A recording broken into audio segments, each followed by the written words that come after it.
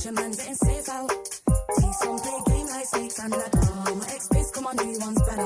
It's a playground, better watch a man getting safe out. See some play game like snakes and ladder. My ex-base, come on, new one's better. News like Jagger, this come on, new one's better. We ain't in a mix, no grubber. Them trick bang fraud like scammer. Ex-game me real, that's a real bone capper. Pass don't matter, bow strong still, pray this thing don't shatter. When shit gets real, so the real don't scatter.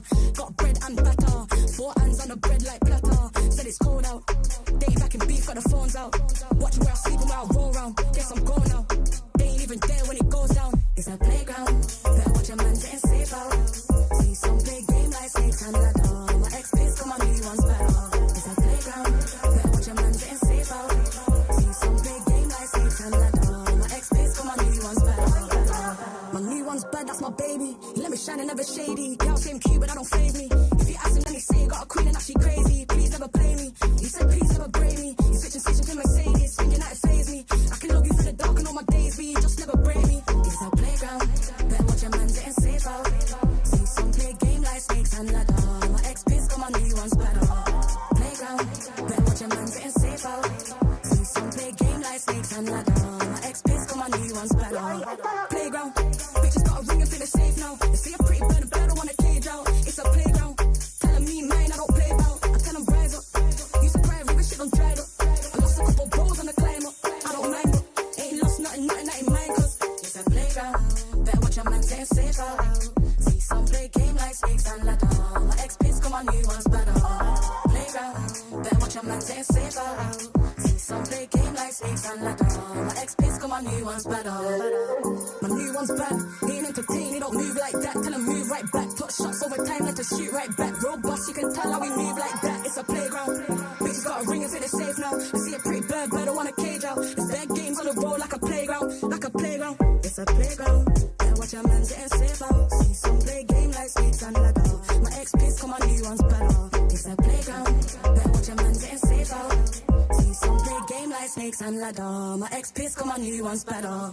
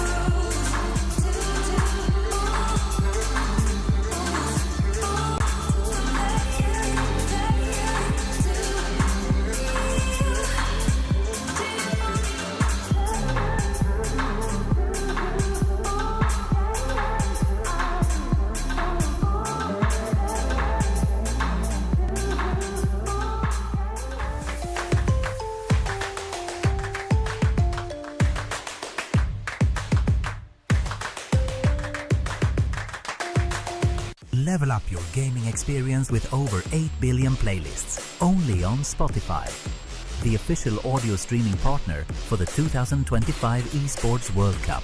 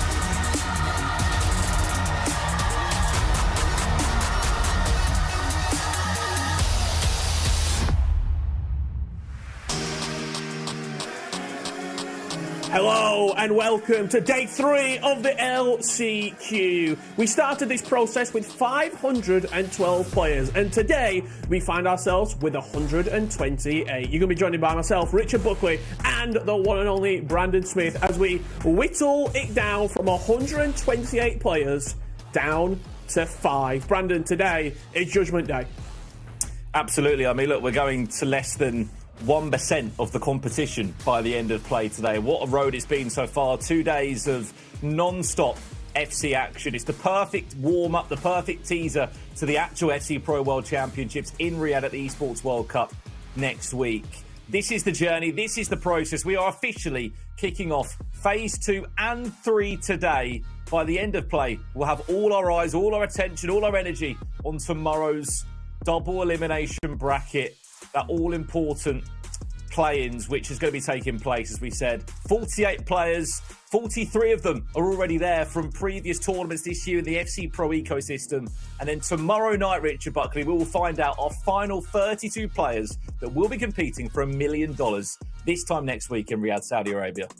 Yeah, I can't wait. I simply cannot wait. Those World Championship players are starting to file into the arena as well. So Jafonso, I think, had just landed in Riyadh, and he was making his way over to the stage. I cannot wait to see how this all breaks down.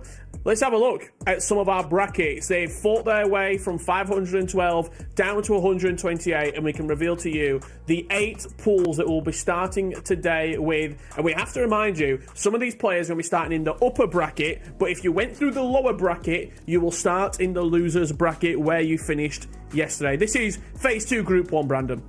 Absolutely. So basically, to the point Richard's saying as well, is if you're in the upper bracket and you've been superb so far, you just need to win 2 games to get through to the next phase. If you're in the lower bracket, it's 4 matches you need to win. So double the matches to get through to the next phase, which will be later on today.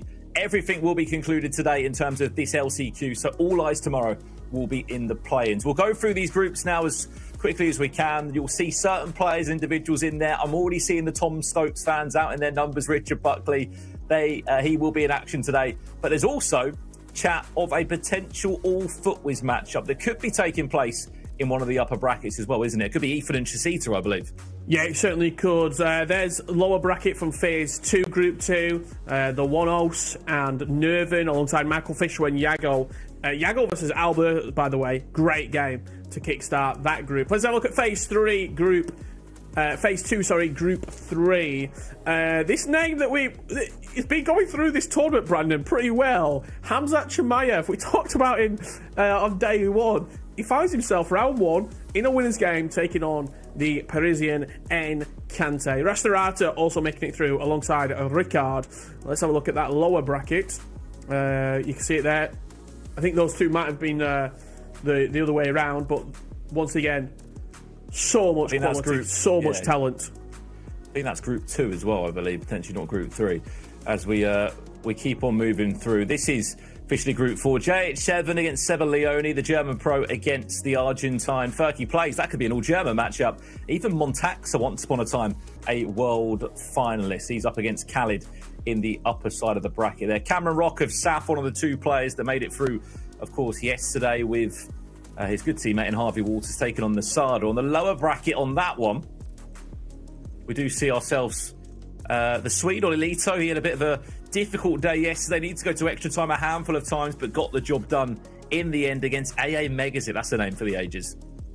It certainly is, and the way that the bracket will work, if Olilito was to beat his player, he would play the loser of JH7 and Seba Leone. It doesn't get any easier for Olilito. The world champ is in town.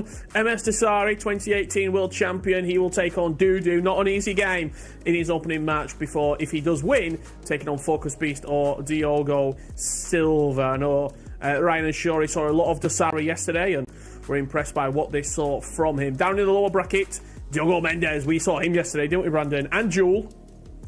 Absolutely. Taking on Max Kullermeyer last year at the FC Pro World Championships via Ajax Esports. Now a different storyline. This is the next group we've been speaking a lot about. Group 6. Because this is where that footwiz match could happen. I know Jay Denman has had a busy few days. He might not want to watch that one if his 2 teammates match up in a game that would qualify you, of course, for the next phase of the competition. That one, it's a guarantee of the bracket, isn't it? If you win that game, whoever wins, footwiz are guaranteed someone in the next round, in the next phase. But it is really unfortunate how they match up there. There's the lower bracket. Dex Jr. We had the opportunity to watch him a decent amount yesterday, and Peter 16. They're two players that I will be keeping my eye on in Pool 6. Here's Pool 7 for you, and that Tom Stokes Putera matchup that we will, I can reveal, be keeping our eyes on in the opening round here. So Tom Stokes will be featuring in our opening matchup of the day. 2 of the 3 featured matchups actually come from pool number 7 as well, because we are going to be keeping a close eye on Nathan S.I. Libertadores, former champion, against the Italian catcher. That's the lower bracket there. NH getting himself through, played in the Premier League for Chelsea this year. Berkey line against Firmino, an all virtual Bundesliga affair at the bottom of that lower bracket. And last but not least, there of course is one more pool of players in Group 8, which features R9 Nazario, Fanatics Mark Marley, obviously signed for the esports organisation coming into this tournament. And I'm looking forward to seeing if we can get him on broadcast. Gonzalo Dominguez, the youngster from Benfica Esports. He's on the upper side of the bracket in Group 8. Yeah, and then look who he's playing as well. The Man City youngster, Gugo Ferrez. That's going to be a great game. Both youngsters taking on each other. Down in the lower bracket, Polychris versus Antonini Gabriel. That's got my eyes firmly fixated on it. It's going to be a cracking game and a cracking day of action. All the players will be competing in order to get through into that top 32, where we once again whittle the competition down to find five players who will be going through into the play-ins tomorrow.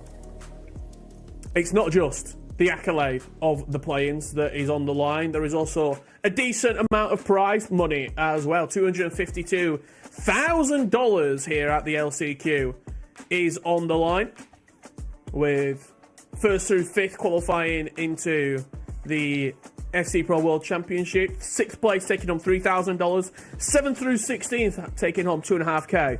And if you made it into the top 128, well, you're guaranteed $2,000.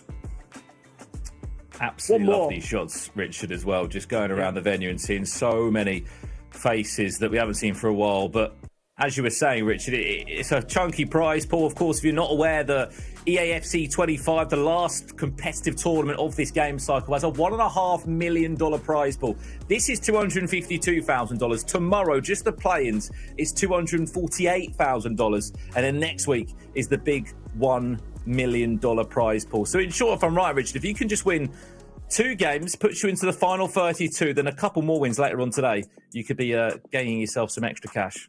Absolutely.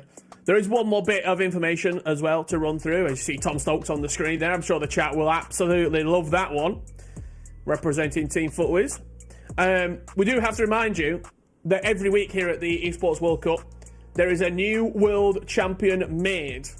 And with that will come a very special Totem moment.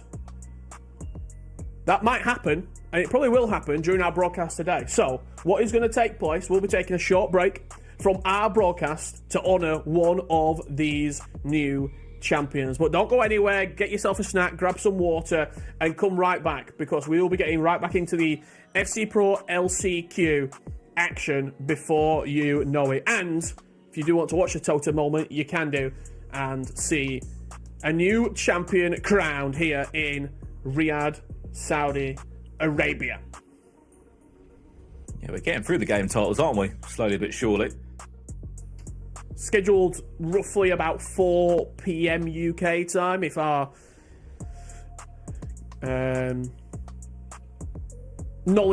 knowledge is up to scratch. That's roughly probably 6 p.m. ish over in Riyadh, so it should line up nicely in our break in between the 2 sets of fixtures. MS Dasari there on the screen. I'm sure the hometown favourite, the hometown hero, will be getting a very, very warm reception if he was to make it all the way through into that FC Pro World Championship field of 32. There is a Team Falcons representative already there, though, Brandon, in Abu Makr. He's had a good season this year, good placements at the FC Pro Open and in his domestic league also, and we've not seen him, being completely honest, since what? January? End of January, early February, when he was competing in that Pro Open. So I'm looking forward to seeing how he will do next week.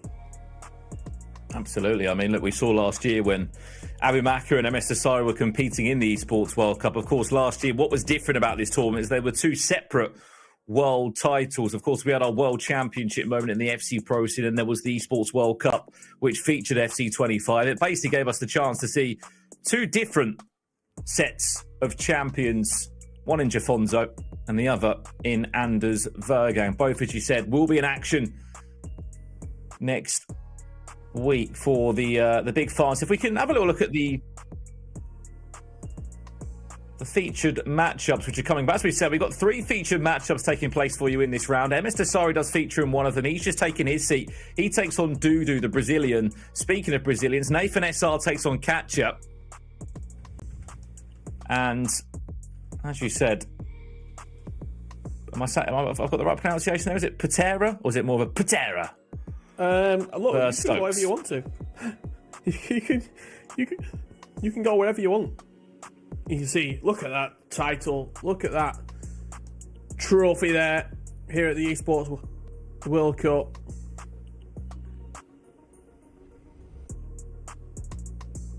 There is Tom Stokes. Names everywhere, so much accolade. When you look at MS Asari just on his own, nearly $750,000 prize earnings, $250,000 going his way. But we haven't seen him really outside of the ESPL competing at that level since the Esports World Cup last year. Being completely honest, Brandon, there was conversations about him with the accolade that he is having with Team Falcons. Does he still have that drive? Does he still have that desire? I think him showing up to the LCQ certainly answers those questions. Yes, he does. Well, the honest truth is as well, Rich, he doesn't need to play in this, does he?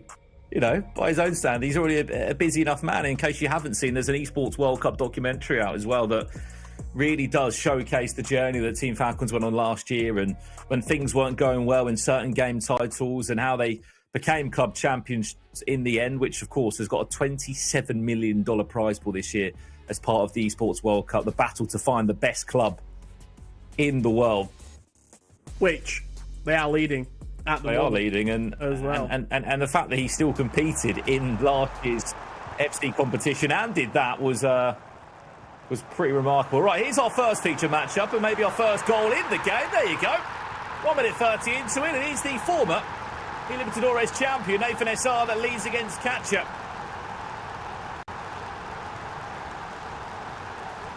Very, very good start here, isn't it, from Nathan SR. This is a great game, I've got to say, between these two.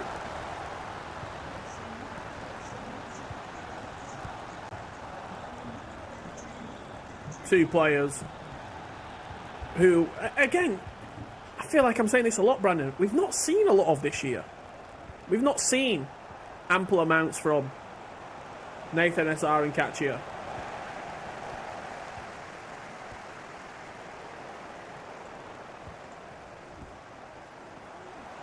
Speaking of Katja,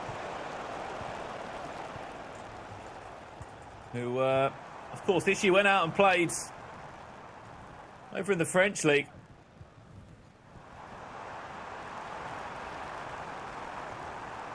Fortunately, was unable to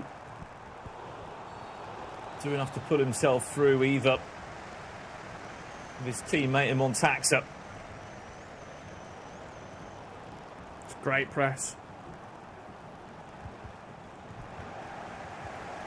Nathan SR, once again, another player coming from Tuzzy Esports. And he could be in for a second here. Ginola finesse round the goalkeeper. Nathan SR 2-0 up in the opening 8 minutes. Perfect start for him. I mean, the amount of players that Tuzzy Esports do have here at the LCQ, you've got to think one of them's got a chance of getting through to at least the play-ins.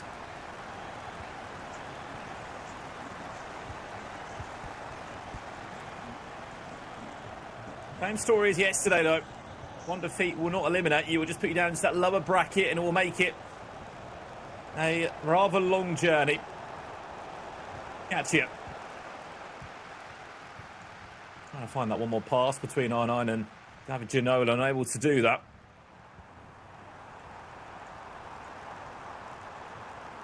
Cannot wait for tomorrow, those play-ins. Some huge names there, some former world champions in that pool as well. Will be in action. Yuval Belli, the runner-up last year of the FC Pro World Championships. He's having to fight for his place. And even PH Zin.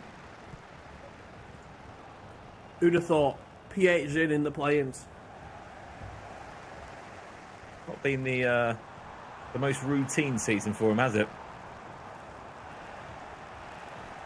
Good to see everyone in the chat. The FC Pro Open as well. Hello, Brandon and Richard. Hello, Creasy. How are you?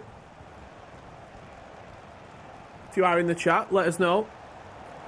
I'm sure there's a lot of Stokes fans who want to see some of his gameplay. We will get it to you once they kick off.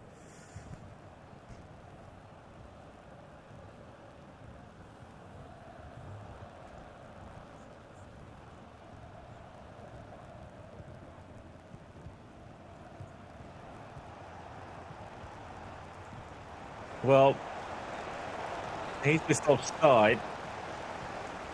Another idea there from Bellingham to continue his run. But as Richard said, we've got 3 feature matches at one single point here on our main feature broadcast. Tom Stokes is one of those feature games. We will also give you some MS Dasari against Dudu. Could be in. Bellingham. Ooh. He's hit that really early. It's the same run that he made just a few in-game seconds ago. Looking to again do the same there. Bellingham this time into R9. Is that the first one for the Italian? It is. Really nice FC, I've got to say. Very crisp in around the box. Took the throw in. Tiki-taka plus pass. Just moving it inside from Pele. And then as soon as he gets the space, opens up on the finesse shot. Good goal. Could be 2. Hansen there was desperate for a bit of an option.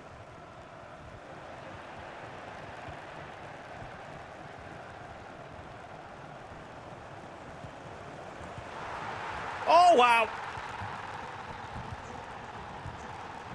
What a response. Superb reply from Katchia. Goes 2-0 down early on.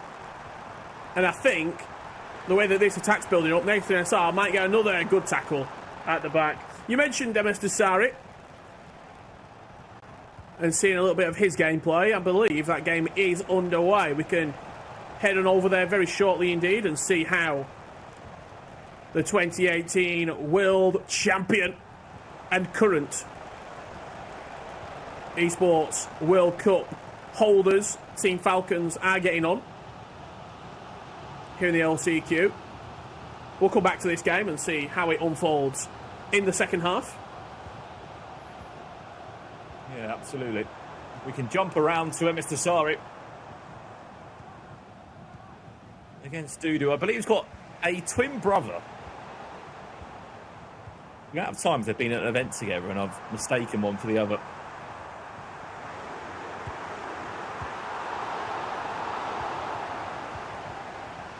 We are hearing that game is not just yet underway. When it is, then we will jump over there to show you. But, I mean, look, was there any real surprise, Rich, that Mr. Sire was able to pull through that bracket yesterday? No, I don't think so. He is a winner, isn't he?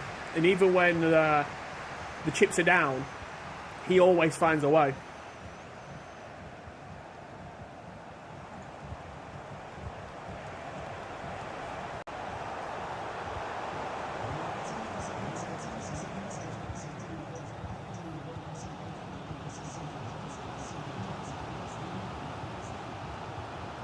The interesting part about this game is also in the same bracket as Dasari. Whoever wins from that match will also... Apologies, I mean Tom Stokes' game. Just offside. Good pause there as well. Good time to go, Brandon, I think. Let's jump across as we can. It was Patera v Tom Stokes, sorry, that's also in this bracket here. So the winner of this game, Nathan SR against Katcha, will play the winner of Stokes or Patera. Let's jump across if we can then. Dudu against MS Dasari is underway. And we saw a lot of Mr. Sari yesterday on broadcast. Our first time getting to see him back on main stage again as he looks to come forward. One of the first real attacks. Yeah, just having a look at the team here. Mike on in at right back. He's a pretty interesting pick alongside Bobby Charlton for Dossary.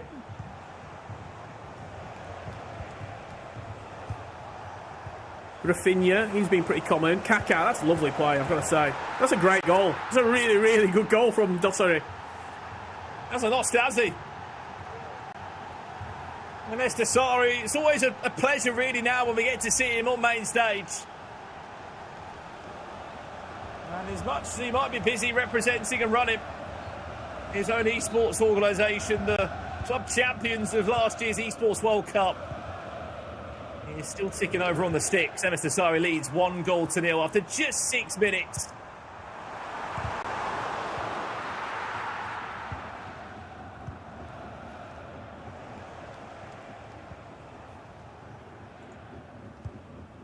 Just saw someone in the chat asking for Falcons Mike. Unfortunately, he did crash out of the tournament. 17 and 18 1 losses. But great to see him here and great to see him competing.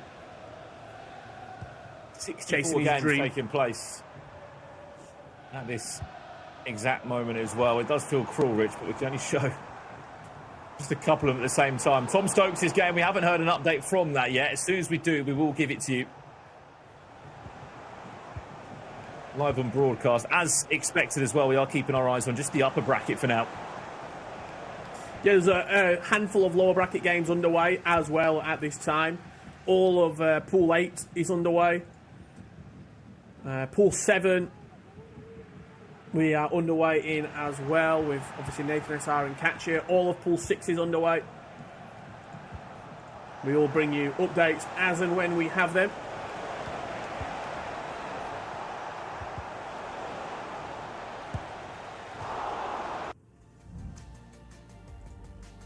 Another pause.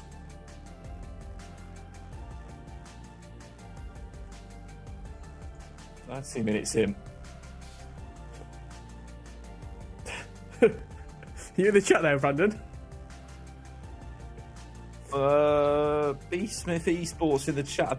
I don't think that is me.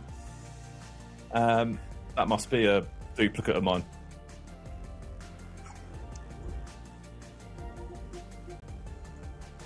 Right, well, we're in some sort of in-game settings here now. If we can jump across, maybe back to the previous game that we were seeing, or if Tom Stokes has kicked off, we wanted to see it as much as you guys.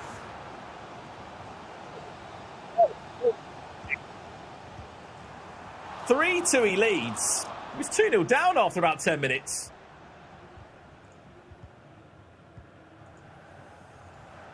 It's a big turnaround, isn't it? And look, we always say, when you're playing 9-minute halves, when you're playing on LAN, you're never really out of a game. What, 5 goals probably is a insurmountable lead to come back from, but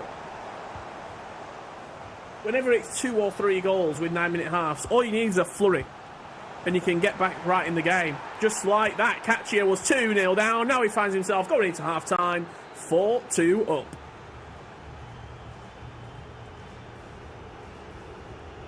Well, as this is in half-time, shall we go back now? There we go. Fantastic stuff. MS Dasari back underway. Still is leading by a goal to nil. Scored in just 16 game minutes.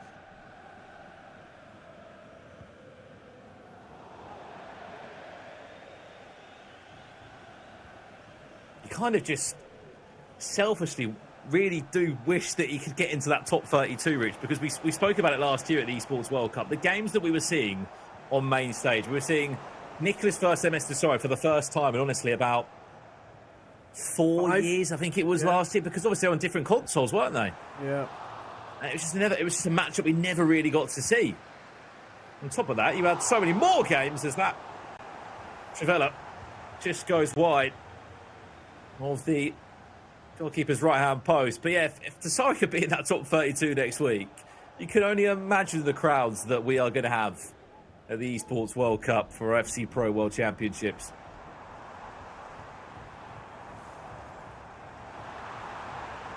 It's a great pass. I tell you what, some of the goals we're seeing here are really, really good. Dudu just threading the lines.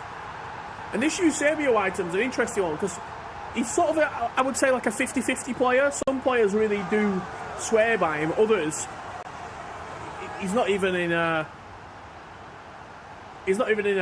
shout. But with 99 shooting, 98 dribbling, 98 pace, I can see why he is used. It's on the playstyles for me as well. Finesse and low driven alongside rapid and the big one, incisive pass plus. He can play off the left, he can play cam or left mid or right wing. So he does have really all the roles, all the options for you in a team.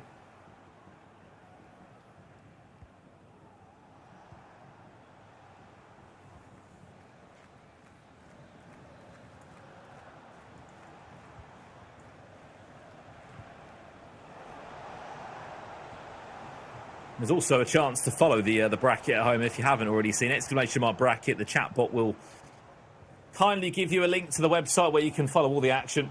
As we said, 64 games taking place at the same time. 8 different groups of players in our final 128. 4 in the upper bracket, 4 in the lower bracket for each group. And as every round goes through, we will lose a huge number of players. 4 from each pool of players will be eliminated.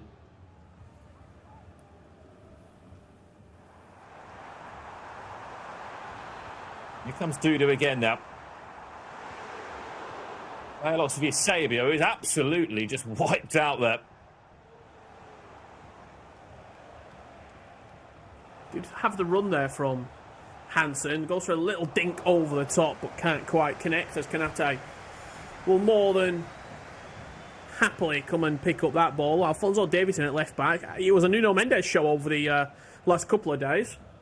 But Maicon and Davis, 2 options that fairly unfamiliar, I've got to say.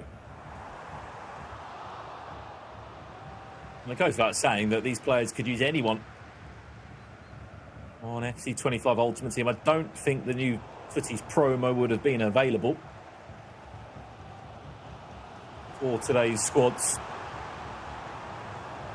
There's the competition side before that. And usually in tournament terms, there isn't really a chance to get access to those new items so quickly.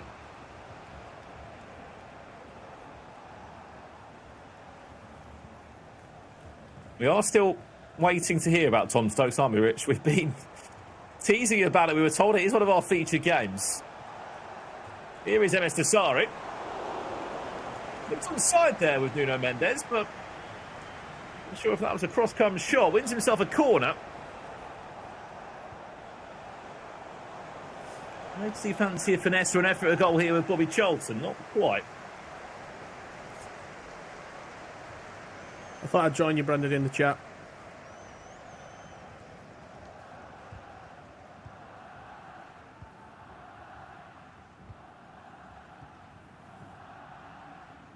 Well, I think the one thing as well, I believe there's a bit of a delay, isn't there, between we are... There is, and I don't know if anyone's picked up on this yet, but there is. There's a little bit of a delay between when we are seeing the action live, of course, when you are getting it at home. So we are seeing the chat as it comes through, maybe a few minutes.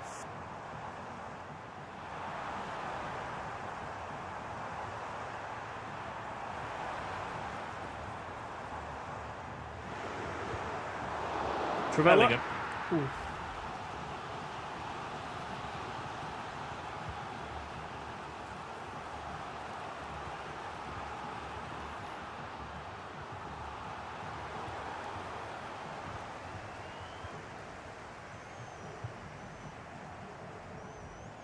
Well, what I've done is I've just dropped an admin a little message saying, has Tom Stokes' game started? Yep. And are we waiting for a reply? And the reply was, yes, I believe so. If we can go there. If we can jump over there, there's a lot of people watching that want to see this man.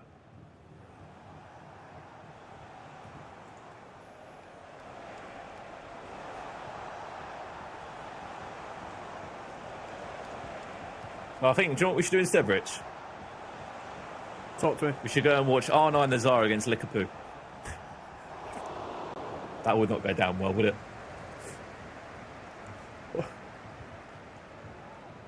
What about if we went back to our old faithful, Diogo Mendes?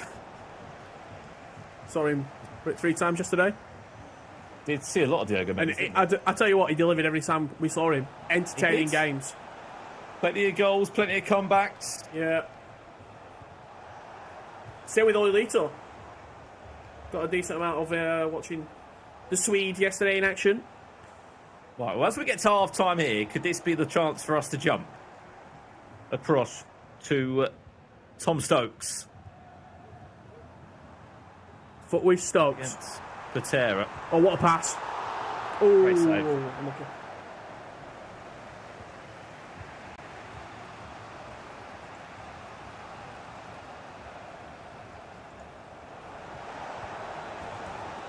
Sorry, just off target. That'll do us for half-time. Well, can we jump across to MEC Patera versus Stokes? Not quite out of game, but there's been 11 goals in it. Catch is still leading 6-5.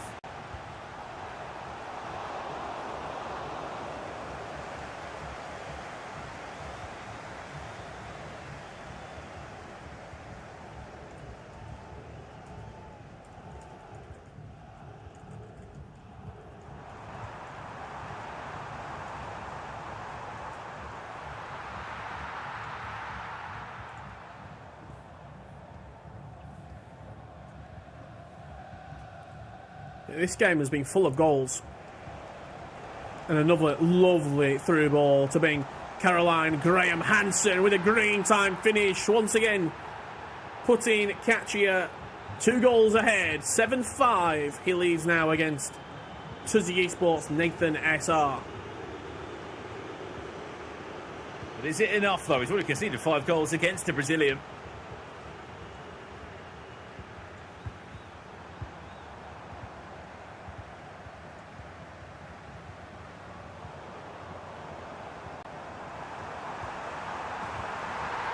Oh, there's one back.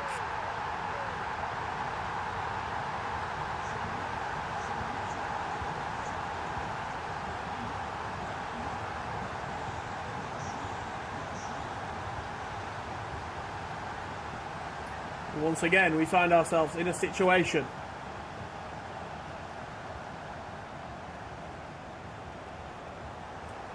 one goal game.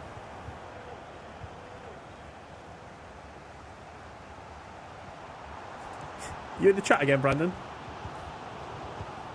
I'm honest, it's not me. There must be a double count. Joe just atted me there, Bazza J. Bazza J? Yep. Great CDM.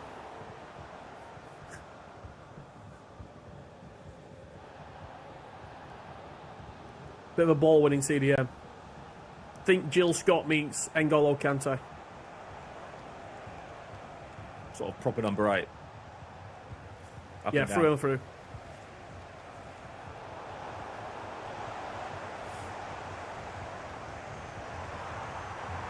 That first time through ball again. He's Gone for an Mbappe. equaliser. Oh, What a wow. goal. What a game.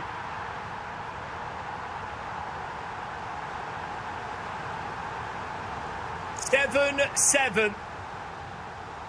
And look, as much as we are calling for Tom Stokes' game to be on stream, we've called for it enough times now. I hope at home you can understand we're doing all we can to get it on stream. This game is not disappointed. 14 goals in it.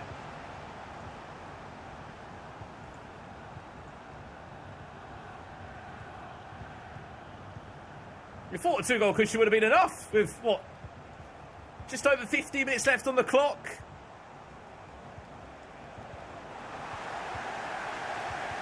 Not today. It's not. And the way that this game has swung and continues to move and groove, there's nothing stopping Nathan SR going and getting an 8th here. That is beautiful. Oh, goes to a little Cushing header back down.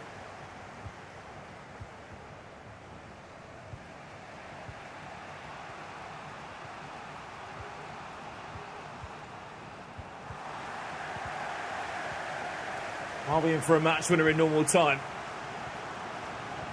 Will it be back to extra time? We went there a few times yesterday.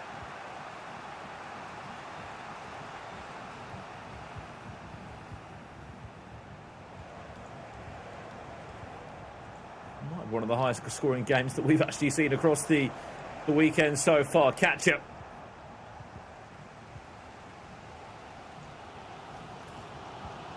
As we way through. As we approach full time here, if we do have MEC Putera versus Stokes, game 3 available. Let's head on over there.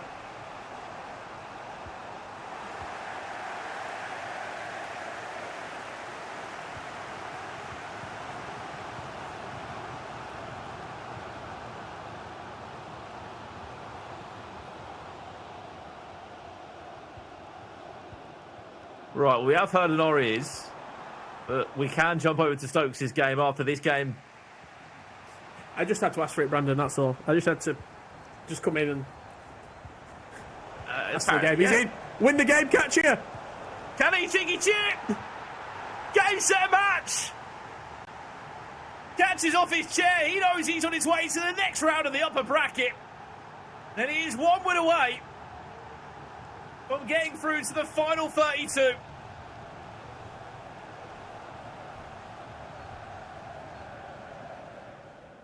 He's wrapped it up. And here is Stokes, 6-3 up. Chat, you can rejoice. As he adds a 7th. Joined at the right time. You are right though, Rich. I think you just have to call it. Call for the game, and it appeared. 7-3. Stokes leads. He's on his way, by the looks of it, to play catcher. Yeah, that'd be a great game, won't it?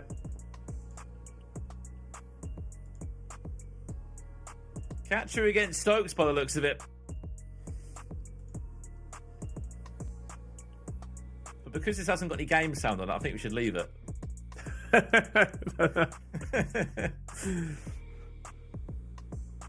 But this is our third featured game of the round. We did tease it to you. We heavily teased it to you. It is live. It is here. And Tom Stokes has got a 4-goal cushion with just 25 minutes left to be played.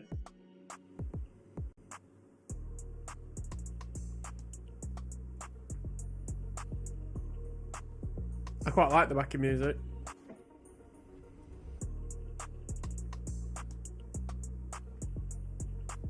Rafinha into R9. Good feet. Kaká. Great goalkeeper movement. Fantastic goalkeeper movement. He predicted it well. He moved across. And as the far post was open, he was one step ahead there, was Tom Stokes. Joe Bellingham now. A pick that 3 weeks ago wasn't even considered. Now, with the promos that are available in-game, especially through footies and shapeshifters, these teams have taken a real mind of their own. Kaká, he was always going to be one of those players that's on the periphery since he was introduced.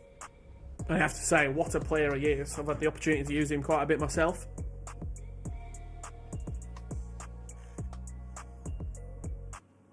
Game over even more so now? Yeah, 8-3.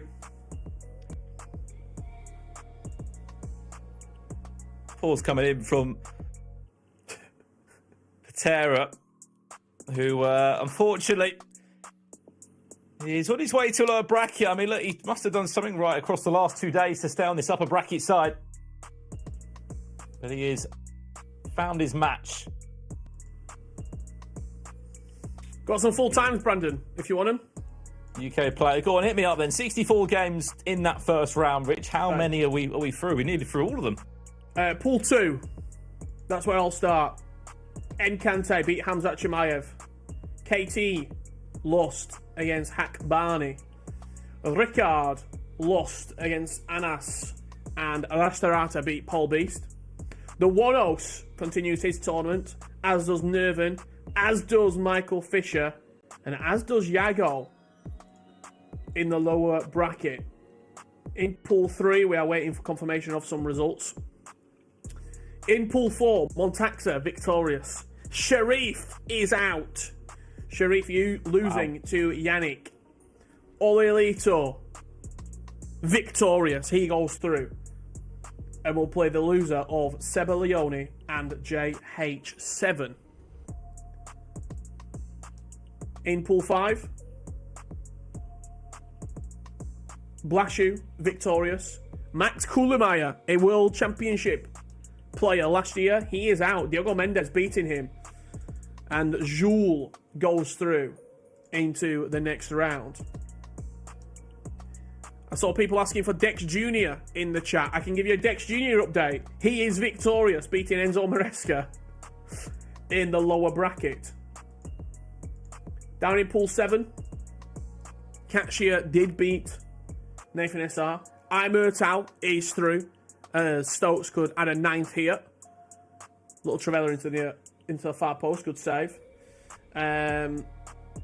Still waiting for a few more results to come through. NH lost to Gervin 29. NH is out. I saw there was a decent amount of interest in him in the chat. Mark Marley for Fnatic, victorious. He goes through into the winners semi-final. 1 game away from the top 32.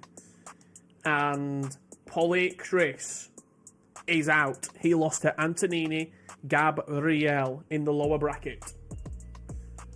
There we have it, all the score updates. Yeah. From what I can see, we're still waiting for a good amount of results to come through.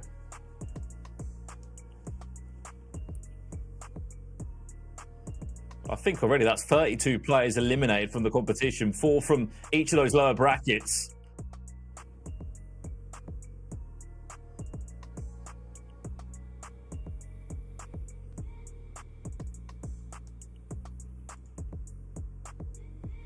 But something tells me, Rich, we will be most definitely honouring a catcher Tom Stokes as one of our next featured matches.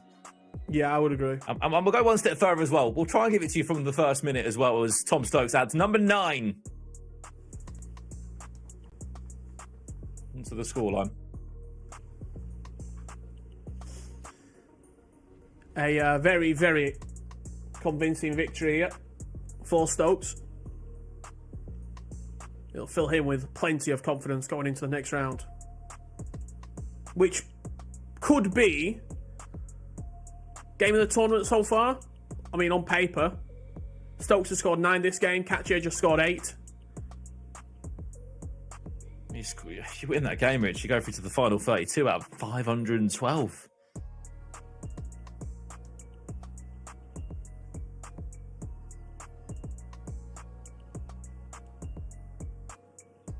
Again, we'll 32.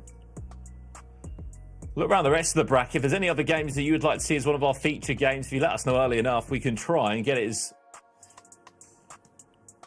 one of the 3 matches. Mark Malik of Fnatic wins his game. He's in the upper bracket semis, 1 win away from getting into the final 32. Was it Pool 6, the All Footwiz match? They're still playing. Still playing on mine. Is it a confirmed fixture yet? Or? Yeah, still playing.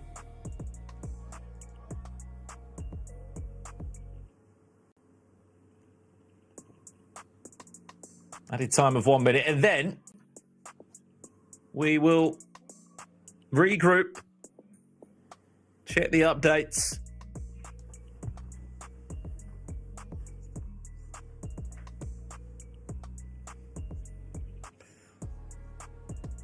Wow. Great place to rejoin this match, Brandon. 3 minutes left to play. Dosari and Dudu. 2-2 going into the last few minutes. Yeah, nothing to separate the 2 players yet by the looks of it.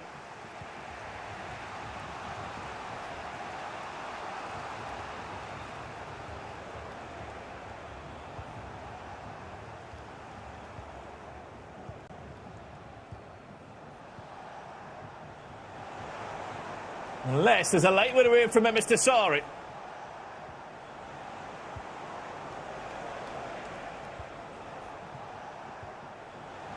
Rafinha, cheeky chip, finds Bobby Charlton. Can this be the moment for Desari? Towards the back post it goes.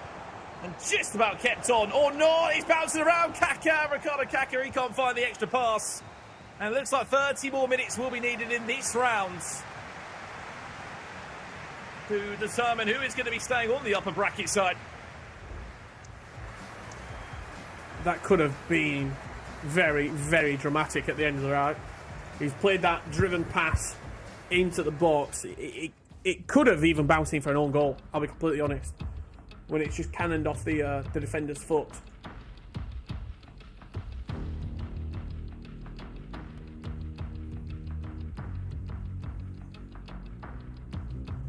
So we go into extra time. What I'm going to say isn't going to be the final time today, Brandon. Go on. Well, I'm saying it's not going to be the final time. We're going to extra time. Oh, right. I'm waiting for the punchline there. Oh, no.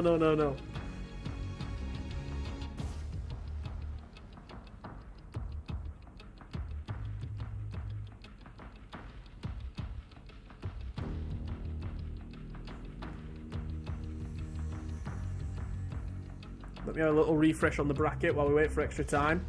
That all footways affair, Brandon, won't be happening right now because Chesita did lose against Romanino. Played in a Road to Riyadh Wiki Wednesdays as well. He certainly did, meaning that Chesita will play against Eintracht Anton in the lower bracket round 2.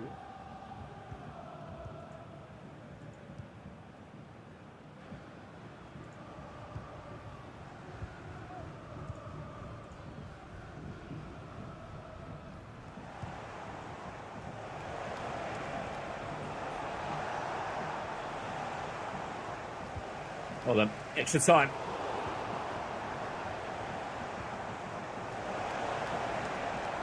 Warren James, bit of aggressive goalkeeper movement there from Dudu. Luckily enough, didn't actually need to ace a shot or even further utilise that goalkeeper movement.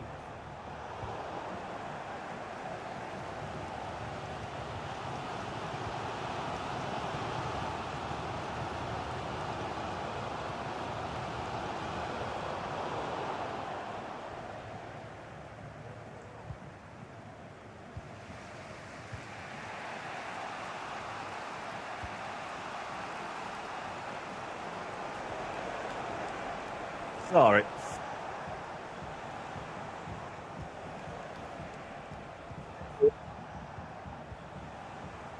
Instead, Rafinha.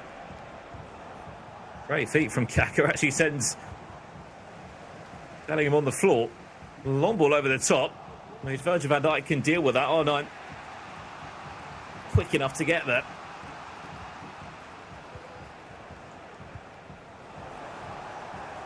So have a look at that pass back into the middle of the pitch there. I think it's Eusebio just in the hole.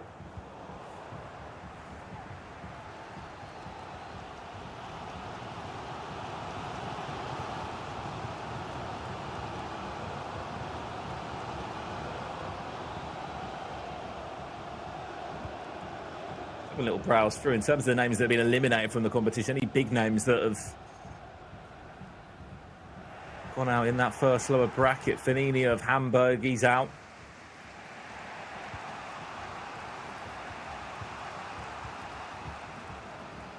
Of course,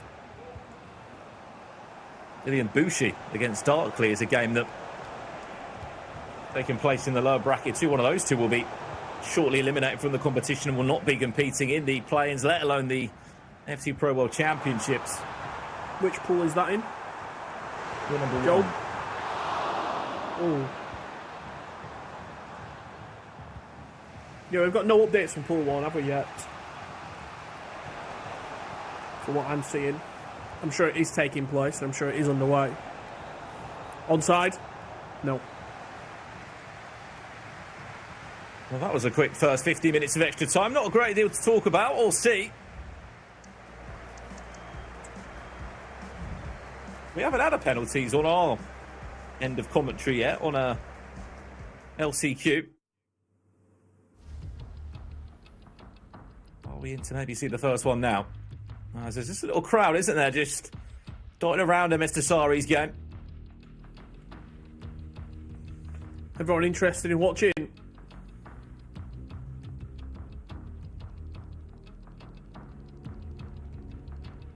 What would imagine he's a lot of people's hero in that pool of 512.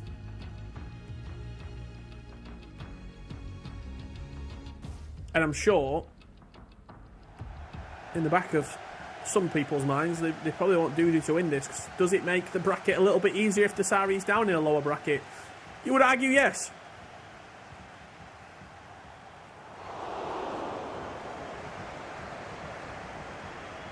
I think there's a crowd there as well because it's one of the last matches to conclude from round one. Well, guess who the loser plays? Go on. Diogo Mendes. Wow. Something tells me if Mr. Sari loses that, we might be seeing that as a featured game against Diogo Mendes. Dudu still. Oh. Going to fall back to it.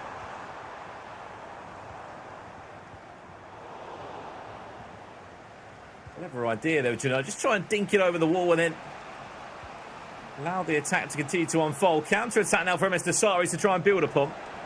Which he has done well there. Ricardo Kaká scores! Oh. No, off the post. So close. Low-driven shot plus precision shooting. Inches, centimetres away.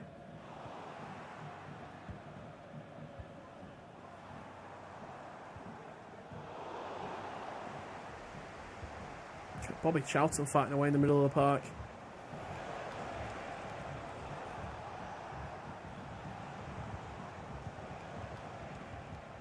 Oh.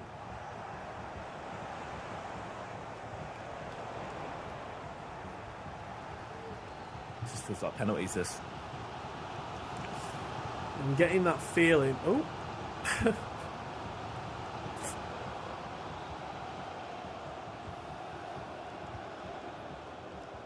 Getting a feeling that penalties could be on the cards here. However, Dudu has been pressed into a mistake. With 6 minutes left to play, I think it's probably a little bit too early for Dostry to try and play last attack with 9-minute halves. Probably have to go forward here. He's given the ball away in the middle of the park. He's going to be made to pay for it as well. Can Ireland just get that clean run? It was a time green finesse that was blocked by Van Dijk. Probably goal bound. A match saving block. An interception.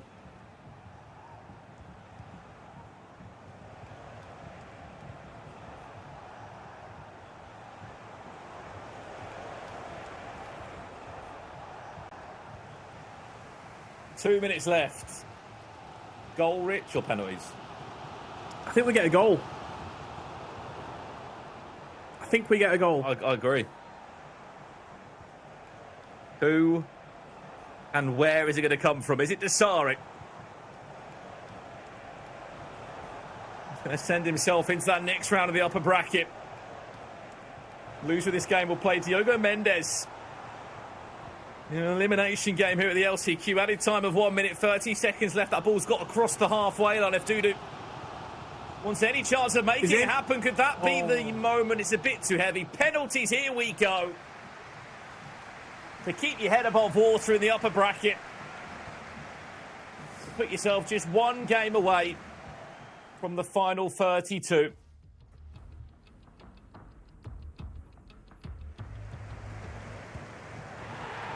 First penalty, scored by Dudu. And back to Dasari with his Eusebio from the spot. Does score as well, 1 for 1. Now steps up R9 for the Brazilian. Again, into the top left corner with an emphatic finish. What can Kaká do? Does he go the bottom right again? No, he tucks it away to the bottom left. Perfect penalty so far. Kanate, third up. The goalkeeper scores for Dudu. Can Mr. Dasari match him up? Let's take us into round 4, all square. Yes, he can.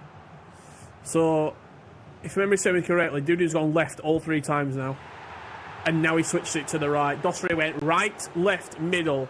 Does he go back to the right? Is there a pattern starting to emerge here? I think I might have called it. 4-4. Well, is he going to go right again? That's the question. David Ginola for Dudu. Goes the right way, but squeezes in. Mr. Dasari has to score. to take us into sudden death. Lauren James. Again, keepers go the right way, Richard, but no luck. I think we go middle here for Dudu. Slams it into the top right corner. If Dosseri is keeping a pattern, I think this could be down the middle. And it's been called correctly. Dudu wins it, 6-5. Well, the world champion goes down into the lower bracket now.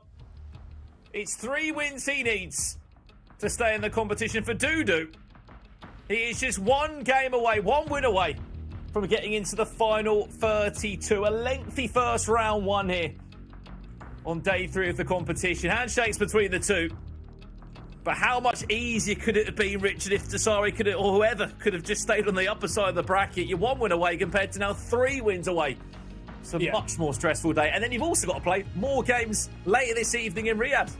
You've got to play more games. Your competition level is just going to increase because you're playing people who are coming down from that winning side of the bracket. Dosseri has got everything to do if he wants to solidify himself into the top 32. The action will continue to roll on here. Just looking across, I think players are getting ready for their upcoming matches. I'm not sure where we stand in the bracket at the moment. Never give up. That's exactly what Dudu did. What a first round, Brandon. And we're going to take a very, very short break as Dudu will continue in the upper side of the bracket. MS Dosseri, everything to do here in Riyadh. Make sure you keep locked here to the LCQ. We'll be back very shortly for more FC action.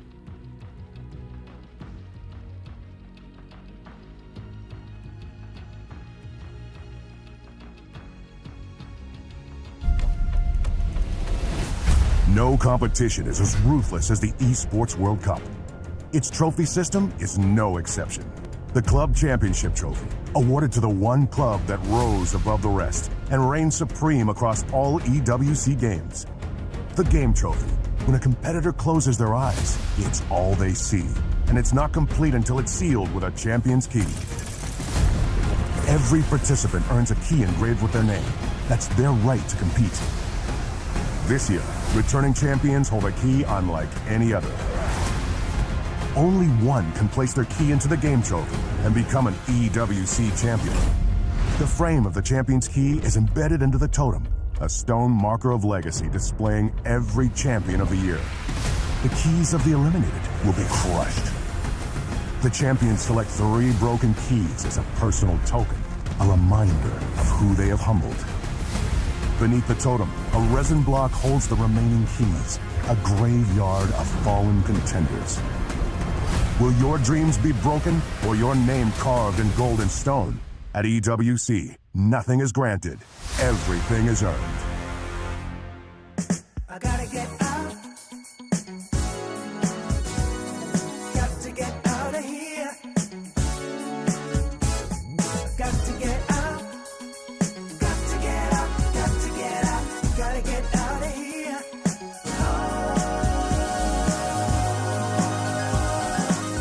I got to get out.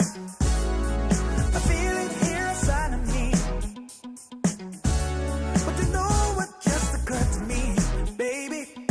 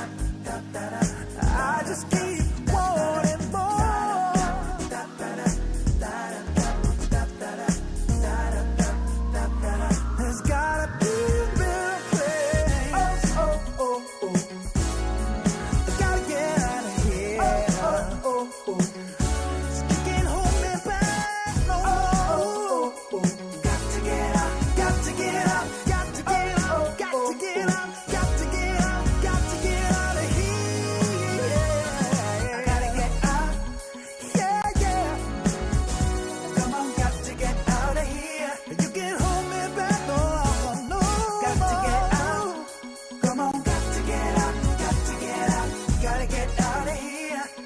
Love to see what's out there for me.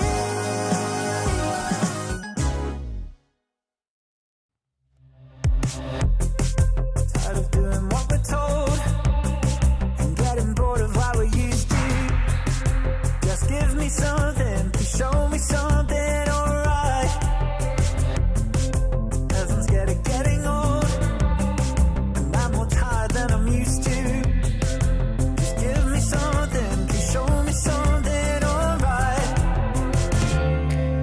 I forget that I'm down with you guys around, 'cause everyone knows life's better with love than being alone. Consider yourself the motive for finding a way to right my wrongs.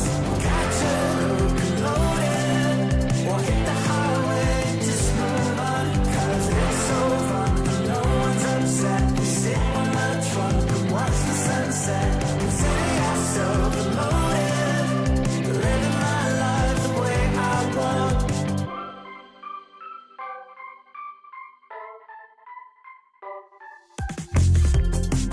We're creating memories when we drive our parents crazy. We're chasing sunsets, living each day like the last day of our life. And I know this is what we want, 'cause this is what we do. Free to tell our lies while discovering our truth. I forget that I'm down with you guys around, 'cause everyone knows life's better with love than being alone. Consider yourself the motive for finding a way to right my wrongs. Catch a locomotive or hit the highway, just move on, 'cause it's so fun and no one's upset. We sit on the trunk and watch the sunset. Consider yourself the motive for living my life the way I want.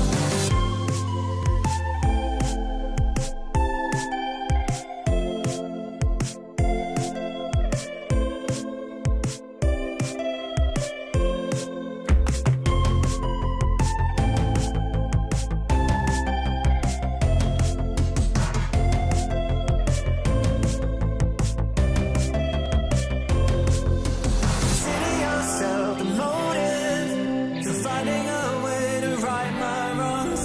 Catch a locomotive or hit the highway, just move on, 'cause it's so fun and no one's upset. We sit on the trunk and watch the sunset. Consider yourself the motive for living my life the way I want.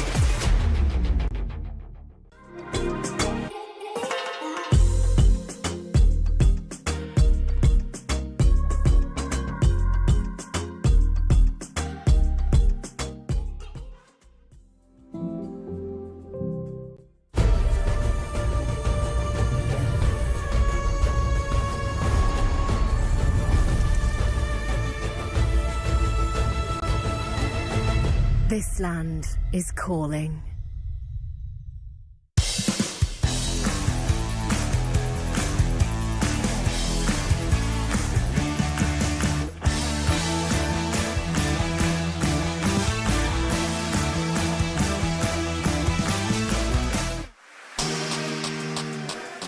Welcome back to the LCQ here for FC25 on the road to the FC Pro World Championship play-ins, which happen tomorrow, and then next week it's all eyes on the big 1 million FC Pro World Championships to end out our season here in Riyadh, Saudi Arabia at the Esports World Cup. Myself, Brandon Smith, and Richard Buckley guiding you through part one of day 3 of today's competition. And Richard, it's safe to say a busy round one. We needed penalties in there. MS Dasari is not eliminated, but he's in the lower bracket. But we also say goodbye to 32 more competitors from the competition. As 128 becomes 96 left, only 5 of those will be in action tomorrow. Still plenty more action to come, right? Yeah, absolutely. I was just having a look across some of the eliminations. The big one for me, the biggest elimination so far up to date, Darkly. It was either going to be Ilian Bushi or Darky, and Darkly is out. Ilian Bushi with the victory. But for everyone in the chat, you know where we're going next. We hinted that this is going to be one of the best games that we've seen so far, and they are underway. Katchia and Tom Stokes.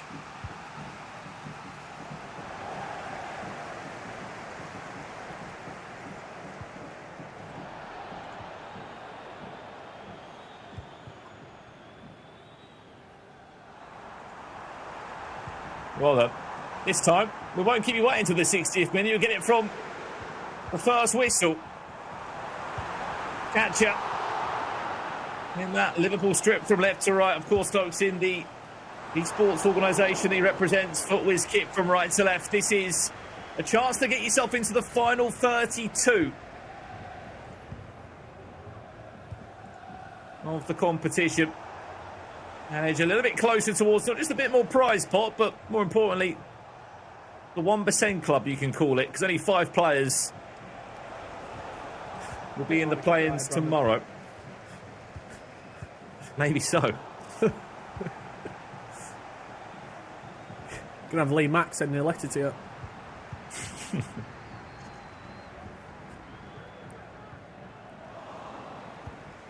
When you talk about Footwiz as well, we were hinting at potential all Footwiz game, weren't we?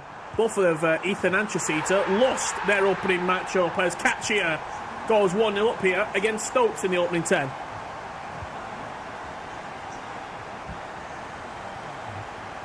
Don't worry though, Katchia just had a 15-goal game in his last round, and he did concede 7, so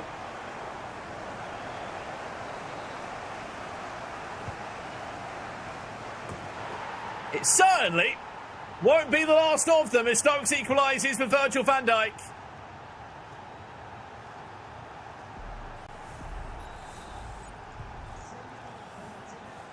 Virgil van Dijk. If there's one thing, we talked about corners and set plays and headed goals and all that sort of stuff yesterday, Brandon.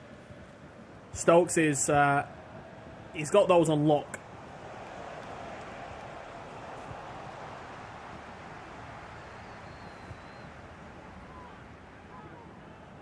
To be honest, I think that's one of the first corners I've probably seen going direct, which sounds crazy to say with the amount of gameplay we've seen. Just with the play styles and the incredible in-game stats now available on so many of these items, it really is a case that they just cancel each other out so many times.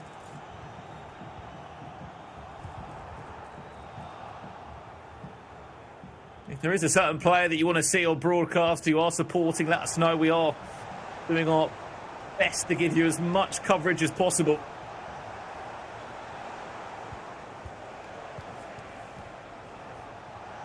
Messi finds Rafinha, who could have maybe thought about going down to ground there if the tackle wasn't pretty there from Katchia. Lucky enough there was no real animation, so he didn't need to fall down. Just off.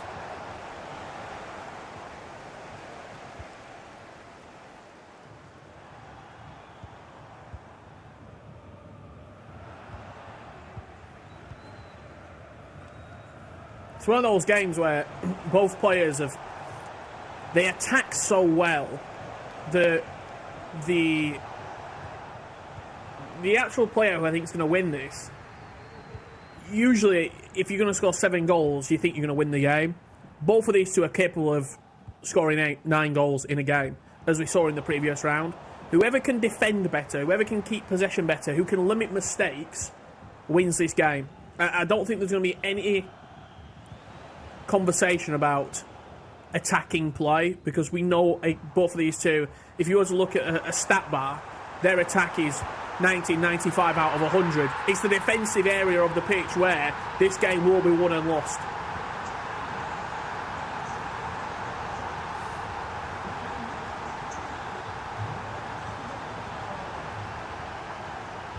What an opportunity, I think, as well, Rich, on top of that is... I don't know how it works. I don't actually think it's possible to be signed by a team or an organisation this level into the competition. And there were sort of cut-off periods for esports teams that are trying to get those club championship points, hence why Fnatic got Mark Marley sort of quite a few weeks before the last chance qualifier. So did, I believe, Saul Esports. They signed Johnny and Happy, the Mexican pro player, of course. Those two involved in the competition too into the latter stages. Oh my, what is that for an animation?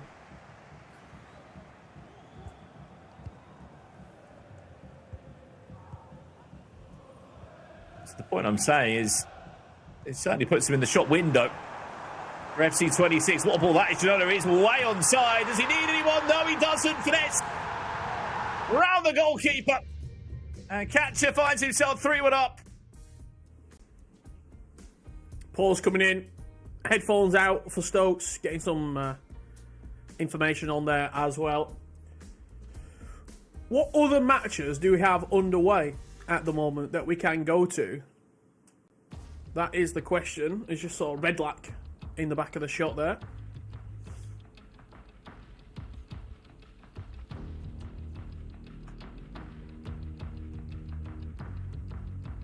See, I think that's Jay Denman in the corner of the picture there as well. Just over Catcher's shoulder.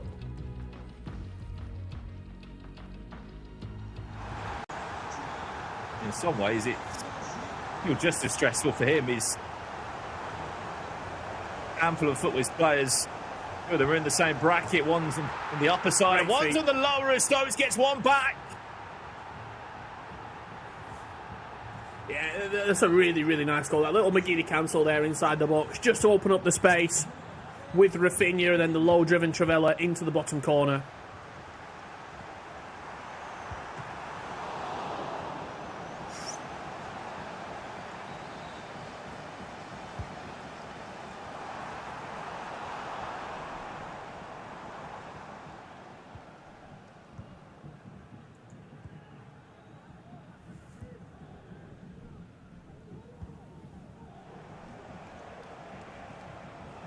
Looking across the upper side of the bracket, Richard, any other games that are really jumping off the page? Stokes well there to get it back into the path of Lionel Messi. It sort of got held up a little bit. He got stopped behind R9. And the way he was able to recycle it well and then just find Messi on the edge of the box. He said we saw 15 goals in the last game the Catcher played him. Don't get me wrong, he's incredible going forward, but he is pretty leaky at the back. There's holes there in the game.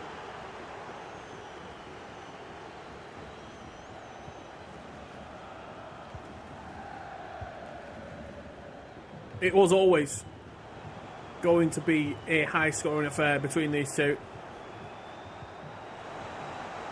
It's a lovely pass from Messi to Rafinha.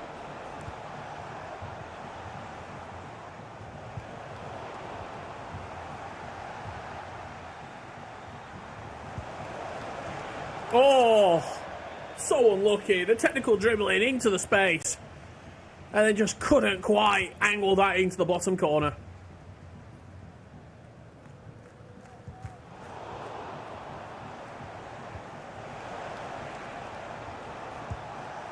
On a roll, isn't he, Stokes? Oh, wow! He is cooking, isn't he?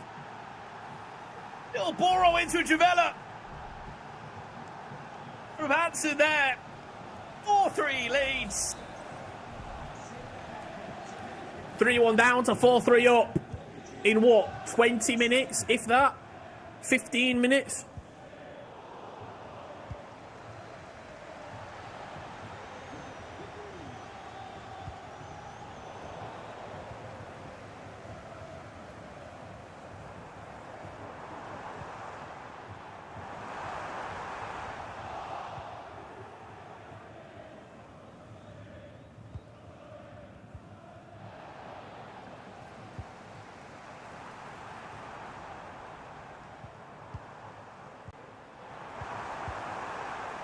The catcher is far from out of this game.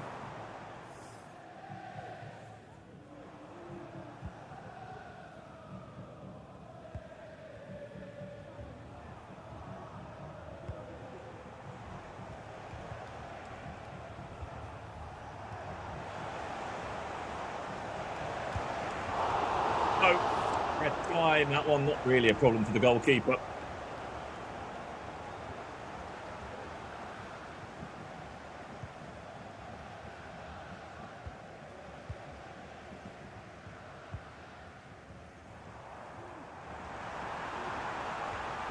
Ronaldo, a little exit there, pulled away from one. Couldn't get past Nuno Mendes, but we'll get it back on a fortunate bounce back on the second time.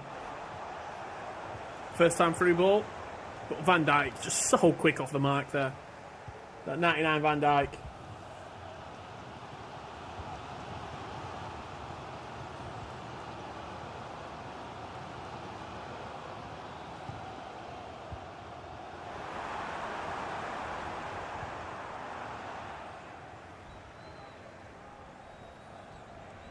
I don't know if you saw there, he just had a glance to the top left corner, Stokes, saw the time on the clock. He knows that if he times this correctly, there will only be one chance left in this first half, and it will fall the green and black way of Footwear's Stokes. Graham Hansen, twisting, turning, reverse elastico, low driven into the bottom corner. Stokes has turned this game on its head going into half-time.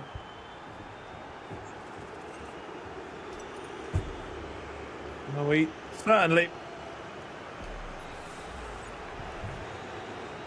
have been spoiled, haven't we, in this first 45 minutes? 8 goals. But something tells me there's still a lot more to come between these two.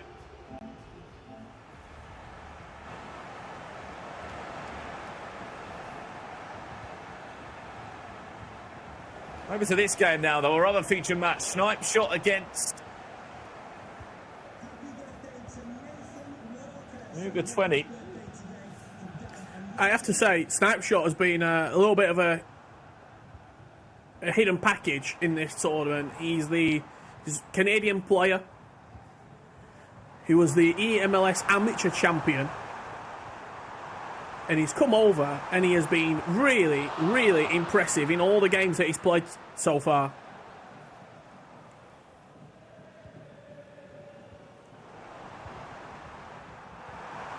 Might be on for a Friday, Richard.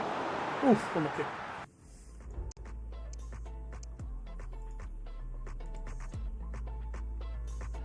Yeah, I've been very impressed by him.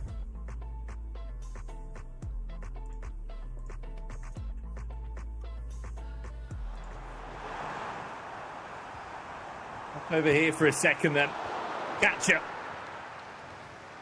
Able to get the right bounce of a rebound there that he might have been after.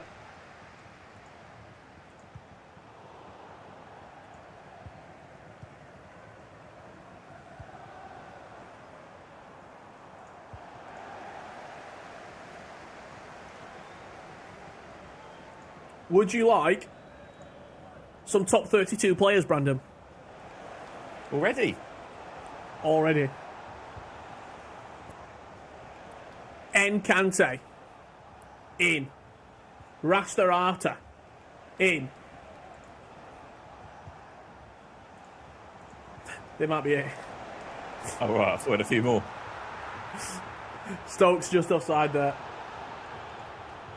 Down in pool 6. We're underway. We're playing pool 7. Bowie F21 just beat Imurtal. He's in the top 32. And Lickapoo is in the top 32 as well.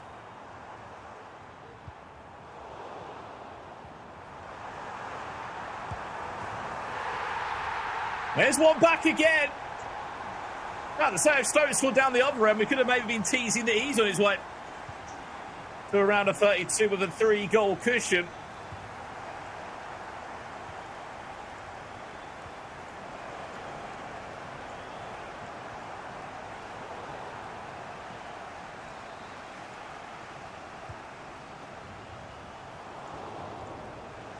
Another one to come in. He came close. He has scored before from this area. Time defended well by Catcher. We've got a chance to counter-attack now. Can he find that through ball? There it is. It's a running race now as Hanson's back to defend. Just for context as well, for anyone listening, that snapshot and new game is a loser's game. That's a loser's round 2 matchup. Nuga started in the losers bracket and Snapshot lost his opening game against Sharon Jot.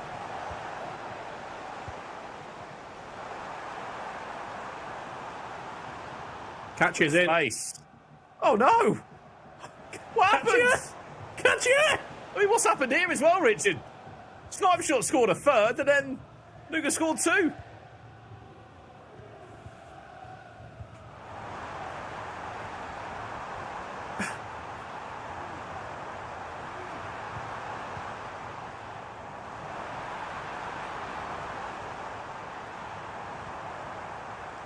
See this attack and then we'll go back. Take us back. Take us back to Stokes and Catcher.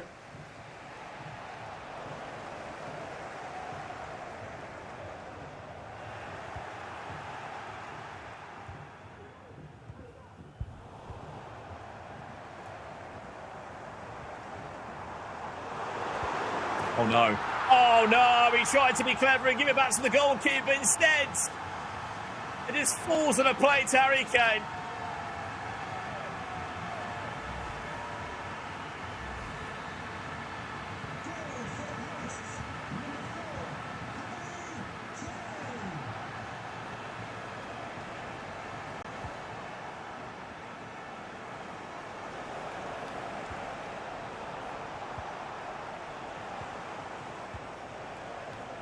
Can we jump back if possible?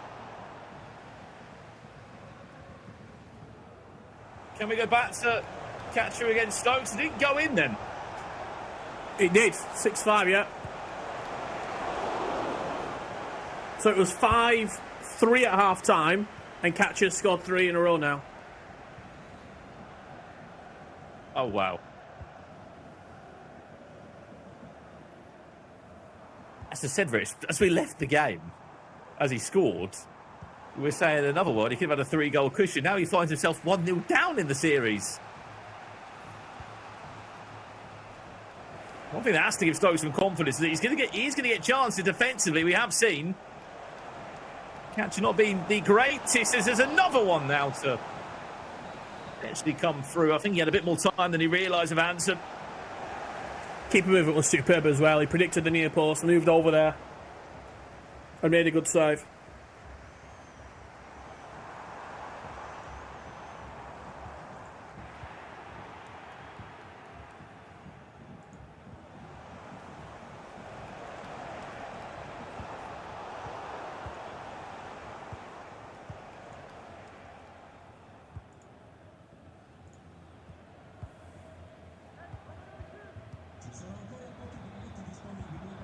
It's really nice.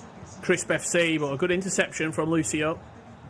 And a chance for Stokes to try and play out wide to Graham Hansen, who has been the danger player, really, down that right-hand side.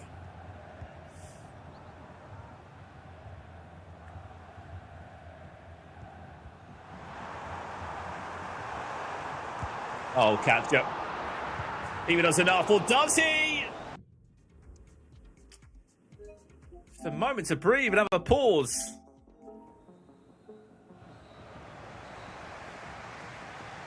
As we are also in half-time over here by the looks of it.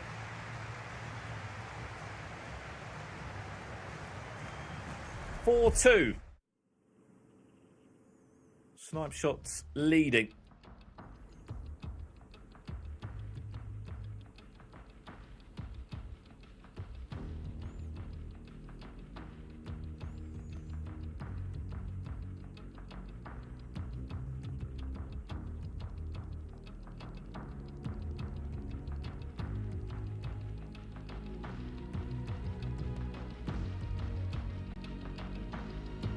Again, remember this is the live too from the LCQ in Riyadh, which has had so many competitors coming in and out of this building.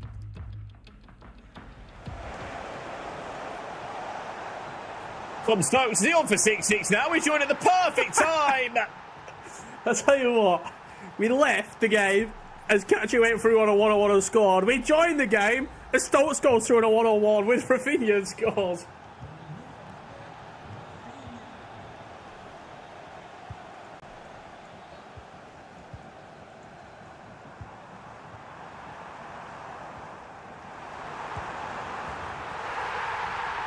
And just as we talk about it, Catcher comes down the other end with a kickoff and puts it in the back of the net, 7-6. We knew the game was going to be like this. He's given it away from kickoff. Not 2 in 1 minute. Oh no, oh no.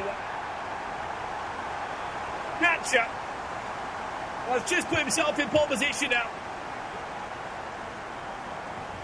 2-goal cushion, under 20 minutes left to be played. And a moment to definitely forget about for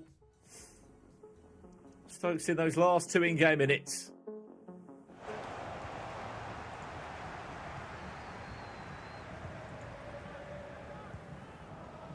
Have to remember that this game is actually on the lower bracket side. It's not a qualification game into the final 32.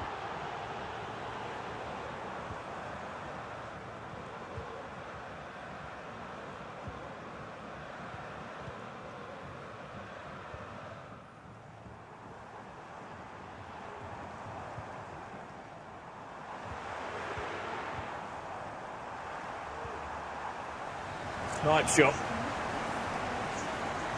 Maybe on his way to a 5th.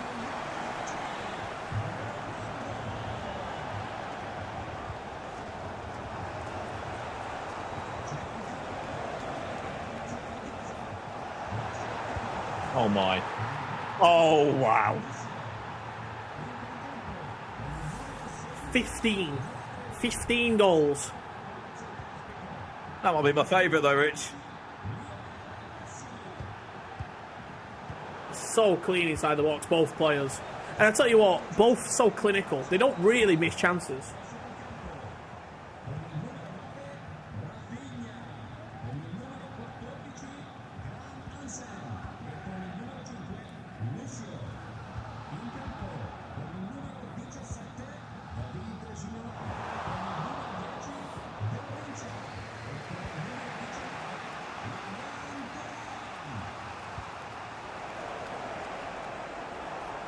Nice run down the line. Manually triggered with the L1, but Van Dijk again. How many times are we going to say that over this weekend?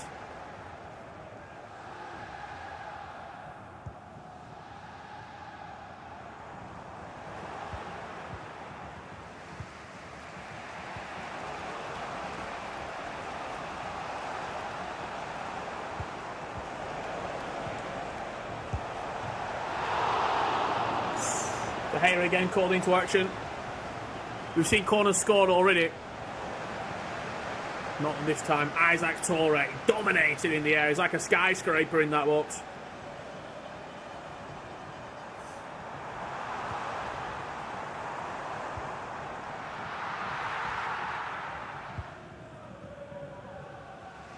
Five minutes is a long old time to hold this one out for catch-up. It just feels like it screams extra time, this, at 8-8.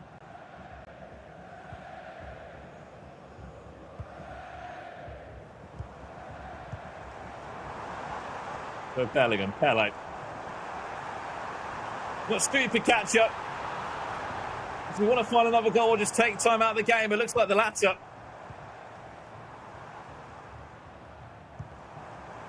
Just heard as well that Mark Marley just lost on penalties in his upper bracket game. He's now in the lower bracket. And whoever loses this one will also be on their way down to the bottom side of the bracket. They'll still need to win 2 more matches from that point forward, compared to getting it done right now.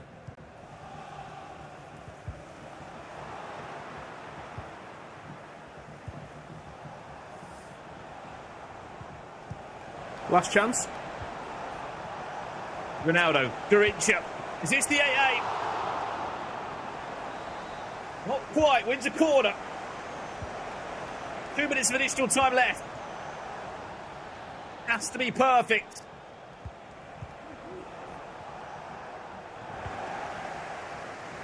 He's going to do it. Catcher into the final 32.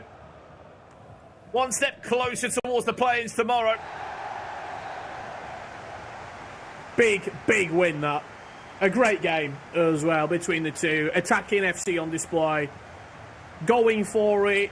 Creating chances. Converting goals. Skill moves. Set plays. Everything you could have asked for in that game we saw. And I'm sure Stokes will have another chance at making it into that top 32. He now moves down to the 1 game away in the losers bracket. And speaking of the losers bracket, Snipeshot and Nugs 4-4 right now. Loser of this goes home.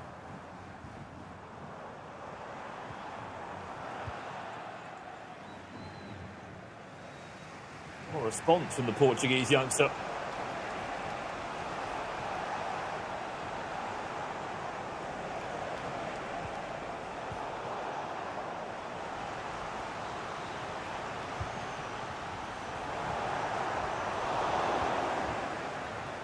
And Virgil van Dijk doing enough there just to keep it off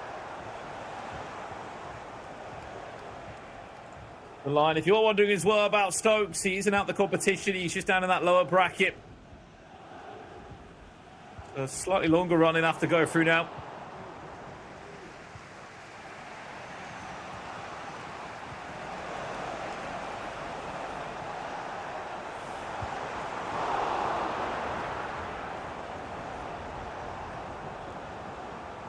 Let me have a little look across the other games, Brandon. Should we see if any more players have qualified through? Harvey Waters beat Amazer in the lower bracket. Ilian Bushi won again, meaning he is now 2 games away.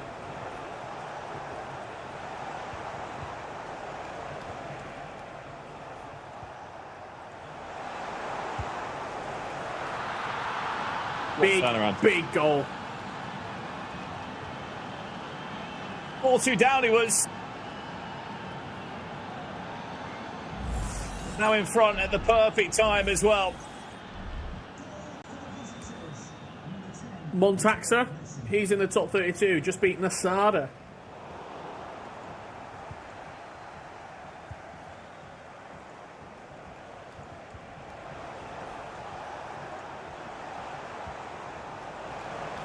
Lucio. I think there's one more pass for him.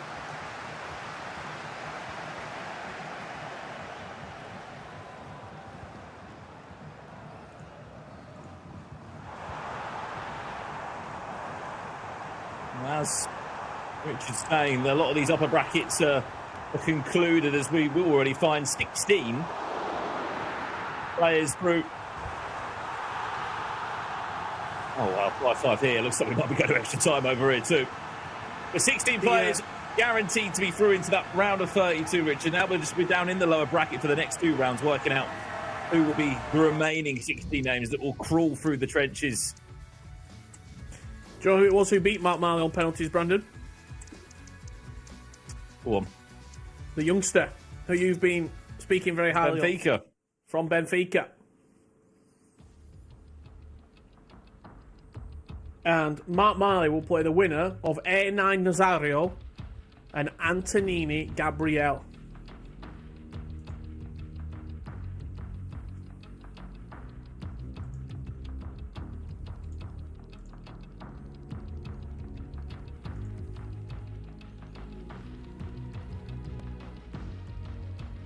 Plenty left to play for here on day 3 of the LCQ, the last chance qualifier at the 2025 Esports World Cup. This all funnels in to the play-ins that take place tomorrow, where we will find 4 representatives going all the way into your FC Pro World Championship. Joining household names: Nicholas 99 FC, Anders Vergang, Manchester City's Tex, just to name a few of the big hitters that will be coming in to Riyadh and kicking off next Thursday.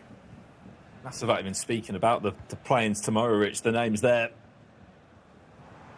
The Champions Cup winners, World Champions, League winners, FC Pro Open champions, all in there. That is what these players are playing for across the last 2 days and today. A chance to be in the last 5 of the 512 to go into the 48-player pool tomorrow.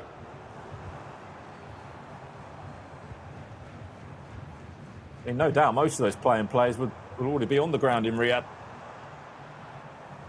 supporting teammates and friends in this competition, or just getting some early practice in as he comes snipe shot, maybe for a match winner. Cantona, Gritcha!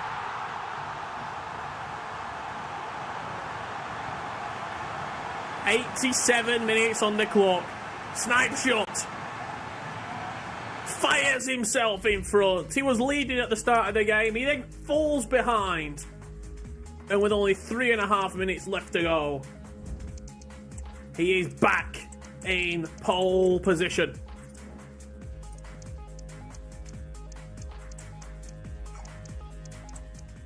What position he's in as well to keep his tournament alive. He simply cannot lose. I think it's the end of his FC25 journey.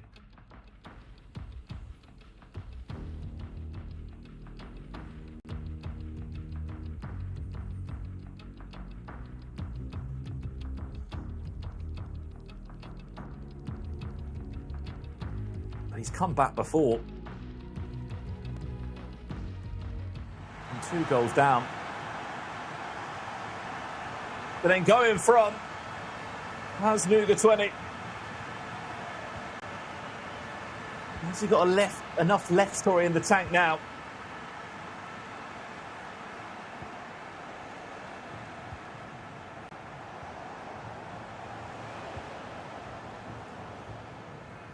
Has to hang on to the ball and just be a little bit ruthless.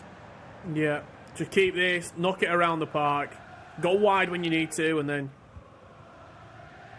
keep the ball. No one's going to complain at you for doing what you need to do. But he's giving him a chance.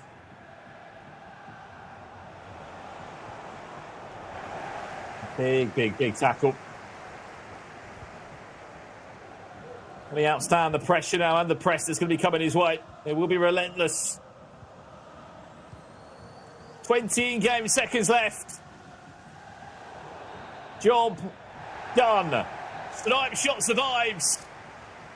And into the next round he goes. Loser round 3. 2 wins away from a final 32. You win when you need to. You stay alive when you need to.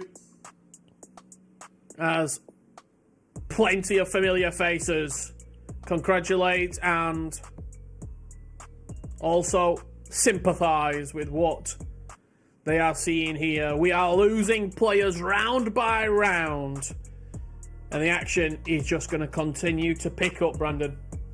Absolutely. Another 32 players eliminated from the competition as we are moving through the pack. That is going to leave us to have a little break now as we look towards the bracket. We look to refresh the last couple of results, and then we'll hopefully find out exactly what we are looking at. As we said, the upper bracket is done. We know already 16 of the 32 players that are guaranteed to be through to later on today. They've done what they need to do.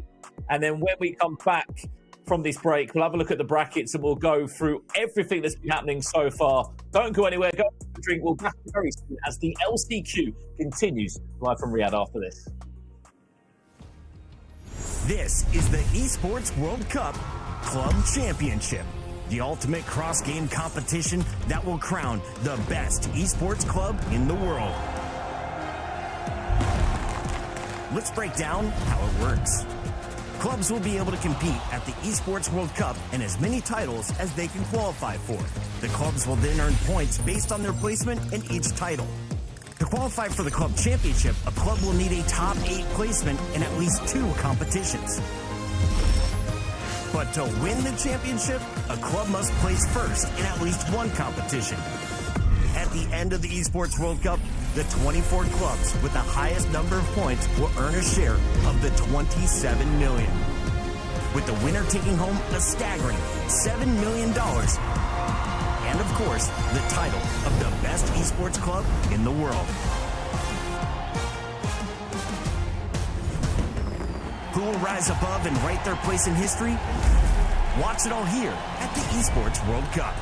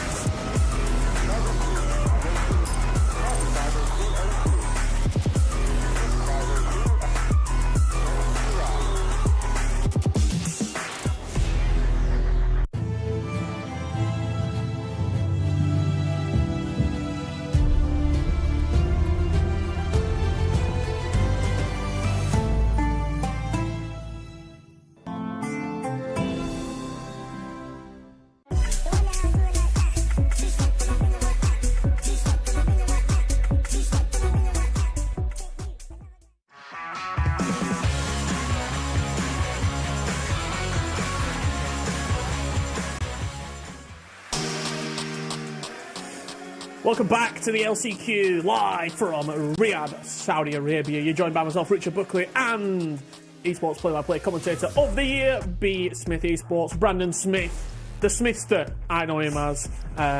Let's crack into the tournament. We're well underway. We are slowly eliminating players. The brackets are taking shape, and that is the first thing that we can show you because we've got players qualifying. Smith Dog. How many more Smith puns do we want to throw in? We're here for a few hours, so why not keep them coming? Right, as Richard's saying, look, we are in an interesting position with some of these brackets. Some of them are updated, some of them aren't, depending on certain results coming through at different points. But we can confirm Daniel Zenio is into the final 32. Remember, we are playing rounds or groups 1 to 8 of today from 128 to get down to the final 32. Then later on today is when we'll whittle it down even further from 32 down to our final 5. Let's get through these groups if we can. That's Group 1 upper bracket. That's Group 2 lower bracket. There will not be anyone really, Rich, would there be confirmed as it currently stands that's through to the next phase on the lower side yet? No, not yet. Baldo is waiting for the Harvey Waters and daughter / Jay Perez game. And Neil Mabayemi is going to be playing Ilian Bushi. And the winner of that game will play the loser of Rafa Montero and Tubi. Let's have a look at Pool 2 and see who is progressing through. Encante with a 6-4 victory and Rasta Arta with a 6-4 victory. Both players winning their games. And what does that mean for the lower bracket? Well, I can tell you. Yago taking on Anas Badr, and that game is actually underway right now. They're playing as it stands. And Hack Barney, 91, will play the Wanos or Ricard. They are underway as it stands. Currently 20 minutes time elapsed, so that game will be finishing soon. So Hack Barney will be finding out who he plays for a spot in the top 32. Yeah, as we move through to Group 3 now. We have seen those both qualify, Rastarata and Encante. On the bottom side of that group, it looks like so, as we said. That's the previous group. That's the one that Yago, as Richard was saying, is against Anas. There's Sebaleone and Montaxa. They've done enough from Group 4. Montaxa beating the Sada. I'll tell you very quickly. Group 3, it's Stephen Anders versus Hassan Wright and Red Lafura versus Sharon Jot. They're the qualifying games. This is also the group with Snipe Shot, who just won. They're a little bit further behind than the rest of the competition. Back to Group 4, Brandon. As we said, that's upper bracket there. Sebaleone and Montaxa through the Argentine and Spaniard. On the bottom side of Group 4, it looks a little bit like so. As we said, it won't be any conclusions yet. 16 players are through from each side of the bracket. Have we got any more bracket graphics? I don't know if we have any more or not. We should have lower brackets. I can tell you.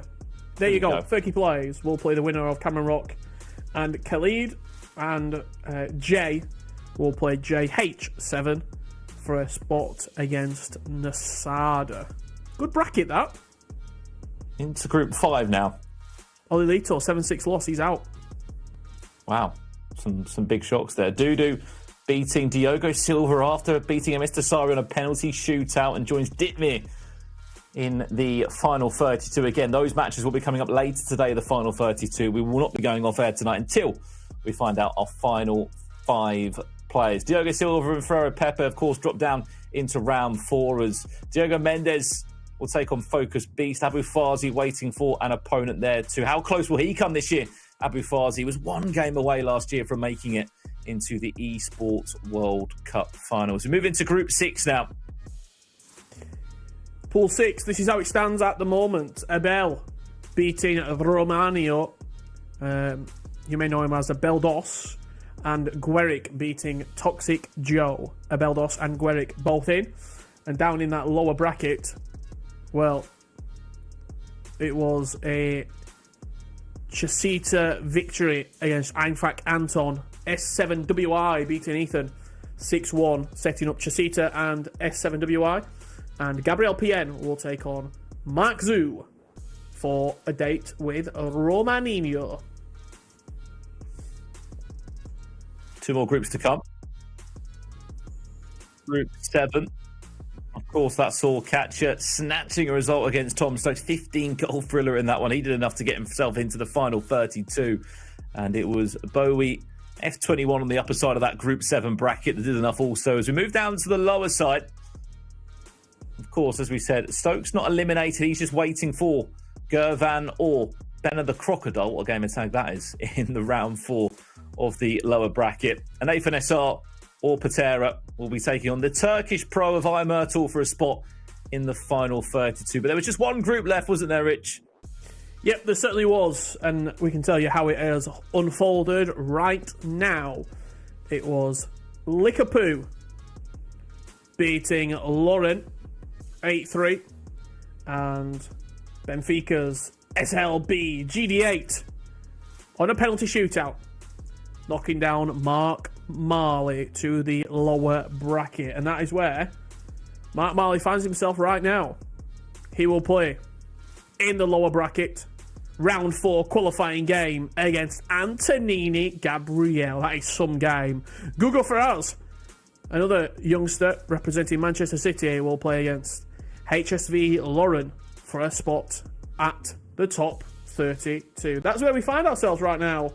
Plenty of action, plenty of games, plenty of matches coming your way here in Riyadh, Saudi Arabia. Thank you for joining us throughout this morning/afternoon session.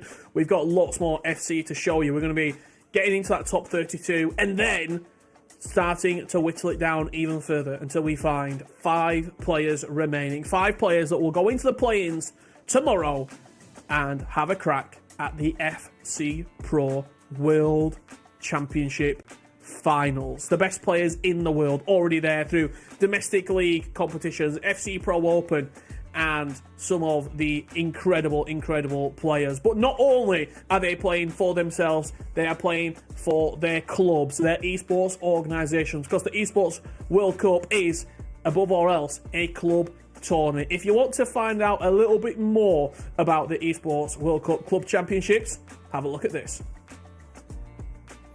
This is the Esports World Cup Club Championship, the ultimate cross-game competition that will crown the best esports club in the world. Let's break down how it works. Clubs will be able to compete at the Esports World Cup and as many titles as they can qualify for. The clubs will then earn points based on their placement in each title.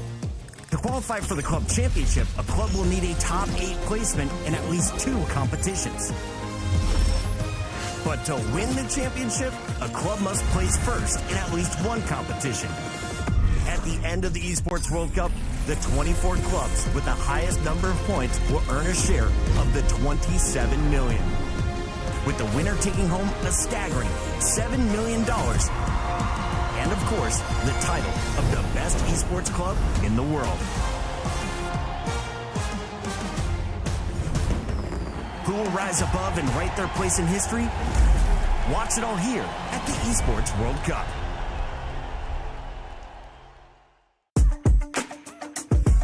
Well, there you have it. That is how the club championships at the Esports World Cup will unfold. But we've got plenty more to figure out who will be going through our last chance qualifier. The field is certainly thinning out. Players eliminated and more competition is being sent home. But we're about to crack on with some pivotal rounds here. It's been a long day, I know. With Chasita. Those players as well, Rich, they've got an even longer day. I know. They, of course, have got to win just a couple more games to stay in that lower bracket and then keep on moving into the late hours in Riyadh, Saudi Arabia.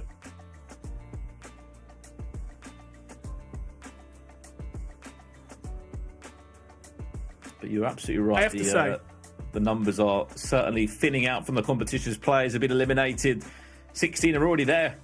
Later on today, Anthony Gabriel's off his feet. He's waiting to get his game. started. The real heroes, Brandon, of this are the admins. Without them, we wouldn't be able to bring you all these games that we're seeing. 512 players split up. It looks nice. Does orange on Mark Marley, the new Fnatic jersey. Recently joined after his performances at the E-Champions League earlier this year.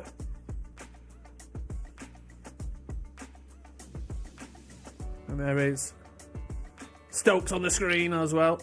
Always gets a reaction from the chat. They'll be sending to see his next games, won't they? Waiting for his qualifying match. 5-2 score there, Nathan SR.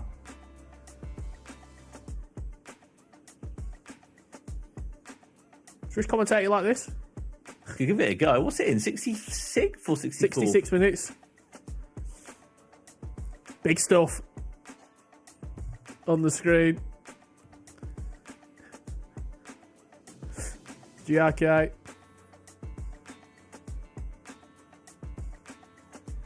See Goal Poacher there as well. He'll be in the play-ins tomorrow.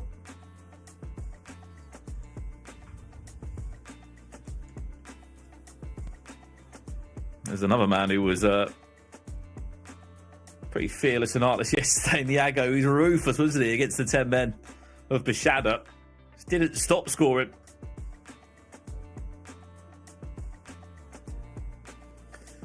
Right now, I think the only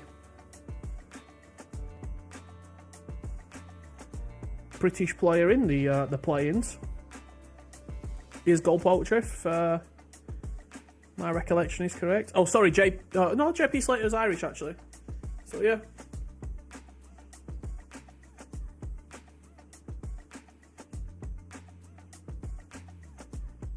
Well, we have got 3 feature matches in this round. We're waiting to kick them off.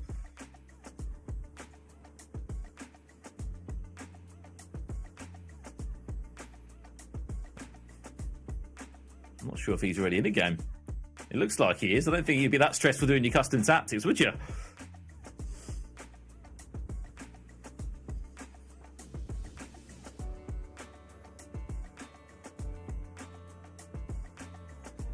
Well, they're in kit selection now.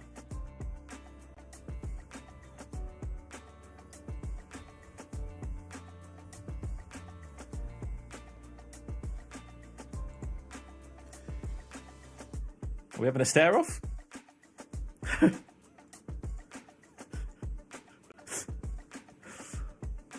Well,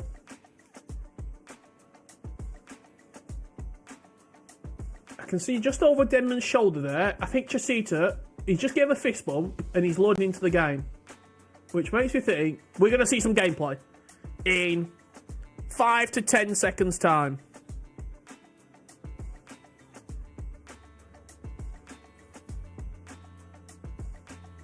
I don't want to jinx you. But I think, Brandon, that will kick off, and then we'll have a few more hopefully to follow. I'd love to see Anthony Gabriel against Marley as well. Yeah, I think we're close.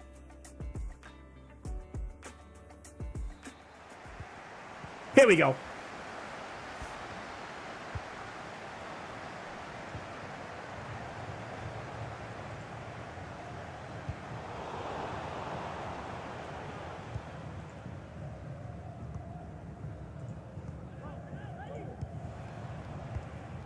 A 7-way against Footwiz Chasita, who were teasing up the possible scenario not once but twice of an all Footwiz match that could have happened in the upper bracket and the lower bracket. Fortunately, his teammate Ethan rushed out the tournament.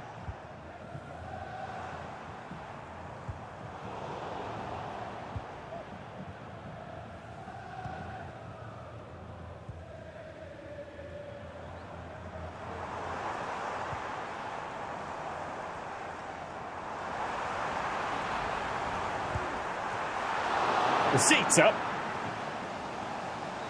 Already trying to utilise that finesse play style plus of Harry Kane. A quick corner comes in. She's not still dealt with. If it goes down to ground, if there was a chance to get a rebound there, it would have easily been a destined goal.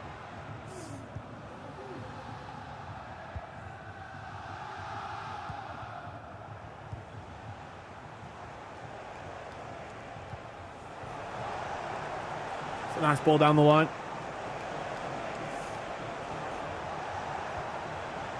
You just see there, just the, not constant, but ever so frequent team press being activated from Chesito, and he's got the ball, especially in the wide areas, to limit the space on the cutback to the edge of the box and just try and press the situation.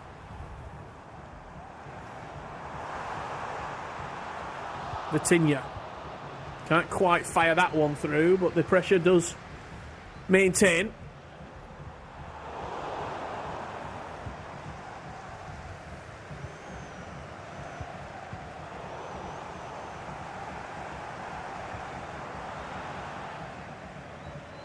Sort of feel for the 5 players that make it through later on today. They've got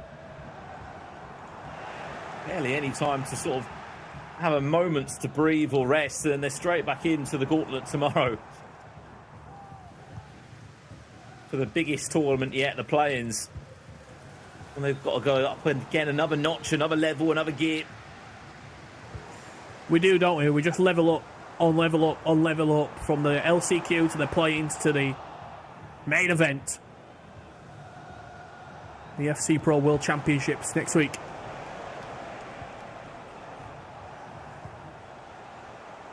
The winner of this game will play against Toxic Joe in the last round of the losers. The winner of that will then be in the final 32.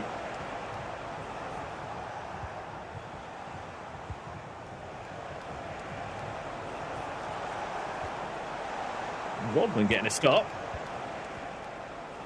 for S7 whip.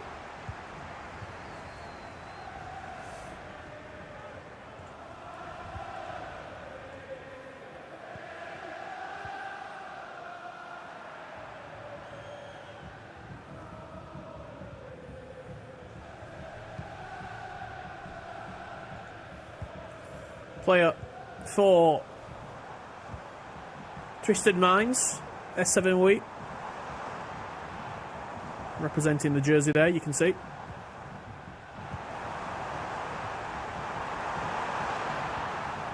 They've got a bit of decent representation, haven't they, in the FC Pro Open? Obviously signed Stingray, but they had the one-offs in that competition too. Abu Fazi had decent runs as well for the organisation in qualification.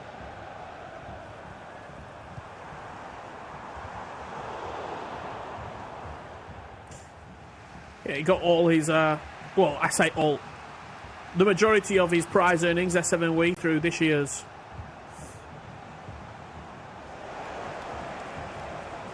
Saudi League. Finished in the top 8.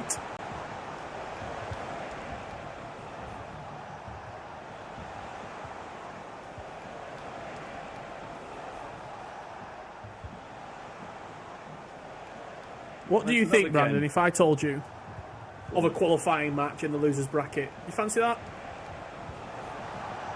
Unless we get a goal from this attack now, absolutely.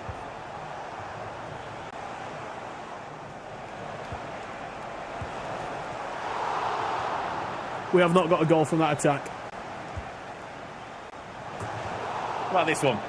No. Goal kick. Right, where are we off to then? Let's head on over to two esports organisations, Fnatic, Team XC, Antonina Gabriel and Mark Marley. Let's head on over there.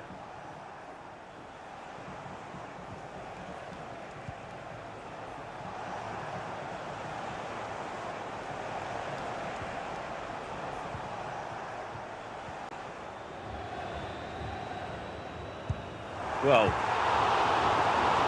we enjoyed it.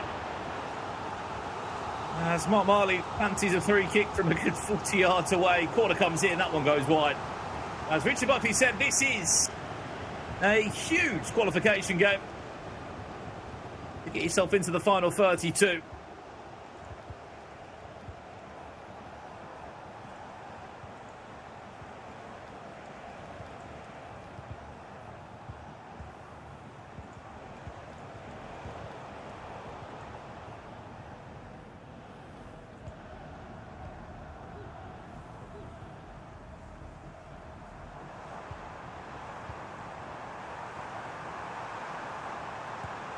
Mark Marley. Ooh. Post that time, no deflection, or did it take a deflection? It does for a corner. I think it might have just took a save on the way through, you know, from De Gea.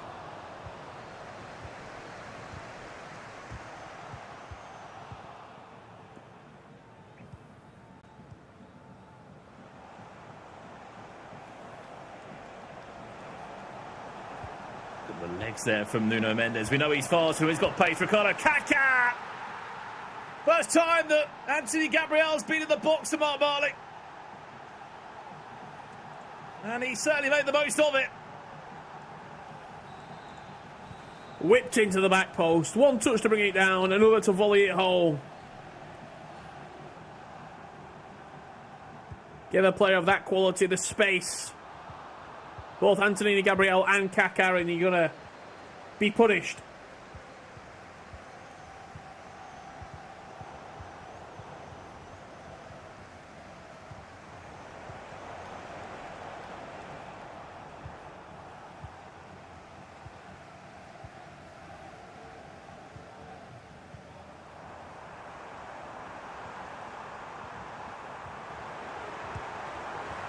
Messi.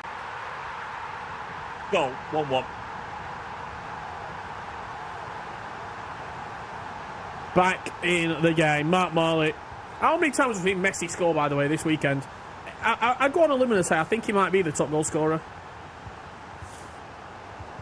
It's probably him or...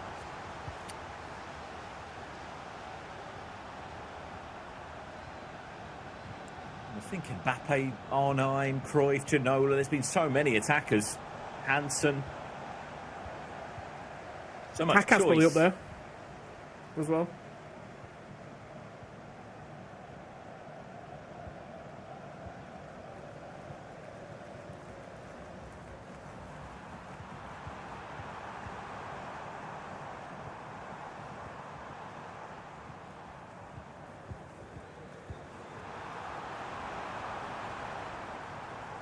Marley has had about 6 or 7 chances so far. It was always a matter of time before he was able to find the back of the net play. A lot finds Mbappe. Then the perfect pass into the Argentine. I'll be honest, it's a great goal. The player look into the space, and then when you move the ball that quick across the box, there's really not a lot you can do defensively.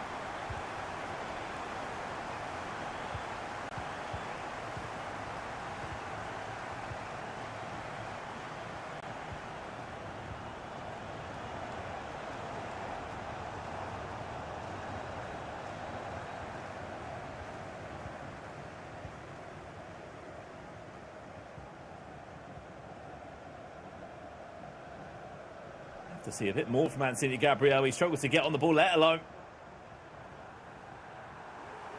there's any sort of problem so far.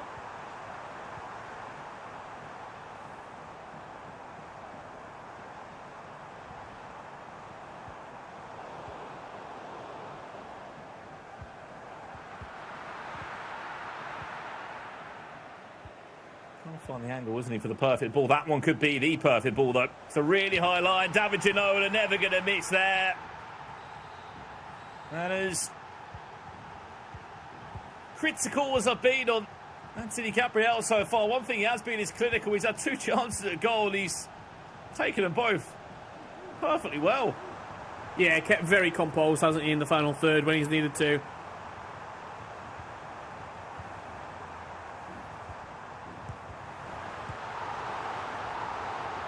Nice snapshot there from Mark.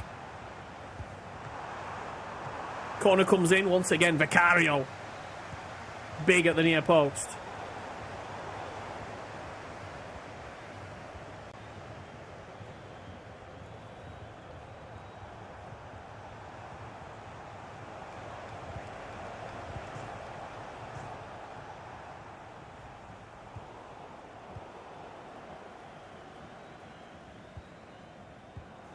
I believe we have got another feature game as well that we are going to go to at some point, just to check in. Snipe shot, we love them that much. He's back on again. Against Diogo Peroteo.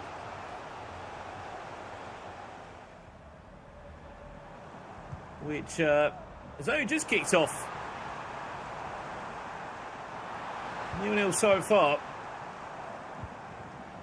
This is also on that lower side of the bracket. I would love if we can jump back to Chasita. Chasita S7W. We have left that game for quite a period of time. Let's go back over there and see how the Spaniard is doing.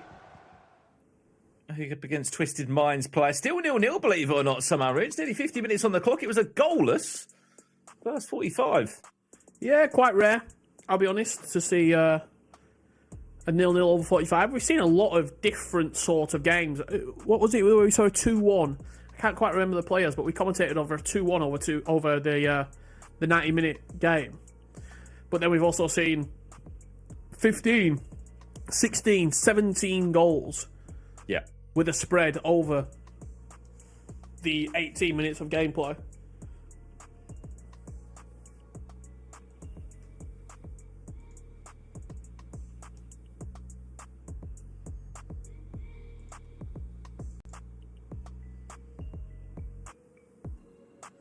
Got a full time coming in from Pool 8, by the way, Brandon, for you.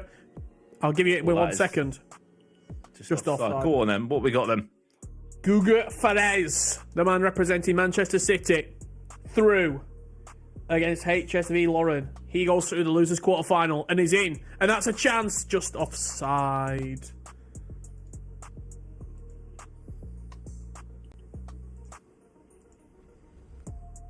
Basically, after this round, it's a case of, we should have our near enough our final 32 from most of the matches.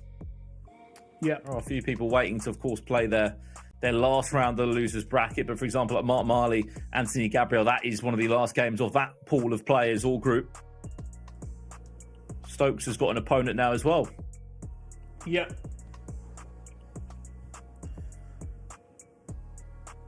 A 7 week, once again.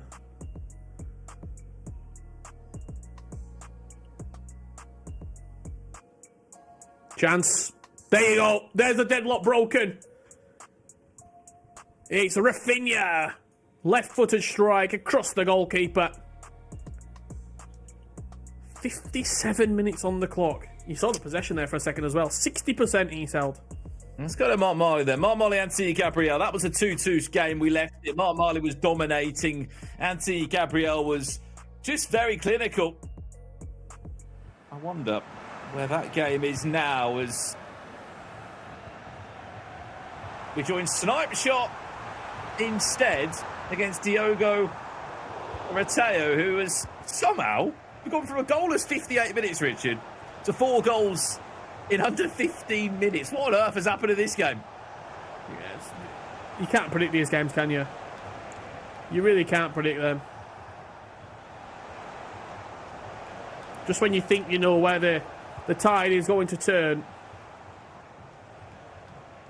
goes a completely different direction. I am hearing as well that Tom Stokes has kicked off his game. He won't be on broadcast, unfortunately, for the important decider. But he is underway in his last round. Again, you can follow all the action if you just type in the chat !_ bracket. There's a link. You can type in the player's name that you want to follow. That's a really clever pass. Just offside. You can't fault the creativity there. Well, if we can we jump over to Mark Marley against Anthony Gabriel? Because that one was also at 2-2 last time we saw it. 3-2 now. We just kicked off the second half. Mark Marley is in front. And I would say we probably stick on this one for a little while now and see how it unfolds.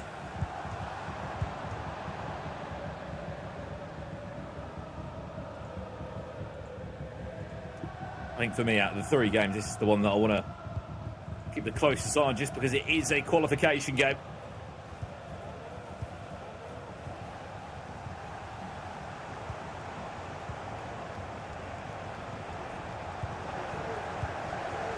Under the roughly the final 6 or 7% of competitors that have taken part in this last chance qualifier from the 512. You win this game, you're in the final 32. A couple more wins away from getting into the play-ins tomorrow. Here's Anthony Gabriel. Ricardo Kaká. Yeah, once again, the goalkeeper movement. Predicted the right side with David De Gea. Moved over. Could have been a low driven across the left side of the post, but he went near. And Mark Marley was equal to it. Big moment. Because there could be a counter-attack on here from the offensive corner, but Kaká has got the strength to get back.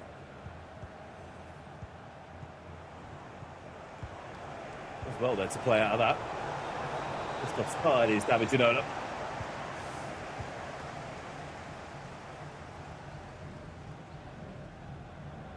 Going forwards now to Gabriel. Hansen was definitely through there as Nuno Mendes was pulled out of position. Hansen still could be through. Is there a cutback? Went on the ball roll instead, then tried to squeeze it into the back of the net.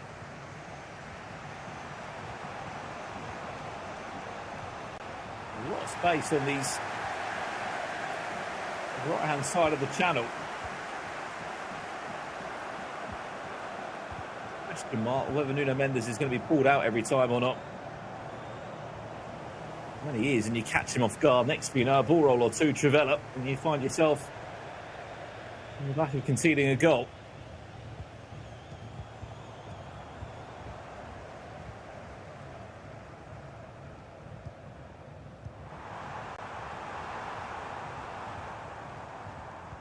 But Messi again.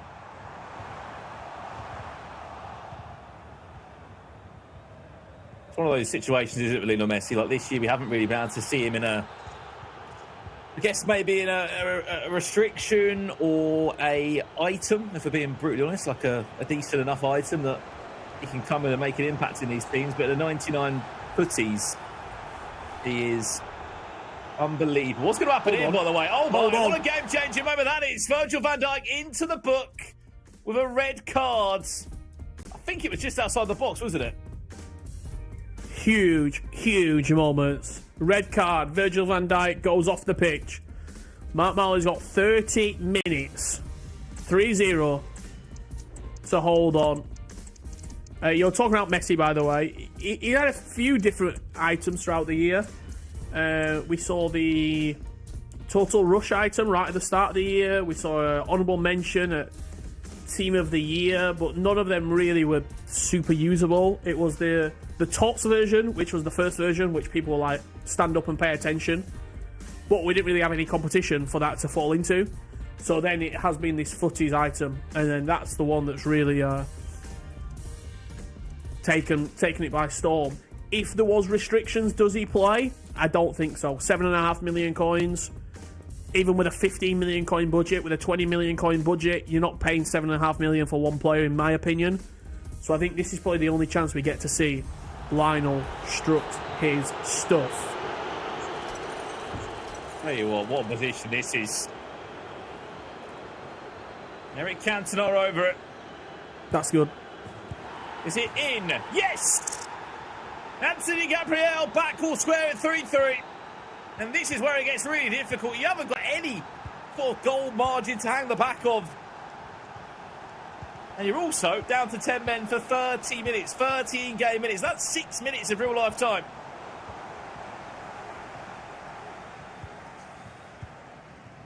It's a real tough situation for Mark Marley to be in now. Finds himself back against the wall. Down to 10 men. The game is Antonini Gabriel's for the taking. And this could be for. There you have it. The red card paying dividends.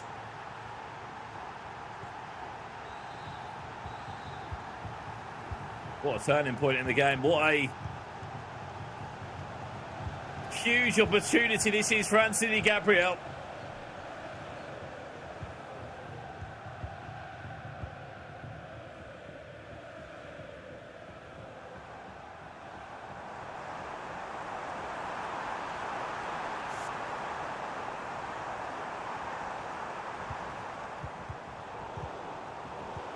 Fight back.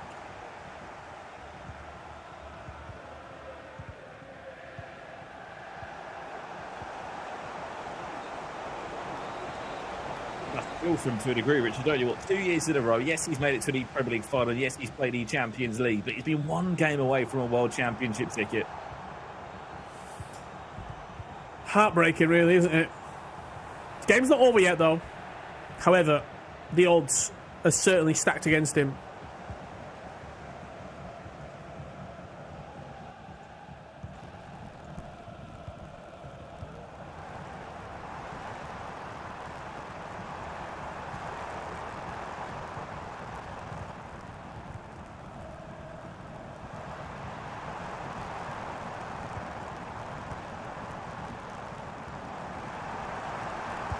Another pass, step over. Was the shot away, only just to be saved. And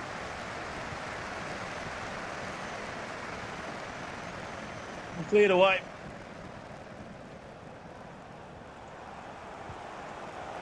Couple more full times. Hassan Wright is in the top 32. He just beat Di Fernandez 4-0.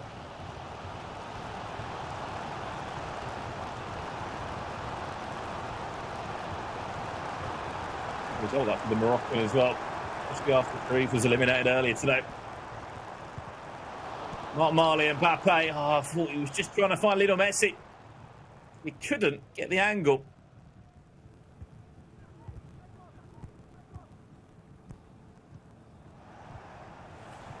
And earlier on today, Dudu beat Emmet Sassari. He also beat Diogo Silva to qualify into the top 32 players. Oh, that's wide. That's aimed wide.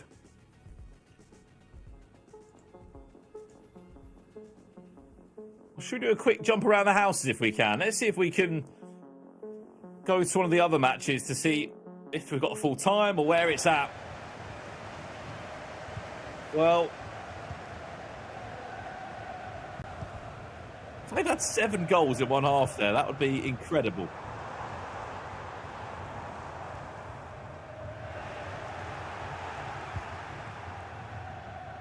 Seven goals. Diogo Pereteo is in an unbelievable position here.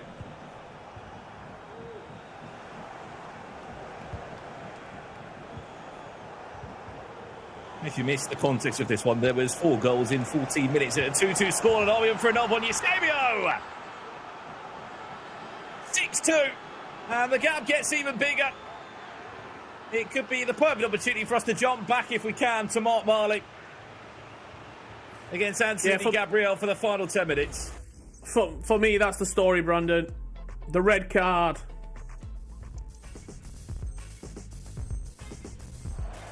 Being the decisive moment in this match with only 15 minutes left on the clock now.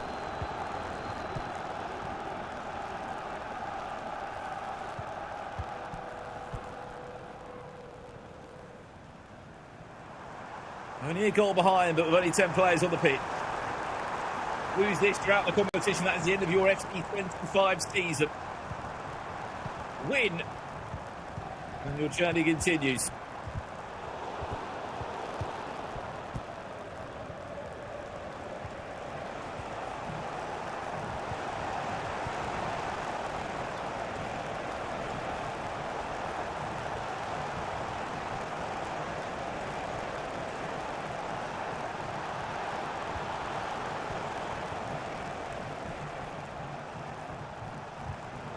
At the start of the year, you'd see a power shot there, wouldn't you? When it got dinked into Cantona on the edge. Crazy how the year progresses. The Lodrivan shot wasn't even a play style at the start of the year. No, you've got players that are smothered in play style pluses. Some players have lost 14 of them. Total play styles.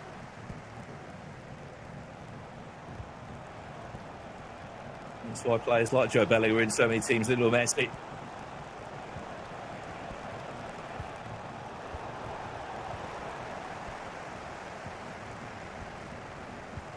I'd love to see the stats after this game, because I feel like Anthony Gabriel has just been so clinical, and he's just been able to ride certain moments of the game.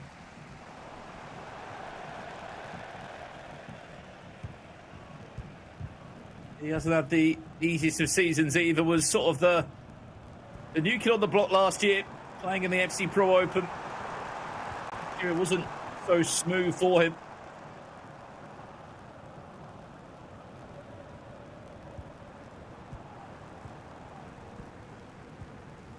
Whenever you have that quality, though, there's always a performance. There's always a tournament in you, isn't there?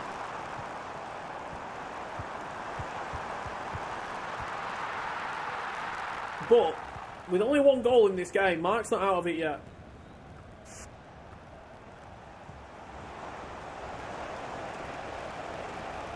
To this, Patrick.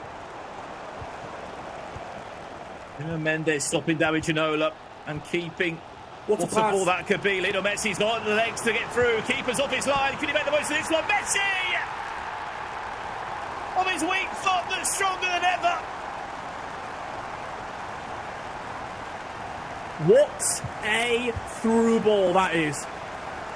Lionel Messi, top of the pitch. It didn't even look like he was going to be on for the pass. He has used his pace. He's got round Nuno Mendes, and then a green-timed, emphatic finish. We get to having a look at it there as Snapshots tournament looks to be coming to a close here at the hands of Diego Perretio.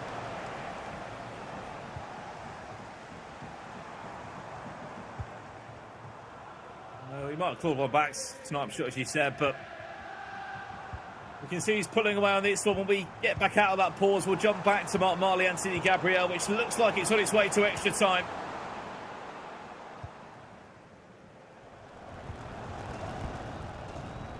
And in time of 2 minutes.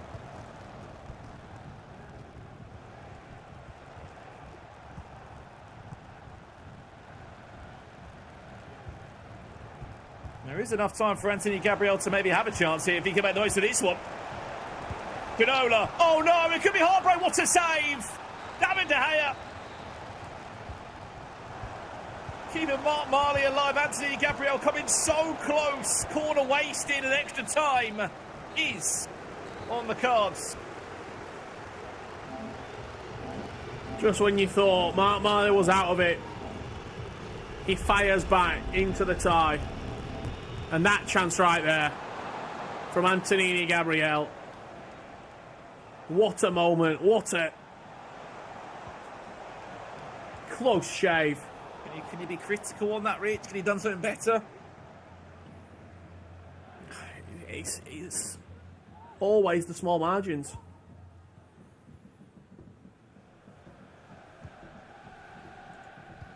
I've just seen a tweet from Chesita.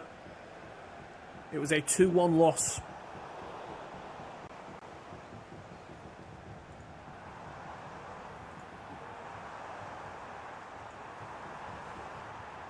Well, chasing for some updates as well on that.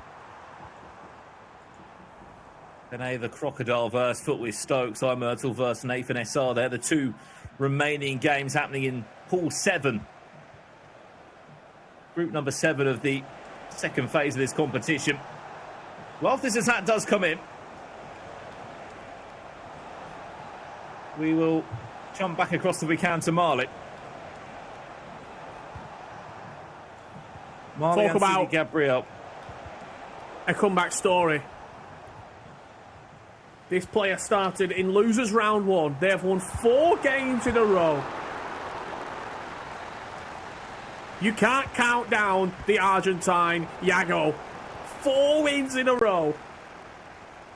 Albert Hamzat Chimaev, Michael Fisher, and Anas Bada. Yago's in the top 32. There's a lot of Anas Bada fans that were asking for his name again. We will always do our best to show you as many games as possible. We can only show you really 2 or 3 feature matches per round. And the difficult part is they all sort of start at different times, so it can often be quite difficult to get everybody's favourite players on stream.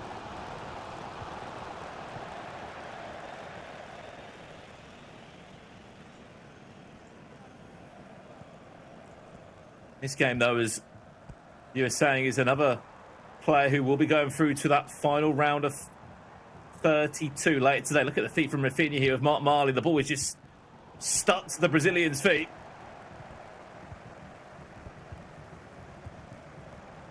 Question is for Anthony Gabriel, can he make the most of having that extra player on the pitch?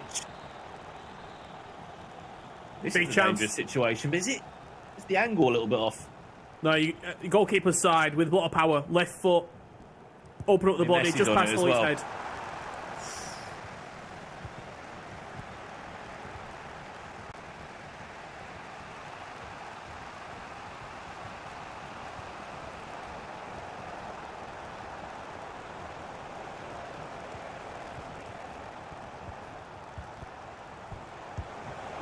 What turn? Off to save again, David De Gea.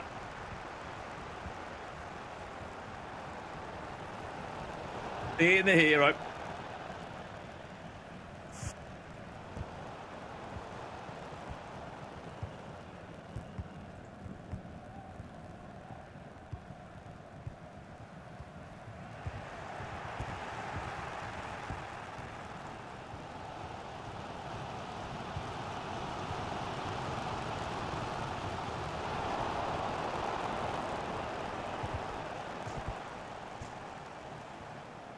Well, we can probably imagine that Diogo Arroteo of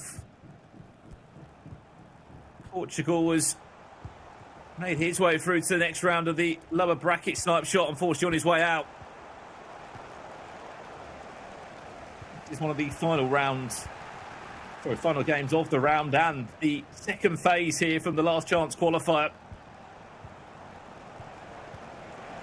Anthony Gabriel, David De Gea. I'm not needed as he was just offside.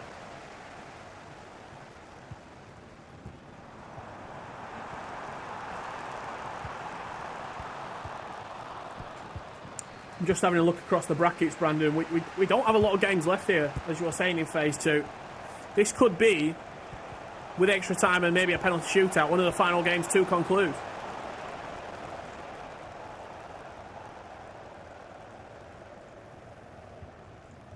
Nathan SR just beat Imurtal. That's another Tuzzy Esports representative in the top 32.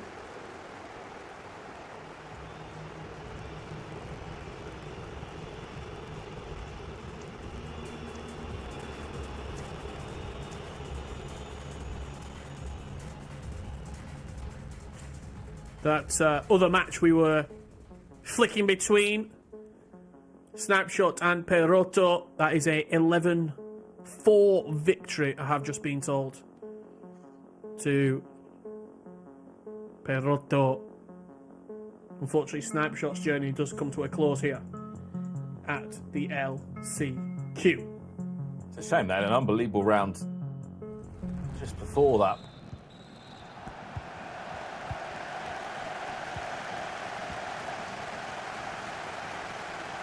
We haven't been able to give you a great update about Ilian Bushi, have we, who is in a game right now. Yeah, I'm not sure with Pool 1. So we're not getting the updates, are we, really, from that one? No luck. That's fine. David De Gea couldn't do anything to stop that one going in.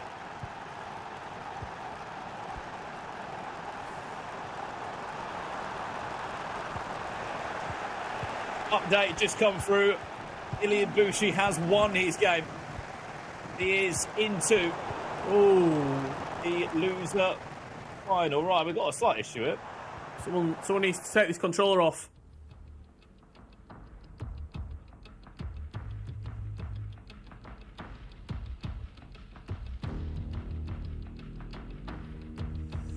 So, I'm sure that game will be figured out on what the procedure is,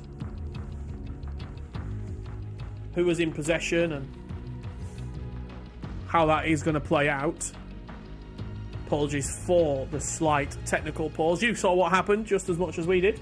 I think someone, when you've got that many controllers, that many PlayStations on, someone's connected to the wrong thing. We're back underway now with Antonini giving Mark Marley the ball back.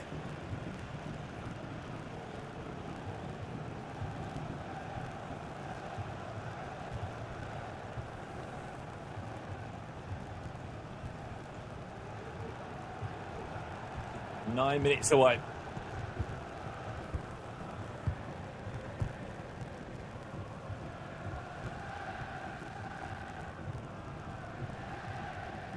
He's come back out before Mark Marley.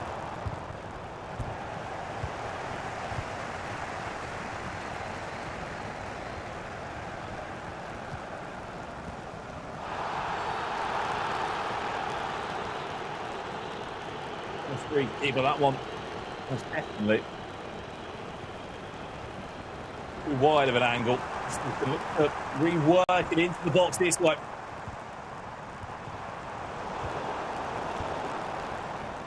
Well by Virgil van Dijk. Just going to see potentially the numbers play a factor here now.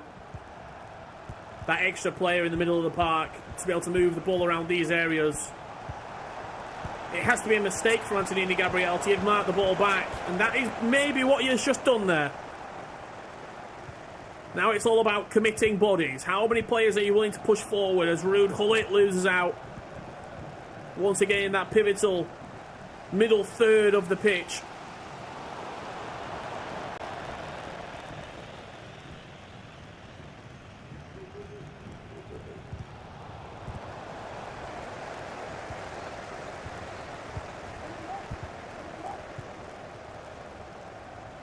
Does he have one more trick up his sleeve, Mark Marley? He scored in the 90th minute to take us to extra time. Lionel Messi again, Brandon. Can you get round him? Oh, he just delayed the option potentially of finesse. He didn't think the angle. Could have been there. 119 minutes on the clock plus additional time now.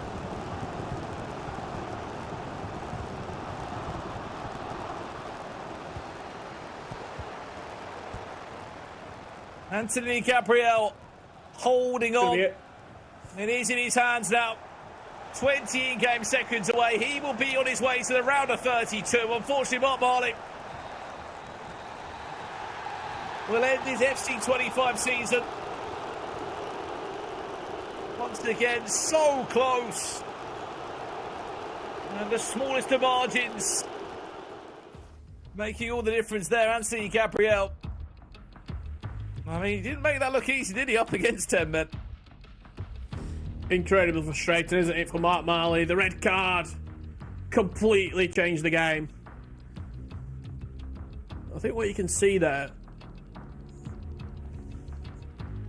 we are going to go for a very, very short break. We've got another game coming up in round about 8 minutes as the pressure, nerves and tension continue to rise here in Riyadh, Saudi Arabia, part of the LCQ. That man goes through, representing Team Exceed, Antonini Gabriel, into your top 32. Brandon Smith, commiserations to Mark Marley. Absolutely, yeah, that's going to do us there for another round of action. We are getting closer and closer to confirming our final 32. I know so many of you are after that Tom Stokes result as well. We are waiting to hear it ourselves. We're off for a quick break. When we return, the last chance qualifier live from Saudi Arabia continues after this.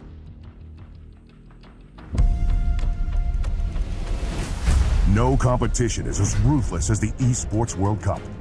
Its trophy system is no exception. The Club Championship Trophy, awarded to the one club that rose above the rest and reigned supreme across all EWC games. The Game Trophy, when a competitor closes their eyes, it's all they see, and it's not complete until it's sealed with a champion's key. Every participant earns a key engraved with their name. That's their right to compete. This year, returning champions hold a key unlike any other. Only one can place their key into the Game Trophy and become an EWC champion. The frame of the champion's key is embedded into the Totem, a stone marker of legacy displaying every champion of the year. The keys of the eliminated will be crushed. The champions select 3 broken keys as a personal token, a reminder of who they have humbled. Beneath the Totem, a resin block holds the remaining keys, a graveyard of fallen contenders. Will your dreams be broken or your name carved in golden stone? At EWC, Nothing is granted. Everything is earned.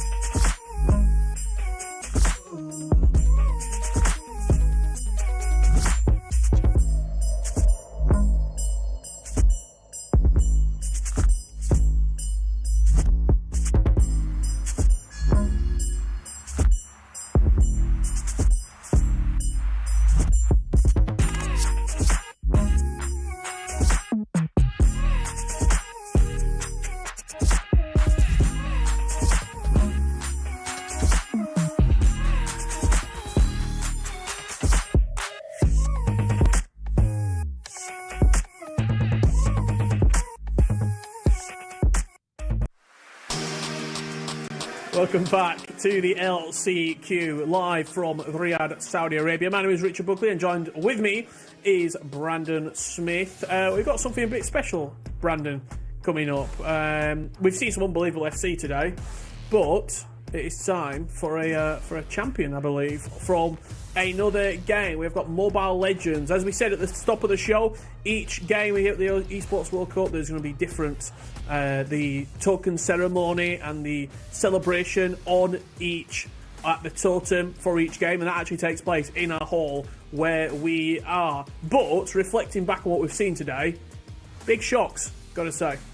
Absolutely. I think, look, you have to feel for so many of these guys who had a great FC Pro seasons, Rich. They were one game away in the league from an E-Champions League or a World Championship ticket. They were maybe a game away from playing in the FC Pro Open all the way back in November, December last year. So for them to then come back, last chance, maybe spend a lot of money to get out to Riyadh and then to lose in that last game is heartbreaking for these guys. But look, the margins were always going to be so small. 5 players from 512 making it through. So absolutely remarkable, incredible stuff. But as we said, we are going to be going to like a lengthy break to watch this Totem moment happen. In case you don't know what it's all about, Jafonzo was the player, had that opportunity last year to basically put his name in history books, really. It's the first Esports World Cup EAFC champion when he went through a last chance qualifier. It's quite an interesting thing, isn't it? There's a number of keys, Richard, that get crushed for each individual player that have competed in the Esports World Cup. And then you sort of take your own triangle of the key, and then the outer shell of the key will then go on the Totem to be remembered from this year's Esports World Cup. Absolutely, yeah. All the games from all the different titles have a little sort of a token. You then put that on the Totem itself, and you get to lift your game trophy high above. And if you are obviously represented with a club, with an esports organisation, you'll be taking home some of those incredibly valuable club championship points. Bit of a fight for the top at the moment. Team Falcons, Team Liquid, both up there. It is going to be a very, very interesting final couple of weeks in Riyadh, Saudi Arabia, as part of the wider Esports World Cup. We have got some very, very special moments coming up over the next couple of days. Coming up shortly, you have got the dynamic duo, Ryan Pessoa and Shells, guiding you through the remainder of our bracket. That's going to be the final matches to get to 32, and then going from 32 down to 5. That is what is coming up later this evening. Me and Brandon will be back tomorrow evening to round out the play-ins and tell you who is going from the play-ins to the FC Pro World Championships. Obviously, we are in not Saudi Arabia right now. I'm up near Manchester, Brandon's down south, so we are just waiting for the moment, for the queue to take you through live and see the Totem celebration. But let us know in that chat as well who you want to see going all the way from the LCQ. Who do you think has got the best chance of going from the LCQ all the way into the FC Pro World Championships, just as Jafonzo did last year at the Esports World Cup? I cannot wait to see what is happening. Let's head on over live to the Esports World Cup in Riyadh at Boulevard City right now and see another champion being crowned.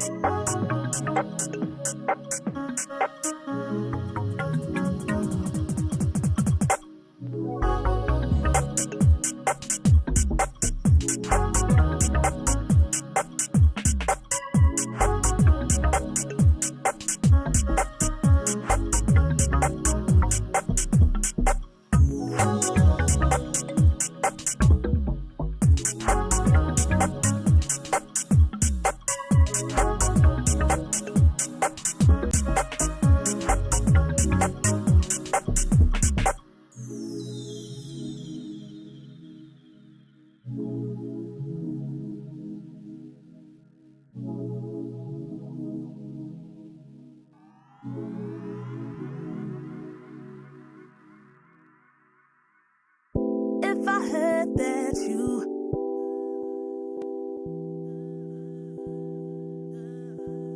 If I heard that you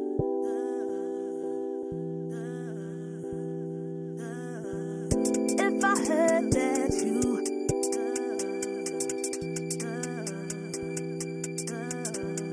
If I heard that you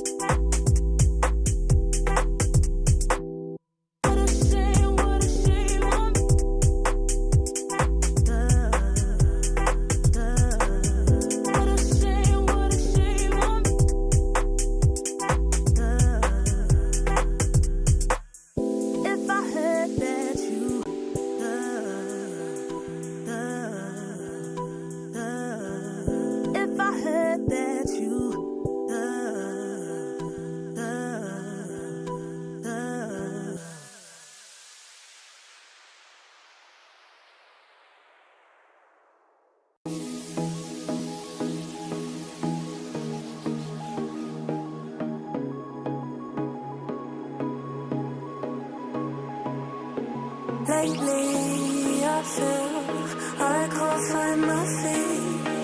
Pushing closer, my heart skips a beat, and now I'm falling. Deeper than I fly, I can't control it.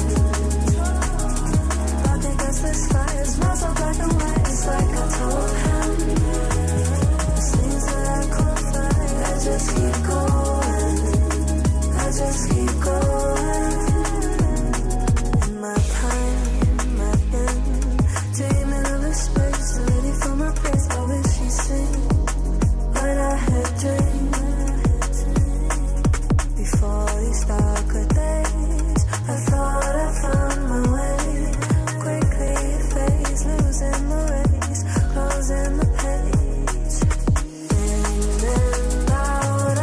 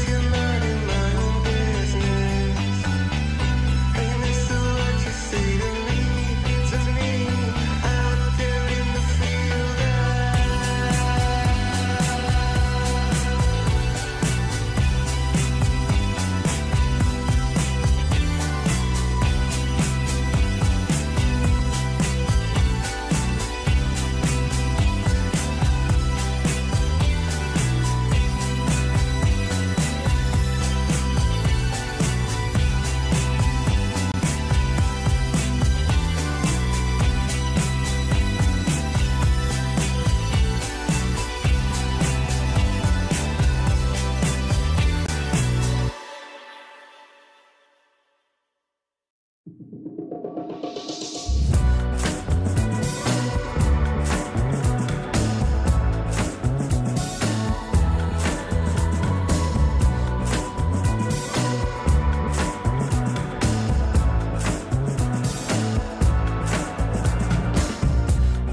playing on the radio, driving slow. Smooth sailing, wheels turning, where do we go? I feel like I'm never coming home. Not feel like living and letting go. Whoa, got this feeling once again. There's a way out, baby, there's a way out. Chase the dream until the end, until the sunset, baby, till the sun goes down again.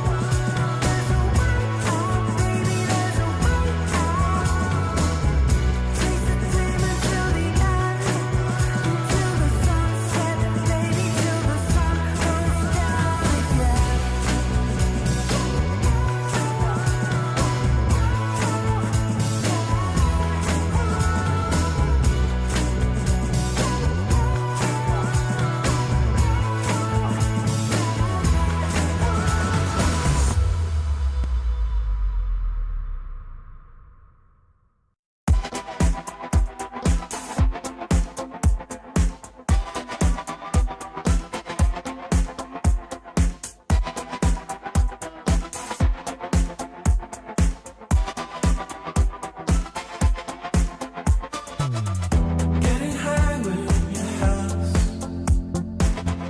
Darker times we felt left out. Is this really what it's all about? You decide how it turns out. I'm feeling much better now I'm out here. You're all off my mind, now I can think clear. I'm feeling much better now I'm out here. Does this really matter now I'm thinking clear?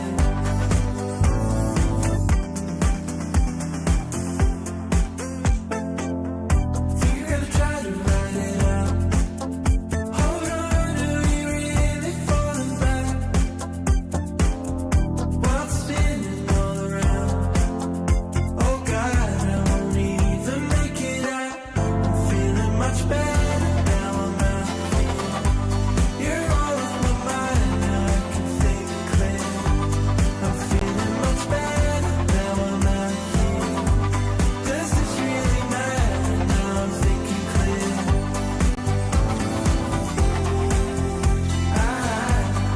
I'm feeling better.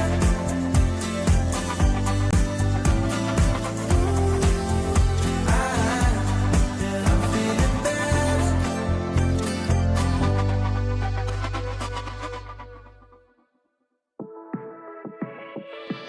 We're shining, we're different, the light, we're diamonds. It's just who we are, no stopping us. Supernovas don't burn out. Just listen, if you feel like there's something missing. We live only once, so live it up. Time won't come back around. We don't need 4-leaf clovers, luckily to be living in the time of our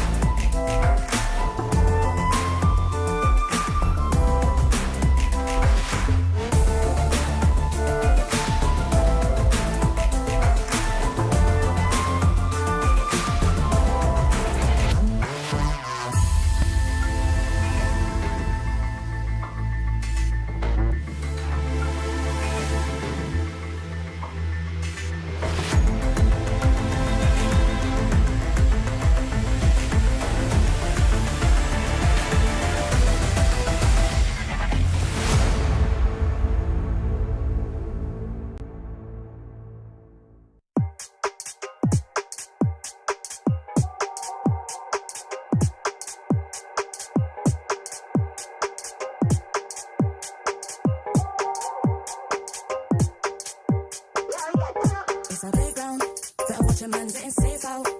See some play game like snakes and ladder. My ex-base, come on, who wants better? It's a playground, better watch a man getting safe out. See some play game like snakes and ladder. My ex-base, come on, who wants better? Moves like Jagger, this come on, who wants better? We ain't in a mix, no grabber. Them trick bang fraud like scammer. Explain me real, that's a real bone capper. Pass don't matter, go strong, still for this thing, don't shatter. When shit gets real to the real, don't scatter. Got bread and batter, 4 hands on the bread like platter. Said it's cold out, they back in beef, got the phones out. Watch where I sleep and where I roll round. Guess I'm gone now, they ain't even there when it goes down. It's a playground, better watch a man getting safe out. See some big game like snakes and ladder. My ex-base, come on, who wants better? It's a playground, better watch a man getting safe out. See some big game like snakes and ladder. My ex-base, come on, who wants better? My new one's bad, that's my baby. He let me shine and never shady. Girl, same cute, but I don't faze me. If you ask him, then he say, got a queen and now she crazy. Please never play me. He said, please never break me. He's switching to Mercedes, swinging out, it phase me. I can love you for the dark and all my days, but you just never break me. It's a playground, better watch a man getting safe out. See some play game like snakes and ladder. My ex-piss, come on, who wants better? Playground, better watch a man getting safe out. See some play game like snakes and ladder. My ex-piss, come on, who wants better? Playground, bitches got a ring and feel safe now. They say you're pretty bird, but I don't wanna cage out. It's a playground, telling me mine, I don't play about. I tell them rise up, used to cry, river shit done dried up. I lost a couple bros on the climb up, I don't mind up. Ain't lost nothing ain't mine, cause it's a playground. Better watch a man getting safe out. See some play game like snakes and ladder. My ex-piss, come on, who wants better? Playground, better watch a man getting safe out. See some play game like snakes and ladder. My ex-piss, come on, who wants better? My new one's bad, he ain't entertained, he don't move like that. Tell him move right back, got shots over time, let to shoot right back. Robust, you can tell how we move like that. It's a playground, bitches got a ring and feel it's safe now. I see a pretty bird, but I wanna cage out. There's bad games on the road like a playground, like a playground. It's a playground, better watch your man getting safe out. See some play game like snakes and ladder. My ex-piss, come on, who wants better? It's a playground, better watch your man getting safe out. See some play game like snakes and ladder. My ex-piss, come on, who wants better?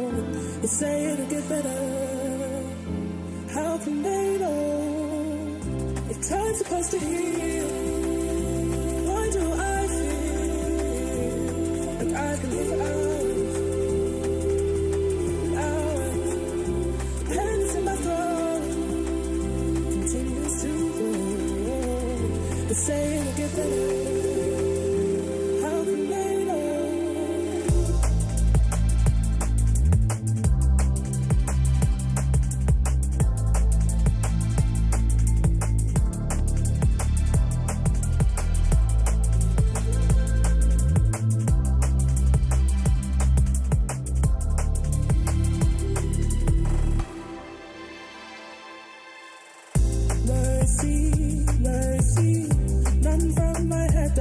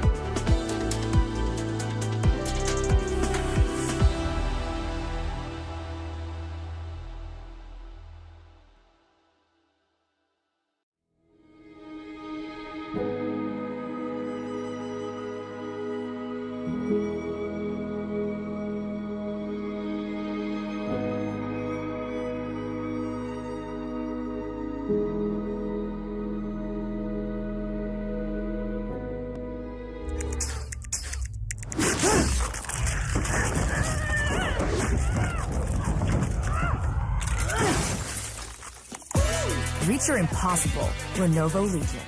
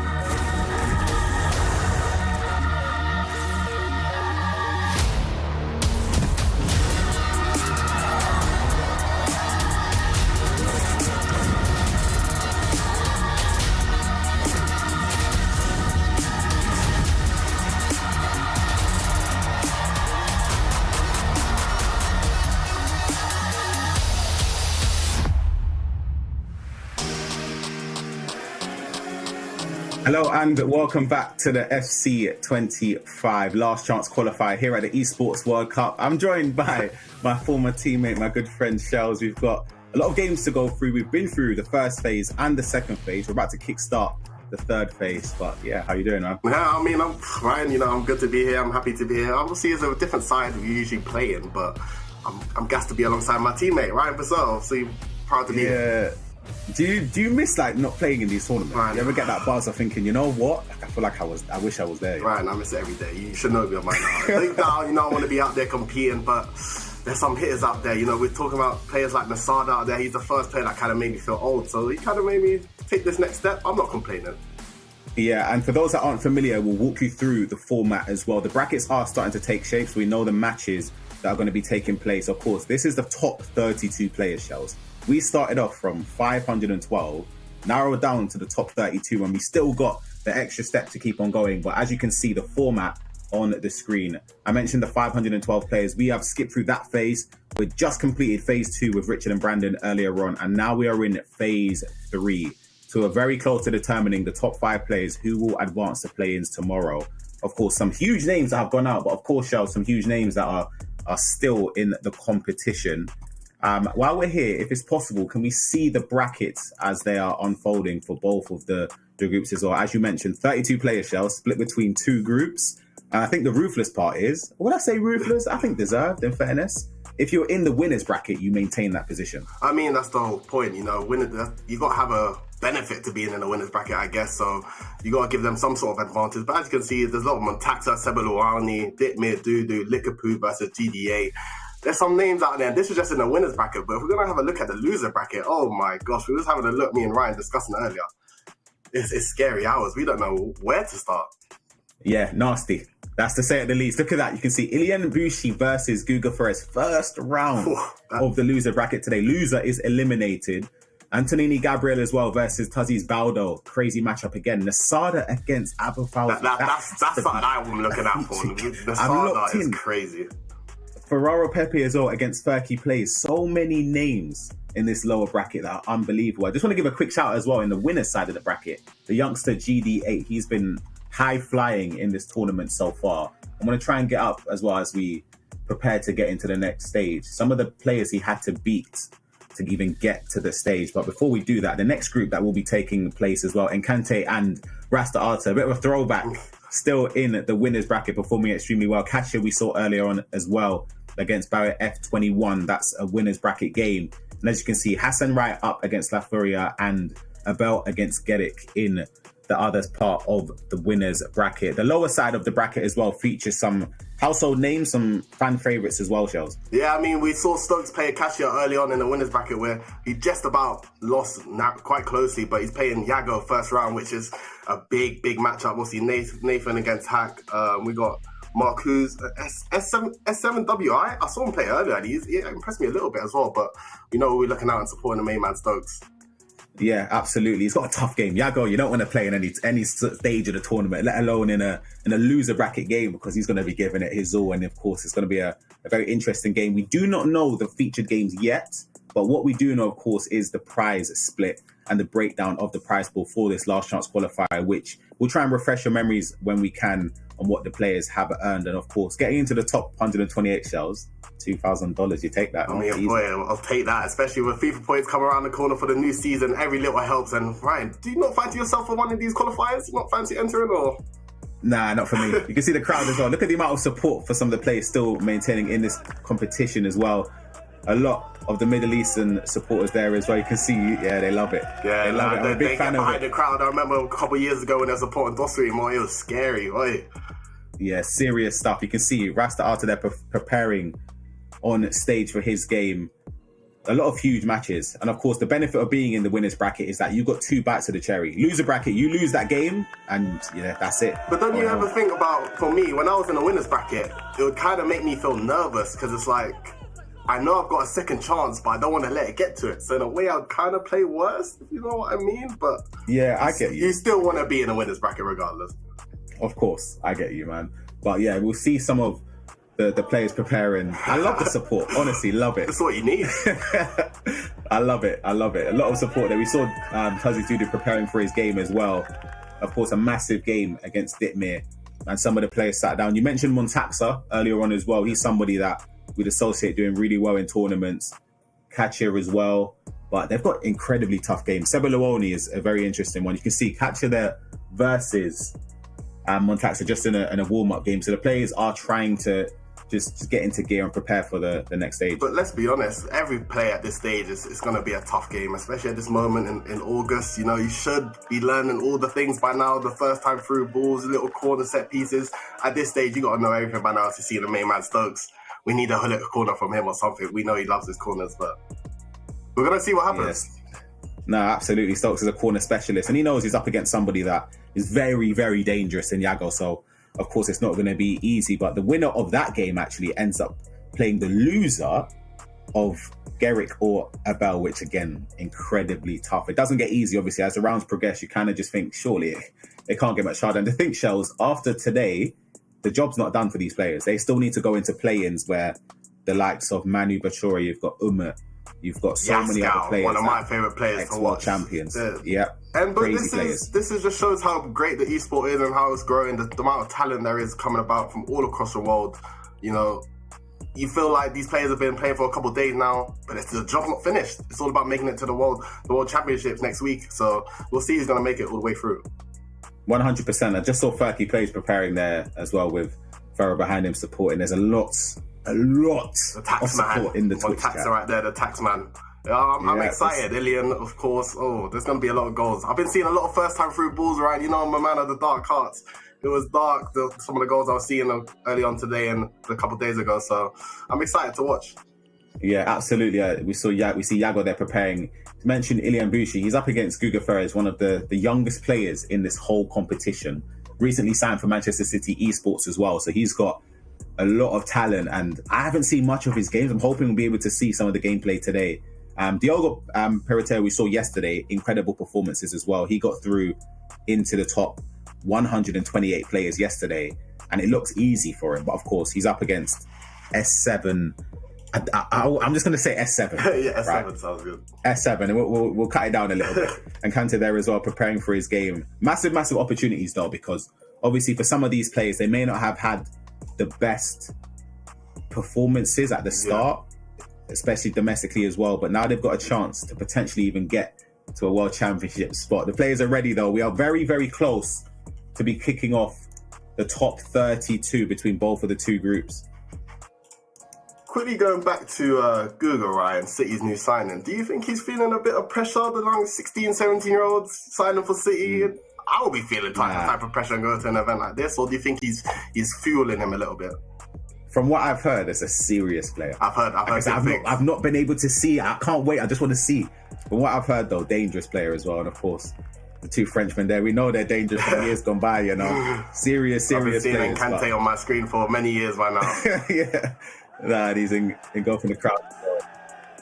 the players are preparing to go up to the featured setup. So we will be underway very, very shortly. We're still yet to find out what the players will be. I was looking at the bracket as well. Nathan Nassar is another one that playing. He's of course playing Hack Bunny. That's a very, very interesting game as well. But yeah, the crowd are starting to take part as well and give their influence to the players that they're supporting, Shells. So, you know what I love? I love to see like names that I haven't seen for many years all come back together, because I feel like with these events, you know, it's all about getting opportunities. And this esport, it's been tough. It's been tough. There's so many talented players around the world, but with these last chance qualifier, you're seeing Nathan Essar, Yago, Stokes, players that you might not get to see all the time, Rasta Arta, but these guys are talented players, so it'll be interesting to see who's going to come out on top. I remember sitting next to Rasta in 2019. I used to play against watching over my shoulder. Yeah, over my shoulder thinking, yo, he's crazy. This guy's nuts. I think that's good to see him. Surely that means one more time, Ryan. We got to go one more time. Maybe next Not for me. I'll be there to support you, Shells, in the backdrop, you know. But yeah, not for me. We were looking at some of like the team selection as well. Obviously, you doubt there'll be a lot of changes for today, but what would be like the lock-in players for you in the team? I don't know. We was debating about like the striker option, which is probably the most important one. I don't know which way, but I think like, for example, Cantona I think will be a lot for one of my centre mids. You know, I love all the passing play styles and with the intercept as well. I can't really complain about much more, but I think the striker option is the number one, I guess, which direction you want to go. You want to go R9, which is the fan favourite, or, you know me, I need to control lengthy. So I'm looking at Rio Ferdinand, who looks quite naughty as well. Yeah, you know what? Day one Rio. He's good. Serious work, you know. I couldn't believe what I was seeing. I'm telling you. It was like Henri Team of the Year during, like when he was just released, the speed boost from that. He was fast. That Rio was quick. Could not believe it. I'm gonna have to, hold on, let me bring it up right next to me, actually. 1 second. Because I'm almost certain. What's his pace? His pace is what? 95. But again, it felt way Some people just feel faster than that. Lengthy though. Yeah. Yeah. Same with like Insane. Harry Kane. People might have like early on in the game when he was like 92 pace with his UCL card item. Sorry, a lot of people thought he might not have the speed boost, but you know that guy got running when he wanted to. So sometimes the pace stat is a bit irrelevant. It's a bit funky at times. Yeah, and there's the man that we were speaking about earlier on, Nasada, preparing for his matchup. Serious player. Very serious player there, Shells. I played a practice game a couple months ago when I thought about coming back to Saudi to play this tournament. Yeah, he made me reconsider things. He is crazy, trust me. Serious game. We do have our featured games that are confirmed now that we are preparing for. It's going to be Ilian Bushi versus Guga Faraz. That's one of the games. Whoa. The next game, Nasada versus Abu Fawzi. Monster game. And third, last but not least, Yago versus Stokes. We do have a lot of the fan favourites being shown today, of course. We'll try and keep you up to date with some of the other games as well. You see a lot of the Italian heritage there, big support for the players. Ketadalo as well, you can see in the corner there, the French. So many players. Yeah, serious.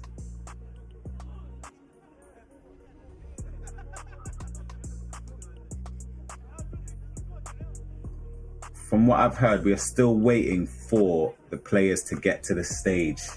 Ryan, you got to do some early predictions on the matches I'm about to watch? Can I get out of you quickly, or? Oh, from what the games we're watching? Yeah. Oh. We'll start off with our fan favourite, Yago Stokes. I think that's the easy one, because I feel like we're going to both say Stokes, because obviously we're going to be biased here. Yeah, but Yago's serious. Yeah, no disrespect to Yago. Yago's very serious, but Stokes is a very good friend of ours. I will be supporting him there. But Nasada versus Abu Fawzi, oof. Can't call it. I don't know. I'm going to stick with Nasada still, because he's insane, but Abu's no joke as well. Abu Fawzi, I remember watching a lot last year as well, and I thought, you know what? Honestly, one of the best players I watched last year. And he didn't make it through to the World Championship. He lost in the last shots qualifier as well. And I thought, whoa. And this man right here as well, Abel. I'm telling you. Wow. But watch out for him. I'm telling you. Famous last words, I might have jinxed him. I'm serious. I'm serious, man. Dangerous player. Ilian versus Guga, I can't call you. I've not seen any of the gameplay. Not seen any. And he's coming against a player that's probably the most unique attacking player in FC with Ilian. The amount of play locks he does, it feels like you're not even playing a real player. Sometimes you can't prepare for a guy like Ilian, but his defensive side not as strong as him going forward, but it's all about scoring goals at the end of the day.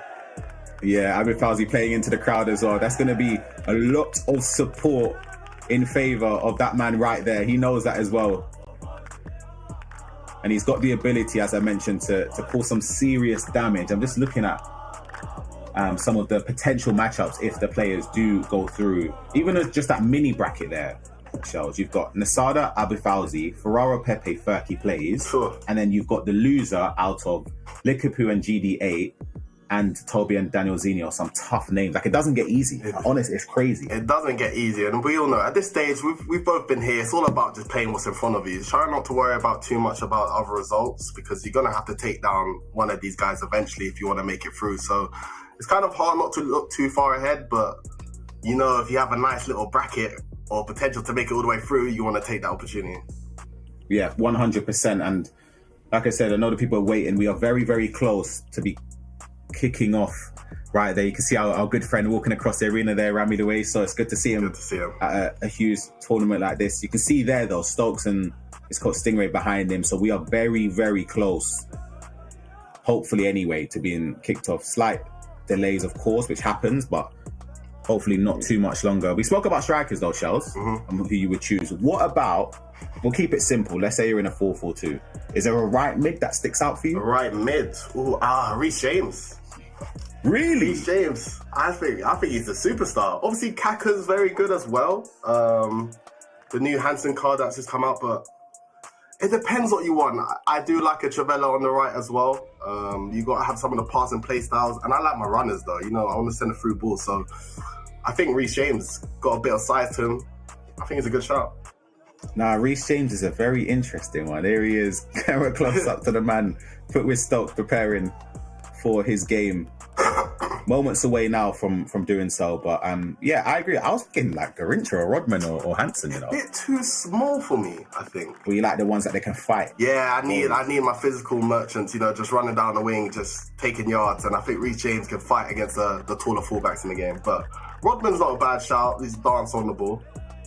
What about left mid? I feel like I know what you're going to say already. Rafinha, surely. Oh, I thought you were going to say Neto. I haven't had a chance to use him. Yeah, that Neto's serious. Rafinha's dangerous, though. Dangerous. Let's see. All right, I'm going through positions while we're here waiting. Centre mid. You said Cantona. Cantona. Ooh. I'm looking with you. Maybe Job? Yeah. I would fit. Obviously, the latest promo from yesterday. I can't include it. If I could include that. We don't need to speak of that man's name. We don't need to speak on who. That's obvious, you know. That is obvious. Yo, I'm just looking at his card now. It's insane. What about centre backs? That's one that's caused a bit of debate amongst some of the players as well. I think there's a number one pick, and it has to be Van Dijk, and then his partner is up for grabs. I think.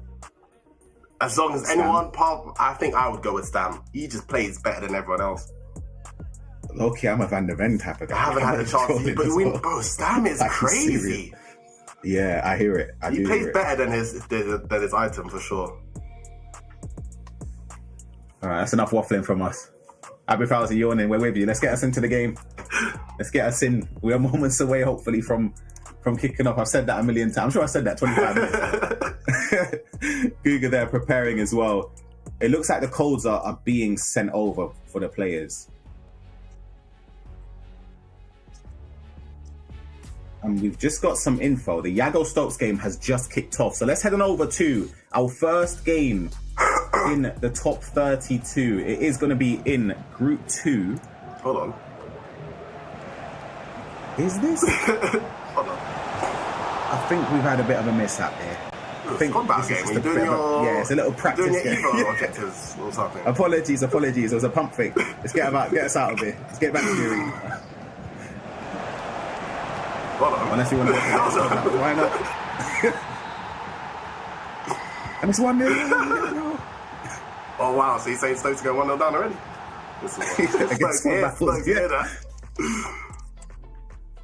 Alright, we are of course going to be leaving that game.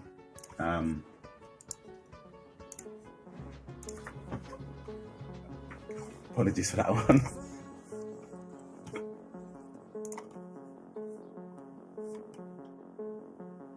Alright, maybe Take two.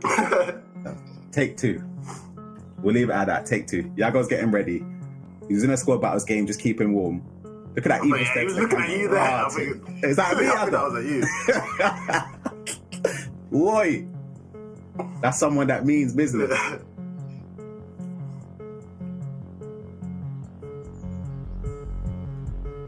Are you someone that you're a music person, right? When you listen, you're a game sound. I'm definitely a music person, but sometimes you just need to lock into the game sound. Because sometimes when you're so focused, you don't even listen to the music you're listening to. It's just there to kind of keep you comfortable and trying to, I guess, take you back to your own comfort in your own home, you know, trying to make you as most relaxed as possible. But sometimes when you're 3-0 down and, you know, the wrong song comes on, you just want to turn everything off. What is this, the set playlist or the shuffle? You have to go in a set playlist in it, you do. But you sometimes take a risk, but I usually repeat the same song over and over. See the Stokes coming in full effect. Surely we're moments away. We've got to be.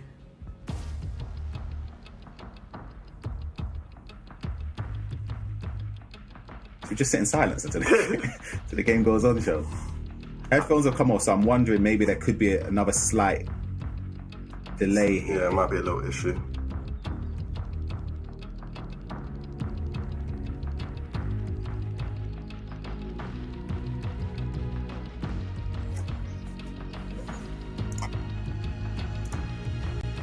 Whilst we're here, we might as well go through some of the routes that the players had to go through. Yago was actually one of the very few players left in the competition that started off top 128 and had to fall the way through the loser bracket. Oh, so wow. He's yet to lose a game today. Well, obviously he had to play beforehand, but today some of the players, of course, would have had to lose a game. Stokes lost earlier on as well, but Yago defeated Alberto, Kamzat, Michael Fisher, and then Anas in the losers bracket. So he's on a hot streak today. Of course, that's the thing. Very, that's very the thing. strong Sometimes falling into the loser bracket early, yes, you know, you don't really want to find yourself into that situation. But if you can get into that run of form, you've kind of just got an advantage on everyone because you're a couple games ahead of them. And at this stage, it does make a big difference at times. Yeah, absolutely. We can see the players about to get into game. Stokes versus Yago will be the main game that we're going to be focusing on first. Stokes, of course, today won his first game against Patera, then lost to Kacha in the winners' semi-final. He had to beat Benno the Crocodile to get into the top 32. And we are moments away now from kickoff. Finally, let's get this going, Shells, man. Yeah, I'm excited to see. I'm not really sure what formation both Yago and Stokes is playing in, starting off in. I think we'll get it here. You see this 4-4-1-1. 4-4-1-1. R9, the man up top. For Stokes kicking in the foot whiz kick from right to left to be Yago, of course, represented West Ham years ago. That was like a lifetime ago. Oh my Still gosh. rocking the garms as well. Remember that? Yeah, I forgot about that. Here we are, see if there's any opportunity to go forward. Good bit of defending there from Stokes straight off the bat to try and gain possession and start his own. Great bit of pace there from Rafinha. Didn't manage to get past the defender there in the end. From Rayton, very interesting choice. One of the first times probably we've seen it on broadcast since I've been on anyway. Lovely bit of player looks. The pass inside is wonderful. Just onside as well. And Stokes has to be resolute there, Shells, to defend. Yeah, as you can see, both Stokes and Yago both starting off strong with a little speed boost. I think the speed boost from the players was a bit crazy. It was running a bit fast, but good recovery there from Stokes and it was both strong start from Yago as well.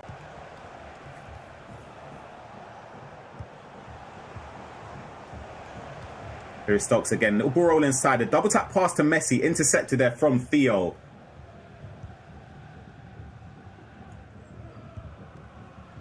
The pass was intercepted. If I'm not mistaken. Wait. Where's Theo playing? Where's Theo? Is that the shapeshifters in centre back? That's just dark. It is. That is dark. Seriously. Wow. What do you think is reason to do that? Stop first time through balls? That has to be your only reason to be playing Theo in centre back. Yeah, of course, 98 pace, but I don't know. It's obviously worked very well for Iago. He's on the attack here. Nuno pushing down towards the byline. Van Dijk steps across, but yeah, I like a bit of physicality in the centre backs. You know, I want them to be. I need like a stam, as you mentioned, Van Dijk. It has to be said. But wow, fair enough. It's worked for him, as we mentioned. He's won the games. To be fair, that is what I kind of like about this year. The choice, the variety of items that are being used. You kind of. It brings up a debate, you know. You'll be thinking, why is he doing that? But you know, it makes it work. It could. Great goalkeeper movement there from Stokes to prevent a guaranteed goal. It would have been said that Iago, the press is intense there, but gives away a foul so Stokes can have a breather or two. End to end, we always say this anyway with Stokes' games. Hopefully we don't jinx it this time. 1 second though, Messi inside. 2-on-9 Ronaldo, green time, but fantastic defending from Iago and Theo there. To be that was Theo Hernandez, yeah. He recovered very quickly. So maybe he's proven his worth.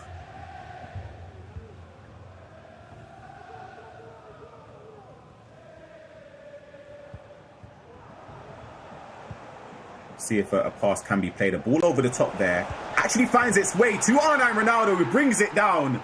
And we have the deadlock broken in favour of Foot with Stokes. Talk me through that goal, Shells.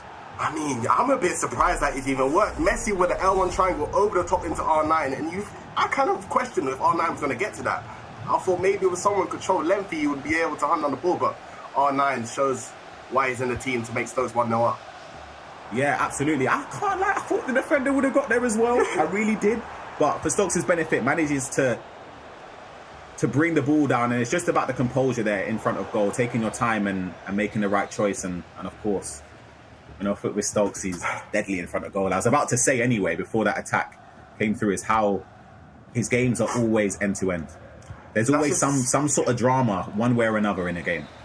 I think that's what you kind of got to respect Stokes for. The way how he's played is he's been doing it for years. You know, he wants to play his style of play, and there's no way he's gonna change for anyone else other than himself. So hold on, is that throwing? I don't know if he clocked it. The keeper was. Do you see that? No, I did not see that. The keeper was like playing like a centre back. I'm thinking, who is that?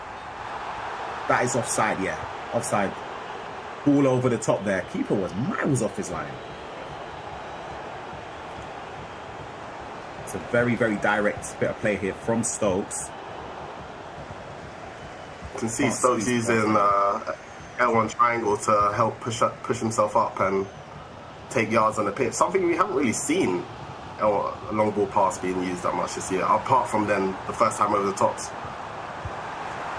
Oh, it's a ball across there, and it's Iago with the response. He made it look easy. A pass across the goal there. And Cruyff with a very, very simple tap-in. And we're level now, Shells. Yeah, I mean, the play lock to help ensure that the pass is going to work. Iago equalising the score, bringing it to 1-1. It's been a close game so far.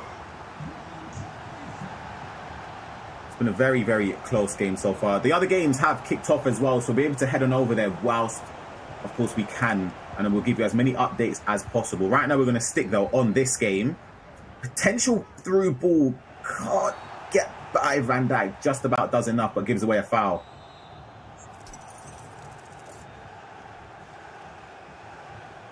You shooting from there, Ryan? Hold on a second, Shells. There is no way, right?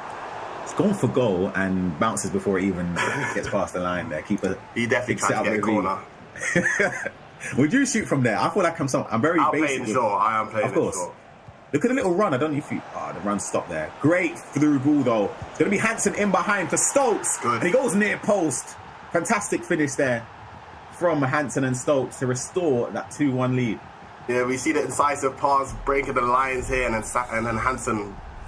Good finish from Stokes once again. We know Stokes in front of goal. He's actually very good. I will give him his credit. And Stokes, 2-1 up so far. I definitely think he'll take it because Iago's been looking quite impressive. Yeah, Iago's been very dangerous, and he's about to potentially respond straight from up here. Insane bit of goalkeeper movement again from Stokes in this game. We've seen that twice now within the opening 30 minutes where potentially could have been a goal-scoring opportunity that he's managed to smother because of the goalkeeper movement. Yeah, we've seen them chances usually fall back to the striker, so Stokes quite fortunate to survive that opportunity, but he done well with the goalkeeper movement. Yeah, very aggressive though defensively. Davigin with the pace and the Trivela, not timed green and not aimed precise enough, so he couldn't find the bottom corner there.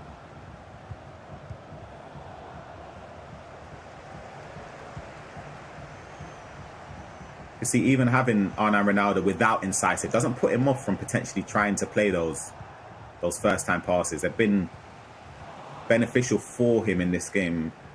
Again, incredibly well done to win the ball high up. Through ball that time doesn't go through though.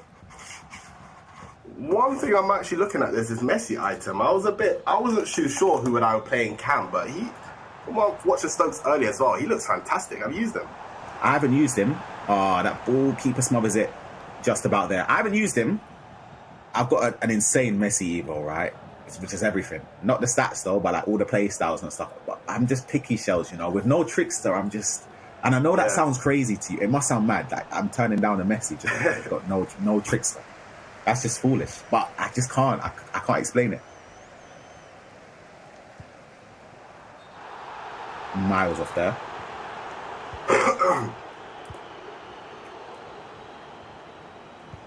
Game is just very direct from both players. It's only a couple passes they seem to try and do before they turn defense to attack. You can see here 2 passes played and it's potential run forward here.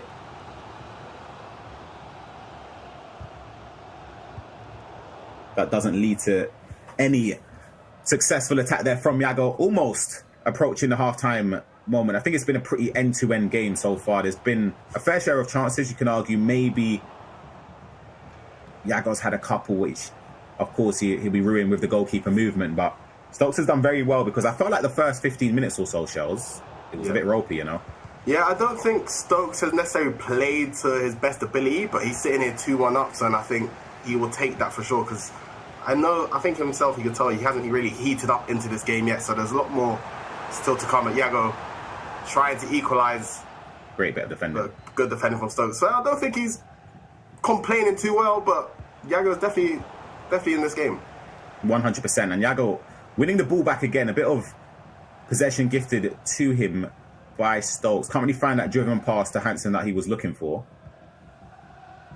But yeah, the press from Yago has been incredible.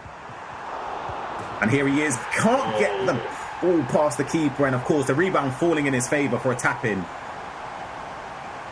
Yago working the byline once again and using the play lock. Once the play lock into the box. Some people, you might not think you have to do it, but it does ensure that increase the percentage-wise of it actually working. Obviously, he's very fortunate enough to get the ball back from the rebound, but Yago equalises. He won't be complaining, so 2-2. Yeah, I'm a big fan of the play lock in the box there. I feel like it opens up a door that you don't really have with the attacking movement itself. So I feel like it's something that most people, even for those at home listening, you should try and implement it. It sort of leads to, if not an easy goal from the first shot, what we just seen. You know, you can get a better slice of luck from a rebound. An attack here. Nuno Mendes does have low driven. He's tried it. Ooh. What? Nuno Mendes got low driven? Pretty sure he's got silver low driven on that one. Pretty certain. Gotta watch out for him then. That was dangerous. This is crazy. Dangerous player there. First time through ball is just offside. Yeah, just offside. Could we have one last attack in this half? It's going to have to be very, very quick and direct from Yago. Carlos Alberto on the overlap. Again, great bit of defending from Stokes. And that will spell the end of the first half between Stokes and Yago. 2-2, I feel like is a fair scoreline right now, if I'm being honest. I feel like Yago's done very, very well in terms of pressing. But I feel like it's been a strong performance. We'll stay here whilst that is in a half-time break. Ilian Bushi representing Vitality, 3-1 up against Man City's at Guga right now. We'll see this pan out before half-time, and then we'll jump back over to the Stokes and Yago game to get the conclusion there. Every time we hop over to a different team, I just want to see like the player selection. Matuidi, interesting. I don't know how he's in the team. Really? Now Matuidi serious shows, you know? Really? I'm not even joking. You got a little Trivela on him. But if we care about that, the Trivela, Bobby Charlton, no? If we care about the Trivela, I swear he doesn't have tiki. I'm pretty sure there's no tiki taka on him. I could be wrong. He's missing something. Look at the space here, though. I don't know if you can get that ball across. He couldn't. I think it would have been offside anyway. And Ilian can just try and work a potential last attack in this game. And he's on here. Awful offside trap.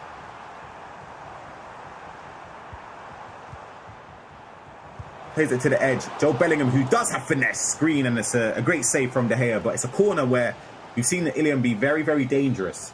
He's got about 6 different routines. I want to see what he's trying to pull up here. He's worked it lovely. And he's got another. This is the problem with Ilian. He's got about 7 different corner routines, and he can get another corner just like that.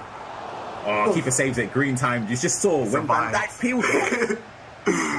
He's just about managed to get that ball out. That will be the end of the first half in this game as well, of course. We will head straight back on over to this game, and we missed a goal straight from the kickoff for the second half. Footwith Stokes takes the lead in this game. So he's up 3-2 against Yago with the second half to be played. Surely that was a Stokes kickoff. Yeah, of course. I just wonder, maybe it was a corner?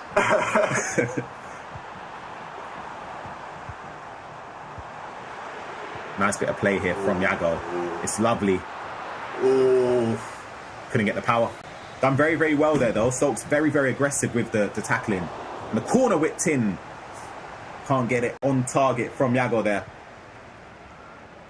What do you think about Mamardashvili being the partner choice for both of them? I think he's in the team just for corners alone. I would say, yeah, for me. I feel like I get it, defensively and offensively, especially when corners are very, very impactful in the game. You've seen Stokes known for his corner routines as well, getting those early crosses in. Beautiful bit of step over cancelling there from Stokes. Can't find the space. Seems like we started off the second half exactly how we left the first, in terms of both players just stepping so aggressively. You'll see there, smothered again from Van Dijk. Yeah, you see any big touch these players take, you see Van Dijk hunting straight away, trying to get that ball back. But you know, Stokes loves that little aggressive defensive play style. It helps him, because if he wins the ball back high, you know, Stokes in open space, he's actually one of the scariest players to defend against. I will give him that. He's so well progressive with the ball, popping these Travella shots. He is very good going forward. And he's got Stingray in his ear. What do you think he's saying? Keep it cool, Stingray. It's been working. Whatever he's been saying has been working. That's all I can say. A lot of the other games still going on. None have concluded as of yet. So we can give an update. We will. This game, though, of course, in a loser bracket. Loser is eliminated. Winner progresses on into the next round. So loser's round 2. Because the groups, of course, when it got to the top 32, you then enter another group. So it's a lot of games, to be fair, especially if you're somebody that's come through the loser bracket early on. Like for Yago, he's already won 4 in a row. He would have to win another 4 just to get into the top 8. It's a crazy amount of games. It is a crazy amount of games, and this is where it can both be a good and bad thing. You know, he could be a bit hot in terms of he's a bit warmed up by now, or he could be a little bit tired and burned out. So, I did. You know what? I respect it. Yeah, I think that could work. I'm not against that one. You can see Yago spamming the offside traps, trying to force Stokes to give the ball away easy, but you know will leave first time through balls, so he's got to be very careful. It's just so aggressive from both of the players there. Again, you see there, just about managing to step across. It's like watching a champs game. Yeah, honestly, end-to-end action. The ball is just going between both of the players here. R9 just trying to find a bit of space. Can't find it that time though.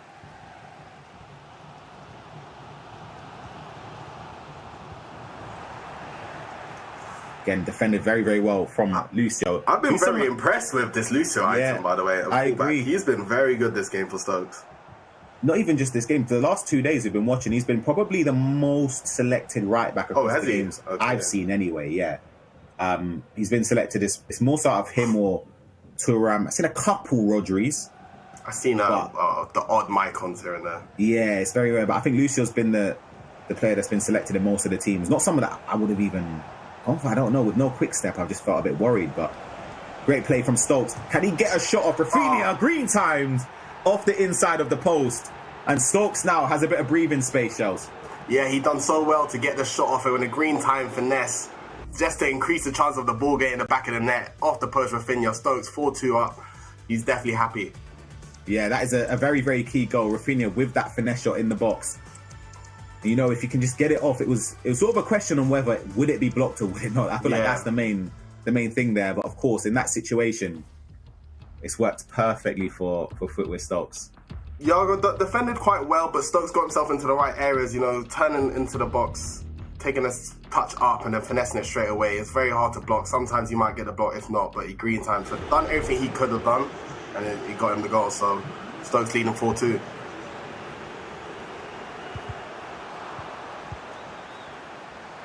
Still a long way left in this game for more goals potentially for Stokes or for Yago.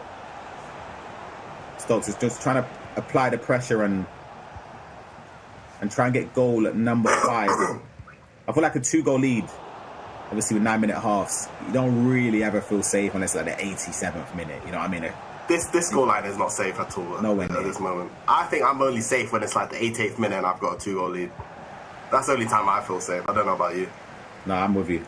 Could be seeing another opportunity for Stokes. Great bit of play. I wonder if that pass was intended for Rafinha. Not sure if it would have gone through anyway, but it remains to be seen. A through ball attempted with a player lock. Intercepted there from Alfonso.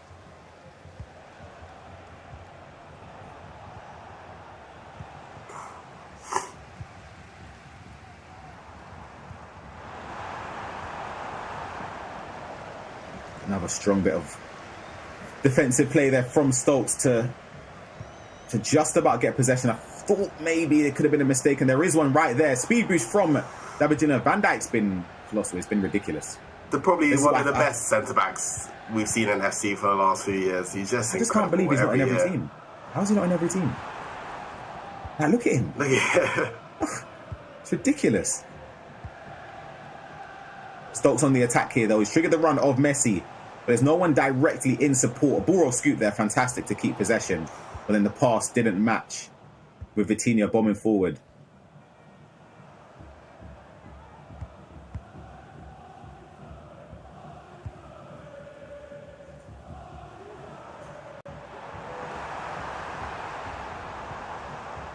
Mbappe can't really do much on the ball there. Stokes feel a bit hard done by not winning possession there. But Yago's still on the attack, triggering the run of Alfonso. Great driven pass in. Lovely bit of play, and again matched perfectly by Stokes' defending very well this game. We have to give him his credit. We have to give him his credit. We know Stokes is not really known for his defensive side of the ball, but I'm actually very impressed with what he's doing with his play switching, with his baiting. He's not overstepping too much, but he's being aggressive at the right times as well. I'm very impressed with how he's defended so far. 100%. And I feel like Yago's pressing, I have to give credit to, this game has been outstanding. Crazy press. Can he get a goal, though, just to help him a little bit more in this situation? The pass could have been on. Even a shot potentially. He tried to work it. Maybe he didn't anticipate there being that much space to capitalise on as well. Yeah, I think that was the first time Yago actually had Stokes a bit lost. You see Stokes was a bit panicking there, trying to make a read, but Yago just done one too many passes.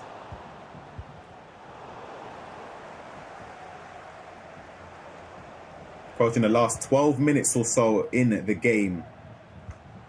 Is there anything you would do if you're in Yago's perspective here? Is it more so just team press on, or would you change a formation? Do you bring on more players? What would you do? It's tough because I want to say Stokes is necessary. We don't really know Stokes is the one to slow the game down and necessarily but Yago's about to run through. He needs to score this one. Gone for the ball roll around the keeper, which I don't know. I think I would have just gone for the chip. He's got another chance. Incredibly worked. What a save. What a save that is from Buffon to prevent Yago from getting back into the game. A corner, though. He's probably going to win it, and he does. Green time saved. Stokes can't get it out, and Yago's still keeping the ball here. A step over for the finesse, and it's blocked there by Van Dijk. And then Footwear Stokes manages to clear. When in doubt, get it out. Just get it out, honestly. Get the ball out of your box there. Yago, you can see the pressure is just amplified times 10 in these last 5 minutes or so. Look at the press from Yago is outstanding. Yeah, like I was saying, Yago, I didn't necessarily think he had to change anything. Stokes wasn't really killing the game too much, and Yago's been pressing well and looking a bit dangerous going forward. But now with 6 in-game minutes left, you're going to have to hit the team press and maybe change formation just to get Stokes to go forward. Yeah, but look at it, he still squeezed Stokes in, and it's a play that's benefited him. Yago could feel very, very hard done by there. Could have won possession back high up the pitch. But he's managed to win it here, 86 minutes-ish. So I wonder how long will be given for added time. I would predict probably 1 minute. I don't think we've got too much time. So if Yago wants to get back in this game, Shells, he needs to score now. David Ginola in behind here. Keeper's come out and he's gone for the shot across goal. Mistimed, aimed the opposite side of the post that he would have wanted. And for me, I feel like Shells, if he was to get back in this game, would have had to score then. Yeah, Yago's definitely had 2 opportunities to bring himself back, and I think he just left himself a little bit too late. But the yellow time finish to put it wide, he's going to be a bit disappointed himself because he had chances to bring it back, but I think it might just be a little bit too late for Yago to come back in Stokes. Yeah, absolutely. He's got a chance here, though. Unless... In behind. Graham Hansen in behind here. Goes for the green time shot across goal. Unless... Do we have a game on our hands? We will see how long is given for added time. I predict it'll be 1 or 2 minutes. We haven't seen a lot of games where the added time has been 3 minutes, let's say. It's been more often than not 1 minute added on. Be very interesting to see what happens here from kickoff, Shells. Yeah, for me, if this is me in Stokes' situation, I'll be terrified because we know you just got to hold on for literally like 1 or 2 minutes, but anything can happen, especially if Yago gets the ball off the kickoff as well. Oh my gosh, I'll be shaking. Yeah, we're going to try and get back to that game once the pause is done as soon as we can. Vitality Ilian, we left it 3-1 in favour of him. There has been a goal back from Man City's Guga. Can he try and get back into this game? Intercepted there from Ilian.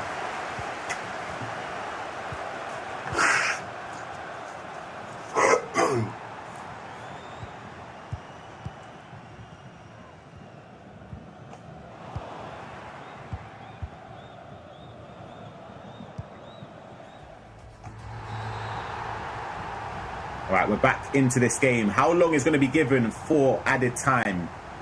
Stokes doing everything possible just to kill extra seconds, you can see. Waiting Shells with the ball from kickoff. I didn't even think about that. That's well played from him. It's a 1 minute added on. All you have to do is just maintain possession here. Nothing foolish. And he goes through to the next stage. Gets the ball over. And there's no way he hasn't won, right? Yes, okay. Apologies for that. Game done. Stokes wins the game. He advances to the next stage. Commiserations to Yago. Very, very close game. Very end-to-end and high tempo between both of the players. Let's go back over to the Ilian versus Guga game where we were seeing potentially the final moments of that game. You see how much it means to the players as well. For Yago, of course, unfortunate to be eliminated. He's had an incredible run, I'll be honest. Yeah, and I want to see... early on and then to ride through the lower bracket shows, I give him credit. Yeah, and it's tough to see anyone lose, to be honest. Like, obviously, we know Stokes very well, but Yago, he gave himself a great effort. He's going to be disappointed. You know, he had chances to bring himself back into the game, but Stokes is not going to be complaining about him missing that. And someone that will be joining him is Ilian as well. Yeah, massive victory. Of course, we didn't get to see a lot of that game, but there's no 2 fantastic plays. Vitality Bushi up against Guga Ferraz. And of course, it will be Ilian advancing to the next stage of the loser bracket. Guga is unfortunately eliminated, but again, incredible run. Like, absolutely incredible run. Like, the plays he's had to overcome as well and defeat along the way. And of course, the play that he did lose to in the upper bracket with GD8, I believe it was, in the winners quarterfinal. He's had a very strong run. He had to go through 3 loser bracket games to get to this stage in the top 32 and unfortunately fell short to Ilian. But this man right here, Stokes, representing Team Footwiz, advances to the next stage where he will be playing the loser out of Abel and Gedik, which has still yet to be concluded. So we do not have information on that yet. Some things we do have information on though, Shells. I've got the bracket in front of me. We will try and go through right now. We've got Toby defeated Daniel Zenia. So Toby advances to the winner semi-final. He's 1 win away, Shells. 1 win from the final 8 players, which is unbelievable. And I'm looking across as well. And Kante defeated Rasta Arta again. And Kante 1 win away. Kachia Ambo is still going on. Hassan, right, as well. And La Furia, that game has concluded. We'll quickly go through that afterwards, though. Right now, you can see the score lines. Toby defeated Daniel Zeno 6-3. And Daniel Zeno will drop into the lower bracket against Diogo Pereira. You can see at the bottom side. See Nasada beating Abu Fazi 7-4 to put him into round 2 against Likapoo. Nasada's the guy that I'm looking out for, so we'll be interested to see how he does in the next round.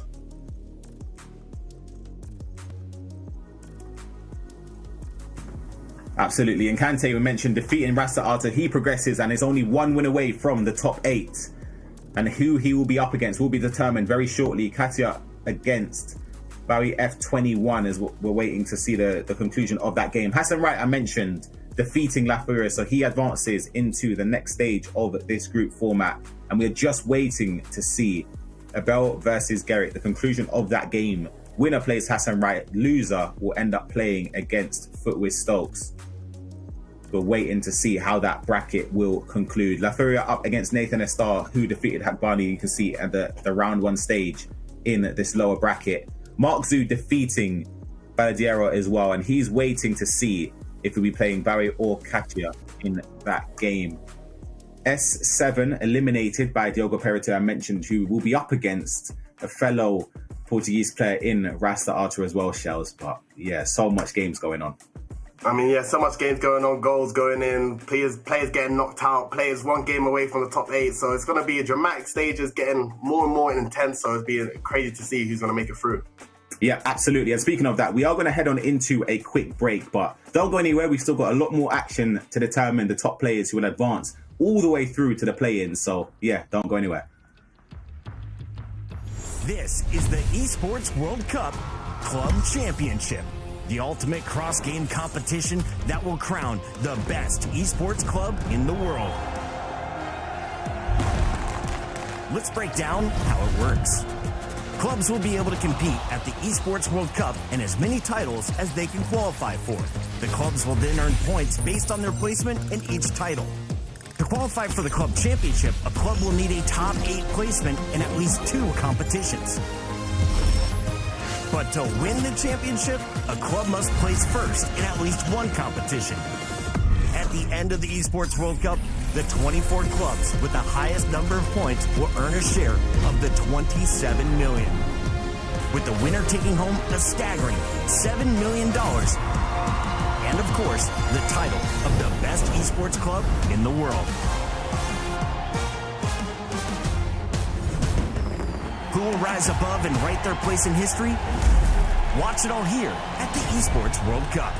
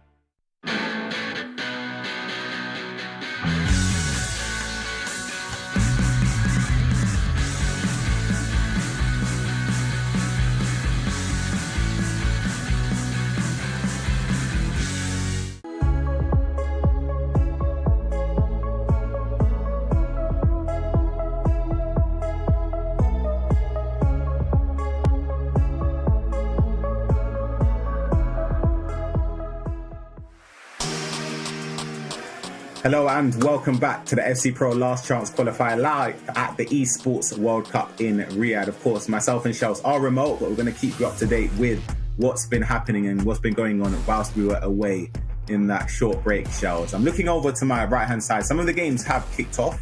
We're waiting to find out what the featured games will be. Actually, right on cue. First game, the featured game will be Gerek 10 versus Stokes. So Stokes back-to-back mainstream games, so waiting to see that one get prepared as well. The winner of that will be playing La Furia or Nathan SR, which is a very tough game, Joe. Yeah, I mean, good to see Stokes back in action. Obviously, we'd like to see him play, so I don't think he will be too impressed with his performance against Shazita. Not Shazita, sorry. I know, Yago. His teammate. His teammate, sorry. His performance against Yago. I think he'll be happy he got the result done, but I know Stokes will want more from himself, so interested to see how the rest of these games be played. Yeah, absolutely. I feel like defensively, I thought he done a good job compared to I've seen Stokes play defensively bad before. That wasn't one of those. Yeah, I feel like offensively though, I feel like Yago had a lot more, to be honest. I feel he created a lot more chances, he just didn't take them when they came. But we'll be hoping he can bounce back from this game into the next one, of course. And you could argue there's a benefit in terms of the mentality approach in this game, because obviously Stokes is coming off of a win. Gerek is coming off of a loss from the winners bracket. So he needs to make sure that he bounces back mentally to prepare for this next round. Of course, Enkante versus Katia has started. Hassan Wright versus Abel started as well. Both of those games are winner bracket games, winner advances into the top 8. So we'll try and get a couple updates whilst we can. The GD8 game as well versus Toby seems to be quite a way through. You can see Nasada preparing to play against Likapu in the next stage of the loser bracket. That's a very good game. Very, very good game. I think the whole loser bracket in that pool 1 looks insane. We got Bucci sitting in there, Motaxa versus Baldo, Daniel versus Ferrara Pepe, and then Nasada versus Likapu. Wow, there's some insane talent there. Someone that I haven't even been giving enough credit for throughout this tournament that's been performing extremely well, because his celebration come on in there as well, but it's Sebaluoni. He's on a fantastic run right now. Of course, still in the winner bracket. He knocked out, or not defeated, I should say, JH7. Defeated Sebaluoni, defeated himself. He's he plays, in the winner semi-final. And in this stage now, defeated Montaxa. So he's taking down some big names. Yeah, Montaxa in a loser bracket game. And Furky Plays, who we just mentioned, eliminated by Ferrara Pepe there in the losers round 1 of this top 32 stage. Quick look there, Shells. Catch a 2-1 up, 23 minutes against Enkante. We can see just about there from the B-roll shots in the background. Can we see that Rasta Arta game? My eyesight's my eyes not good too enough good for that one. Yeah, not good enough for that one there. But some of the other games, as we mentioned, have kicked off. We're just waiting for Stokes against Gerek to get underway. This man right here has been a dangerous performer for years, Stokes, Katia. Sorry. Stokes, names mixed up. Katia is very, very good at the game, and he's so hard to play against. When he gets around the box, he loves to do his one-touch passing, and especially with tiki-taka being in the game and being one of the best play styles. Katia around the edge, he is just a headache to defense against. So he's a top player. You see Diogo in his game repping Sporting there. He's up against fellow Portuguese player Rasta Arta as well, so we'll wait to be seeing what is happening there. Nasada up against Likapu. Potentially could be a featured game. We're waiting to see. You can see the invites are getting sent over. How did you feel when you was playing against a fellow countryman in a tournament? That's a long time ago. Not that long ago, Ryan. Nah, I don't know. I prefer to play someone you don't know. Yeah. Than play someone, just because of just playing someone you're comfortable. You can see the celebrations there going on. I wonder what the scoreline is in this game. That seemed like a raw where, them ones that's a last minute time. Like, he looks like he's fighting out there, man. Yeah. You might have been 2-0 down or something. He's back. Literally. Again, that one that I'm telling you, come on, cameraman, just pan it over slightly, just a little bit, like 45 degrees over there. Let me see the scoreline. You do that? Can you hear me? Back the bit saying me, nope, never mind. That's the answer. You can see he's in his game. It's a little bit bracket game I mentioned against Diogo, losing against Enkante there as well in the winners bracket. But hopefully we will be underway very, very shortly. Dudu did in fact beat Ditmir, so Ditmir drops into that game against Vitality Bushi. That was one of the last games we were waiting to complete in the previous round. So hopefully now it will start to to kick into gear a little bit more. The games will be prepared.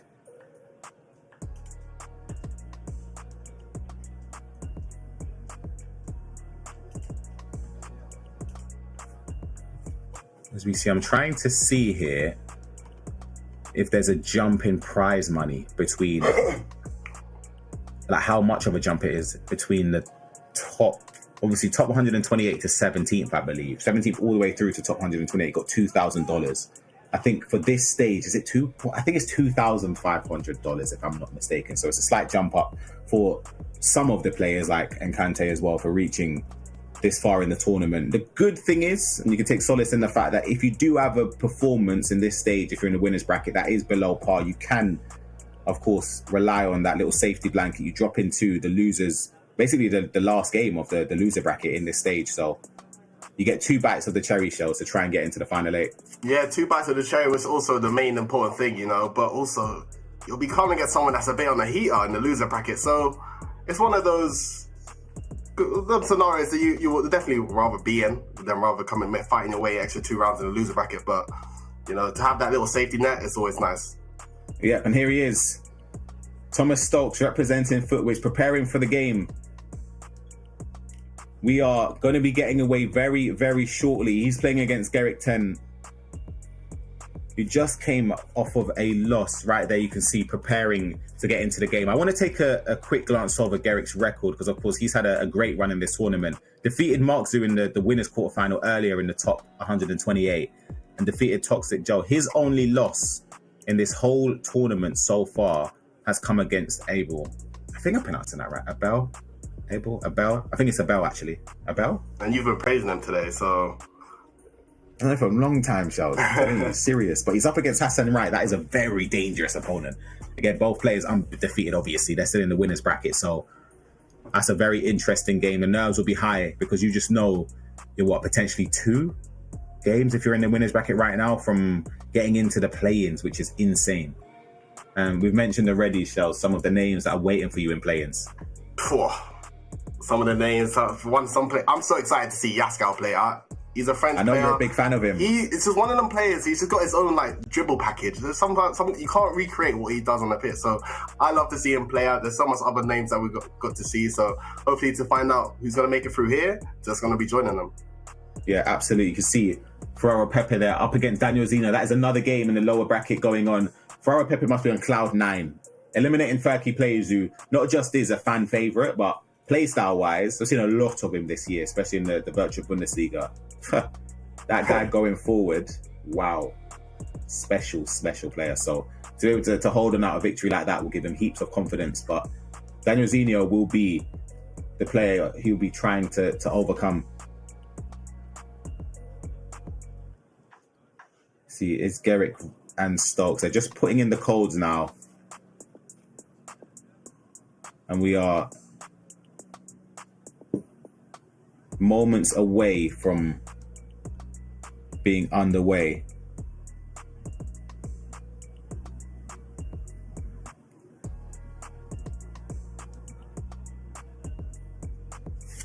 What was your ritual, Shells, between games?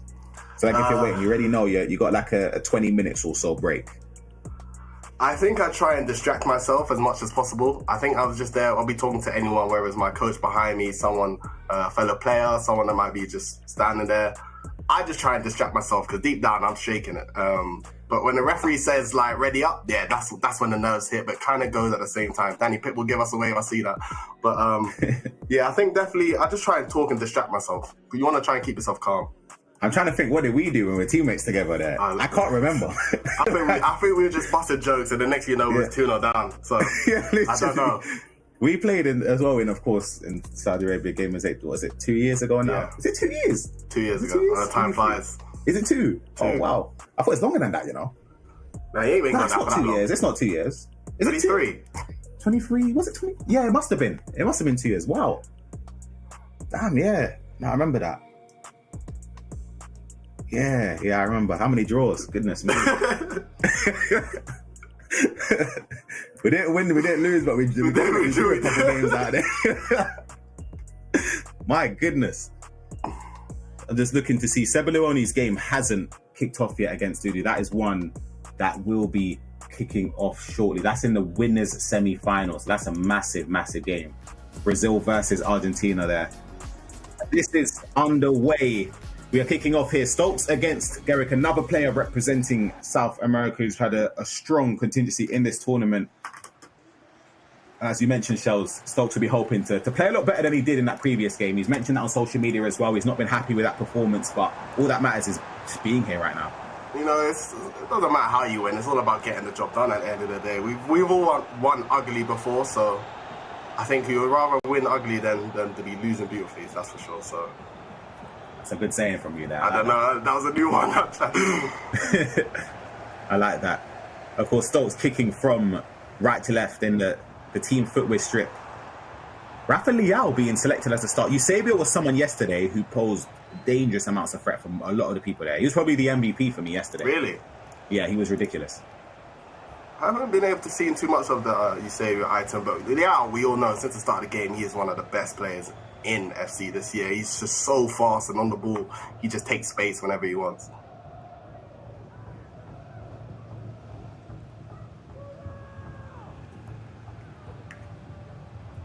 See Garrick. Including Rafinha in the team as well. Cantona, as you mentioned, one of the players that you would have selected. I think Nuno Mendes probably the best left back, probably. It's got to be in 90% of the teams. I'm sure if there was an average where you could collect the data across all 512 players, I feel like that would be the left back that most would have opted for. Great play here, though. He's got Mbappe starting off. We've seen in a couple games he's had an impact off of the bench, but very rare to be seeing him starting, especially without the finesse shot play style.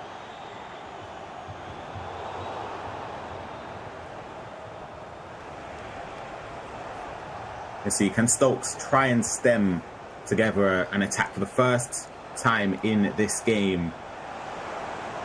Triggered run over to Rafinha. He's got an option with R9 in the box there, Shells. Can't really find the space, but he wins it very, very aggressively with Joe Bellingham, but can't just keep prodding on and win the ball back. Yeah, something I've noticed with Stokes, what he's doing, he's using the long ball pass over the top. Not necessarily to create a goal scoring opportunity, but he's using it for his wingers to take space, which you haven't really seen. People haven't really been doing this year. Obviously, the long ball pass meta was very, very good in previous titles, but Stokes using it just to take space down the line. Absolutely. I'm taking a look at some of Garrick's recent results in some of the domestic and other tournaments that he's been participating in. Great speed boost. Hold on. Oh, it's a lovely goal. That speed boost was ridiculous. What? He got him. The time in Stokes, he got him. He ball rolled inside, speed straight over Hansen and got him, and there was no way he was catching her. So Stokes 1-0 up. Great start. Yeah, absolutely. Even the ball roll to be composed enough there for a little low-driven finish. Fantastic goal there from Stokes. But just was what I was speaking on. Garrick finished top 32 in the qualifier for the E Libertadores. He lost against Eze Correa, who is a great player as well. He also lost against Guga Farage, who's also in this tournament in the FC Pro Open Cup in January, Latin America, of course. So had a couple tournaments where he's played against a lot of the big names, especially in Europe, in Montaxa, Nicholas, 99 this season as well.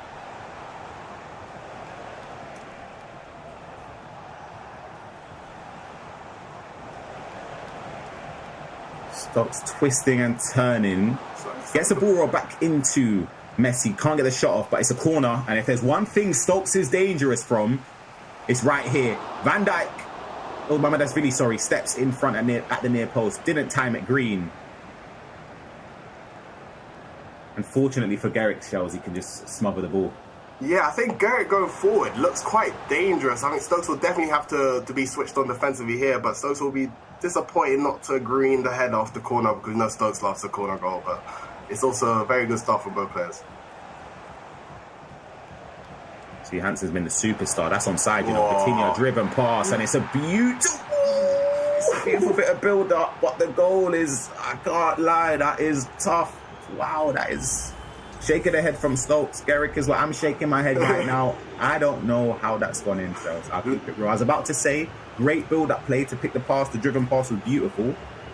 Yeah, choice of shot. Yeah, because the keeper moved early. Yeah, but You don't like seeing those goals. I'll keep it real with you. And then they Stokes done very well to get the chance in the first place, and it should have been a goal guaranteed, but he just shot the wrong way. But he's very fortunate enough to get the rebound, and he will not be complaining with a 2-goal lead so far. Yeah, absolutely. I'm feeling for Garrick right now. I'll be honest. But I think playing this game at the highest level, you got to believe that you can come back. I know you're 2 goals down, but there's still a lot of time left. 100%. Rafinha powering down the line again. He's been such a great way to build up for Stokes. He's been incredible down this left-hand side. Tried to cancel there and cut back inside, but Carlos Alberto read it. And now we can see a counter-attack stemming in the favour of Garrick. He can push forward here with Liao.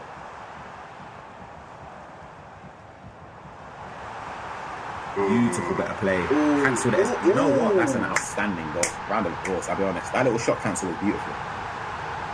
Beautiful. Great goal from Garrick. I hope the players don't skip this replay. Yeah, I want to see it. See, I jinxed it. I jinxed it. He done so well to compose himself on the ball. I even thought he messed up the shot, but the composure to dribble on and then the shoot near post, it is a great goal, I can't lie. I orange timed that and it goes out the goal. I would have even shot. I would have got tackled. Yeah. I would have just been walking still.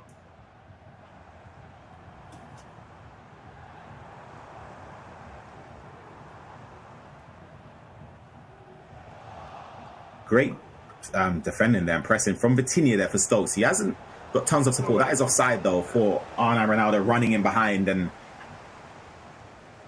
Garrick now can start and attack. He'll get a bit of confidence and solace in the fact at least he scored straight after conceding that goal there. Beautiful play though from him, and he's gone for a Trivela. The keeper wasn't moved. Maybe he thought there may have been a keeper movement. I'm not really sure.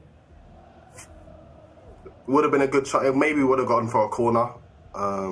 Sometimes you just got to shoot them Trivela shots just to let your opponent know that you've got it in your locker. So, yes, great.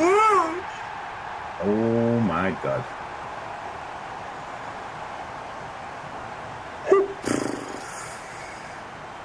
It's one of them ones where I'll be honest with you, Charles, I don't really have much to say.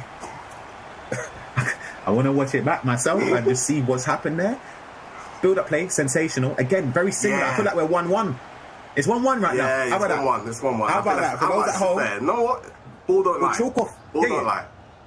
We'll chalk off both of those. It's 1-1. It's fine. It's completely fine. But one thing about Garrick, though, he's got something going forward. He does very well on the ball to make Stokes kind of drag the wrong player out. And it's on. Oh, he's on. Is there going to be the keeper movement? Yeah, keeper movement went the wrong way. Stokes responds straight from kickoff. And R9 Ronaldo, who better than to trust? When you're one-on-one, you just know. But for Stokes, maybe it's R8. I know you used to be heavy on kit numbers. I was the opposite. There's just some players you got to give the right number in there. R9, I hear it. Doing? Because I remember you used to get onto me. 2v2 were going into a game. We're in the lobby. We got to back out. Why? Our own reason, not 14. Bro. Listen, man, you need everything you can get at this stage, man. See a bit of despair there from Stokes. Very close to being onside there. Didn't manage to time that pass to perfection. As you mentioned, Garrick's been very dangerous going forward. He's tried a Trivela from deep.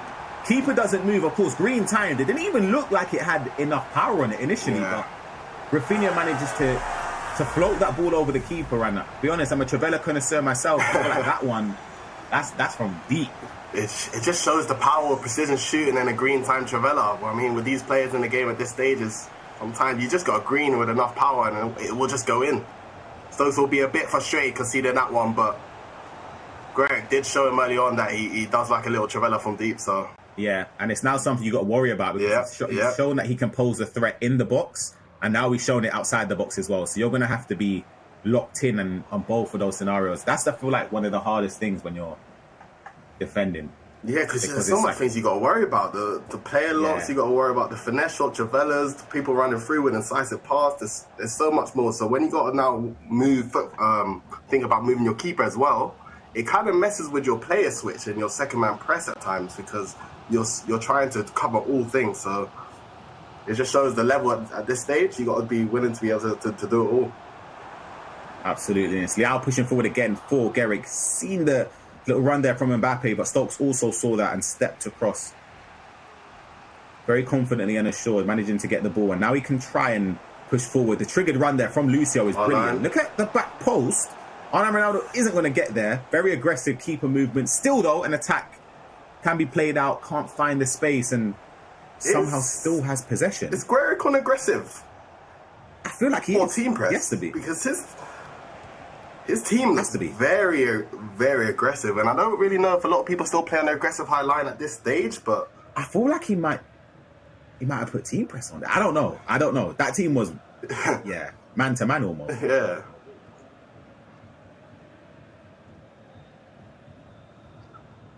Rafinha for potentially a last attack in favour of Stokes here. And that is going to be onside. Rafinha can bring it down. Can't afford to recycle too deep here because the whistle will blow for half time. He's done fantastically well. Sorry, Garrick, I meant.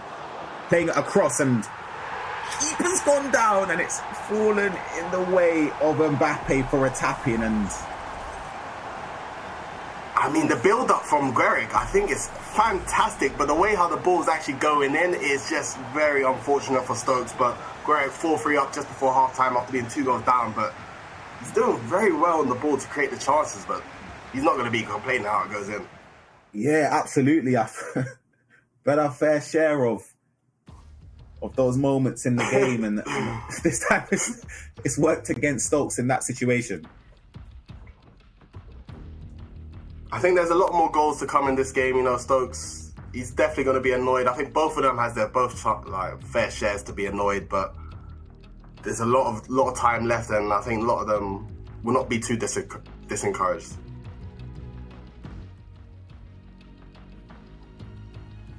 Yeah, and you know, for Stokes, he's someone that does score a lot of goals. Let's head over to this game, and we've got Ditmir, of course, performing extremely well. He's coming off of a loss to Duden. He's up against Vitality's Bushi. 3-1 up, 24 minutes have been played so far.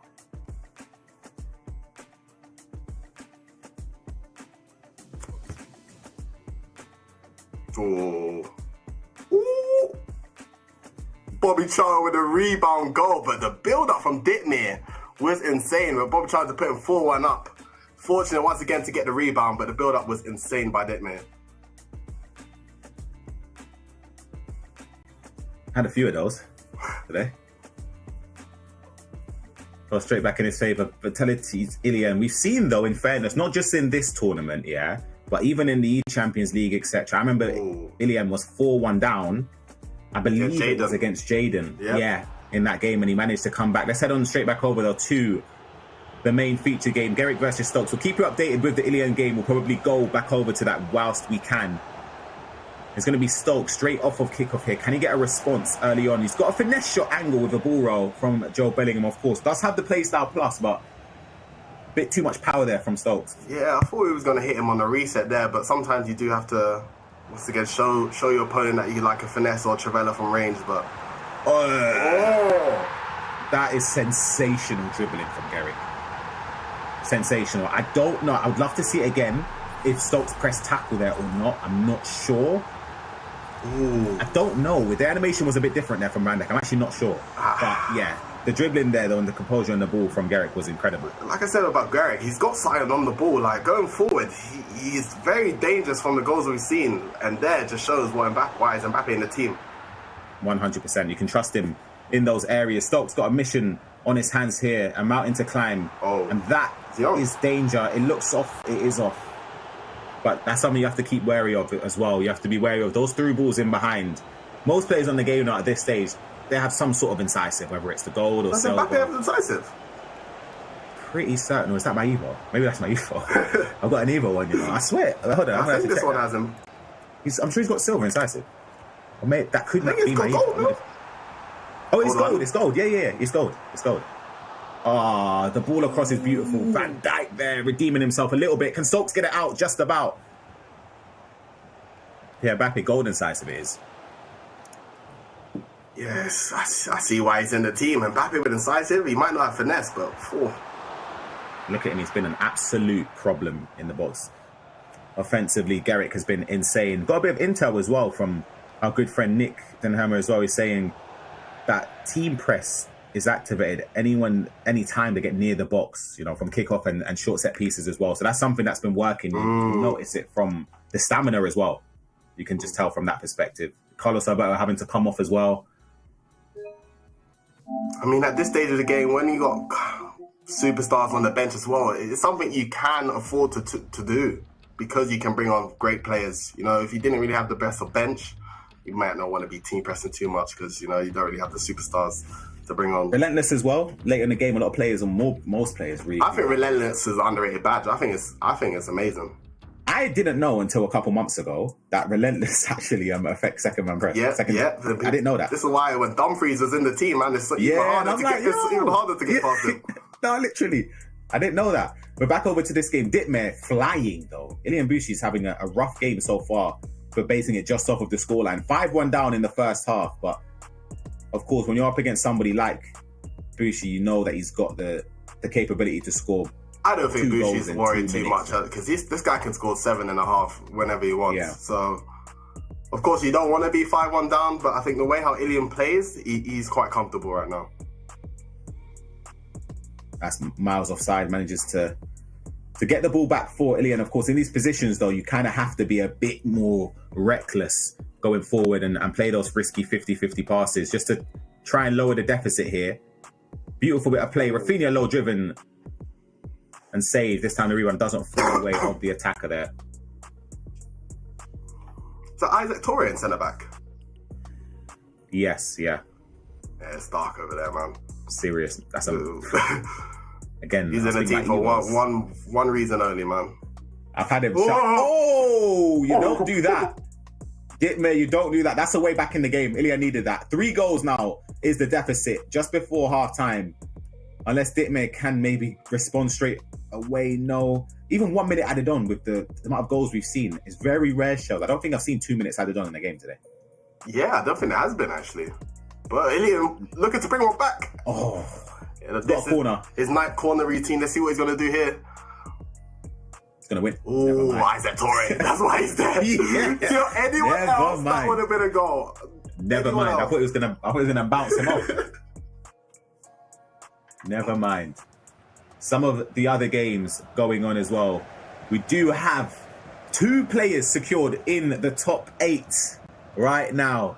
Katia and GD8 of Benfica, who has been flying. We got to see some of that gameplay today from him. We need to see some of it. High flying. Beautiful bit of skill there. Fortunate to go through. Mbappe can't get the rubber with the green that time. Some other games, of course, we do have the results of La Furia defeating Nathan SR.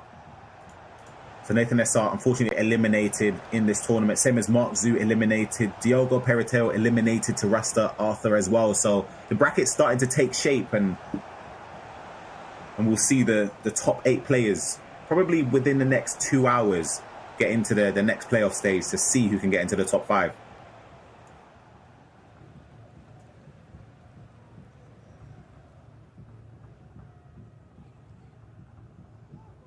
"20 minutes there or thereabouts, Shells, in this game.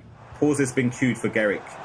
You'd anticipate, of course, for Stokes, he'll be looking to try and maybe set up a variation of tactic just in case he might need it to go team press without having to rely on a pause. But he could be in danger here, you know. Great bit of dribbling again from Garrick. Fires the ball across. Liao can't get past Ramadashvili that time.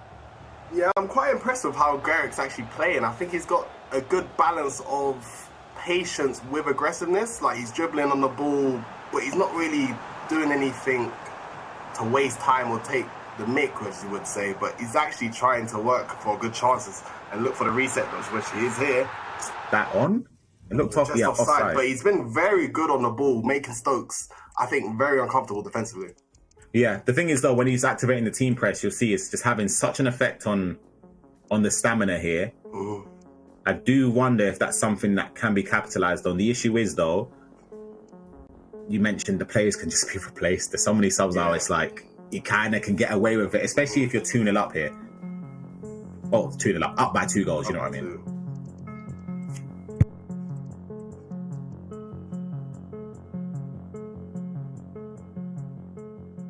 Heading over to this game, Ilian Bushi has got another goal just after half-time. Plenty of time left in this game now. And he seems to be the king of comebacks this year. Always seems to be finding himself in a tricky position, but squeezes out of it. Is this going to be another case of an unbelievable comeback from Ilian again? Or is Ditmer going to, hopefully for his sake anyway, see this one out?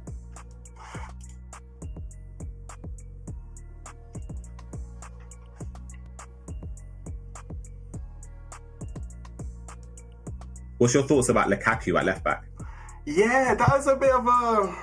I think that's a bit of a strange shout. Don't get me wrong, defensively, I think he's there to do a job. Defensively, I don't think you will have an issue, but I think I would just go with that Nuno Mendes card. I think he's just too good not to use.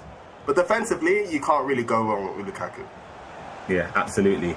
Ball inside there. Arne and Ronaldo can't get the space, and you see that team press that was just activated. I was looking there. It's dangerous. Stokes corner, can't get it ahead of the goalkeeper that time. 15 minutes left to be played. Winner of this will play La Furia in the next round of the loser bracket. Loser goes home. Great bit of press there as well from Stokes. Directness as well with R9. Beautiful ball roll into the trickster fake shot. It's wonderful play, but can't just find any space in the box there. Yeah, he done well. I like the idea and the thinking, but Greg just got enough bodies to come and save and recover. But Stokes, still a lot of time left to get back into this game, but Eric is definitely making him work.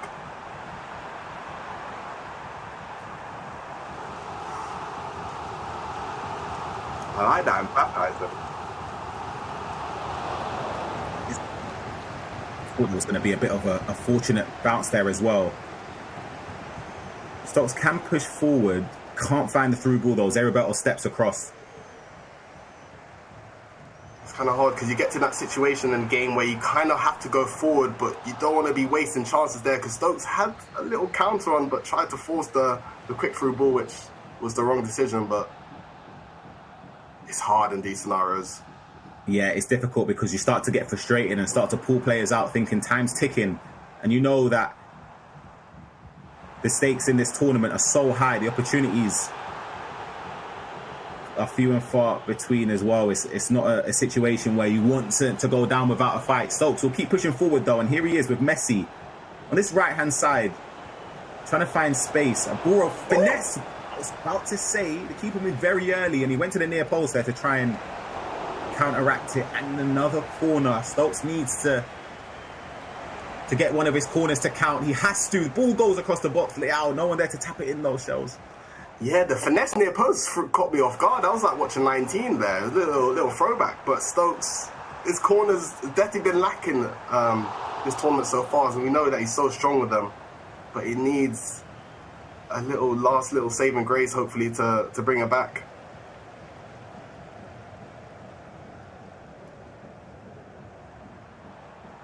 Going to be Garrick just to see if he can try and see this game out. A bit of game management, of course, will be utilised here. Just keeping possession in the offensive areas where Stokes has no other option than to just barrage him and try and run and win possession. Can't in that situation.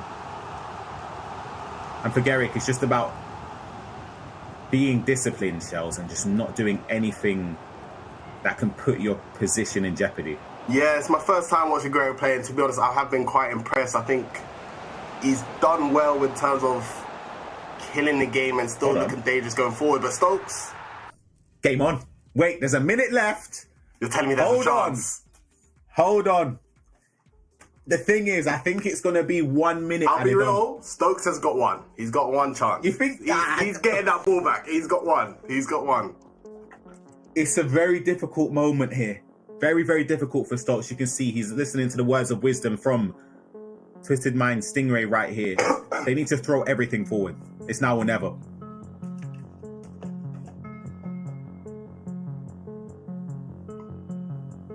I think Stokes will get the ball back once. I do think he will. And it's just about whether he will get a good look. But I don't know. I think there'll be 2 minutes added on as well.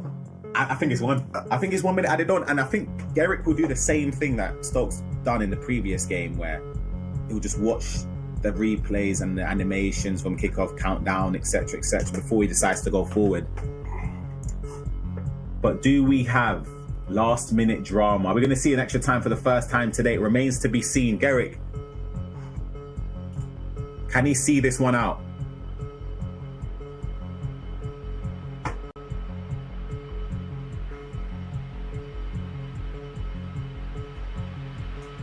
I don't even know what you say here.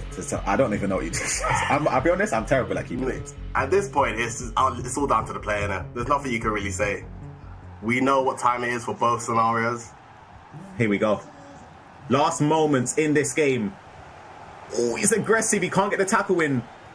I'm just curious. My eyes are firmly looking just to see how long will be added on. I'm going to say 1 minute. I'm pretty certain it will be. It's 2 minutes added on. But he might even concede though. Yeah, he's gone towards the corner flag with Liao. Can he win the ball here? He's gone all the way back and it's going to get its way to the keeper. Kanate with a perfect touch. To play it out. Hold on. Wins it very high up. There's an opportunity. And Joe Bellingham steps across. And the ball is cleared. And unfortunately, that is the end of the run for Footwiz Stokes at the last chance qualifier. You know Congratulations what? to Garrick, though, who advances to the next stage. I have to give it to Stokes, yeah. I love that he actually tried to do that pass at the end, but it was just... I like to try and make work for the perfect chance. I do think he rushed it. It wasn't surely on, but commiserations to Stokes, and once again, congratulations to Garrick to making it through to the next round. Wow.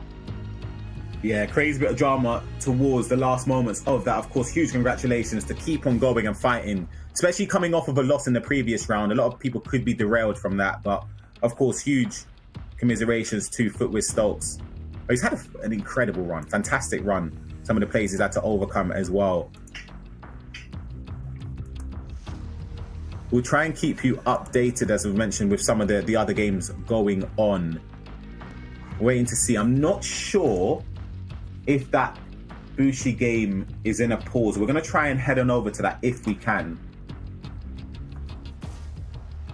That Ditme Ilian game. Ditme was 5-1 up. We left it at 5-3. I'm very interested to see. Will we get a surprise? What's the scoreline? 6-5 million. You're joking. Not even I was expecting that. I did not expect that either. Oh, what a ball. The player lock inside, Stam steps across there. 6-5, Ilian. Fair enough. Like I told you with this kid, though, I think he could be 5 goals down and a half, and it's still not even that deep for him. Yeah, he's got to defend this one, though. R9, near post. And the green time finish. We joined this game at a perfect time. Of course, this is a loser bracket game, similar to the previous one with Stokes and Garrick. Loser goes home, winner advances to losers round 3 of the top 32 bracket.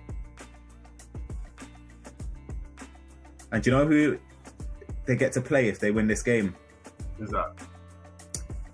None other than Montaxa. Oh. The taxman waiting for you. Not the person you want to see in that, man. I'm telling you.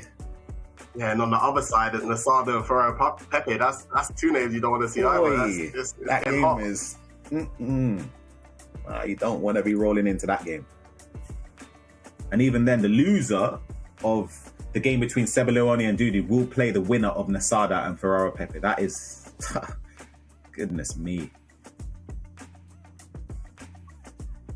Let's see, though. Can Ditme keep on pushing forward with R9 Ronaldo?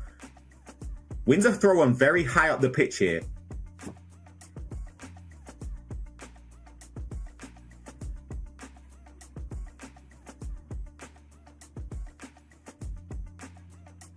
Clearance that could be punished, you know. Hold on a second. Ball inside. It's looked onside, and it is going to be a shot across the keeper side, actually, with a finesse shot animation there from Eusebio. I wonder if that clearance from Ilian could be punishing in the grand scheme of things for the final result, because I'm not sure if that pass was on. He takes a touch there. That shot choice, sorry, it's a bit of a tongue twister there, but it's very interesting, Charles. Yeah, finesse shot across goal that actually threw me off. That's like playing if you're playing pro clubs trying to trick the goalie. Like, it was actually a very cheeky finish, but I was more impressed with the touch from Ditme. That was a great first touch. But yeah, finesse shot across goal. We're giving him the lead. It's a good goal. Absolutely. One thing we've learned though, never count out Ilian. Yeah, no, it's not done. Can't count him out. It's not done. There is going to be more action in this game, whether it comes in the way of a goal in favour of Bushi, or will Dittmere keep on pushing forward in this loser bracket and potentially have a date with Montaxa waiting in the wings. That is oof. And even then, you've got Toby, who's also waiting in the losers quarterfinal on paper, but that is the final game of the bracket to get into the final 8. Got another update as well, Shells. Yeah. For players that have advanced. We have our 4 players confirmed through the winners bracket that have got their spots in the final 8. We have Benfica's GD8. Tuzzy's Dudu defeated Ceballuoni, so Ceballuoni drops into the lower bracket.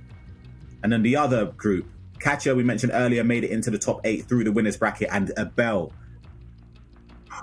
makes it through in the top 8. Hassan Wright defeated, so he drops into the lower bracket where he will play the winner out of Bowie and Rasta Arta of Lunar Galaxy as well. So some tough games potentially on the horizon.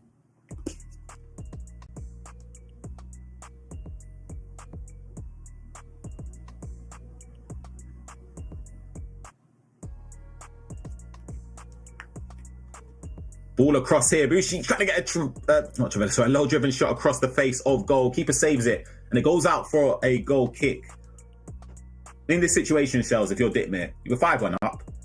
You found yourself 6-5 down. You did 5 goals without a response. You're now 7-6 up. Do you try and be a bit more disciplined this time in terms of maybe a formation change, a tactical change? I don't know what you could do instead. I think this game against Ilian specifically is very hard to prepare for a game like Ilian and kind of make changes to a player like him, just because he's so unpredictable. It's not maybe something with you might not really stick to your normal patterns when you're playing against someone like Ilian, just because he's so energetic and he's just so unpredictable. So I don't think I would change formation, because given Ilian any type of space, you don't really want to be in unfamiliar territory. But Ilian going through. He's zipping that ball about. Vitality, Ilian, he's on his feet, and rightly so. A very important goal here in this game. I thought the keeper coming out would have smothered the opportunity to score. And that came from the team press, having Stam so high up and aggressive to just win the ball back and give him an opportunity to try and get another attack. And I wanted to mention about how a lot of players that play, could say, a bit more risk averse wouldn't have even gone for that Travella with Cantona, I believe it was. They were trying to work the perfect chance, trying to get into the box. He knows and trusts himself. Even if I take the shot and lose possession and it doesn't go in, he backs himself to win the ball back again and then keep on going, even though there's only 3 or 4 minutes left on the clock. I feel like these new gen kids, I guess, kind of play with no fear, or kind of with a bit of freedom, and kind of treat it like a game for what it is. Whereas we kind of like to try and increase our chances and work for the perfect one. But it just shows he believes in himself and knows exactly what he's been doing all year. There was no doubt about that Travella shot. He knew exactly what he's doing. So that just shows the confidence in his ability. Yeah, absolutely. And there's something that's key to mention as well. Not only, of course, is he powering through this lower bracket right now, he had to defeat, in the top 120, he was already in the lower bracket. He had to defeat Darkly through that game. He had to play Shamak in that game, who defeated in the round 2. Neo, my boy, defeated in the round 3. Rafa Montero, losers game, knocked him out to get into the top 32. Coming into this stage, Guga Faraz eliminated. He's about to potentially, if he wins this game, knock out Dittmere. That is an absolutely disgraceful run.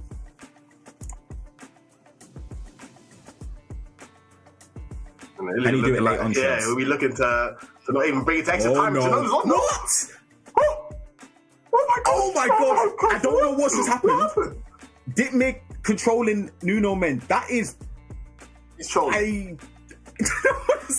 I've got my head in my hands. I don't actually understand what's just happened. I can't believe Ilian has not scored though. Huh? I don't think he thought. I don't know. I've lost the words. Dittmere was controlling Nuno so aggressively. It's like you know the ones where your controller disconnects and you're just running. Yeah, it's like he's ball watching on Pro Clubs and you're looking at your left back. Like, what are you doing? He's ball watching. The space opened up. Oh my gosh. Like crazy down the middle there. And I don't think Ilian anticipated I think he was sort of cautious, thinking, if I play that, am I actually onside? To be fair, we've all had the moments when you're just in disbelief at what your opponent has just given you. You kind of don't believe it's actually on. So I've been there before, but wow, he hit me. Definitely just got away with that one. Yeah, unbelievable that potential opportunity there for Ilian late on in the game. We're going to be going into extra time though in this game. I'm going to take a look at some of the games though that have been played from Dittmer as well. He had to defeat Madrid. He defeated Brigami, Max Colomai as well, Blatu, Ferraro Pepe, lost to Duda, and now he's in this game against Ilian. So he's had a tough run as well. Some of the names he's had to take out along the way. I think any player at this stage, so right now, you're gonna be played against a few top players and have to beat a few of them. So there's no surprise.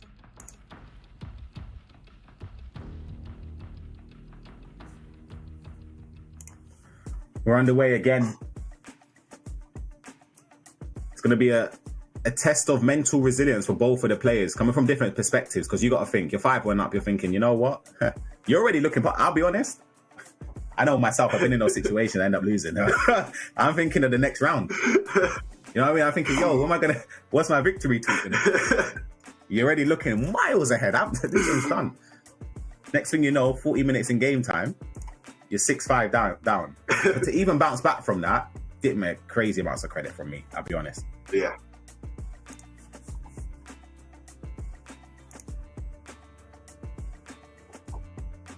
Let's see here. Can we get an opportunity to score here for Ilian? Pushing forward with Cantona.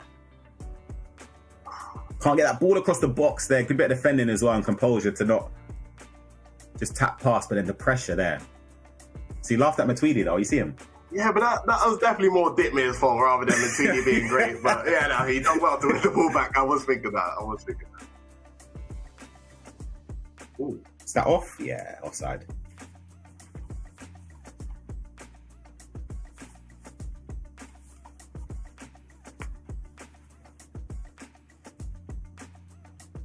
I think how many games. That's beautiful.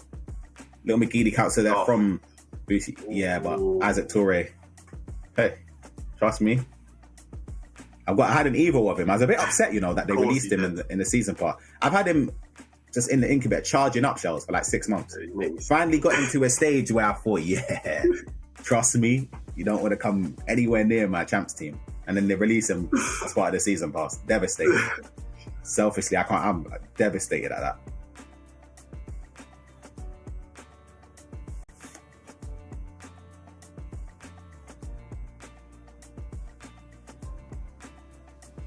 Ilian pushing forward with Sesko here. Play lock cancellation from him again, trying to find an angle. Just a tiki-taka passing is sensational from him. It's unbelievable. I don't know what Ilian doesn't get stick drift on his controller. He does the player lock so well and so fluidly. Like, I don't know how he does it. It's actually so impressive. No, player lock's on different level right now. He's someone as well, of course, participated last year in the last chance qualifier. I watched him a lot this season. E-Champions League, the E-League as well, of course, teammates with Brees. I always pronounce his name as Bryce, but apparently it's pronounced Brees. Oh, is it Brees? I think so. Either way, crazy duo. They lost out in the final. But I've watched a lot of his gameplay this year. Last year, last chance qualifier as well. He didn't manage to make it. He was very, very close. I can't remember who he lost to, but he made it very, very far. I believe it was the game before, if I'm not mistaken. Ooh.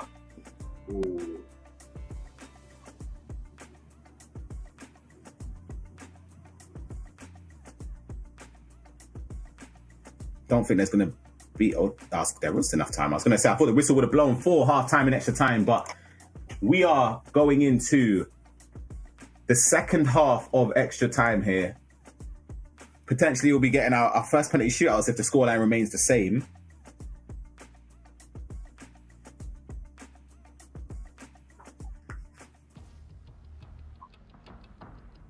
Talk to me, Shells. In these moments, if you had a coach behind you, what do you want them to be telling you? Is it like gameplay stuff? It depends. I think right now, it's all about maybe getting a second opinion, seeing if there's anything you've been doing wrong, anything you've been missing, any little maybe formation changes. But the game's gone on for so long now, you kind of don't want to lose it here. You kind of accept if it goes to pens in a way, but you kind of don't want it to go to pens at the same time. But it's very, very unpredictable and different situations. So I think I just want my coaches to tell me to keep my head in the game, try to get me calm and focused, and not to think too much about what's at stake here, because this is a very important round. Of course, we are underway again in the second half of extra time. Mibushi kicking off straight away with aggressive player triggering of runs there as well. Kaka pushing behind, can't get space in between the defensive line there of Ditmir.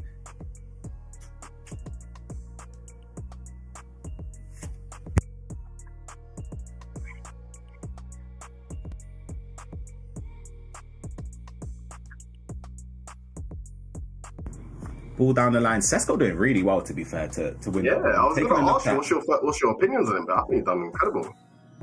I wouldn't have selected him, but I've seen him in a couple games. I don't even know. It might have actually been Ilian using him. But I've seen him a couple times selected in this tournament.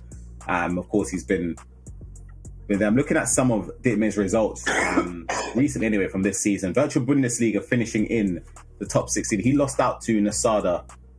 The DFB Pokal as well, top 8 finish. He's had a top 16 in the FC Pro 25 Open Cup. Of course, Europe East, he lost to Alehan. So he's had some tough games. We lost to some great players as well. No shame in losing to Alian and Nasada, the two players that you mentioned. Wow. Even like the DreamHack qualifiers last year, was losing out to Lex in the top 32, lost out to Young again, top 64. So he's played some players that... He's played the best. He's played the best of the best. They don't have it easy, and that's why he's here. He's one of the best players that have been performing in terms of consistency in Germany anyway. So this time now for him, if he can just not make any mistakes like that potentially, and a chance here could be on the horizon. A driven pass in, a lot of triggered runs here. And well tracked from Ilian, but can't track that run though. Ball inside. Ditmir is going to have a chance at the near post. And the keeper movement makes the decision very easy for him. Talk to me, Shell. Do you feel like the keeper movement was moved early? Yeah, I just think Ilian should have just kind of let fate decide for you. I think Ditmir done very well, but I wasn't too kind of worried about him scoring, if that makes sense. But moving the goalie that early, it basically freed it up for him. But wow, it was a great goal from Ditmir.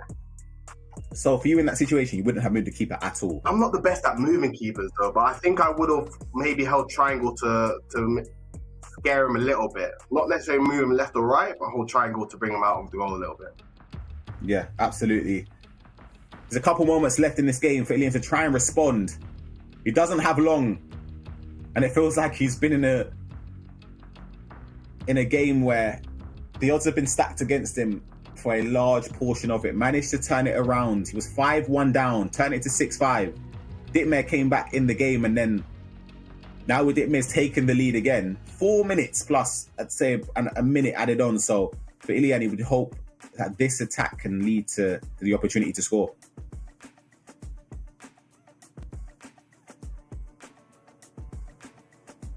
Would you go for a quick kickoff, Ryan, or would you try and make one good chance of the kickoff? Go for it.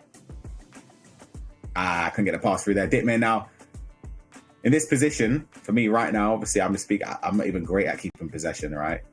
I think the worst thing you can do is keep the ball in these areas. I don't like keeping possession in my own half. Yeah. Like here, get it out into your attacker's feet. And he turns straight back into it. Fortunate though, manages to keep possession in his hands with the throw on. Ooh. Oh my goodness. Long ball does well with the player running in that lane. It's going to be Ditmir playing the ball back to his keeper, and he will be advancing to the next stage of this tournament through the lower bracket. His next game will be against Montaxa. Commiserations to Vitality's Ilian Bushi, of course, a top player done so well to fight back in this game, but it just didn't lead to the result he would have wanted, and an unfortunate loss for him. Ditme, though, again, he's got a huge round coming up next against Montaxa, who's been waiting in the wings. Another game going on right now, Boy versus Rasta Arta. That one has kicked off. That is a loser round 3. So even if they win that game, they still have to win another one. You've got Hassan Wright waiting in the losers quarterfinal. Same with Encante waiting as well. Toby and Sebaluoni. And there's a game that I'm having a keen eye on that hopefully we'll be able to cover as well. Nasada versus Ferrara Pepe Shells. Put your seatbelt on for that one, please. That's a serious matchup. And a game that we'll try and cover as well. Also, Gerrick versus La Furia is one that we do have coverage on. I'm unsure if that's kicked off yet or not, but that is a game that we do have the luxury of being able to have as a featured game. We'll find out when that gets underway as quickly as possible.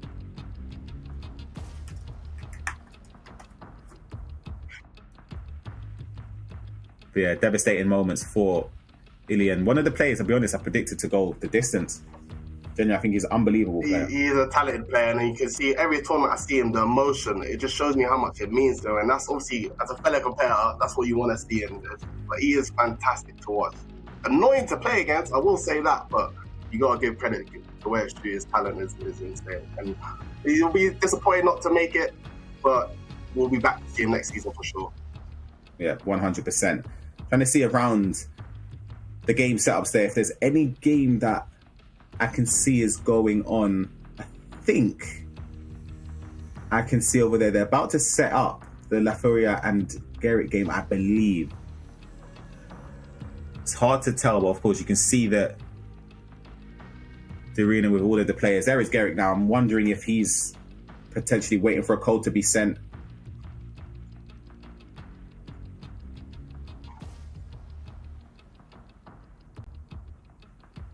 Trying to figure out, Shells, how many more rounds we've got, because obviously in the top 8, you need to narrow that down to 5 players, right? Yeah.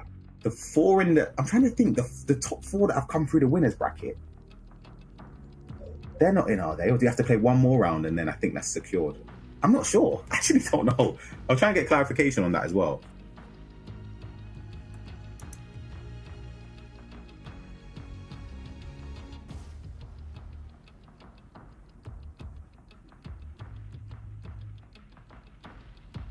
You can see the codes being exchanged between the players here.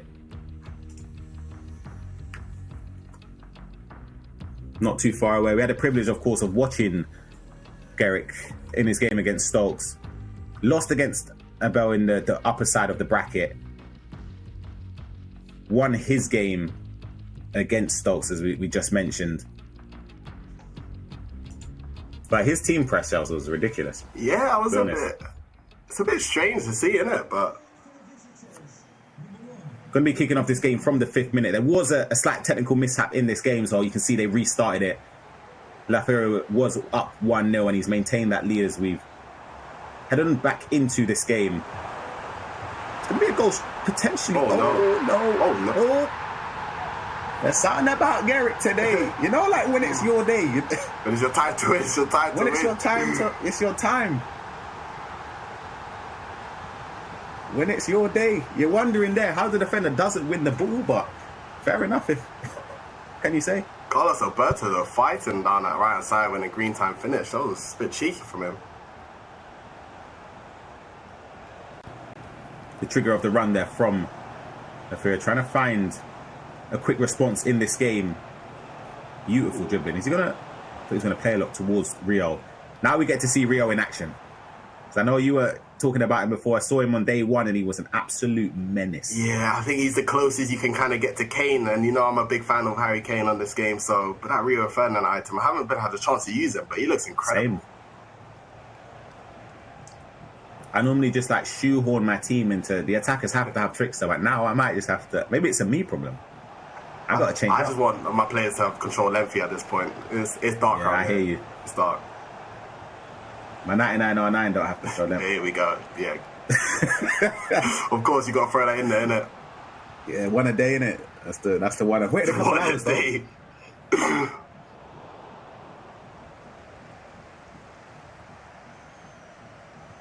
Lucio. Lucio playing in midfield though this time.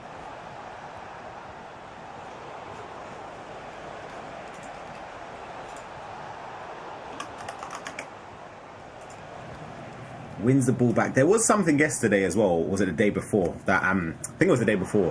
Where FIFA had a team where it had Vieira in left mid, Yaya in right mid, Rio up top with someone else. That is sensational work there. Beautiful from Gary. That little hill-to-hill drag there with Eusebio, playing it into Leao. And then the keeper movement, again, makes the decision easy for him. Fantastically worked, I'll be honest. Yeah, Greg's dribbling has really impressed me even the game before against Stokes. He's very good on the ball, and to put him 2-1 up, he's impressed me so far, I can't lie. I was just taking a look at Lucio's base styles as well. He's insane. He's nuts. Next to me. I can't lie. Wow. Yeah, man. That ping pass, long ball intercept, bruiser, win incisive, and then the Silvers as well. Oh my gosh. Yeah, that guy. 288k. They're saying, boy, I might have to. Damn, you might have to feature for me. Look at the state of it. I honestly did not realize. Yeah, that comes. Playing it into Mbappe. Van Dijk just shepherding him out enough so it knocks him off balance, so he didn't have an opportunity to properly turn back there.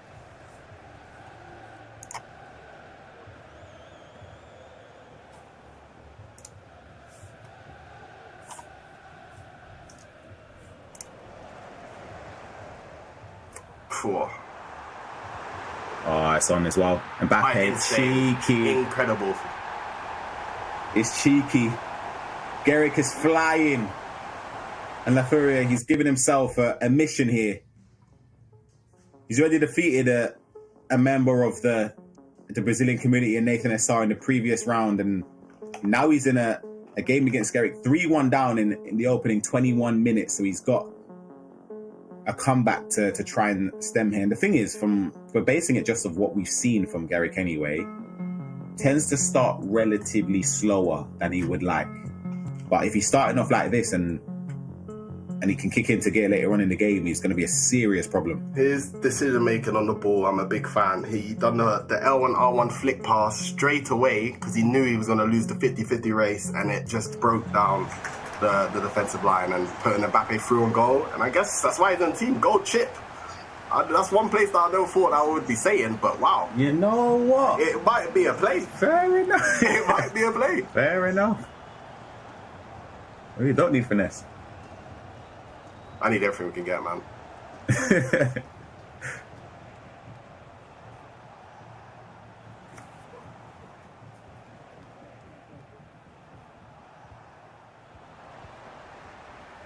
Just can't twist and turn and find it. You can see the intention though. First time through ball. That's the dangerous aspect of this game, is that you lose possession and it can be 2-3 passes, and then next thing you know, you're defending a one-on-one.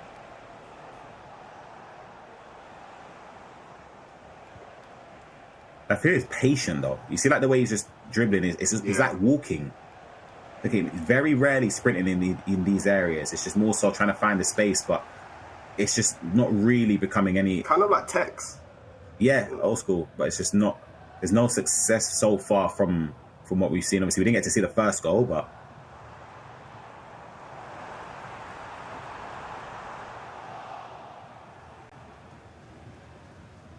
See that? Oh, I was going to say, there was a run down the line because Nuno pushed forward. Hansen was in a bit of space, didn't go for it though. Lovely bit of dribbling from Vitinha.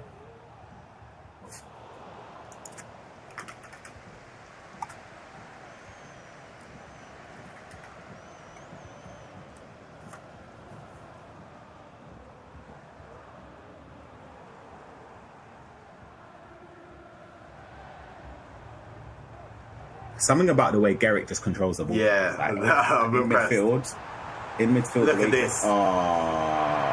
What a goal. Yeah, we're witnessing someone that's at the top of their game right now in terms of just knowing FC25, how to play the game. He's got it down to a T. Like, even just the way that he triggered the run there, most people, you don't even follow that run. That's not even an option. But you can see the way Cantona was running from deep. Yeah, big trouble. Nah, very big trouble. He's flying right now. If you saw that whole goal, everything he done was calculated, and he knew exactly what was going on. That was a great execution on that goal. Wow, insane. Yeah, unbelievable. He's the trigger flying. runs, the ping passes, the first time through ball. And Reds Lafayette is in a difficult position here to try and stem a comeback against somebody that is flying right now.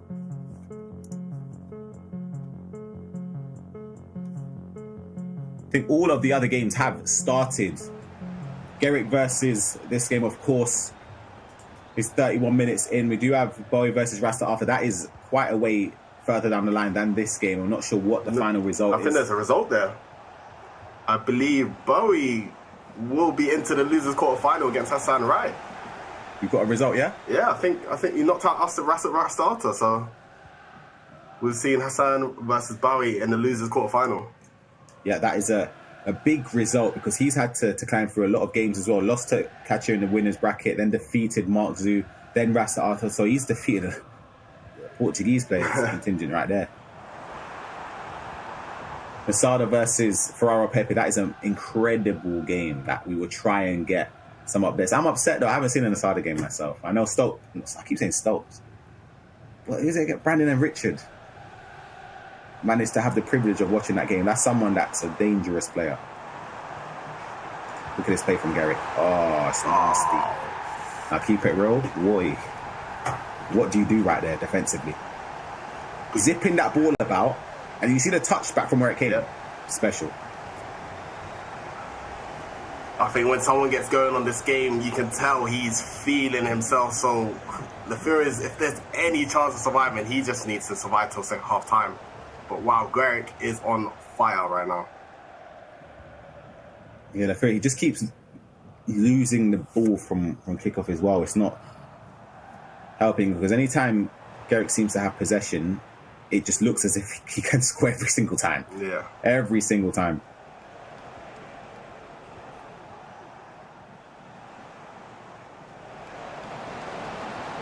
Could be an opportunity though. So the offside shot was very aggressive. Ferdinand can't get a shot off there. So the defender steps across.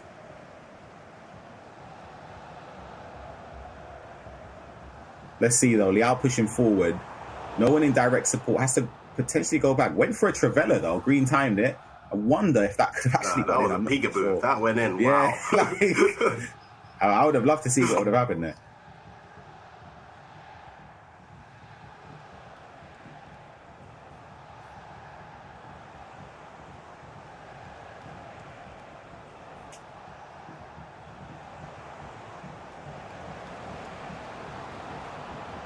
Carlos Alberto is jockeying, just trying to find a way to force him to reset. You can just see, look how aggressive it is from Garrius. Wow. Williams is a very interesting choice. I know 99 rated, but I don't know. I don't know how I feel about it. Would it be someone that you would have chosen? Or even considered? I didn't even know she had that card, I'll be honest. Nah, the card, it's great. You got pings, you got Tiki, incisive, silver as well, long ball plus, but yeah, I don't know. That spells the end of the first half. It's been one-way traffic since we jumped into this game. Garrick 10 has been absolutely ruthless in front of goal, and chance creation-wise, he's been dominant. He hasn't had the lion's share of possession, but he doesn't really need it when he's playing like this, Shells. Yeah, I mean, what was it, 6 shots, 5 goals? I think he's been incredible in the box and his decision making. He's done everything right. So yeah, he might not have the possession, but he's doing everything right. Yeah, very strong performances from him right now. If he wins this game though, he's in the same side of the bracket as Encante, who has been waiting in the wings since he lost to Akacha early on today.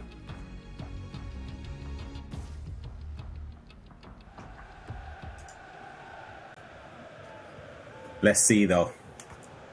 Can there be a comeback? There was a comeback in the previous round. Didn't lead to the end result falling in that way anyway, but we saw Ilian Bushi was 5-1 down and ended up turning it around in no time, making it 6-5. Look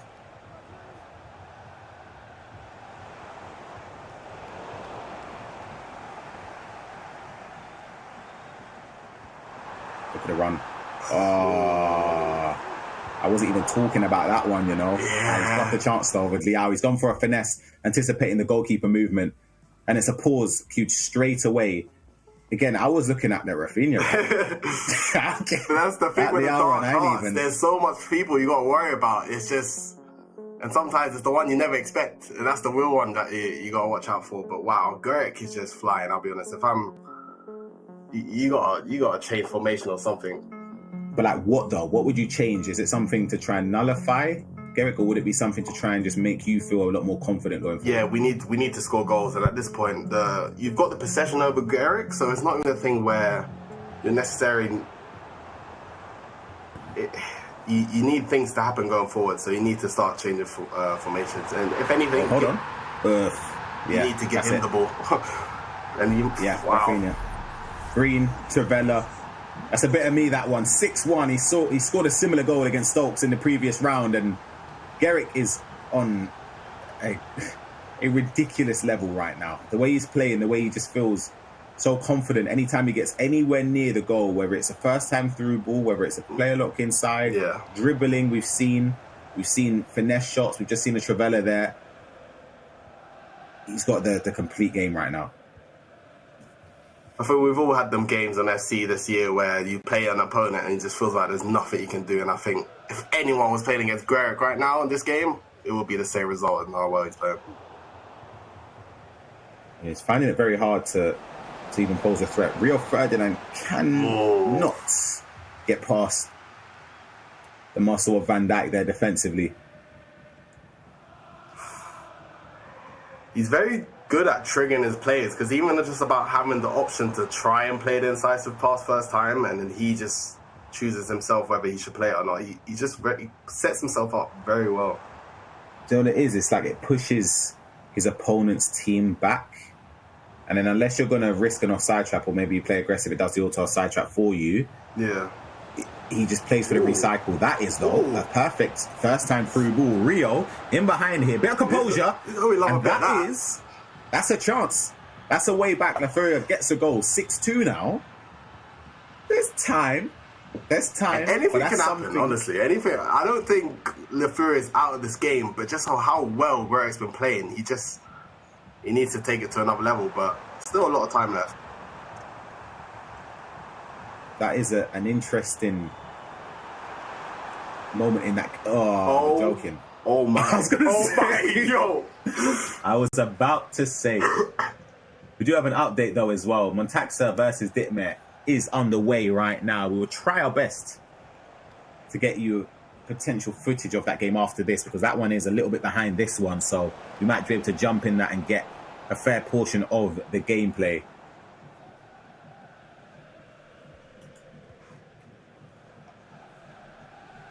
That dribbling with Eusebio. Yeah, nah, I'll be so scared if I'm Laferia right now, I'll be honest. Garrick he's feeling himself right now. His dribbling is on fire. He's got everyone on skates. Here he is, through ball to Cantona. Even cuts back as well. Lacquer get a cancel, can't find the intended target in the box. Could we see an attack that could potentially stage a comeback here? Res Laferia building up here. Great bit of speed boost there with Graham Hansen. Just in these moments, look, there's just no one to support. Now he's got a couple of bodies coming closer towards him, but like here, there's not much you can really do. He's using this team press tactic. It's a bit, you got to think, if you've never really played against someone that presses team press every time you go forward, you're going to be a bit uncomfortable regardless, but... Oh, the rebound couldn't get to the feet of Hansen. I agree with you though. It's like an uncomfortable thing. It's you're just, thinking, like... It's nothing you're used to, so it's kind of like... Garrick is challenging his opponent to beat him the easy way, because I guess if someone's team pressing you think you're going to score eventually, but it's just throwing off their momentum every single time. Let's see.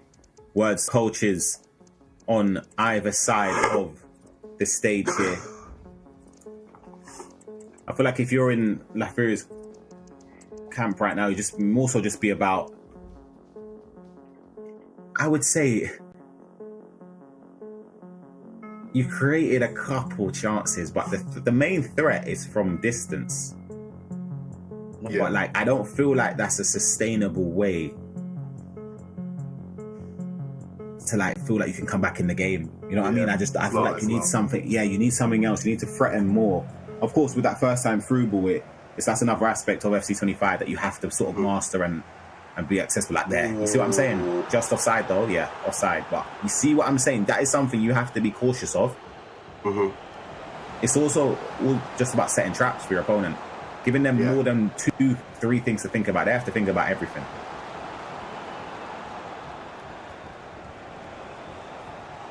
Bit of fortune. You can see the chaos it brings the team press though. It just it doesn't really give you any time to just turn and see what you can do. It just brings chaos. You kind of got to plan your attack before it even comes. It feels like it makes the team more narrow. Yeah, I can't explain it. Like, you know what I mean? Because the fullbacks are tucking in because they're supporting the press. It just feels like it's so compact. Travella, no, I didn't get the angle.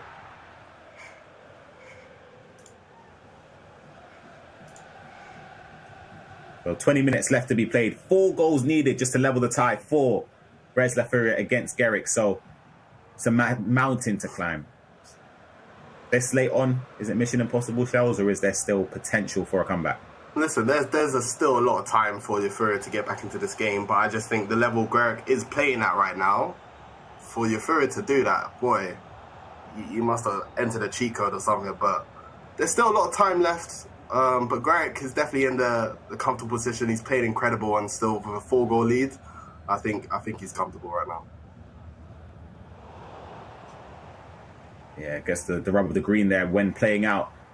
Interception doesn't stick. Eusebio, as I mentioned earlier, the dribbling from him, the pace, the first time through balls. Sure. I was about to say. Any triggered runs that could support none, and it's sort of just culminating to just sum up this game. That opportunity right there to build a counter-attack. Not enough runners, not enough anything. It's just been a very difficult game for him to get anything going for La Furia. And of course, he's had an incredible tournament. He's defeated so many top players along the way, but it looks like he's just played someone that's currently just on a different level right now, I'll be honest. Yeah, I think La Furia's definitely struggled going forward a little bit, other than the first time through balls. I think he might have had a better chance with 2 strikers this game against Garrick, I think, to give him a different attacking option. But defensively, I mean, with 2 strikers, you're going to be defending a little bit worse. And the way Garrick's playing right now, it could have been maybe 8-2 if he was in a 2-striker formation. So I definitely think La Furia's been struggling a little bit, but Garrick has just been playing incredible. Yeah, 100%. We'll see the closing moments of this game before we jump on over to the Ditmare versus Montaxa game, which I believe still would be in the first half. Waiting to see, though, if there's any updates in that Nasada Ferrero Pepe game. Sorry, that is one that I want to keep a keen eye on. We also have other games going on. Actually, we will jump on over to this one. Ditmare Montaxa 2-1 in favour of the taxman, I call him. Hassan Wright versus Barry F21. That has kicked off as well. That is a losers quarter-final game.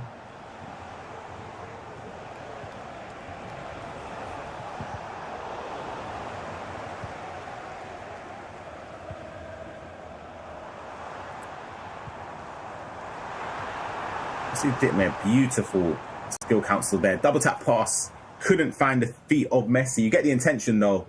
I feel like Shells in those areas, that double tap pass, just between like the defender there. Yeah. Dangerous, man. Yeah, I'm really bad at timing those passes, or maybe just doing the wrong input at the right situation. But, you know, someone that's really good, Ethan Higgins, that guy is insane at the double tap passes. But that's on, you know. Nothing I really struggled with. That is an incredible bit of build-up play there from Montaxa. I'll be honest there. Sorry to cut you off. That was outrageous. The pass there was timed. You spoke about timing. Yeah. Time to perfection. Montaxa slides it through the defensive line there and slides it into the back of the net. R9 Ronaldo. Scored a couple of those myself with him. I get it, Montaxa. Look at that beautiful play from Messi. Anticipated the goalkeeper movement. Played the pass across the box. But can't find the desired target.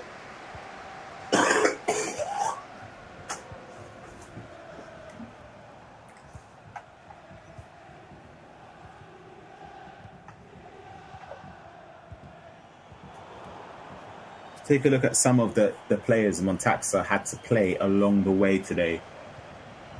Lost his first game in the top 32 bracket against Cebaloni, and then defeated Taziz Baldo along the way, and now he's here against Ditme. If he wins this game, he plays against Toby, so he's had a fair few games today.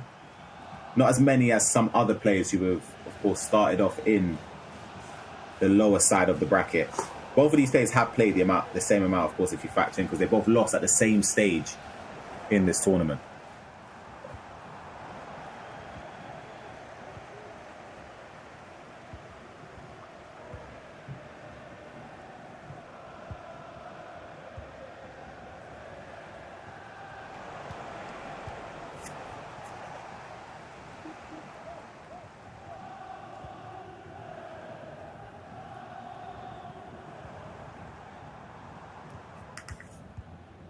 See, look how compact Montaxa's defense is. What on earth? So many players behind the ball here. Manages to find a gap though. Beautiful from Ditmir.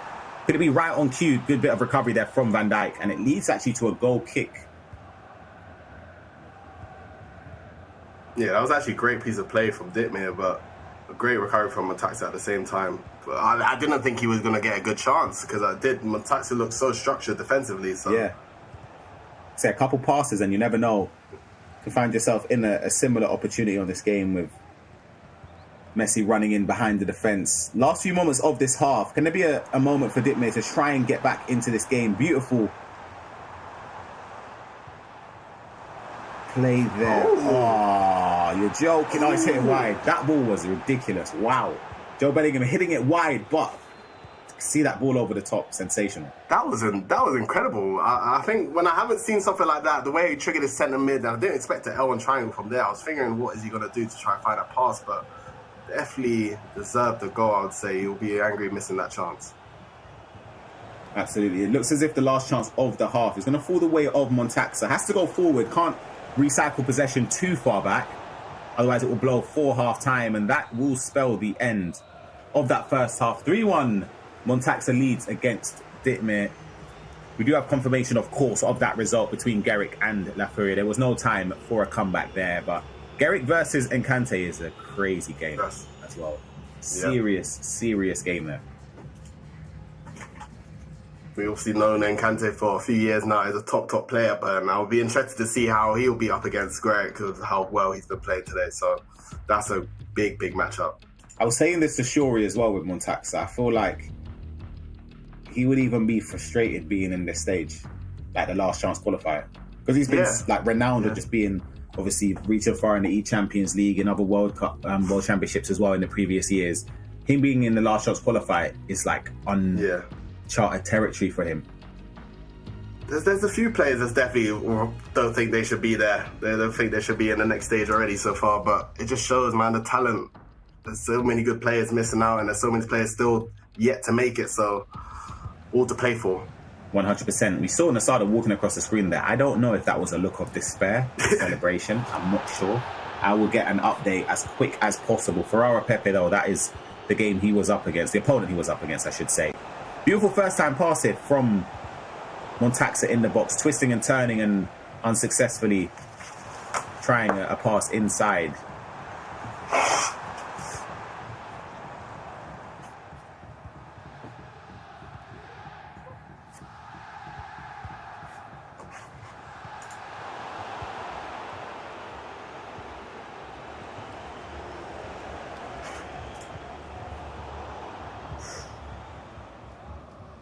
Are there any play styles you look for as a cert in the centre mid role? Is it like play style pluses, I mean, where you're thinking, all right, this is the one that makes the difference? Oh, pluses? I'm not too sure. But I think for me and my centre mid CDMs, you've got to have all four of the passing play styles and intercepts. But I don't mind missing long ball. What a ball that is. Little dig chip from Cantona. You see the triggered run from deep, and it's a fourth goal from Montaxa. And could he be sailing into the next round of the lower bracket? Confirmation, Nasada did defeat Ferraro Pepe, which is a massive victory for him. And he will be up against Cebaloni. That is... Come on, man. That game is outrageous. Wow. His run as well, Shells. He's defeated Abu Fawzi, in the lower bracket today. Defeated Likapoo and Ferraro Pepe. Fair enough. Listen, we don't need to speak about how much we paid Masada behind the scenes. We are probably his biggest fans. We know that guy is dangerous going forward. So I want to see gameplay of him as well. But he's still got one more round to make it into the final 8. So we're going to see if he's going to clutch up. Oh, what a ball.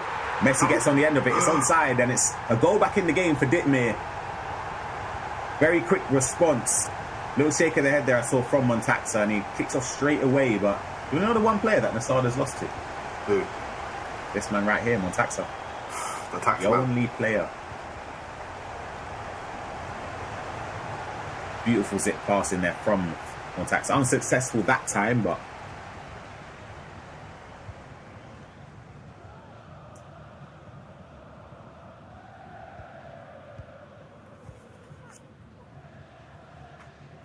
yeah, you were saying about the roles, the play styles in centre mid. Yeah, I think you definitely got to have the pass and play styles. Pinged, incisive, and tiki, I would say. Long ball, of course, would be nice, but I wouldn't say it's a must. And then I would say the intercept. I think that combination, for me, is what I look for. So players like Eric Cantona, he's starting in the team for sure. We saw a couple players use like a Billy in centre mid. Yes, and obviously she's got all 4 of the pass and play style pluses. Yeah. Would that be an option? I don't think a Billy for me. I think Vitinha is a good option as well. Yeah. I think Job, once again, I think Job's got the right size. I think your player's got to be quite tall. You need every single intercept you can get, every single lane you can recover. It will make the biggest difference. So I think Job, Cantona would probably be my top 2 picks. Of course, we don't need to speak about what item got dropped on Friday, so he'll be starting as well. Yeah, good step there from Torre. There was a bit of a misfortune there from Montaxa, but now he's going to have to defend this first time through ball. Defenders in no man's land, and it's a goal back for Ditmir. Just under 30 minutes left to be played. Montaxa cues a pause. And this is what you have to look out for. Those first time. You know I love it, right, man? You know I love it. I know you do. And I just, you can't blink. You cannot blink.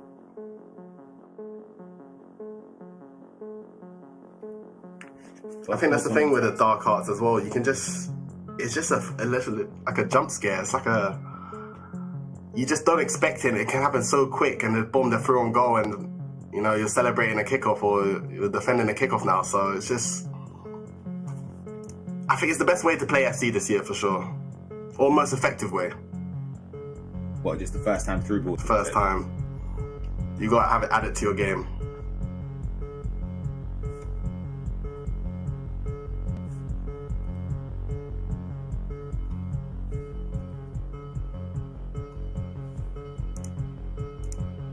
We will be back underway after that pause now. 2 goals in quick succession in favour of Ditmir. Can he find a way to get a third to get back into this game? This game's been, in fairness, very entertaining. Very entertaining. A lot of goals shared between himself and his opponents. Look at that run on the far side there. It's Reece James, someone you were mentioning earlier on as well.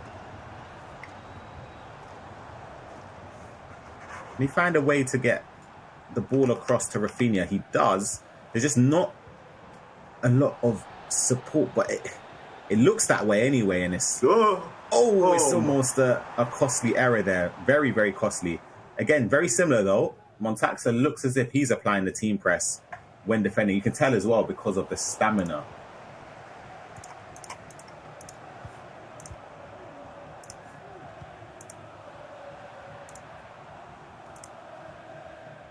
Look, his players are absolutely knackered compared to Ditmir's, unless it's fresh legs anyway. Player lock across the box, can't get it through, but he does have a corner. We know corners, of course, are very, very dangerous on this game. Mm-hmm.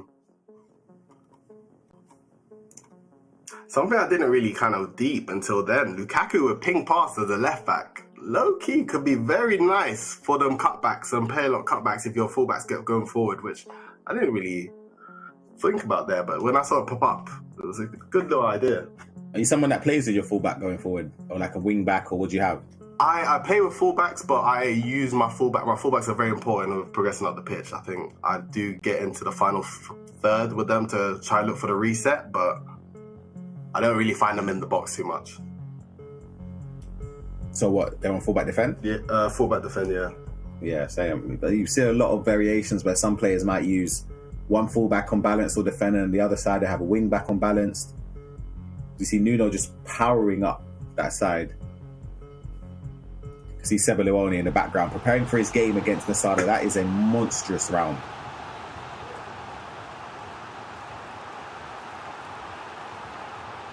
We're going to see a goal Frank from Lampard. a corner. I think he tried to whip it in there and the pause came in. Yeah, Frank Lampard. Frank Lampard getting a look at the team. No joke. Looks all right, you know. Just a lack of defensive play styles. Like he's only got intercepts. Yeah, there's nothing wrong with him. That's a good item. That's a surprise. Oh, 15k. Right. Like it always surprises me this stage of the game, like the prices of some of them. 15k. What? It's ridiculous. Isaac Torres selected. He's got to win it. Bicey can't manage to get past the keeper there. Save and cleared out. Montaxa survives that moment in the box. You know, like when the defender peels off the person marking him, you just think, oh. So everything stops. Yep. R9 Ronaldo down towards the byliners. He's going to cut back and try and find a way to get into the area.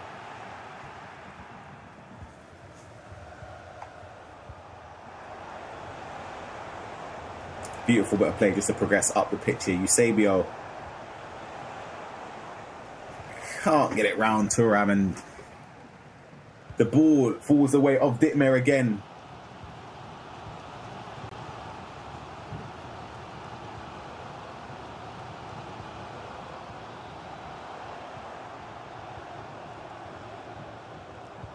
Let's see, are we going to find a way back in this game for Dittmer? He was 4-1 down in this game. Could the keeper? It's a shot across goal. Green time, Dittmer. 3 goals in quick succession for him in the space of, 15 or 20 in-game minutes. That green time shot across the face of goal. Montaxa moving the keeper so aggressive. Yeah, it kind of threw me off when the keeper actually stood there for an extra 5 seconds. Held him there as well, how long did you hold him for? But nah, Dittmer is fighting himself back into this game. It just shows how quickly things can turn around when playing this game. So 4-4 now. I did not expect it so far, but Montaxa struggling in the second half. Yeah, this moment are ones you have to try and persevere through because he's really struggling to keep a hold on this game.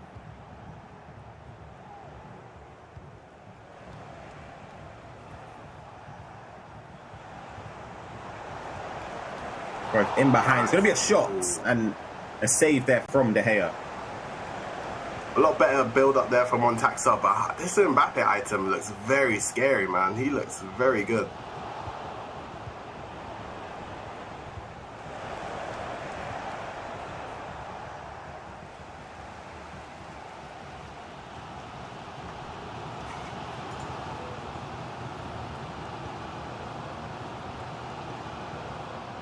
Let's see here. Do we have any more drama towards the last stages of this round?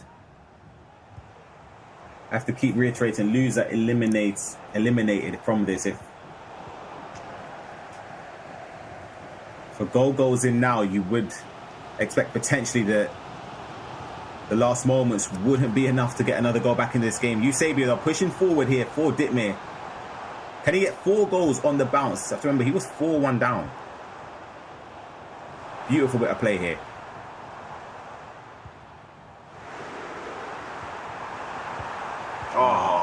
I get it. It's unlucky. The blueprint was there. The little... What do you even call that? Pass cancel? I don't even know what it is. Drag back pass. L1, R1 pass cancel, I think. Cancel, yeah. L1, R1 flick pass, that's what I say. I don't know. Yeah, you can see it though. Messi just thought potentially could have got a hold of that.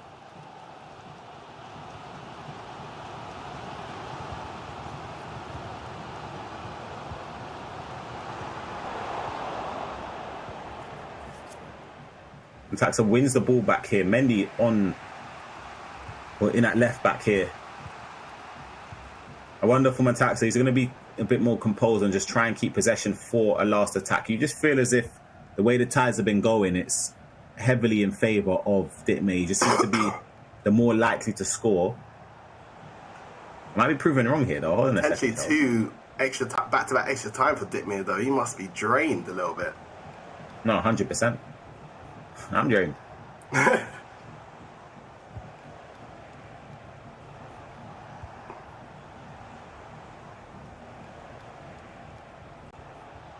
1 minute added on. Can't go back here.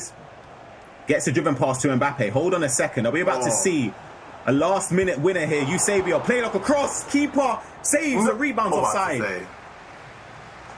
Eusebio miles offside there. So we're going into extra time. Ditme, as you mentioned, back-to-back extra time games for him.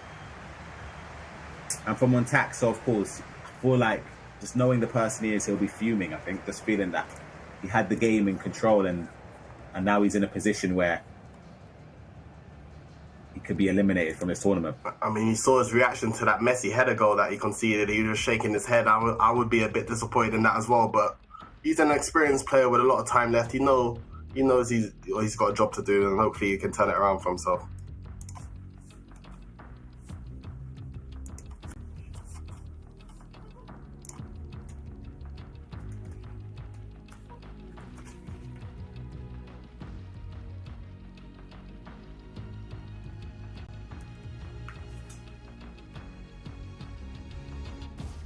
Your thoughts about not having a coach or anyone supporting that directly behind you when you play?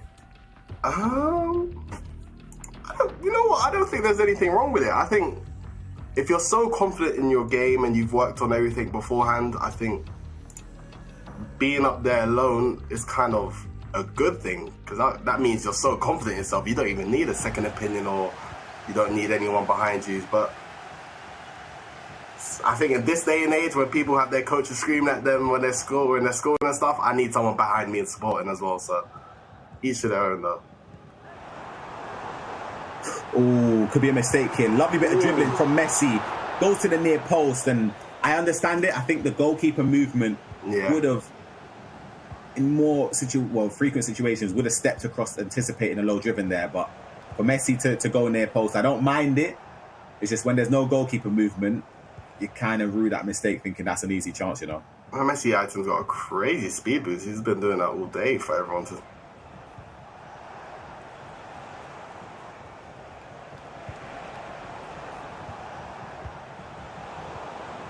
Driven past there into Stam. Can't find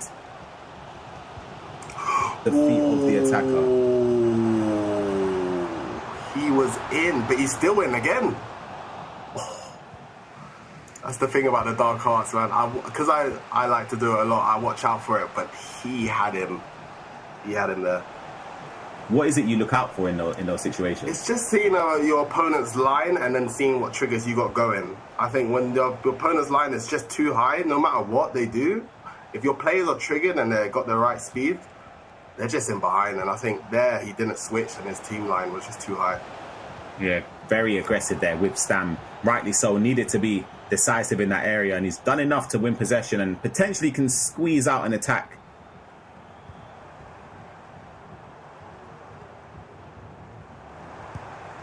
Trevella, keeper moved. Yeah, it was a good amount of power and good keeping move from both.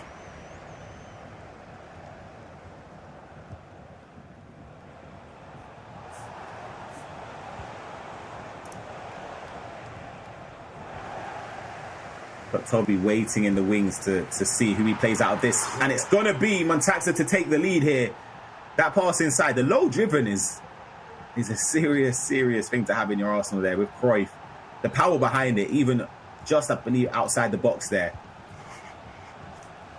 Yeah, that power from Cruyff was a bit vicious from him. But turn and shoot straight away. Montaxa 5-4 now. Still a bit 50-50 this game, though. I think both players are still... I think Ditme is definitely still in it. Oh, sensational bit of dribbling there.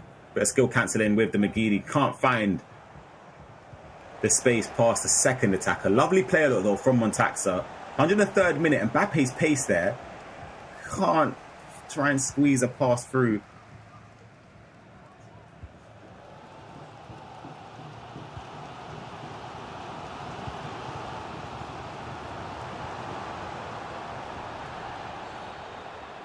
A free kick. We're going to have one last chance in this first half of extra time, and it's going to fall the way of Ditmir. Can he equalise just before the break and save himself from going into half-time down by a goal? He's got the ball down the line here with Cruyff. Good ball roll scoop inside. Played it to Joe Bellingham. Tries to get it back to him. Still just about keeps possession. And I thought I was about to say kicked out for a throw in there to spell the end of the first half of extra time. Just to remind you, for the players that are still playing right now, you have Gerrit against Encante. That's a spot for the top 8. VP Abel has qualified already from the winner side of that bracket. Same with Katia. They're already in the winner side of the final 8 players as well. Hassan Wright, if this bracket is correct, has defeated Barry F21. So he's part of the top 8 players in this tournament as well. GD8 qualified a little while ago through the top 8, along with Dudu27 of Tuzzy Esports. We're waiting to see the winner of this game to play Toby in the last lower bracket round of the top 32 to get into the final 8. And is this correct? I'm not sure. I think Nasada and Sabaluoni should be playing now.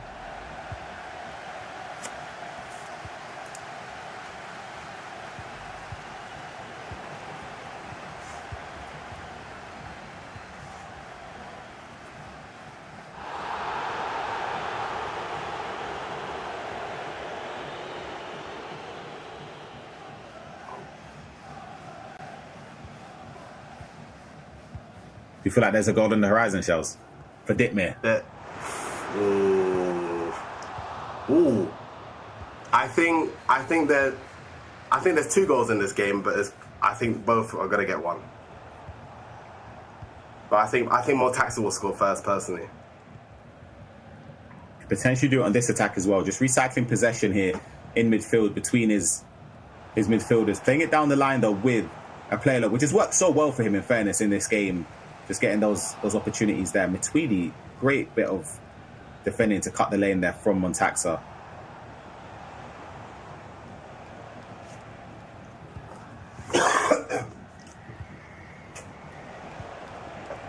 Look at the run from Matuidi again. A ball over the top. Not too many players in support, so he's got a bit of a job on his hands to try and get a chance in the box here. Cruyff carrying towards the byline. Great bit of dribbling. Joe Bellingham, and it's a save from De Gea. You felt as if that went in, that would have been job done from Montaxa, in my opinion. And now he's got a corner though, Shells. Yeah, I was actually I thought he'd done the wrong decision. I thought he should have went down to his centre mid on the reset, but Montaxa's done well to find Job in the box. Very unlucky not to score. Oh my gosh. What has just happened there?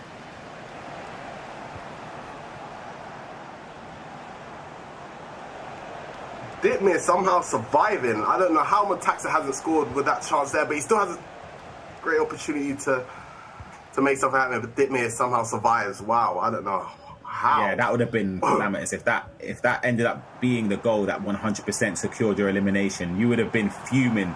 But Ditmir's on the attack here. Hansen with an incredible amount of pace. The player lock across the box, looking for Cruyff, but Ramadesvili steps in again. He's been heroic today, I'll be honest. Defensively, he's been unbelievable. Look at Eusebio. Yeah, I was looking at it as well. But Ditmir, you can tell, getting a little bit desperate going forward now. I didn't think the play lock was a bit desperate from him there. I don't think that was the best thing he could have done. But it's getting to the last stages now where everything matters. You're getting panicking. You're getting a bit more frustrated. You know, you're nearly going out the tournament. So this is where he needs to try and clutch up and get everything. He can. This could be an opportunity, you know. A lot of plays behind the ball for Montaxa. The pass doesn't go to the intended target. He might win that. And is he going to win the ball? Just about. Eusebio gets there ahead of Hansen. And a driven pass straight into the feet of Stam. It's going to be an attack for Ditme. He just has to make sure he makes the right choices. And it's going to be a shot at the near post. And the keeper doesn't get the ball. Offside. Miles off.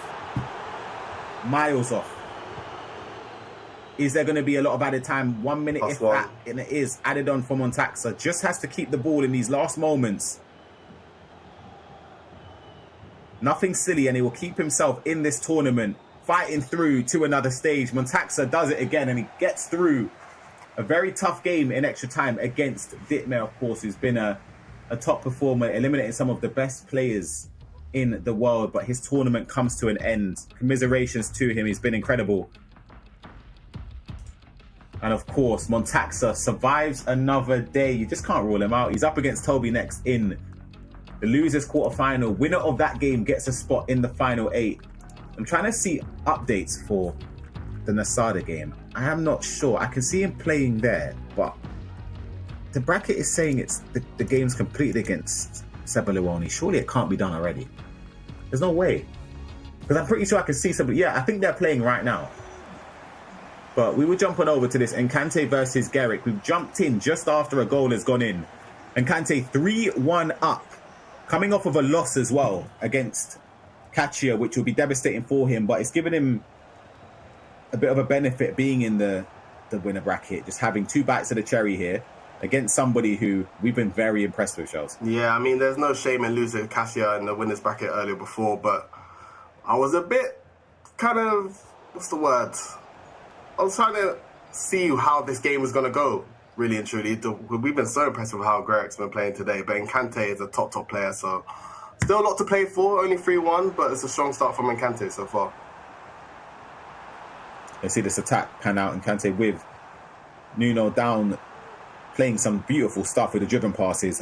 Thought maybe he looked for a player lock across the box. Didn't work out this time, though. It's absolutely sensational. Beautiful bit of play there. The Lakaketa cancelled pass to get the angle for the pass into Davigina there is incredible stuff, Charles. I'll be honest. I don't know if you saw the reaction from Enkante and his coach. They was definitely gassed about that one. But wow, we said how would anyone stop Greg and the way how he's performing? But when Enkante's playing like that, Greg has got a tough task ahead of him. Yeah, absolutely. And Enkante's had a strong run in this tournament. Of course, his only loss came in the round just before this, so he hasn't had a lot of loser bracket games. This is his first game in the loser bracket. And try and take a look at some of the matches he's played throughout this tournament. His first round, he had a DQ win. The opponent was a no-show. 1 second, driven pass in, and it's a response from Garrick. Straight off the bat to fight and keep his dream alive, responding very, very quickly. I think you might have to grab the popcorn for this one. Yeah, next gen bound won. Oh, sorry, Enkante won that game against him in the original bracket. KDB Mohab defeated him as well. Kamzat defeated. Hagbani defeated. He defeated Rasta Arta in the top 32 as well, and then losing out to Akacha. Now he is in this game.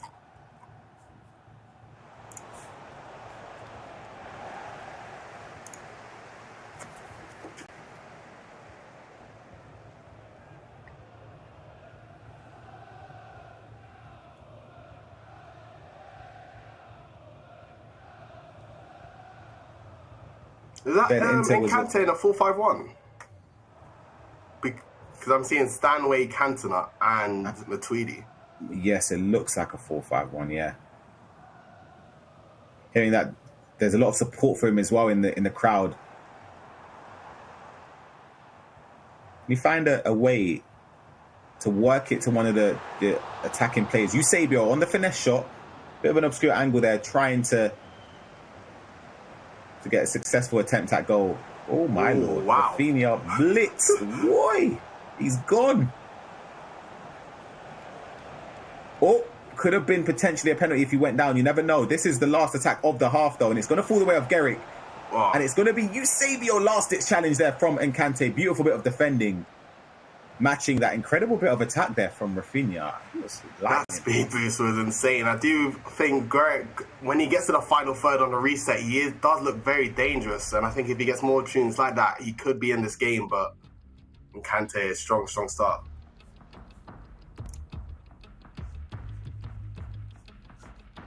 Absolutely. That Nasada Sevione game is underway now.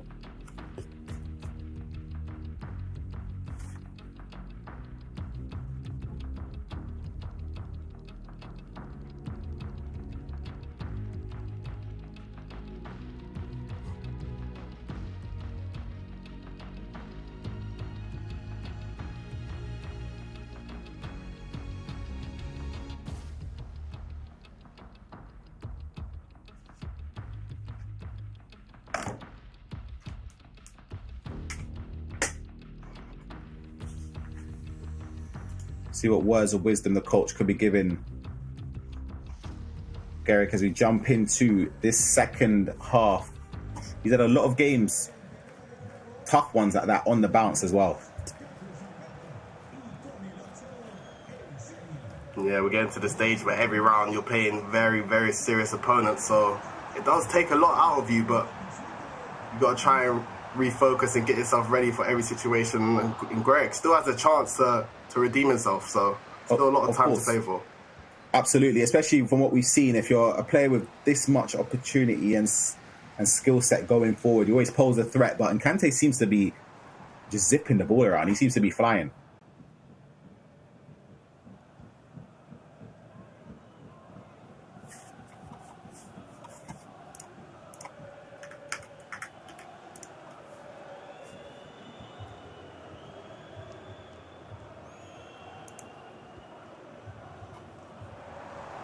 Wow.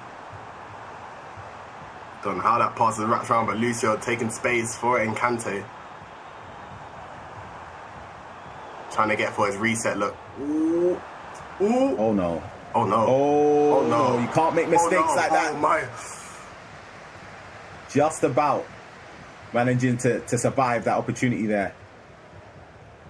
I'm taking a look at some of the recent results in other competitions for Nkante. He's had of course, participating in the E-League this season.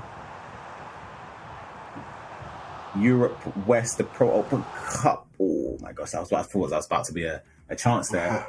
Top 32 finish there, losing out to Jafonzo as well. In the other DreamHack qualifiers we've seen last season, didn't have the greatest of runs, but for this one, of course, he's having an incredible performance.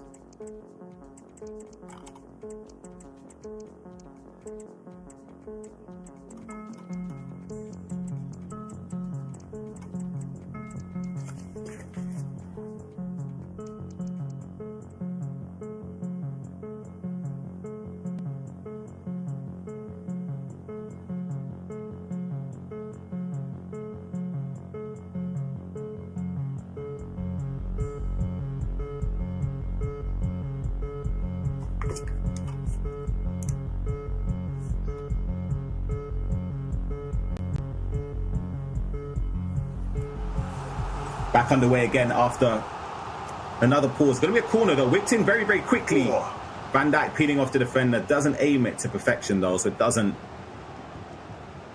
give Nkante that goal he would have been crying out for. Just to give him just a bit of a more safe feeling in this game. R9 with that press proven dribbling round the defender. Red timed finish, which is very unlike Garrick there. But that just shows the threat shells that he has. Yeah, the speed boost from R9 is lethal, but yeah, the red time finish, Nkante's done well to, I guess, give him a little intimidation from the defender to put him off the timing, but Greg, it's definitely promising signs, but he needs to be putting that one away. Absolutely. Kante loves the attacking on the width of the pitch as well, and the player locks is inside. It's something that I harp on about. It just gives you a free opportunity to score, but like, obviously that time it didn't work out. It's too close to the goalkeeper, but yeah, it gives you a huge opportunity. Yeah, every time he's looked very dangerous every time he's gone down that line, and every time he's got the play lock off and switched onto the play in the box, he's very close to scoring. And it's just, if you keep on creating them chances, he will eventually get one. So Greg has got to be careful of those situations. Pass inside. I wonder if he wanted that towards R9. I'm not too sure. I feel like that would have been the better choice there. Great bit of triggered runs though. Yeah, that was Lucio with a green Travella doesn't manage to get enough power on it, but Konate saves. there weren't too many options of support there. I think he accidentally creative runned. I think it was David Gino away from him, so.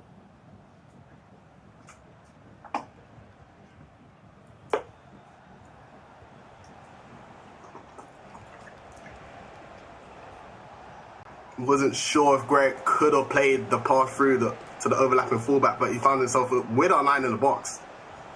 Yeah, lovely bit of dribbling. Good dribbling. Sometimes I feel like, obviously, it's so easy to say this from where that we're not playing. Like, you know, when you overthink, you think a chance is that obvious, you don't play it because you just think, surely my opponent's going to read that. Yeah. They never do. Great slide there as well from Lucio. Beautiful bit of defending from Encante. Look at the trouble he's got Garrick in there because he had to run and try and predict where that through ball would go. You can see the team press being activated just to try and get a bit more support. That play look is the one. That's the one. That's the one we're talking about. You run towards the player in possession and it gives you a great opportunity to score, and it's done exactly that. And Encante, huge celebration towards his coach and playing into the crowd as well. Yeah, huge celebration from Encante, and he's done very well to keep the ball. But the play lock, it just shows how important it is. And just, I didn't really think he was going to do anything with it, but it just frees him up at the last second. Encante scores once again. Very, very good performance so far from him.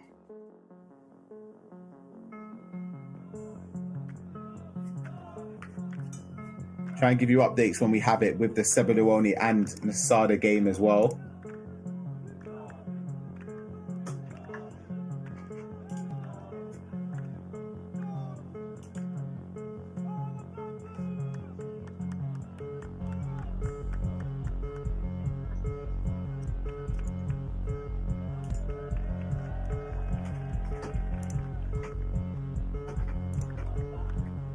There's also the other game going on, Montaxa versus Toby. That is one that we will keep up to date with and jump into it whilst we can, or when we get the opportunity to later on in this game as well. Beautiful bit of composure and the pass. That's twice. It's twice, Shells. It's tough, man. There's 2 red time finishes. You know you got to be putting them chances away, but it just shows that he's still confident in himself, still trying to green it, but you can't be missing them type of chances in this stage of the tournament. It's going to bite you, but yeah, there are a lot of time left, but he definitely needs to start greening something. That's offside. It looked, yeah, it's offside, Vitinha. I think he was caught in 2 minds, though, and Kante's goalkeeper movement has been catching Garrick off guard, and it just looked as if he was caught. It all ends up and wondering, does he go for the chip? Does he finesse it? Does he shoot across goal? Does he do whatever? And now he's in a position where his goalkeeper movement could be sending him home. And Kante 6-2, the chip in behind the defensive line. Keeper moved so aggressively there, and it's just an easy finish. And a 6-2 lead, Shells. Yeah, I don't think Greg expected the cross to Ginola and for him to take a touch like that, so I think he maybe keeper move for the wrong thing, but Encante, he knows exactly what he's doing and what he's just done. He's playing lights out at the moment, and it was a great IQ to know to play the ball over into the air, into Ginola, just to take a touch in front of him, because I think he was going to get a good shot off regardless, but the keeper movement just ensures that it was going to be a goal. Bit of misfortune there, trying to build up with getting the ball to Arna. You can see the team press being activated. Garrick knows he's going to have to be very, very aggressive and efficient if he is to stem any sort of comeback. But with the way it's going, it's looking like it's going to be one-way traffic right now. Beautiful bit of play. Sorry. And the player lock. Oh, keeper moved slightly there just to predict that pass across the box. Yeah, and Kante is definitely finding his way down the byline every single time. The player lock is looking dangerous every single time. And at this stage, Greg, you know you got to try and get the ball back. It's so frustrating to play against someone like Encante that's just progressing. That's pretty much any time he wants with a finesse shot that hits the post. And Greg just can't seem to hit the back of the net. A little smirk there. He's really been struggling to hit the back of the net. Just let him down, and first time through ball into Ginola. Stam getting bounced.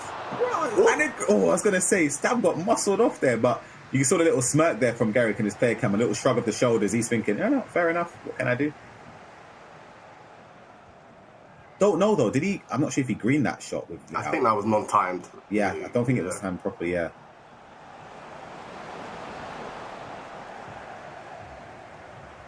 R9 can't get the ball there. Van der Ven cleaning up. I think that's probably the first time we've seen Van der Ven, you know. And it's going to be Matuidi through ball, and then Kante to seal the deal and get himself a 100% secured goal there. Game, set, and match. 7-2. He was coming off of despair, losing in that winners bracket game, and a lot of people, it could derail them and give them just a bit of fear, playing with a lot more reserve, and he will find himself into that top 8. Let's head on over though to the Montaxa Toby game that is going on right now, because this one of course is done and dusted, and this game however is early days. It looks like it's 1-1. I know that this game started good eyes slightly you, after the other ones. Yeah, that laser eye surgery paying off, so I'm telling you. Messi powering forward. It's going to be Montaxa right to left in the slightly grey strip, and here he is. I feel like every time we go to a game, we cue a goal, you know. It's like it's instant replay. That's actually the live feed of the game. Montaxa with Cruyff into the bottom corner, and Toby is down 2-1. 30 minutes have been played though.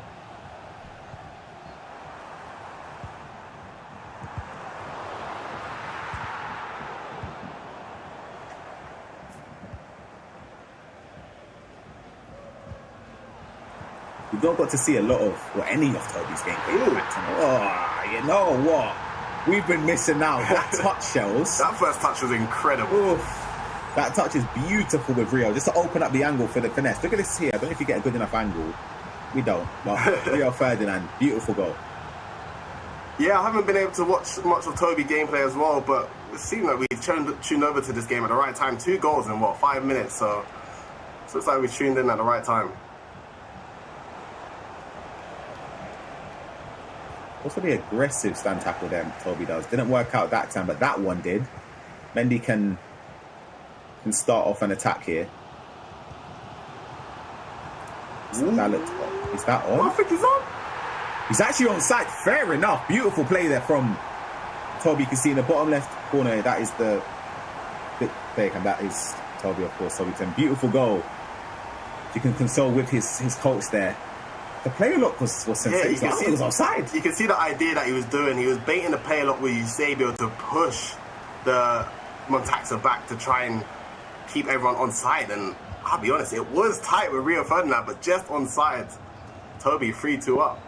Yeah, beautiful way to get back in this game and turn the game around very, very quickly there. Of course, his route into the stage, he defeated Daniel Zinho in the first game in the upper bracket. Hold on a second, there's no time to even think. A beautiful pass there and a bit of composure from Montaxa, cutting in with Messi to get an angle for a finesse shot. And 3-3. This is 6 goals in 37 minutes.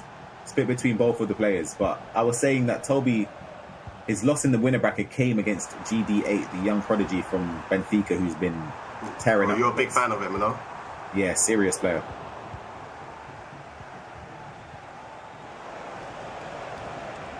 All in behind. I don't think R9's got that pace on Lucio there, cutting across him.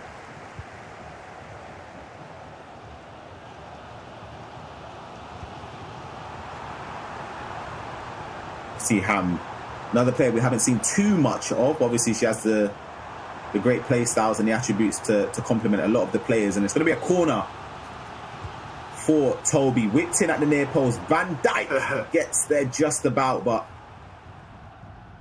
a couple bodies between him and the goal. Isaac Torre is in the team for one thing and one thing only, to stop these corner set pieces. So I think Montaxa is a quite comfortable defender now with him in the team.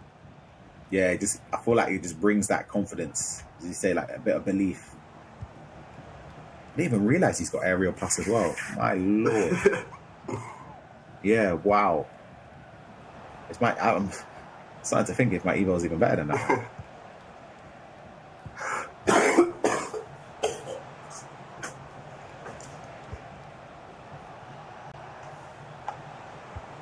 See if there's going to be another goal to spell the end of this first half. It's going to be a bit of fortune and a free kick. Free kick and shooting territory here. This is very dangerous. Montaxa, somebody that you'd expect we'll be putting in a lot of hours in testing out different routines here. So they're going to go around the wall because the goalkeeper hasn't moved. I think that's what he's going to do. No, he hasn't. Never mind. Still managing to retrieve possession. There's going to be a chance here. If he can get that ball to R9, he can't. And that spells the end of this first half. 3 goals apiece between Toby and Montaxa. And of course, this and the Sebaluoni Nesada are the last 2 games going on right now between the top 8 players, or trying to find the top 8 players, I should say. So that would be GD8 and Dudu going through the top side of this bracket in this specific group. And potentially Toby, Montaxa, Sebaluoni or Nesada.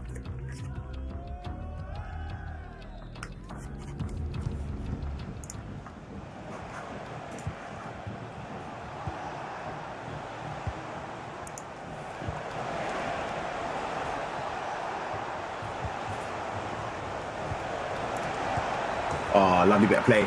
Beautiful bit of composure to cut in there. You could argue maybe the keeper could have done a bit more, but R9 Ronaldo and Montaxa take the lead straight after kickoff. We get to see this play here and we don't, but it was great work from Cruyff to get the ball to R9 in the first place.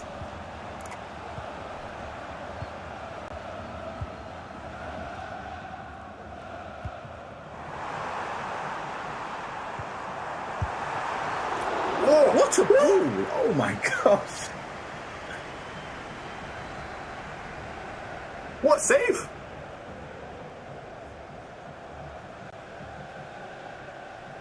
See in the background, Asada standing up in the Toby face cam, so I'm wondering what's happened. I'm very interested in that game because I think they're just 2 great players, like, as well as these 2, obviously. But Masada was one of my players to watch out in this whole tournament because I do think he is one of the players to go and make it all the way through, honestly.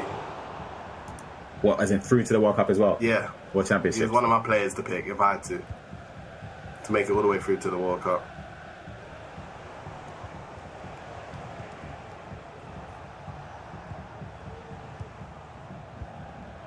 I made 3 little predictions at the start. Asada was one of them. Ilian Bushi was one and Mark Marley was the other. So if Nasada's out, I'm 0 for 3. Oh, that's a risky pass. Yeah, just about recovers there with Van Dijk stepping across R9 Ronaldo. I feel like that's a habit a lot of players have. I have it myself. You know, like when you win possession back, you just pass. Yeah. And you just want to get... Oh, look at that. Rio Ferdinand. Take a bow. Wow. This is why he's in the team.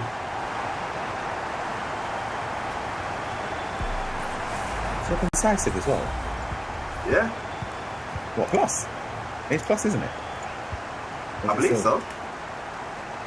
Let me check.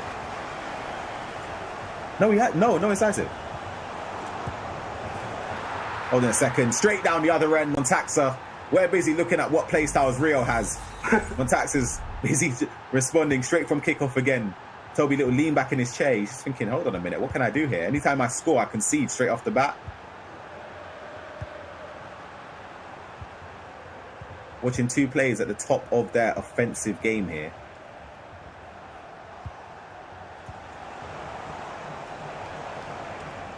Yeah, no way you're getting past Lucio there.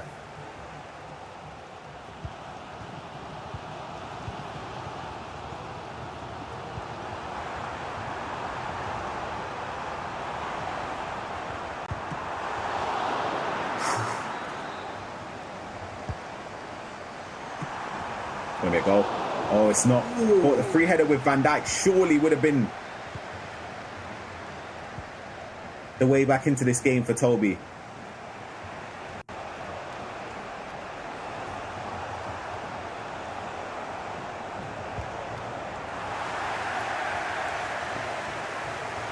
Very end-to-end game here. I don't know what's going to happen. I think both players are playing great stuff. I don't really know who I can see coming out on top, to be honest. Same. The weird thing is, like, if you ask me in like last few years gone by, I always say Montaxa, sort of like Nicholas. Hold on a second. Toby, beautiful play. Can't aim it properly that time, but about to say that them type of plays, you know, the 50-50 games. Yeah. They always seem to just come out of most of those like winning. You just think, how have you won that game? That's the feeling I used to get with Montax, and I'm wondering, does he still have that thing about him? And so far, you can just see he's still powering through, because Toby is knocking this door and tried a little intricate bit of build up to get the ball over the defense. Didn't work out though.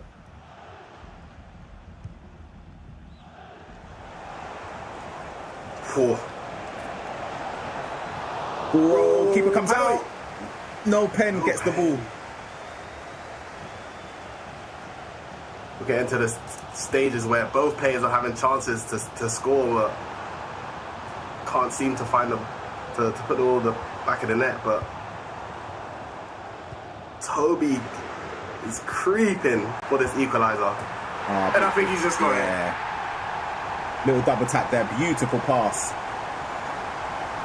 And Hansen can get that equaliser for Toby, and he cues the pause as well to have a bit of words with his coach. He's been playing really, really well, to be honest. Yeah, the last 5-10 minutes, I've been really impressed with how Toby's been playing. A lot of pressure on Montaxa and had a lot of chances to score, but this game's going to go down to why, because Montaxa is the definition of locked in. If you saw his celebrations from the game before as well, he was not celebrating at all. He knows what job he's here to do, and he's not going to stop until he gets to the top 8. But wow, Toby's been playing great as well. Trying to see, is there any update in that Masada Separuani game? I keep mentioning it, but I'm trying to keep a keen eye on that one as well.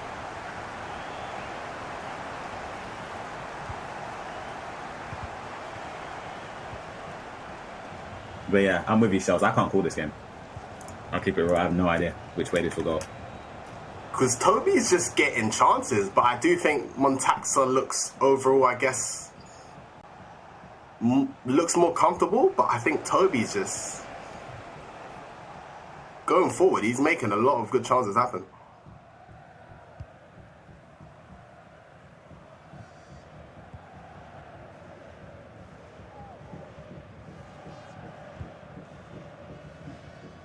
Let's see, last 20 minutes of this game. We've had a lot of gameplay today, a lot of games to see. And a lot of the time it tends to be decided in regulation time. We've had a couple extra time games. Is this going to be another one of those? Let's see, another attack here can be stemmed quickly from Montaxa. Look at the triggered run. She cancelled it in the end, to be fair, with Eusebio.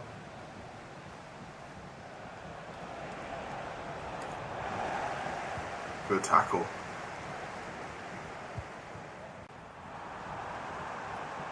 Ooh, it's Rio. Yeah. Ooh, it's Rio. Oh, keeper shuffled slightly across there. Yeah, I think he definitely Toby rushed his decision a little bit too early, but great keeper move from Montaxa to do it at the right time, to be honest. What would you have done differently there? Do you think you just take a couple I think just walk a little bit more. I think he was in such a dangerous situation. I think you just had a little bit more time, but we all know in them situations, we all make dumb decisions. I do a lot of dumb stuff myself, but it's very hard in these scenarios.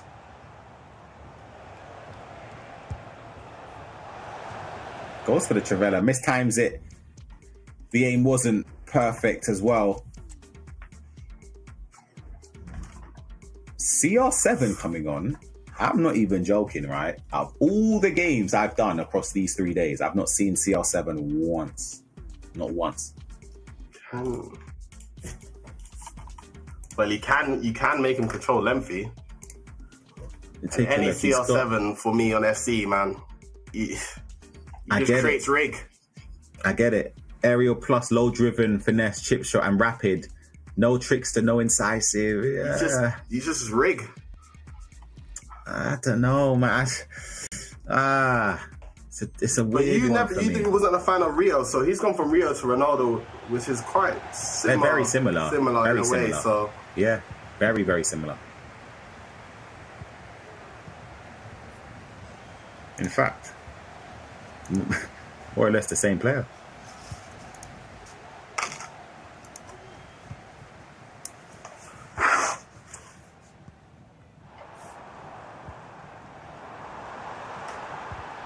Ooh. That's what you're talking about, though. You see the bundles. I thought it could have been a free kick even. Yeah.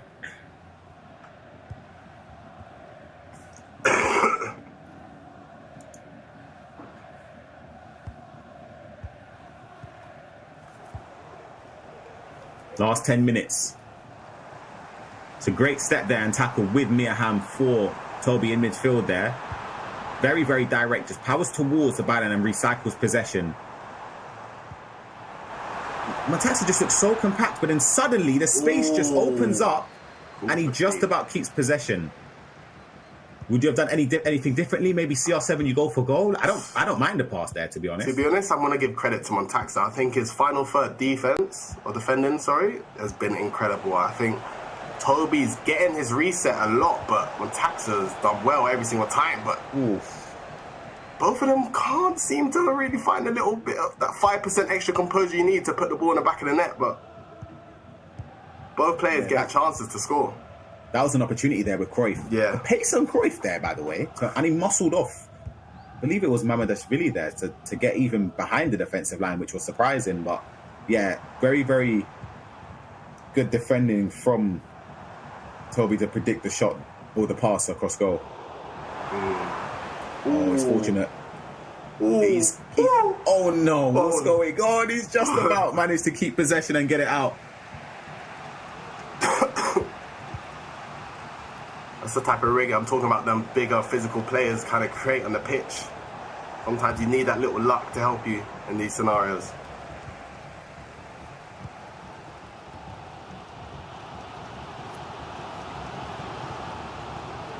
Let's see, is Toby going to be playing for last? Yeah, a last attack here.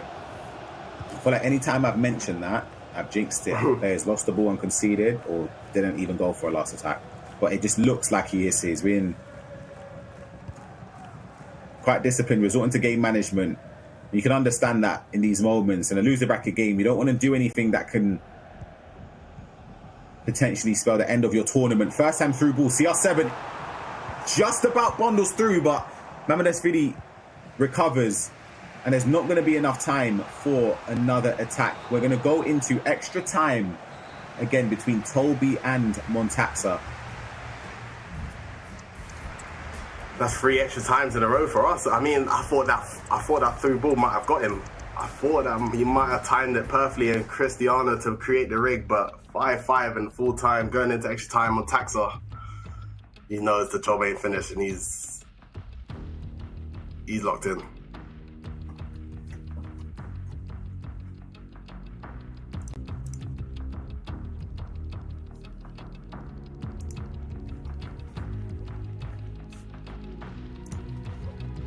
In these moments, Montaxa's been here before in a number of tournaments where he knows he needs to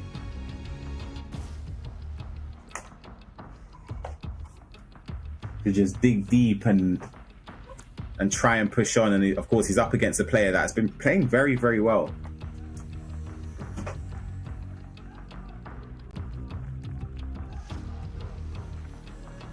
If I'm not mistaken, the winner of this game plays against Nasada, who did eliminate Sebeluoni. So this potentially could be a rematch between Montaxa and Nasada, which should be unbelievable. Wow. That's the type of game for World Cup. That's the type of level.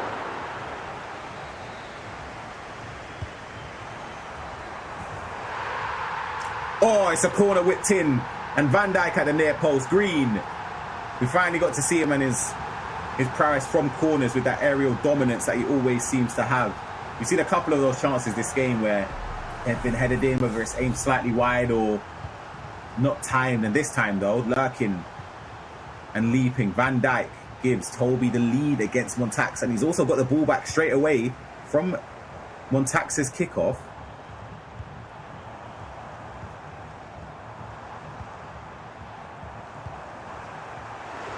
Ooh. Oh, beautiful. I'd say that should be a pen. I thought Liao was going to go down. That should be a pen. Was that a tackle from Montaxa? Yeah, I think that was a tackle. That has to be a pen.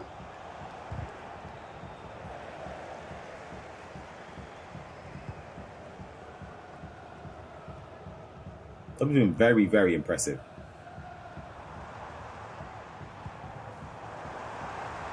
Beautiful ball as well. Rafinha's going to get on that, of course, with the pace. With Joe Bellingham supporting him, and it's just trying to find the angle, trying to find that perfect pass into the box.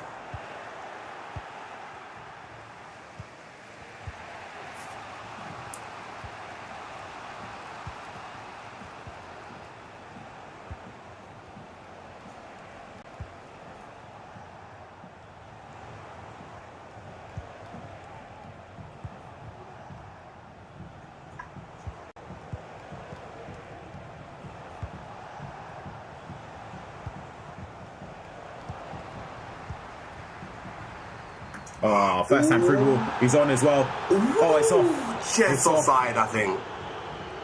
Offside came so late, the call there. I thought CR7 would have been fed through by Messi.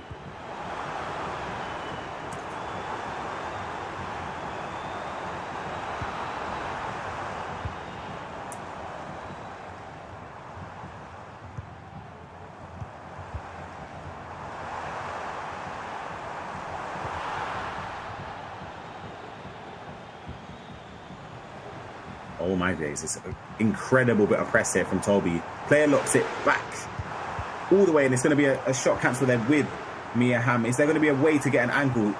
Again, Montaxa just looks so resolute defended. You wonder how he's conceded 6 goals. Like, I know that sounds crazy, I was like, but like, anytime an attacker's against him, it just seems like his team are so compact. Yeah, but it just shows, and in the 9-minute halves, though, the games have gone for so long, you know.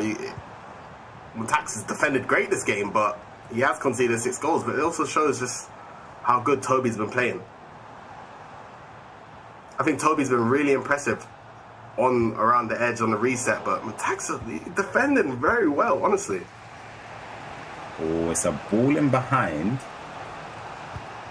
Can't go back. Yeah, can't go. I was about to say that would have been a disaster to give away possession in that moment. First half of extra time comes to a close. We await the second half of extra time, and it's going to be a very, very impactful moment. Will there be another goal to potentially send us into extra time, or maybe even another goal to pull away further? But the pressure's on for Montaxa.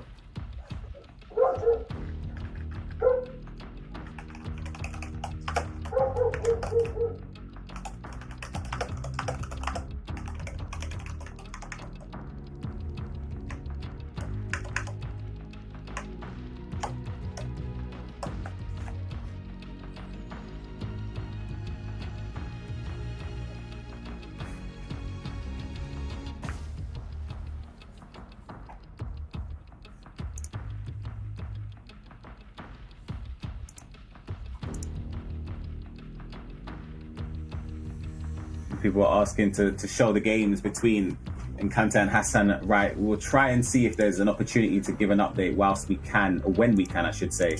But of course, some of the bracket is still going to be taking place. We need to find the top 5 players in the tournament. That is a massive game, though, between both of those players.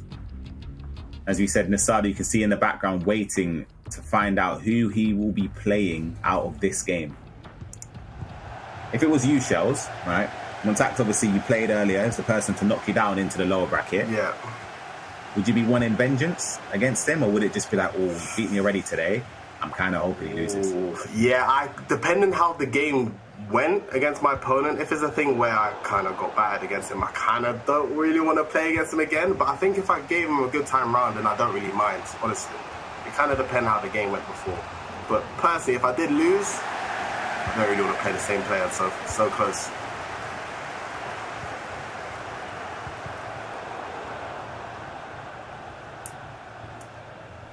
Going to be a lot of space, though, for Toby to try and capitalize on, just because Montaxa knows he's going to have to push the initiative, pull players out of position, be a lot more aggressive defensively, and it's a great bit of intention there with CR7. The shot at the near post didn't... That's just to get a corner, surely. Yeah, I was going to say, it didn't seem like an option to score. Angles are opening up here. It's going to be messy. It's going to be a low driven, and it's going to be a save from De Gea. Montaxa relieved and can build up his own attack here. I think it's the first time we kind of see Montaxa really kind of struggle in a way, where he's kind of under pressure a lot. I think Toby's been playing great, but De Gea making a big save to keep Montaxa into the game. Absolutely, and Liao just powering forward. Great player look into CR7 and doesn't have enough to get the pace to get past Mendy here. 7 minutes left for Montaxa to keep his tournament alive.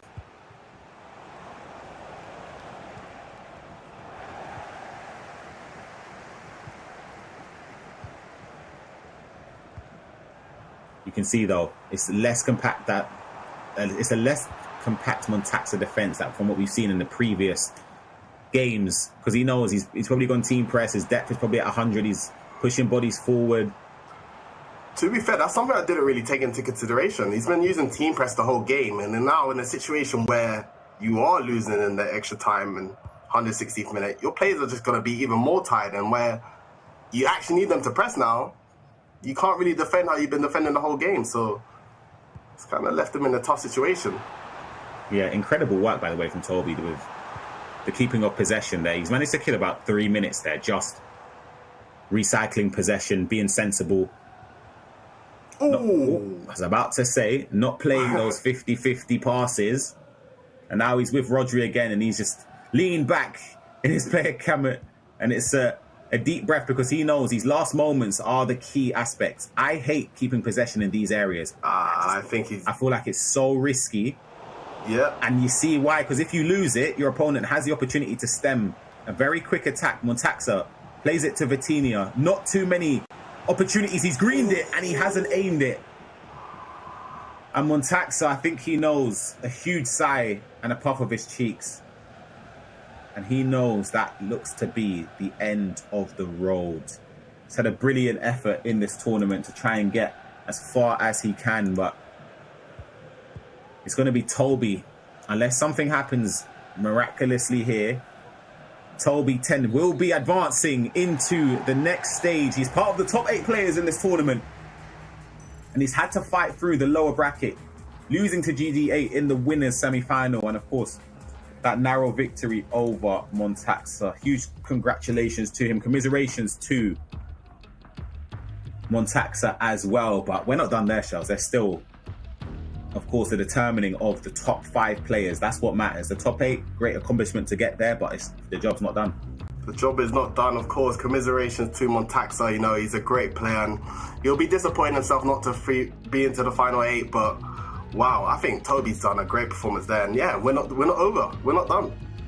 Yeah, absolutely. I'm looking across to me. The Encante Hassan Wright game is going on as well in that top 8 lower bracket. But we are going to take a look at the brackets, how they've unfolded today to get to this stage, because we've been through a whole load of games. You can see here, phase 3, the group 1 between Daniel Zinho and Toby, that first game. Toby won that game, losing to GD8, and GD8 was the first player to qualify into the next stage as one of the top 8 players. Dudu joined him, as you can see at the bottom side of the bracket, defeating Ditmir and Sebaluoni on the way.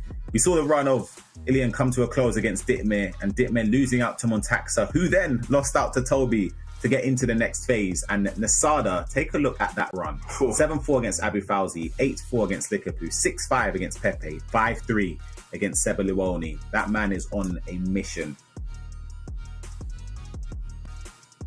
And Shells, of course, this group 2, Encante didn't manage to go the whole way in the winners bracket. Done so in the lower side, but it was Kachia to get through the next phase. And Abel, close games for him. 3-2 against Garrick and 4-3 against Hassan Wright. Incredible performance system to see that through.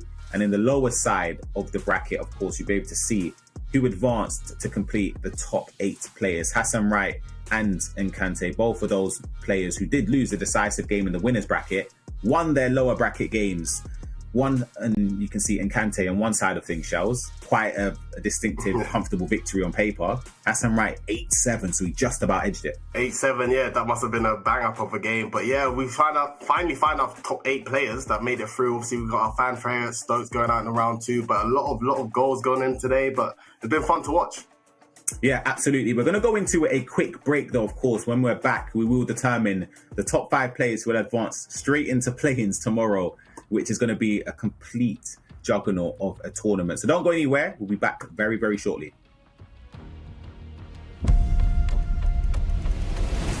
No competition is as ruthless as the Esports World Cup. Its trophy system is no exception. The Club Championship Trophy, awarded to the one club that rose above the rest and reigned supreme across all EWC games. The Game Trophy, when a competitor closes their eyes, it's all they see, and it's not complete until it's sealed with a champion's key. Every participant earns a key engraved with their name.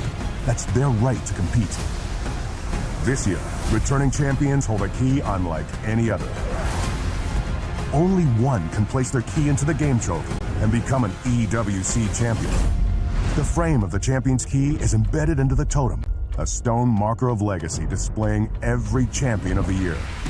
The keys of the eliminated will be crushed. The champions select 3 broken keys as a personal token, a reminder of who they have humbled. Beneath the totem, a resin block holds the remaining keys, a graveyard of fallen contenders. Will your dreams be broken or your name carved in gold and stone? At EWC, nothing is granted, everything is earned.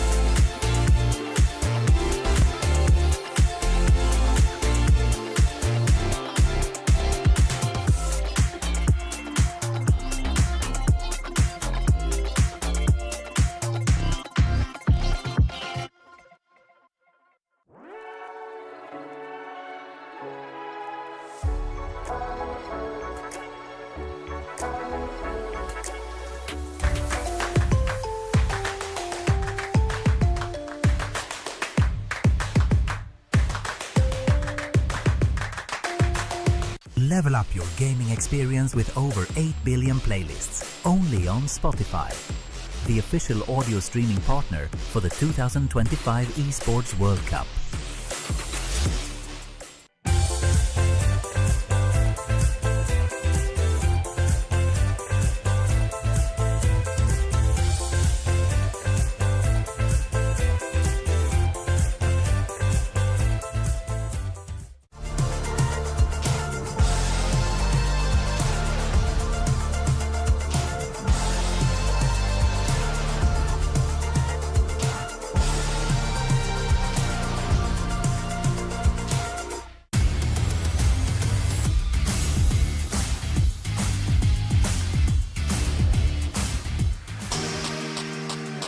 Welcome back to the FC Pro Last Chance Qualifier at the Esports World Cup. Live from Riyadh in Saudi Arabia, of course. And myself and Shells, we are remotely broadcasting, of course. We are now, Shells, into the top 8 players. We've gone all the way from 512 players to our final 8.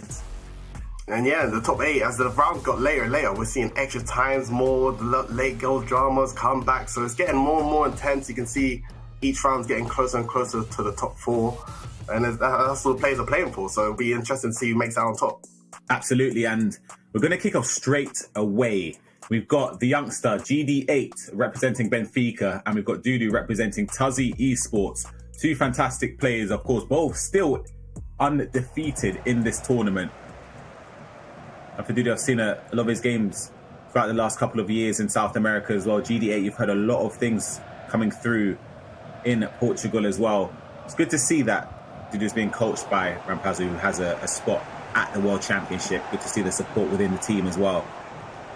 It's going to be the Tuzzy player going forward with Messi, but can't find the space to get past GD8.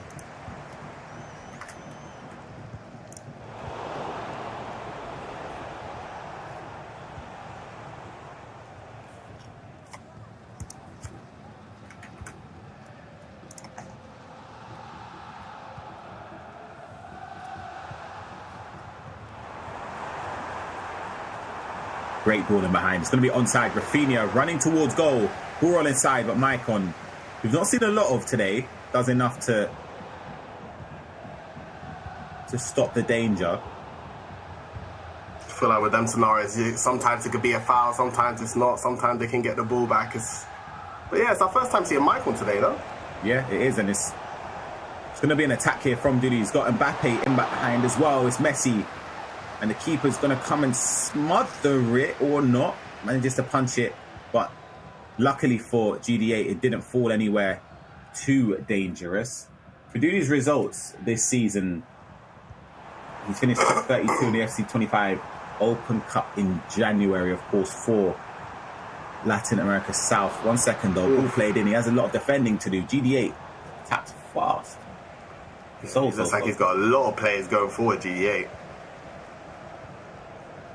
But Dudu's had incredible records in DreamHack as well, finishing in a strong position. Of course, Ida Libertadores as well last year, top 4 finish.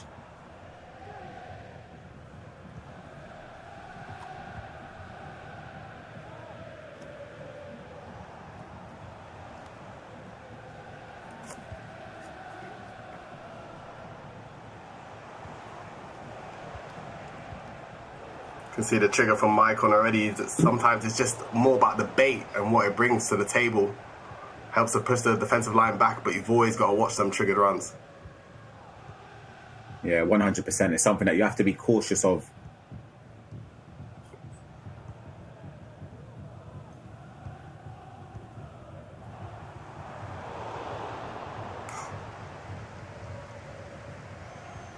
Gameplay looks flying. It's not. We haven't seen much of Pele either today. It was my first time. Yeah, that's a very good point. I used him myself. That's one player I kind of thought like he must be insane, but I haven't had a chance to use him myself. But be interested to see how he does today. What a ball that is as well. Very smartly recycled. I think he actually wanted to get the ball to Pele. GD8 there didn't lock on to the correct player in that moment.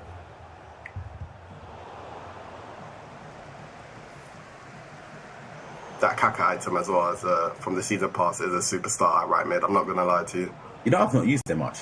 He's very good. He's very good. I feel like I'm missing out. Please, man, you got 9909. No, but like, I'm thinking I might just have to slap Kaka in the team. Because everyone says it, but I've just not really used him. Trevella option is on. Not greened and not aimed far enough to the corner. I don't think the keeper was moved there as well. Yeah, he wasn't. I think those ones when you have a Trevella and the keeper hasn't moved, you're gonna bite yourself because you know you should be scoring those ones because that was a good opportunity to catch him lacking. Big mistake as well. Can he be punished? You can't get the ball across. Good step there from Joe, but of course, I think he wanted to press tackle and ended up just putting the ball out for a throw on. Ooh, lovely bit of dribbling, you know. Lovely bit of dribbling and the low driven on the weak foot of Mbappe. I'll be honest, it's fair to say I've overlooked him. No finesse, but so what, man? No finesse, but you're moving like that. This is why Mbappe's been a team, because the goals we've been seeing from Mbappe today, his dribbling's been incredible. Yes, honestly. Wow. Insane. And that low dribbling from there is ruthless. Ugh. See, that's the thing. I feel like that's so far. Nah, that is. Like, I'm just thinking, you can't be cheeky enough to hit me with a low dribbling from outside the box. But clearly it's working. It's going to be Kaka building up into the box as well. To no avail. Nuno steps very, very efficiently there. Now the triggered runs for GD8 can come into effect. Good step. He's on. It's going to be Mbappe. And it's... Ooh, keeper comes out to smother. Does enough. As I was about to say, it's going to be 2-0. It's such a disappointing finish from Dude, I'm not going to lie, but he's done so well. Oh, no. Yourself? Yeah. But he's done so well to step on Maicon, and straight away with the first time through ball just shows you how quick you can get on the counter-attack in this game. But he's going to be disappointed in not scoring that chance right now. Yeah, 100%. Messi, though, is outstanding work from Dudu. He is flying right now. Absolutely clinical stuff there. The dribbling into the box. The pace from Messi as well. It's like Messi in real life there, though. Just literally. Driving at the defence. Wow. Literally. The pace on the ball there. Outstanding bit of work.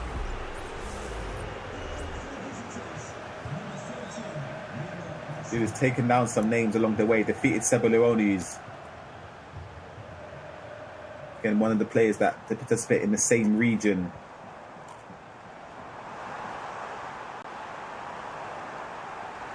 Beat FYJR7 in the first round, and he's about to potentially concede a goal here if he doesn't defend this. And he does, but doesn't manage to retrieve possession fully there with Maicon.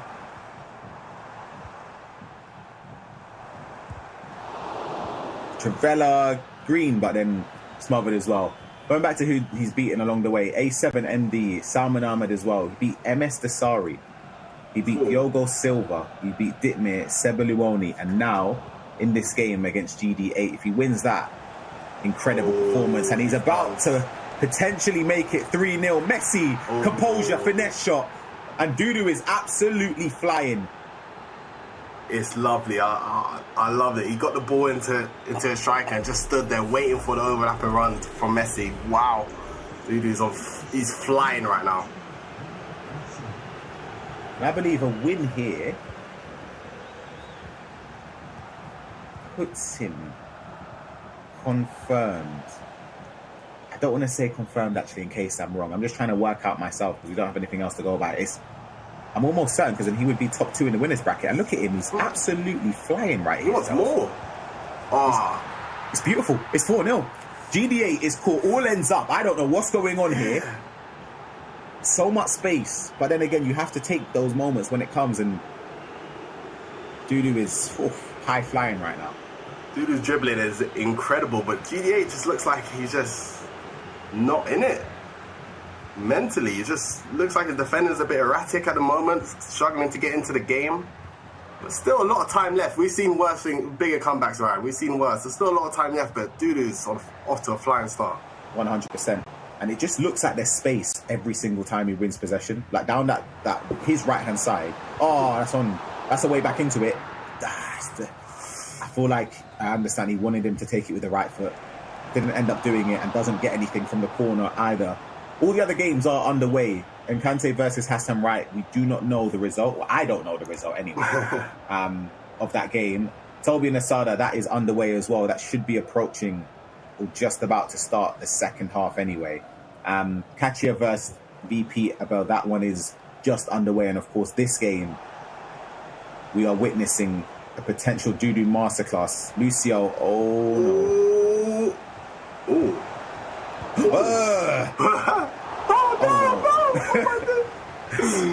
I feel like that would have summed up everything if that went in for him.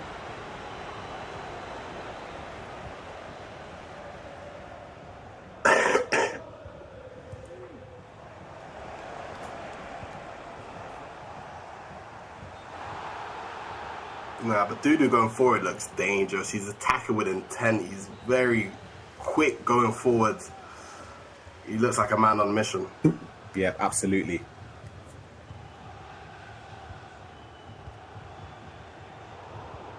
Ball tempted to play a first time through ball there. Didn't work out. Can there be a goal just before half time for GD8?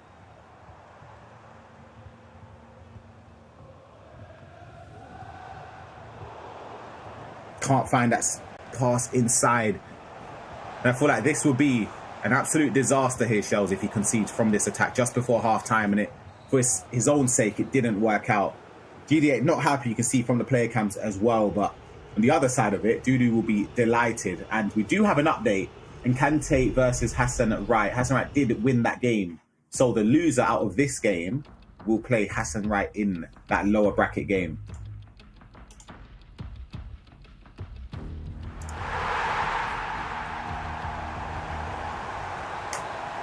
Heading over to this one. Katya up against VP Abel, and Katya we just seen. And he's high flying. This is, of course, a game in the winner side of the bracket. First time through Bulldogs, Shells. I know we love that. Abel round the keeper. Yeah, 2-2. But that was just dark, because I wouldn't necessarily say that the run was on. But that's the thing with these first time balls, it just sometimes create a bit of rig if the striker's in the right position, which he was, allows him to score an easy goal to come back into this game.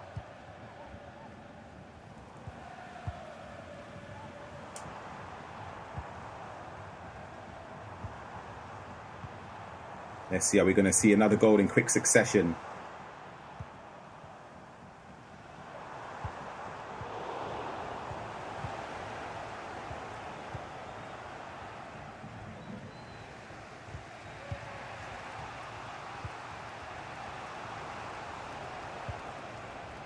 We haven't seen a lot of Abel's gameplay at all in this tournament.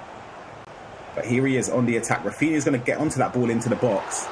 And a shot at goal. And I feel like shooting from those angle Shells, it's more so just kind of hoping in a way. Yeah. Maybe you want the corner or a rebound. I definitely think, because I don't never shoot them angles, but they're either shooting it definitely to get a corner opportunity, but if you green it near post, there are sometimes the keeper will just not save it, to be honest, and it'll just hit the roof of the net. So I remember at the start of the game, yeah, at FC, that finish is still kind of here, but it's not as good as it used to be. But they're definitely doing it to try and get a corner in worst case, because, you know, it's better those two situations or than getting tackled.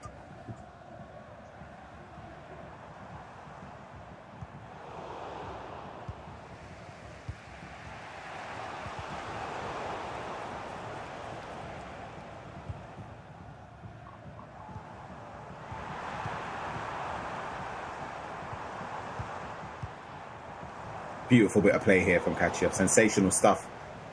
Commentator's curse though led to an interception. And we're going to go straight down the other end. Another high tempo game. Yeah, it's quite high tempo, but I think both players cancel each other out when they get to the final third. I think both of them look quite good in build up and when they first win the ball back, but lacking that little bit of creative edge to try and get the goal, but still early on. The trigger run into Danola. Here we go. The touch is sensational. The finish is smart as well. And Katya restores his lead 3-2 in this game.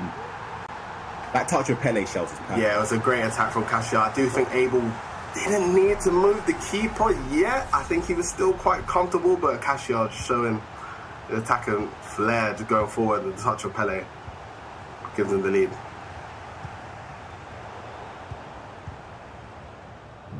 Ooh. Yeah, it's dark over there.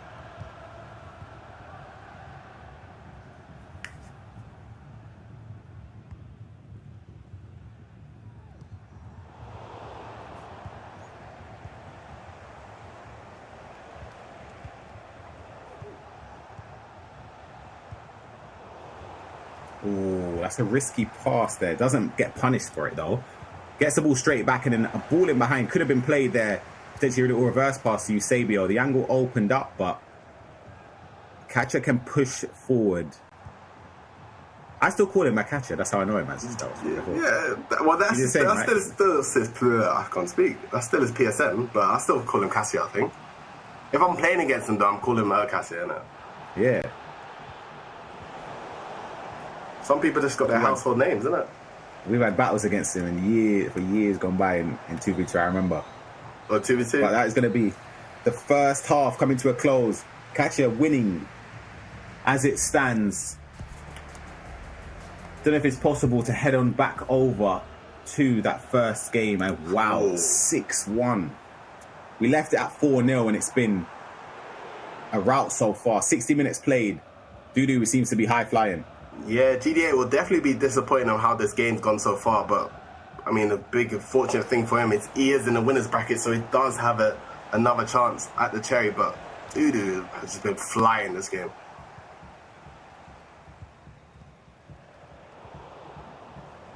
Looking for the first time through ball. Pele trying to link up with R9 Ronaldo.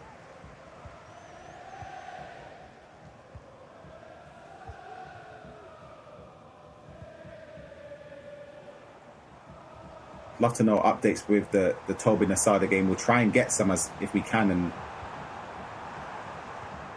course, the first player to get a win in that lower bracket is Hassan Wright. We mentioned earlier on already, defeating Encante.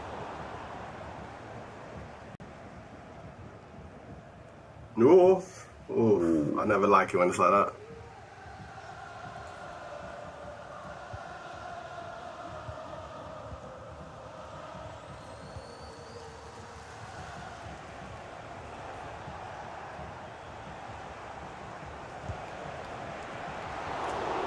Tried it. Gets a corner out of it though. And that's the thing. You get a corner from it necessarily, because I don't think the Trevella would ever be going in, but you just get a corner, which is another great chance to get a goal. So sometimes it's important to shoot them long shots just for the corners. Yeah, and that pass out from GDA doesn't manage to find the intended target. It's going to be a long 20 minutes for Dudu to try and get back into this game, and for GDA to try and get back into this game. And of course, it's very unlikely, but you never know. You'd have to have 3 goals in very quick succession, in my opinion. I think it's unlikely, but I think out of all the games today, I think this one I can comfortably say it might be done in the 70th. Usually I say there's a lot of time left, but I think 5 goals in the way how Dudu's been playing. Yeah, absolutely. Maybe I Falling behind. Never mind. Dudu fluffs his lines there for the first time we've seen anyway in front of goal in a one-on-one situation. Of course, there is the other game still going on between Katya and Abel. I wonder if he can head on back over to that, because this one feels as if it's run its course a little bit. I'm sure this one, I think we're coming into it at a pause as well.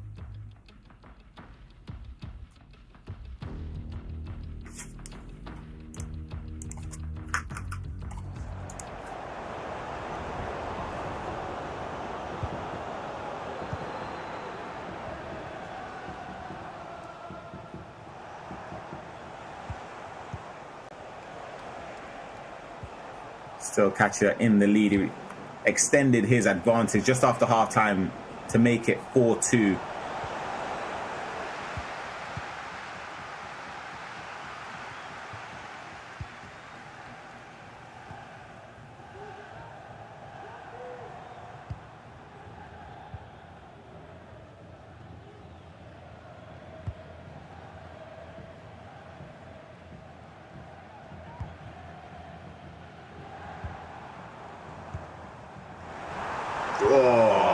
That's gone through. Okay, keeper saves it. I was going to say, that pass there, I would have expected it to be intercepted.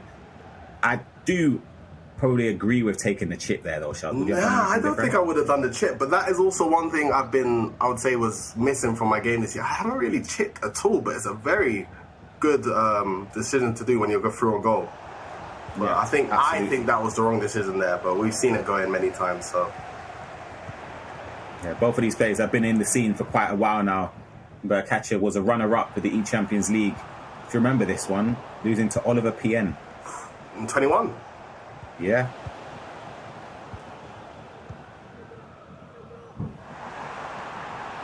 A bit in behind there. Can Katya get a shot across goal? Doesn't get the aim with it, but you know what? I thought that could have won it. Yeah, it's an opportunity. Yeah, this season he hasn't had the strongest of performances, especially in the E-League, and it was underperformed drastically with his team. They fell short in that tournament. So this season, of course, despite not having the strongest of starts, he still finds himself in a very, very strong position because he's very close to potentially getting a way to get into play-ins despite having an underwhelming regular season by his standards. I mean, it's hard to say underwhelming because a lot of these players are just so talented, but you know, for a guy of Cashier's quality and caliber, you expect him to be at the more events or the final stages at a lot more. But a lot of players this year are kind of having the similar season as Cashier, but it doesn't mean they're necessarily bad or having a bad year. It's just, of course not. Just competition's tough, and sometimes they just need a little bit more opportunities. But he has an opportunity here to try and save his season, but the quality of Cashier will never go unnoticed. Yeah, we all know, man. We've been playing this guy for years. Serious player.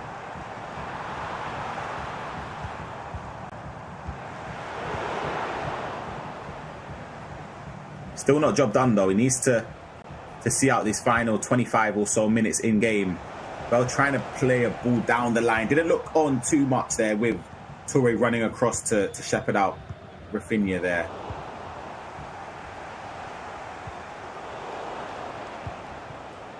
I'm wondering where Rafinha's playing.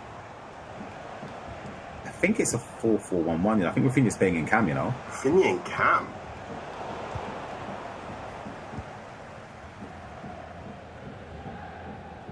Yeah, he must be.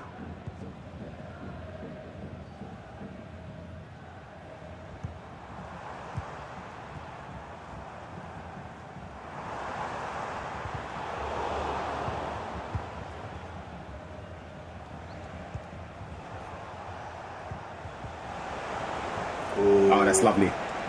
R9 in behind, doesn't get the anime. I'm not sure if that was an intended shot cancel or not. It looked like he went to shoot. Maybe was touched a little bit by the defender behind him, but that's a key opportunity. Yeah, key opportunity. I definitely think Abel might be a bit frustrated with a little obstruction the defender caused him, maybe, but he's still lurking around in this game, but it's a big, big opportunity missed.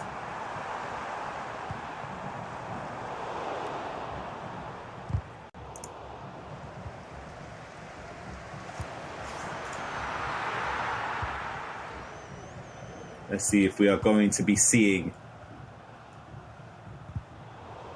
the start of a late comeback for Abel. He's got a little bit left in this game. Still too early to go constant press or team press constantly, etc. But he needs to worry about potentially conceding another chance here. Catch up. Oh, wow. That touch is a joke. That has to have been the flick. You know what I'm talking about. The touch thing. Yeah, it is. The first touch when you flick it with R9, that is beautiful. Wow, that is an incredible goal. And to even go to that side as well, the keeper, serious level of finishing there from Makacha. What a goal. And serious level of mechanics being used, because I don't think I used it that much as well, but wow, great touch. Yeah, absolutely incredible stuff. An update from the other game. Dudu defeated GD8 7-2. So GD8 will fall into the lower side of the bracket where he'll be playing Hassan Wright. And we are still waiting to find out the final result between Toby and Nasada. And we've actually just got that through. Toby's defeated Nasada. Nasada eliminated from the tournament. Of course, was in the lower bracket. Toby, of course, we've seen his performances against Montax, and he's followed that up with a defeating of, what's the finish there, of one of our favourites to go the distance. So. Yeah, and I mean, I think it just kind of shows the level Toby must be playing at, because we was both watching out for Nasada before this tournament started, and Nasada obviously a great player. Obviously, we're disappointed not to make it through, but Toby might be the guy to watch, because I was impressed to watch him against the Taxman, so maybe Toby's the one to watch. Absolutely.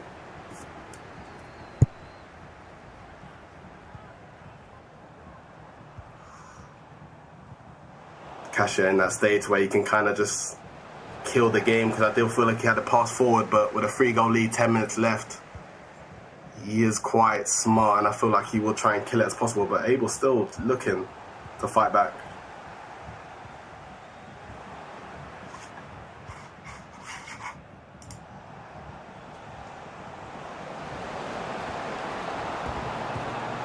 Ball in behind Bell. Oh, that's lovely, you know. Little ball roll into a low-driven Travella there. Is it too little, too late, Shells? Nah, there is a chance. There is a chance. I think Cashia's been giving the ball away quite quickly a lot of the times when he's won it back. So he's definitely given Abel a chance. In 10 minutes, 2 goals. Hold on. No way. No way. Shaking the head from Katia. We have a game on our hands. 2 goals in 2 minutes. Giving the ball away there from straight away from kickoff is that's a big mistake.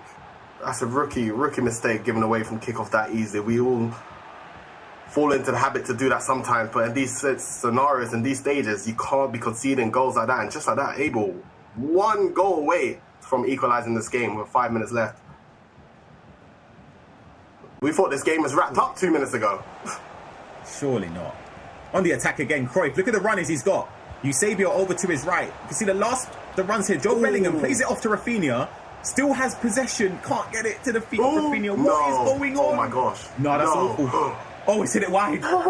He's hit it wide. Katia needs to wake up. What has happened to Katia? It's like he's forgotten how to play in these last 5 minutes. This is not from what we know from him.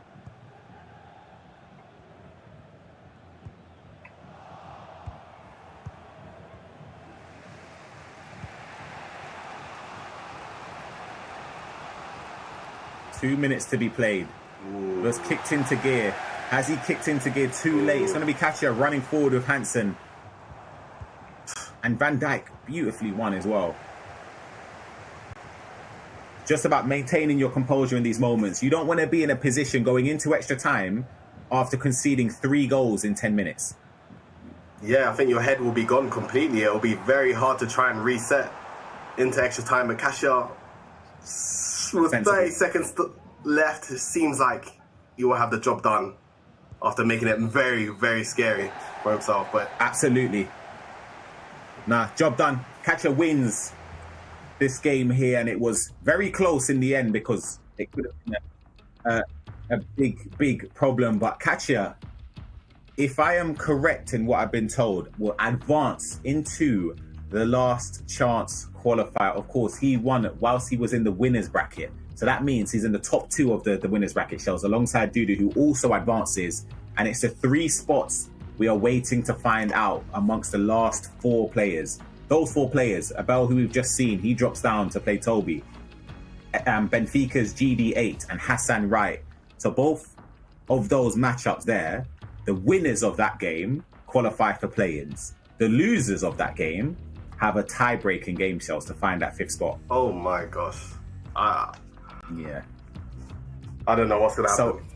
So, in essence, right, if you look at it this way, for Abel, he's got 3 chances. 3? To get into the last chance qualifier. This game, obviously he just lost, because if he won this, he would have qualified. Yeah. The lower bracket game, if he loses that, he drops to the play-ins. And then obviously the last game, the tiebreaker game. So yeah, it's an incredible opportunity for him and the other players that are involved in the lower bracket. It's kind of a bit of a refresh. You now have that safety blanket, but we'll wait until those games can get prepared. We're going to head on over into a break quickly, just so everything can get organized and underway, Shells. But yeah, almost saw a fantastic comeback there. But for those that are still watching, don't go anywhere. We still need to find the last 3 players for the last chance qualifier. So yeah, we'll see you soon. This is the Esports World Cup Club Championship, the ultimate cross-game competition that will crown the best esports club in the world. Let's break down how it works. Clubs will be able to compete at the Esports World Cup and as many titles as they can qualify for. The clubs will then earn points based on their placement in each title. To qualify for the club championship, a club will need a top 8 placement in at least 2 competitions. But to win the championship, a club must place first in at least 1 competition. At the end of the Esports World Cup, the 24 clubs with the highest number of points will earn a share of the $27 million, with the winner taking home a staggering $7 million. And of course, the title of the best esports club in the world. Who will rise above and write their place in history? Watch it all here at the Esports World Cup.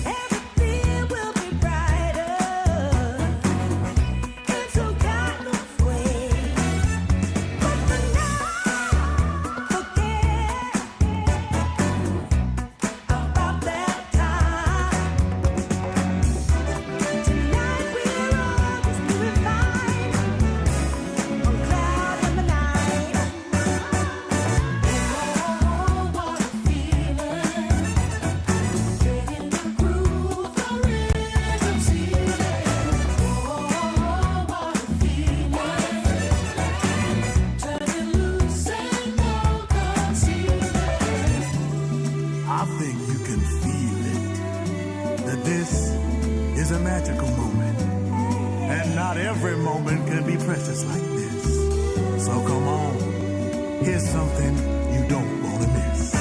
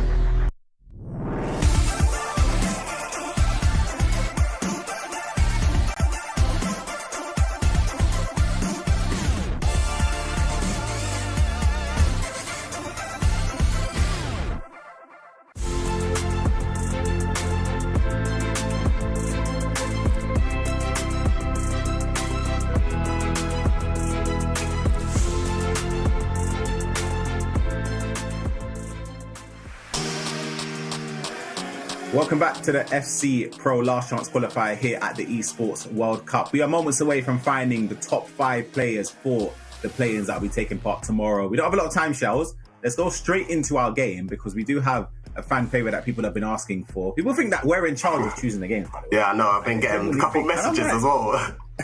Like, honestly, but yeah, we're going to be watching GD8 against Hassan Wright. So that game is underway. We're jumping into it perfect because it is still 0-0.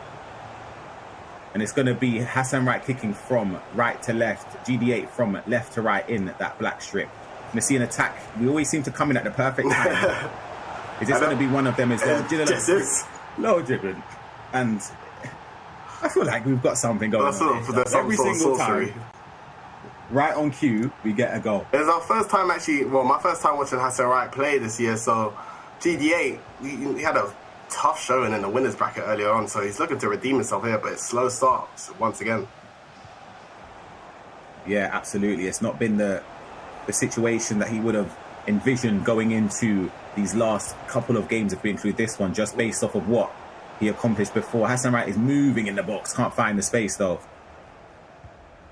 Yeah, the thing is, which is somewhat beneficial for the players in this tournament and in this actual scenario right now, the 4 players. If you lose, you do have a second opportunity in that 5th place tiebreaker. But you want to get it done now. I think it's kind of crazy though. It's one person's only missing out at these last 4 players. I don't know. It's good to know that you got one more chance, but you just want to get the job done. Absolutely. Oh. Beautiful. Hassan Wright is cooking. He's absolutely flying. Beautiful goal. It's a man on a mission to get his spot in the play-ins. And if it continues like this, you'll definitely be seeing him there. Wonderful goal from him. That was a great goal from Hassan. But once again, I don't want to get onto him, but GD8 defensively seems like it takes him a while to get into the game or get used to his opponent because he could be 3-0 down straight away. Ooh, low driven, dragged wide over the post there. I agree with you, GD8. From what we've seen, it's only been 2 games. The first game, he was out before he had any chance, to be honest. He conceded 4, it was 4-0 down in no time.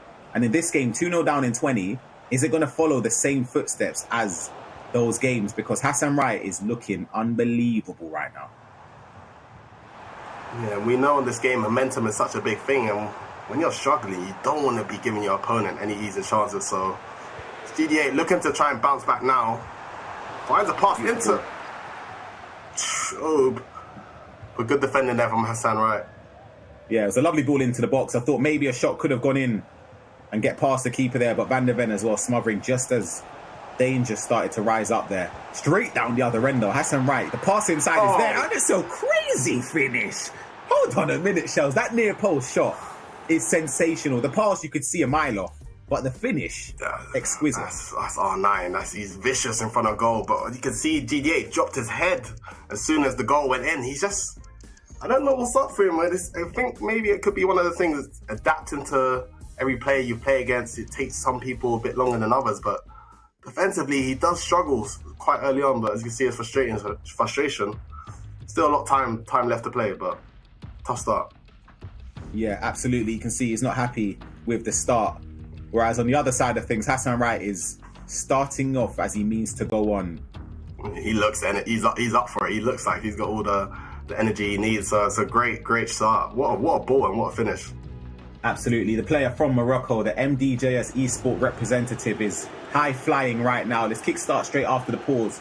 And I want to go through some of his matches. He's defeated Koke Perez in round 1 on day 1 of his tournament. Sam Brewster defeated as well. Morsi the Knight, Agate Power, Nunes D. Fernandez, he defeated, and he's up against another Portuguese player that almost got a goal back.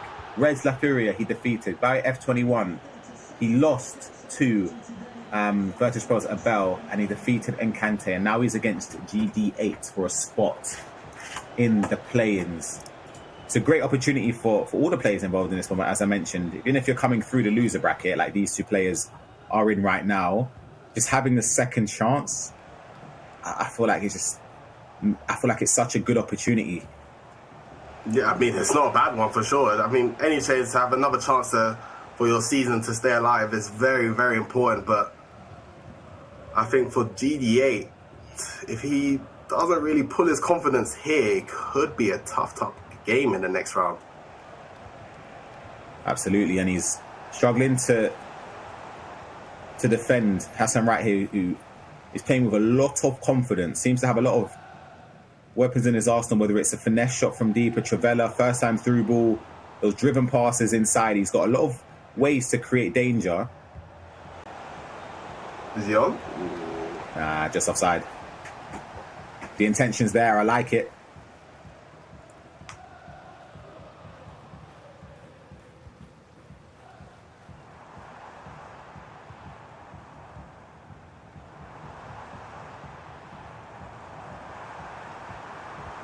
The use of the technical dribbling helping him to take yards, finds himself on a reset. What's he gonna do now? Trying to find a pass into the strikers. Pele bundling through. Yeah, it was very lucky. I felt as if to keep possession there, but could have led to something. It's got a corner though, and the keeper just about gets there ahead of Van Dijk. And a mistake.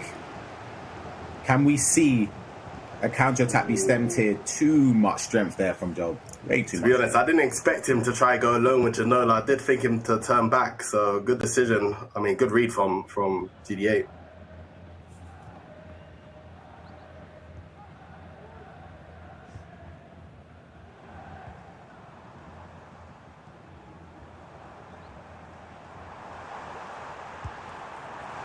Angle's going to open up for the Travella. The keeper moved a mile off. It didn't stop it from ricocheting off the post and falling in favour for R9 Ronaldo and GD8. A little shrug of the shoulders. He's thinking, you know what, it don't even mean nothing. You've got to carry on going. It was a great piece of attacking build up from GD8 there, looking more of himself. But wow, that Travella was vicious. I did think it was a bit too predictable, but he managed to pull one goal back, so hopefully he can turn his fortune around.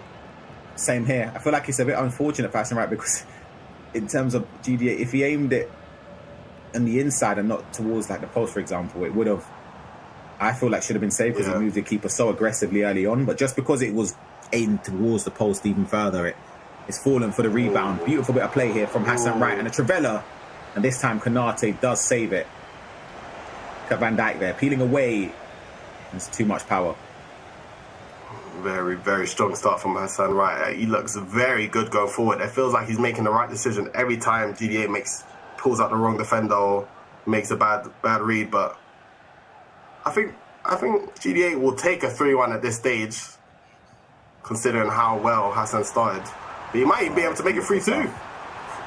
Beautiful stuff there. And the low driven with Hansen outside of the boot. And you mentioned there he'd be delighted to even be 3-1 down after the start he's had. It's now 3-2 shortly before half-time. The little turn with Pele, I feel like he overcooked it a little bit. And then the shoulder barge with Van der Ven didn't end up tackling the ball. So Hassan Wright just gave an opportunity at a dangerous position in the box for a low driven.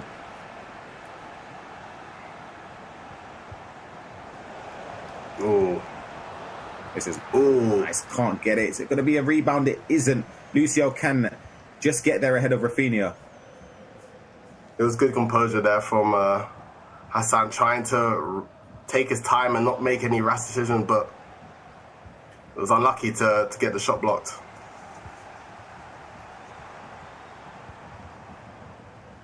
It's going to be an equaliser before half-time. Would be something we wouldn't have predicted based off of the first moments, the player, also the speed boost, and then the last-ditch tackle to prevent a Burrow into a Travella. It's going to be Van Dijk, and it's going to be saved by Konate. And we've seen literally two halves of the first half. The first side of it, Hassan Wright, absolutely dominant. But then GD8 has recovered so well, Show. Yeah, I mean, the last 5 minutes, you would say GD8's in this game, and he is in this game, but from the first 20 or 30 or so, you'd think GD8 would not have a chance. But he's pulled it back, and that's the main thing. And he's given himself an opportunity to come back in this game. And as we've gone to the next game, able 2-0 up against Toby, which after taking down the Sada, I'm a little bit surprised seeing this. Yeah, absolutely. And if there's one thing we've learned from all the games we've watched, it's still far, far away from being concluded this early on in the game. But yeah, Abel coming off of that loss as well.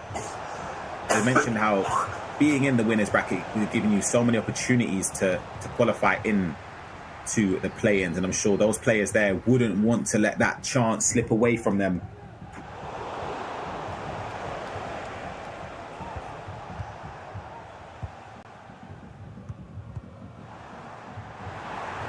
See the run a mile off from Eusebio.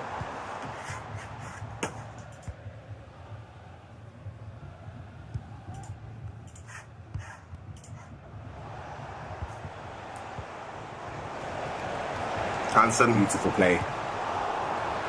Gotta be it. Nah, goes for the low driven. Travella there didn't manage to get enough behind it.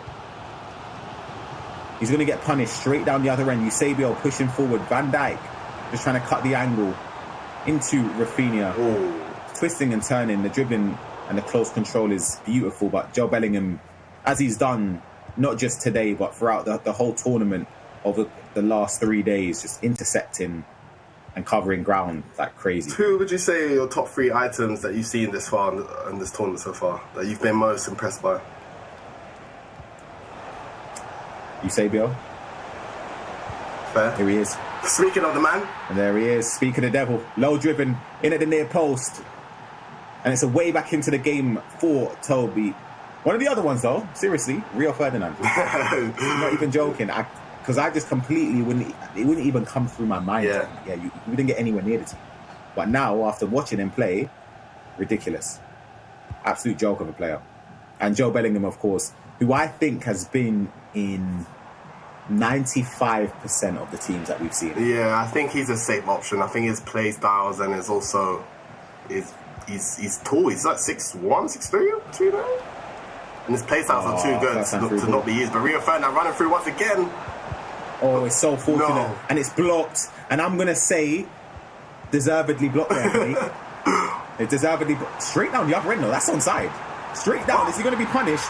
He's going to be punished there. A little chop with Rafinha. And that shows the brutality of competing at the highest level in FC. You miss a chance. You squander down the other end. And not even 10 seconds. That's the thing. You're watching the ball fly into your net. That's the thing about the dark arts, though.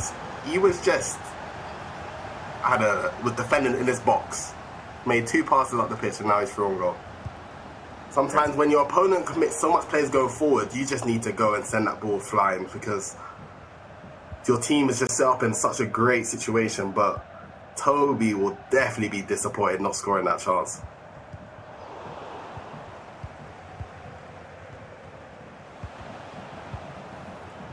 But like with Rio, again, I've mentioned it a few times, the chip, thought that was an option there. Yeah. Been going around the keeper this year is very inconsistent. Rio's going to get there though, hold on a second. Doesn't get the shot angled to perfection. I've been surprised by that Mbappe item though. Not to say that we're surprised by Mbappe, but I just didn't know that's how he's moving out there. Like, which with no finesse as well, it's like, it doesn't even matter.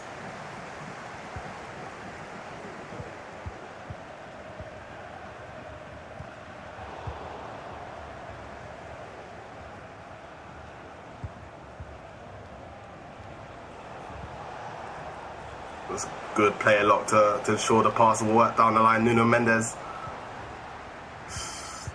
In years gone by, that potential cross could have been an option with the aerial dominance of someone like Rio because he's got the aerial plus play style as well. But because of so many defenders, they have the capability to stop it. You rarely see it. I mentioned to you earlier, Rafifa was the only one I saw trying to exploit that aspect of the game. Let's see though. Last attack here from a beautiful player. I keep saying player, a beautiful speed boost, and it looked and seemed like a perfect challenge there. What a risky slide tackle there. I think if that went wrong though, you could have found yourself in a bad situation. To be fair, it wouldn't have got sent off though. Wouldn't have got sent off. Yeah, we see now jumping back into this game. Hassan Wright did get a goal back to retain his 2-goal cushion against GD8. We have 20 plus minutes left in this game. If Hassan wins this, he gets a spot in the last chance. In the play-ins. He's fought all the way through the last chance qualifier, and it looks like that man right there from Morocco, with huge representation and support, might be finding his way as one of the 5 players into the play-in spot, Shells. Yeah, I mean, he found the ball into R9 and he just stuck with what he knows. Does a little step over straight. GD8 tried to make a read and tried to stay both sides to cover both, going left and right, but R9 in those scenarios, he's just so hard to stop. But Hassan is playing great stuff. Absolutely. That 3-goal lead has been restored again. It's a little bit to the corner, just the amount of support that he has in the crowd that are rooting for him to do well. And he's minutes away. But we could be seeing Shells 2 losses on the bounce here for GD8. And in this position, I mentioned, of course, he has the luxury of having another opportunity to fight for that spot in the 5th place.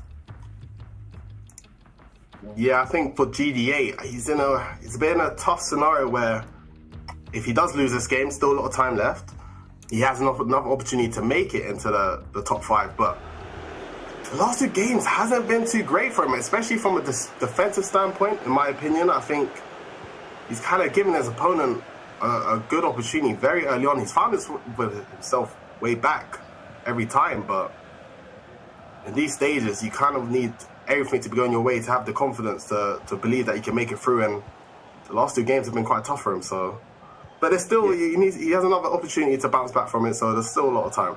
Absolutely. The things I've noticed though is that he starts off the game quite slowly. I don't know if that's well, clearly it can't be a repeat of what we've seen in the early stages. Yeah.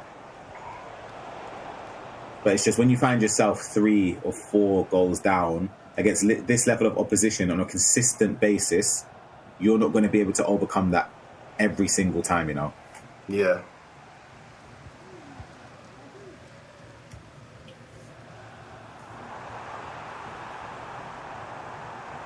See here, though. Can he stem a comeback? He would need goals in quick succession.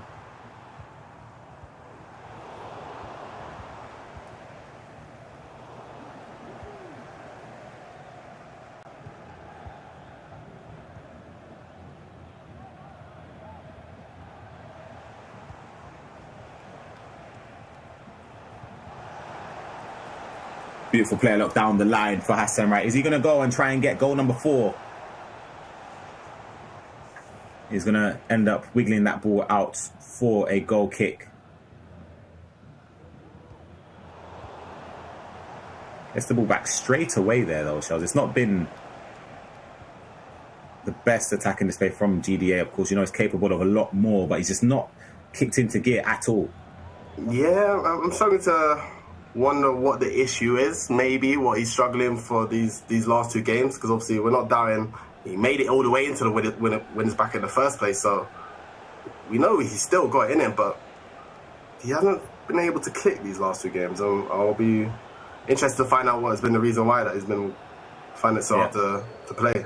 Absolutely. His only taste of defeat, was in that previous round before this moment, and be hoping that it's not going to repeat again in the tiebreaker match, because he does have a safety blanket to rely on.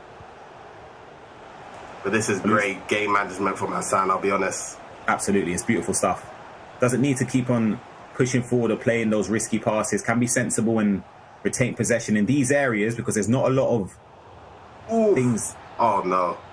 That sums it up, doesn't it? It sums up everything. Ball fizzes straight into R9's feet, and then possession again can restart in favour of Hassan Wright, who will, it looks as if anyway, will find himself as one of the top 5 players. He's fought through 512 competitors to get to this stage. It's a thing that you would have dreamt of at the start, thinking, all right, it's possible. And of course, as the rounds progress, that's where the beliefs start to kick in even more. And he's shown that he belongs at the highest level. It remains to be seen what group he'll fall into at the last chance qualifier. I find that, I keep saying last chance qualifier, at play-ins, you know what I mean? Yeah. But it'll be interesting to see there, because it's going to be such a stacked tournament. But Morocco will have a representative there, as they did last year as well. If you remember, Sharif had an incredible run. Yeah. All the way, I believe. Was it top 4? I think it was top 4. I think so, yeah. It was at least, yeah. It was top 4 last year. So potentially there could be somebody that can follow in the same footsteps with a similar level of ability as well. But you can see the relief there, the smiles, because they know, Shells, that it's job done. Job done. And I mean, you got to celebrate. It's a tough task. I'll be honest, going into these type of weekends when you know you got to battle through 512 players, I mean, I can only speak for myself. I believe I could do it, but you know the task is so far ahead of you, and you only can take one step at a time. So Hassan, 2 minutes left, and he's done it. Look at him. He knows he's done it. So you can only do nothing. You can do but smile. Absolutely. The dream would have been to get in to a position like this to try and fight for a spot at the play-ins. The dreaming doesn't end there, Shells. It doesn't. The dream continues tomorrow, where he will try and battle through some of the best players that are in the world that did not make the World Championships straight off the bat. But Hassan, right, huge congratulations. And you can see how much it means to him. Fantastic, fantastic level he's shown throughout this weekend to get into the play-ins. And hopefully for tomorrow, he can still continue that level of performance because he's been absolutely incredible. I mean, just look at the tears, bro. It just shows how much hard work all of these players have taken and sacrifice every single player has made, but he's made it into the next stage and he's done the job. 100%. He should be proud as he embraces the crowd who have been supporting him all weekend long for him to get to this stage. Fantastic accomplishment to reach the top 5 players in the last chance qualifier. A superb accomplishment. And as we said, tomorrow he kickstarts it all again to make it through into the World Championship. But the ambition, the aim was just to get there, be in the conversation, Shells, and he's done it. Yeah, I mean, he's still got to play tomorrow, but do you think that gives him an advantage? Because he's coming 100%. In kind of hot. He's coming 100%. In kind of hot. He might be the guy to watch out for. 100%. Players that have qualified through today, they've kind of got an advantage playing all these games so far, but they're playing against the real serious hitters tomorrow, so it'll be so interesting to find out. No, absolutely. I would say we've seen from last year as well. If you remember, I think it was Nicholas and Jafonso that came through the last chance qualifier to the World Championships. And of course, who ended up winning it? Jafonso. And this man right here is in the conversation to potentially win the Jafonso Award, which for those that aren't aware of it, is if you come through the last chance qualifier and also the play-ins and get your hands on the World Championship trophy. There's a lot to it. You get an extra $50,000 in your pocket. Keeper, the hair. Keeper, there are questions. But that's again, Ryan, we switched over and go straight away. Yeah. You can look at it 2 ways. It's either you want us to switch to your game or you really don't. If you're about to defend and attack, you really don't want us to switch to your game. Let me put it that way. So it's key to mention as well that GD8 will have another battle in the 5th place tiebreaker game. That will be against the loser of this game.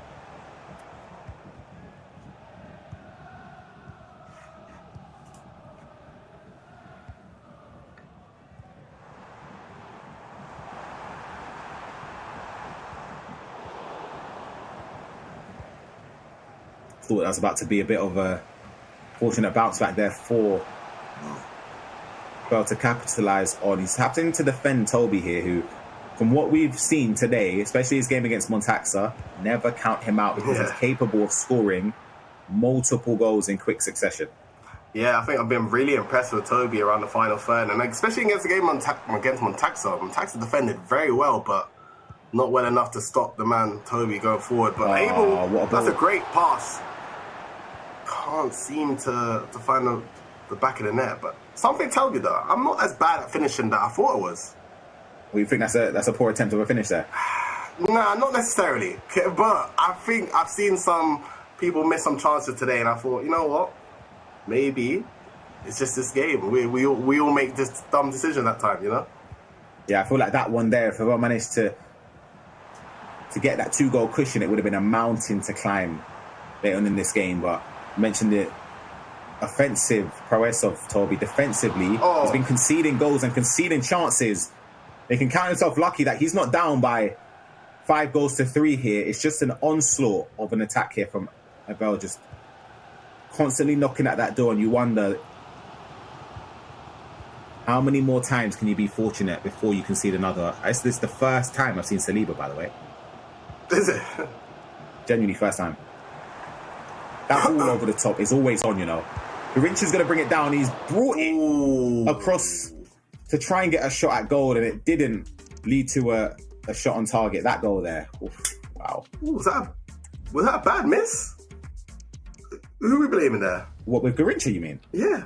Nah, I don't know. I wouldn't expect that. He moved the keeper, no? What, did he move him across? I think a little bit, but it's the long ball pass that we've been seeing. It's actually been very deadly today. Yeah, and it's not even the standard first time ones. It's just like the normal ones that we would see from previous titles. It's been very serious.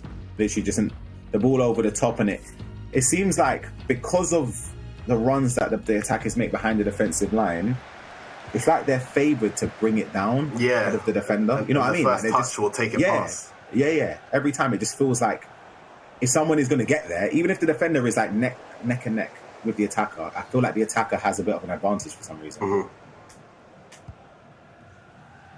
10 minutes left to be seen for who the fourth player to qualify for the play-ins.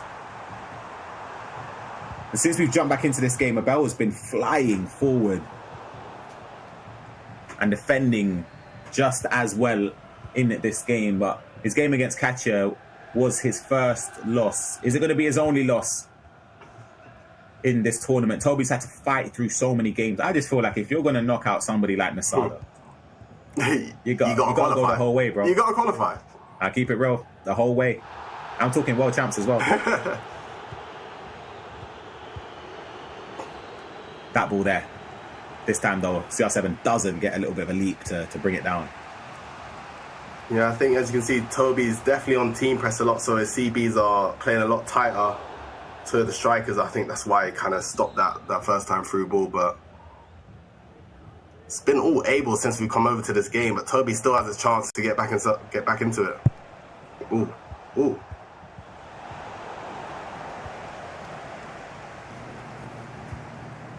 5 minutes to be played. I spoke about how... I was going to say, hold on a minute. Yeah, he looked fast off it. He looked quick. He looked lightning quick there. I was about to say, Abel, he would have 3 opportunities to get into the top 5. It was coming off straight off the winners bracket. But could he get it done? Second time lucky here. Riz, Toby going to get another opportunity through ball. CR7 is on. It's an incredible ball. Keeper movement. Doesn't come in. The shot across goal. And are we heading into extra time? As the pause is cued by Toby. He's had to throw everything at it. And in the dying embers of the game, he gets a very, very late equaliser. I mean, that's one of the benefits of playing in that camera angle. I believe it was co-op, but I was thinking, is he going to play the pass? Is he going to do it or not? But wow, what a ball into CR7, and Toby equalises in the 87th minute to give himself a fighting chance. But it's going to go down to the wire. Or is it going to go down to extra time? We'll find out. Find out very soon.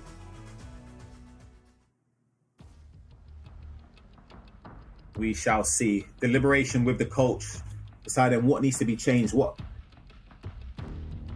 they can amend in this current situation. And for Abel, as I said, I've known him for a number of years in the scene. He's got the know-how and experience at these levels to try and persevere. Lost the last round against Katia. If he loses this game, he will be playing GD8, waiting in the wings. And that game, Shells, will be if it goes that way, right? It will be both players who lost that winner bracket game to make it. So it's like we'll have one player that would have lost 3 opportunities to make it, which is painful. Like, yeah, it's gonna be painful for someone. Oh yeah, I can't even think of that. I thought that pass might have gone through with CR7. That one doesn't. Ooh, you never know with CR7. You spoke about just having that factor in the game. You know what I mean? Where he just seems to get the bounce back. 90th minute. It's going to be +2 added on. I'd anticipate Toby playing for the last attack. If you remember the previous round. Oh my. 1 second. I could be wrong. The Travella angle's on. Hold on. He's gone for a different attempt to play it across. He's got to go forward here. There's no time to go back and look at the space. No way. Garincha in behind. He's whacked him out. He whacked it. Oh my God. That's a red card, but it's a free kick, and you could argue just as dangerous. Nah, it's a pen. It is a pen. Right here, this is a goal scoring opportunity. Keeper shuffled across. Van Dijk's going to try and get onto the line here. Wait. Where's he going? Over the wall? No. Wait. Is it short? It's gone to CR7. No. He's finesse shot, and Ago has scored in the last moments. You thought Toby potentially could have salvaged something by taking out the on-rushing attacker, and justice has been served. You see the smile on his face. He knows that is job done, and we will have another player part of the top 4 right now into the play-ins. Devastating for Toby. Last moments in that game, the space shells, I don't even know. It just felt like it just opened up so much. I still don't know what's just happened in that last minute or so. That was just the same way how we thought he was a madman for playing the free kick short. He's just got to go put the ball in the back of the net, and that made us shut up. But wow. Listen. That counter-attack, though, from Abe was incredible. Crazy. Incredible. It deserved the goal, and he got it. So congrats to him, honestly. Nah, absolutely. He finds himself in the play-ins, battling through the 512 players. We've seen another player secure it, joining Hassan Wright in that round as well to make it, and Katya and Dudu. I remember off the top of my head, I'm trying to remember all the names. We do have one more spot available. That will go to the tiebreaker game between GD8 and Toby, coming up very, very shortly. We're going to head on over into a quick break while we prepare for that matchup. Yeah, don't go anywhere. There's going to be a lot more drama and celebrations. This is the Esports World Cup Club Championship, the ultimate cross-game competition that will crown the best esports club in the world. Let's break down how it works. Clubs will be able to compete at the Esports World Cup and as many titles as they can qualify for. The clubs will then earn points based on their placement in each title. To qualify for the club championship, a club will need a top 8 placement in at least 2 competitions. But to win the championship, a club must place first in at least 1 competition. At the end of the Esports World Cup, the 24 clubs with the highest number of points will earn a share of the 27 million, with the winner taking home a staggering $7 million. And of course, the title of the best esports club in the world. Who will rise above and write their place in history? Watch it all here at the Esports World Cup.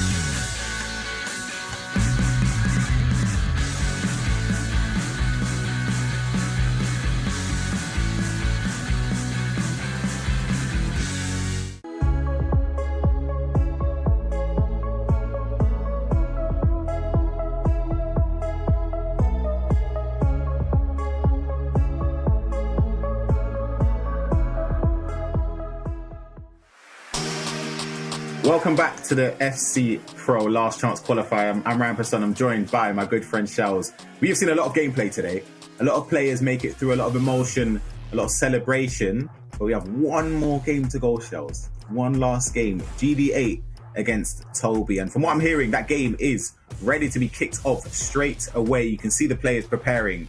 What do you think will be going through GD8's mind right now, Shells? Because it's 2 losses on the bounce right now. Yeah, I don't want to be too harsh on him because I feel like I'm getting onto him, but he's had 2 tough games. He's blessed. I definitely say he hasn't played to the level we know he can rise to, but he has one more chance to redeem himself. So he's got to this situation from himself and his own ability. So he's definitely trying to redeem himself, but Toby is also kind of on fire as well, looking to start strong with Rio Ferdinand. Oh, dragged it. That's the thing what I'm worried about. Right, I can only base off the last games that I've seen of GD8. I think that's fair. Obviously, we know he's an incredible youngster, like one of the biggest prodigies in the scene. Based off the last 2 games, offensively, obviously dangerous. Defensively, he's been a bit of a weak point.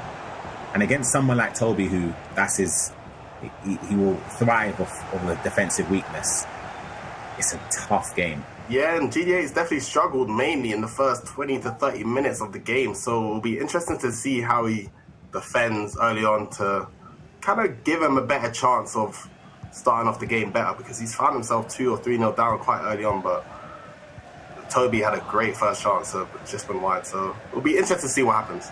Absolutely, and if you've missed all of the action and you're just tuning in now, we have 4 players that have already solidified their spot, and I will name those players after this attack. GD8 going forward, pass across I thought would have been played there. It's going to be Rafinha facing away from goal and just recycling now to see if he can get a ball to one of the attackers.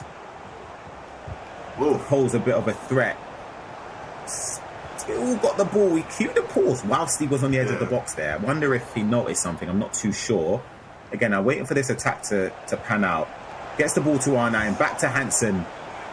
Can't find Joe Bellingham, who was waiting on the edge of the box. But Abel made it, of course, into the play-ins. He secured one of the 5 spots. Akacia, Dudu, and Hassan Wright. So we're waiting for the final spot to join the likes of Alihan from RB Leipzig. You've got Dallin Mike in there. You've got Manu Bachoy. You've got Kakerai, Hezers, Lamp, Culture, to name a few. Kalen, there's so many names. I didn't even mention Piet Zin, Umut, and of course Yuval, who was the runner-up last year at the FC Pro World Championships. The list is endless, so it doesn't get any easier. As a round goal. Beautiful bit of play and dribbling there, and you can see the hand in the air. And is it the first time we've seen him score? I think it is. I think it's a sense of relief for him as well. So he'll be definitely buzzing to start the game off 1-0 up. I think he might have not been happy with one of his settings during one of their attacks. He even tried to didn't even play lock, but he's found himself 1-0 up anyway, so he's not complaining at all. And it's one of the better starts from GD8. Yeah, no wonder. You can tell because he noticed it from the for you to notice that on the edge of the box, it has to be something where you're thinking, whoa, 1 minute. No, it can't be anything to do with shooting, but it was to do with the play lock mechanic that wasn't active. Of course, these players, you have to jump around so many setups for these tournaments to reset your settings. And a ball across the box doesn't manage to find the onrushing Eusebio. And I was going to say, Ryan, early on in this game, GD8 had a chance to play lock across and maybe have the pass, byline pass we saw in Kante and Toby just do there. Something maybe I might have to start doing into my game because that creates a lot of opportunity. That's a serious thing, though. Very serious. Press there from Toby was intense. I wonder if that was a team press that came on. Speaking of player locks, look at Rio. Doesn't manage to get the run on Van Dijk there. That player lock he done on Rio was very fast. It's like he was playing American football the way how he's just off to the races straight away. Would you ever, in that situation, use a creative run instead? I would if I was good enough. I'm not good at doing creative runs. For some reason, I just send them flying the wrong way. But if you are, creative runs are very, very important. Do you know what the thing is? I'm a lot better at creative runs than player locks. Nah, other way around. I can't. Yeah, I get it, but I just don't know why. But yeah. Standing up the defender there, quick snappy passing, a double tap, trying to get past. Get a bit of a fortunate, maybe bundle past Stam. Didn't work out in that scenario.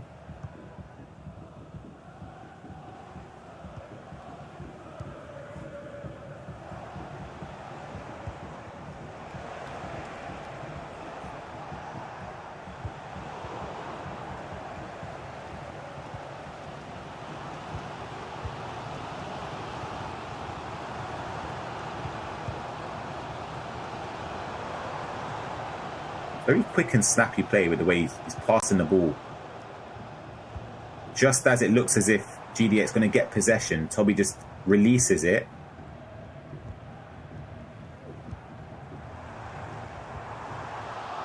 Ooh. Stam again. Yeah, it was good. It was a good patient build-up there from Toby, but I think at the end he just tried to pass himself into goal, whereas I think he could have maybe went alone one of the attackers, but I've been really impressed with how Toby's played today, honestly. Same. There a potential ball across there. Doesn't look for it. Recycles to get back to Joe Bellingham. Now he's got the options. Hansen over to Rafinha, and a great step there manually from Toby to nullify the danger.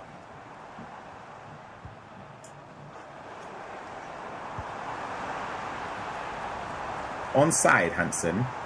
Play lock again. You're going to see that very frequently, Shells. That is one that we mentioned already in this game. Keep it at home. Put that into your gameplay. I'm telling you, to run across the box, you get the run on the defender every single time. Yeah, I've seen it a bit too frequently today. For me, to not actually not do it that much, maybe I have been missing something all this time because it actually creates a lot of problems as well. So something you do have to watch out for. Ooh. Vela angle was on there. Didn't opt for it that time. We've seen him try it a couple times in the previous games. Lovely bit of play. Arnhem Ronaldo with the dribbling, the low driven, couldn't get there, and it is onside. So Hansen can keep this attack alive. Touch to the side. Incredible challenge.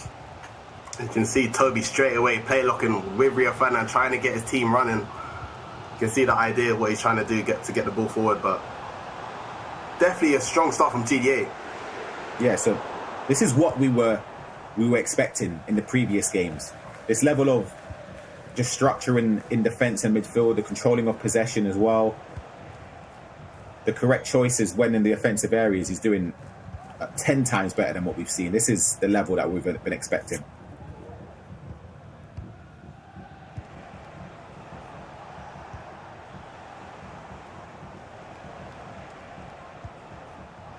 Look at it. Just baiting runs out. The touches as well into those angles is beautiful. Over to Hansen. And it's going to be a ball roll inside and it's saved. Joe Bellingham, I think it was green time. There's going to be an open goal. Can't really get enough power behind it. Yeah, you can see GD8 trying to force Toby into bring his defenders out and force him to bring them out of position, and then he's just attacking the space very, very well. But Toby here trying to find this reset, something he's done so well today. Oh, I thought that turn would have put him in a bit of danger.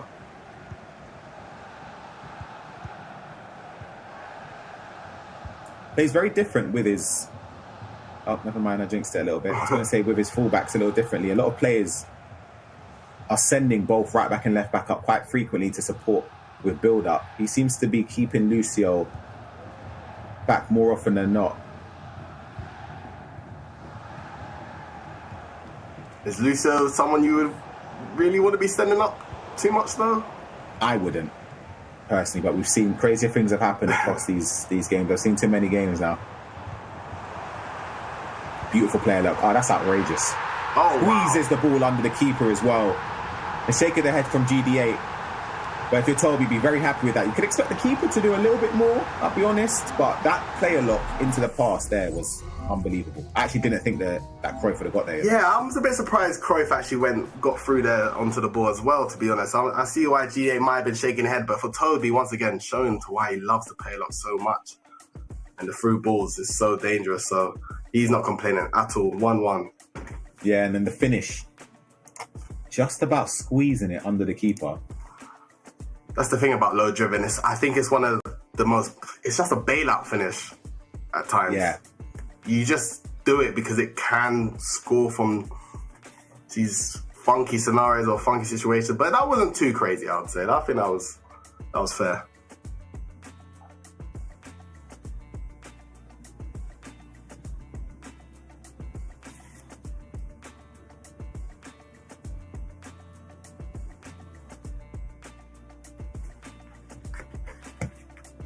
Let's see, it's clear after scoring a goal, Toby may have noticed something as well, maybe in the build-up play or something in like a gameplay when VOD reviewing again right here. Is this something that you're a fan of yourself, like VOD reviewing mid-game? Depends if I was really upset with something. If maybe there was something I'm really annoyed at, or maybe my coach has maybe spotted. Definitely, but at this stage, it's kind of a waste of, not waste of time, but it could be a waste of energy. You could be complaining. It depends what it's for, isn't it? If it's just complaining, or is it to suss something out, like why is he getting that space, etc., etc.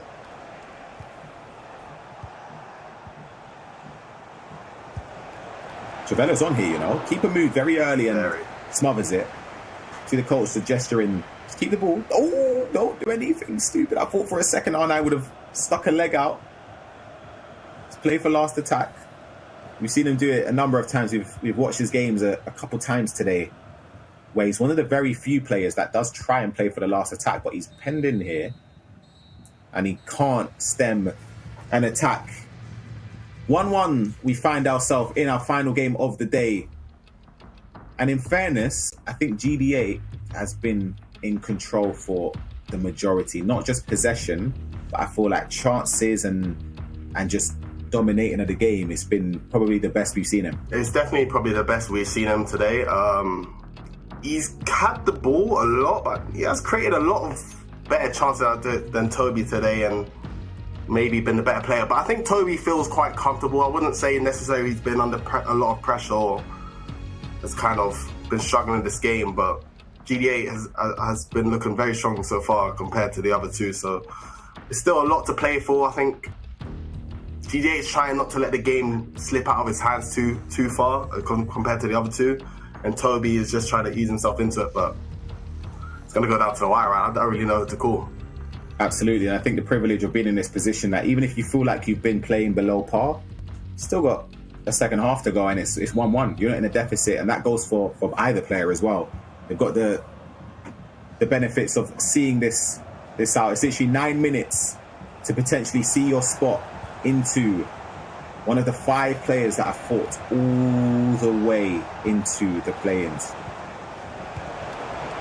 All across the box. Can't get there, but R9 will latch onto it. Lovely play. Can't get... Don't believe that was green timed either. Couldn't get the angle to get a proper shot in at the top corner. GD8 though carrying on from where he left that first half. Beautiful play there with Pele. Just can't find the space.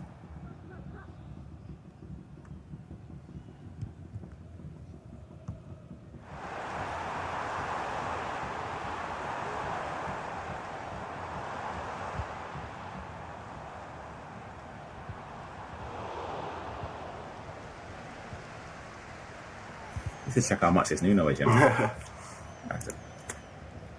Yeah, we don't have the facilities to be paying stupid money for a left back in the round up in my club. Yeah, 2.8 million. Yeah, we don't have the funds for that.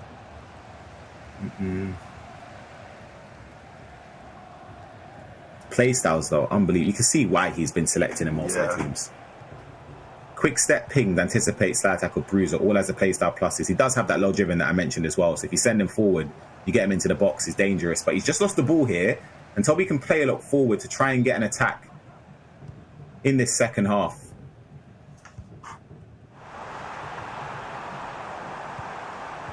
Oh, he's done. Cancel into another one. It's outrageous play. It's unbelievable. I'm surprised he even got the shot off of his Sabio.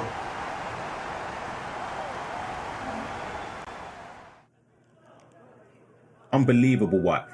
Incredible goal. See the support in the crowd as well. They've been here all day supporting their players as well that are participating.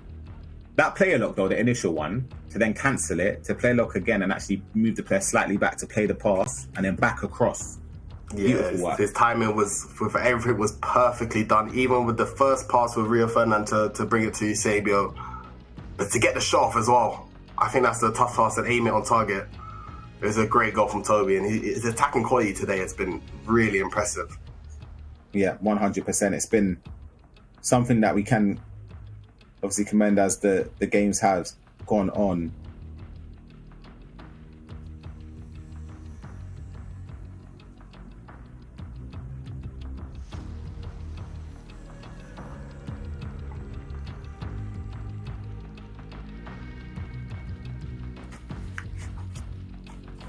Just looking through some of the names that are in play-ins where these players potentially could. We've already spoken about some of the names as well, but I forgot, like you mentioned, Yaskar Tug is there as well. Completely forgot.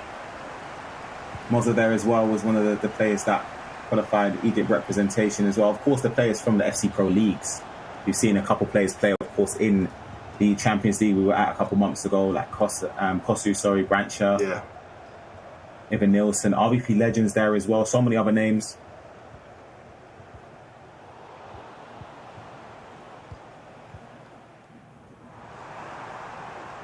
So I do wonder, will we see a repeat of last year in the sense of the players that come through the last chance qualifier are on a heater. They're on a heater. They're flying. You don't want to play against them. They're the ones that have been on the stage. They've played potentially, if it depends where you come through the loser bracket, 10 games plus. That is a lot of games. Whoa. That is a big advantage compared to all the playing guys. But you got to think the level... It just goes up a notch. It goes up a notch. You know some of the names that are in the play-ins. I don't know, right? It's a tough one. It's a tough one.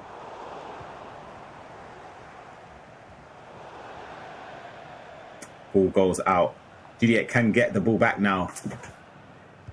And from what has been a decent performance so far in this game, he still finds himself down by 1 goal. I think Shori asked me this question yesterday or the day before. He said, would you rather lose a game where you played well, but you lost, or just lose a game where you're getting battered? Where you've... Oh, I thought that was going to be a foul there. Which one would you prefer? Sorry, said it. Losing a game, getting battered. A game where you lose a game where you deservedly lost, like, it was like 7-0, for example. Yeah. Or one where you feel like you played well, but then... Bro, who wants to lose 7-0? I guess in Shori's context, it was more so like not to be eliminated. I feel like it was, say, like if it was in a winner's bracket. Okay, I get you. Okay.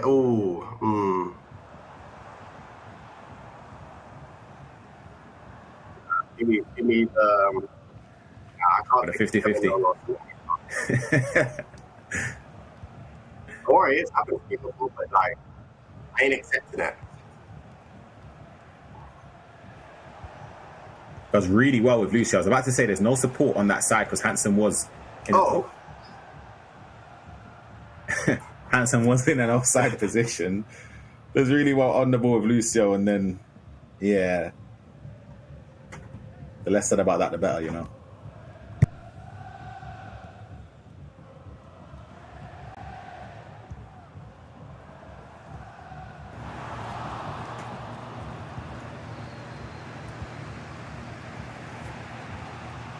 Look at Rafinha's run. I think he could have played him. I agree. Does a creative run really well, though, just to maintain him to not run into an offside position. There, though, Paul just gives the ball away.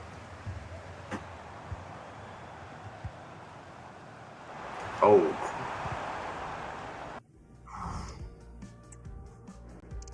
Got another pause. 20 or so minutes left in this game. There's not too much to separate either player other than obviously the scoreline right now, but it's a very close game. I actually can't really call which way it's going to go, you know. Yeah, I think GD8 he looks quite comfortable, but he does look like he's scared to take the risk, or maybe the type of risk you might need to actually start creating chances. But the way how Toby is flying forward, you know, you're wary of his counter-attack. So he's in a tough situation, but it's still very, very close, and it's all to play for so far. 100%. I think I spotted the world champ Jafonso in the crowd there. He's been here before in these situations.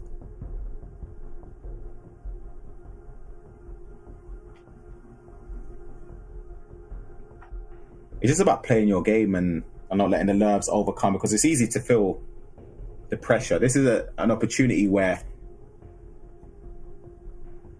all of the 512 entries into this tournament would have dreamt to just be in this position. We've had to go through so many games. I can't even emphasize enough how many games it's been.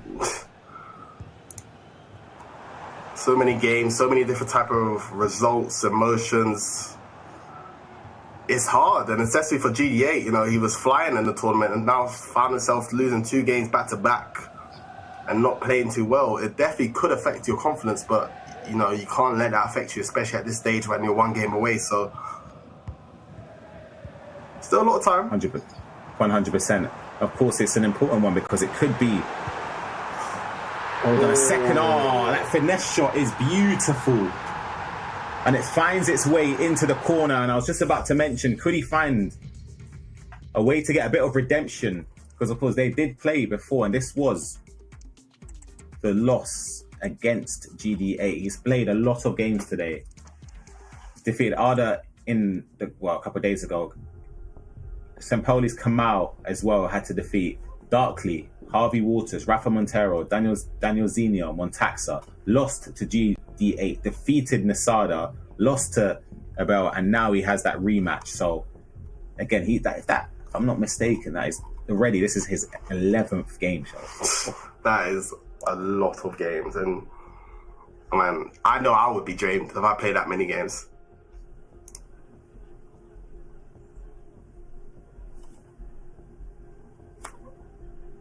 I think GD8 will be thinking this is something where he's done this before. He's defeated Toby in this tournament to get into the top 8. He's the one that sent Toby into that lower side of the bracket where he had to fight through against Montaxa. And now he's in a position where the player that he knocked down could be knocking him out as well. I think we saw Goal Poacher there in the crowd. He's playing tomorrow in the play-ins.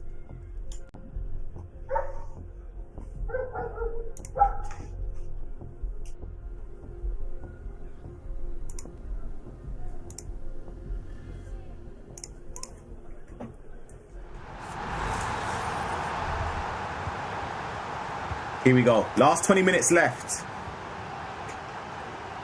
Will there be a comeback on the horizon? Or will we see Toby see this game out? Ball given away from kickoff.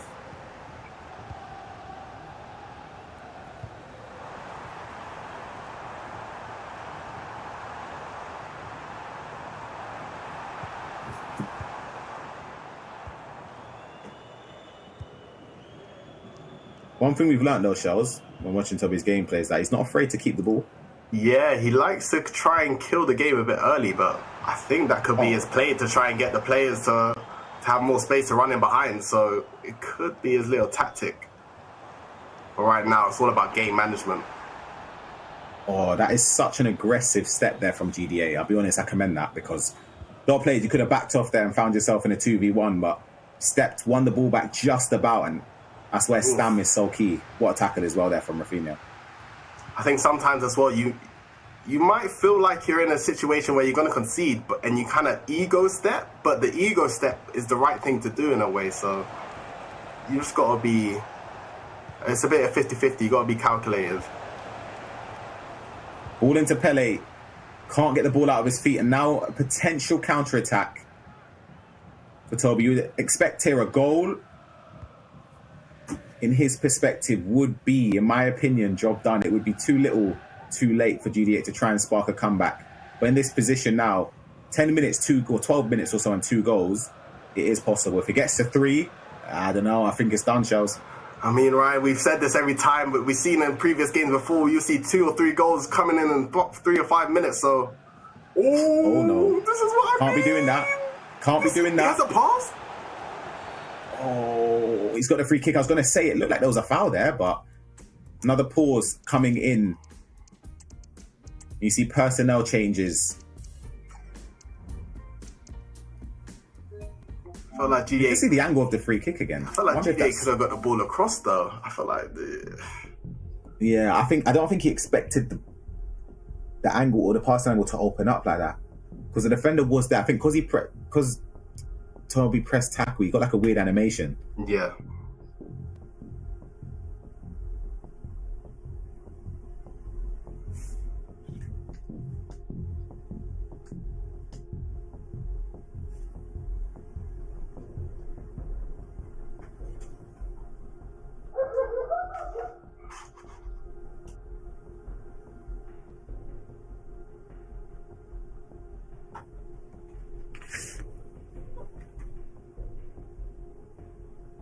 Looks defeated to me.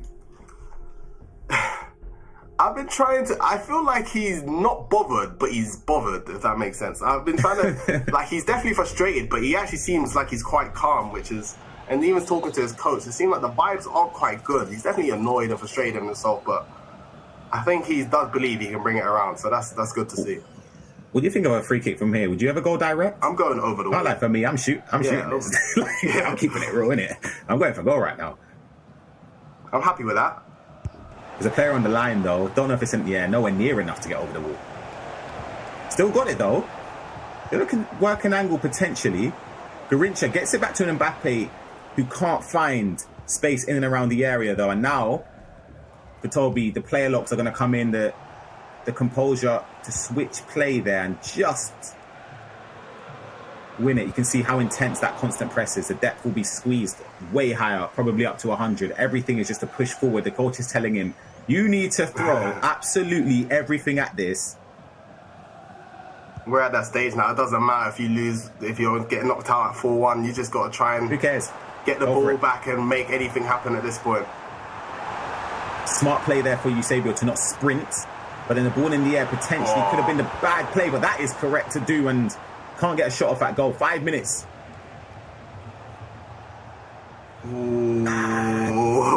Again, he's on, he's in. You know, they can get the ball here. Beautiful little back heel. Tries to get it to Mbappe, can't get it there. And again, the coach is telling him, just keep pressing. You need to keep going. You need to apply that pressure and force him into a mistake like that. You could argue he's very unlucky to not be rewarded from that. And Toby can play a lot. In on goal here. Is he going to go towards the corner or is he going to try and seal the deal? He cuts back. Goes again. Goes round the keeper with a little ball roll.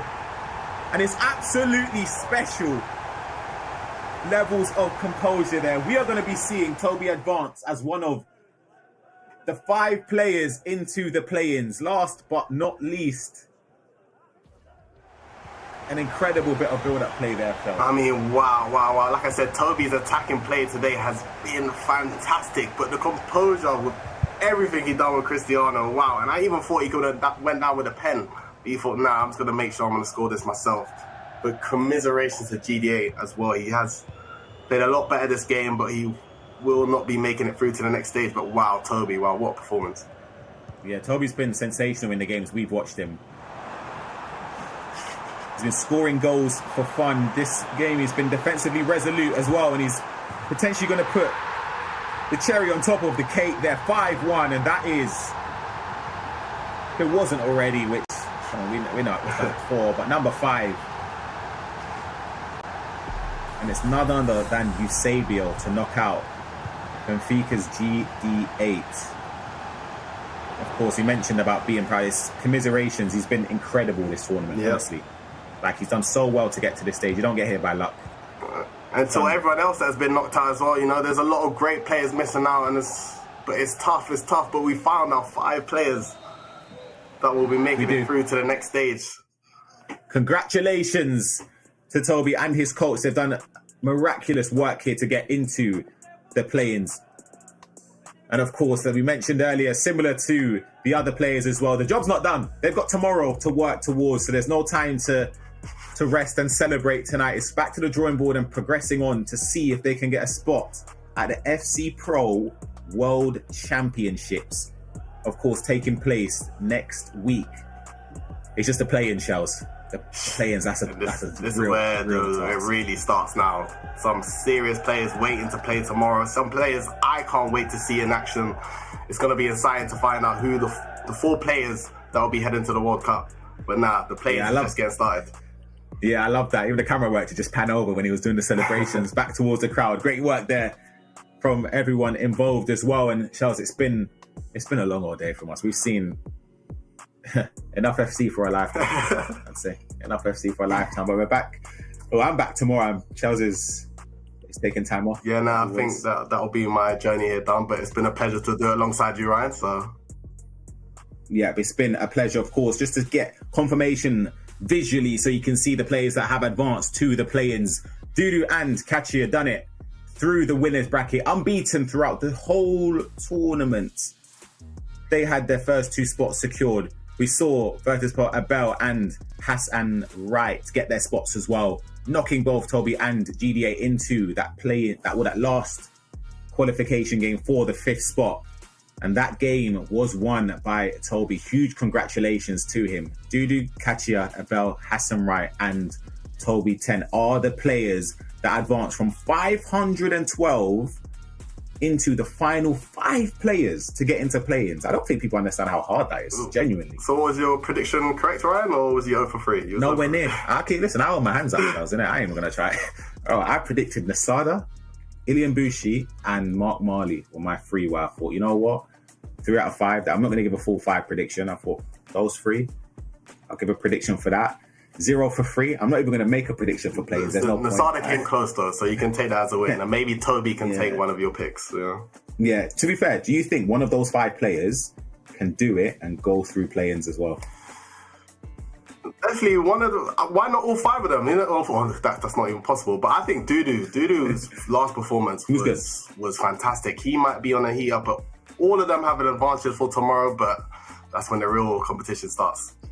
Yeah, absolutely. Shells, it's been a pleasure. Thank you for everyone that's been engaging in the streams. And of course, congratulations to all 5 of the players that have made it to play-ins. We're going to wrap up for today. Play-ins is tomorrow, which will start off early on. I'll be with Shori concluding that before we head on over into that final part to see who makes it into the World Championship. 4 spots from the play-ins out of, I think it's 48 players, maybe even more. I can't even remember how many players. My brain is fried right now. But yeah, thank you for everything. And yeah, we'll see you tomorrow. Take care.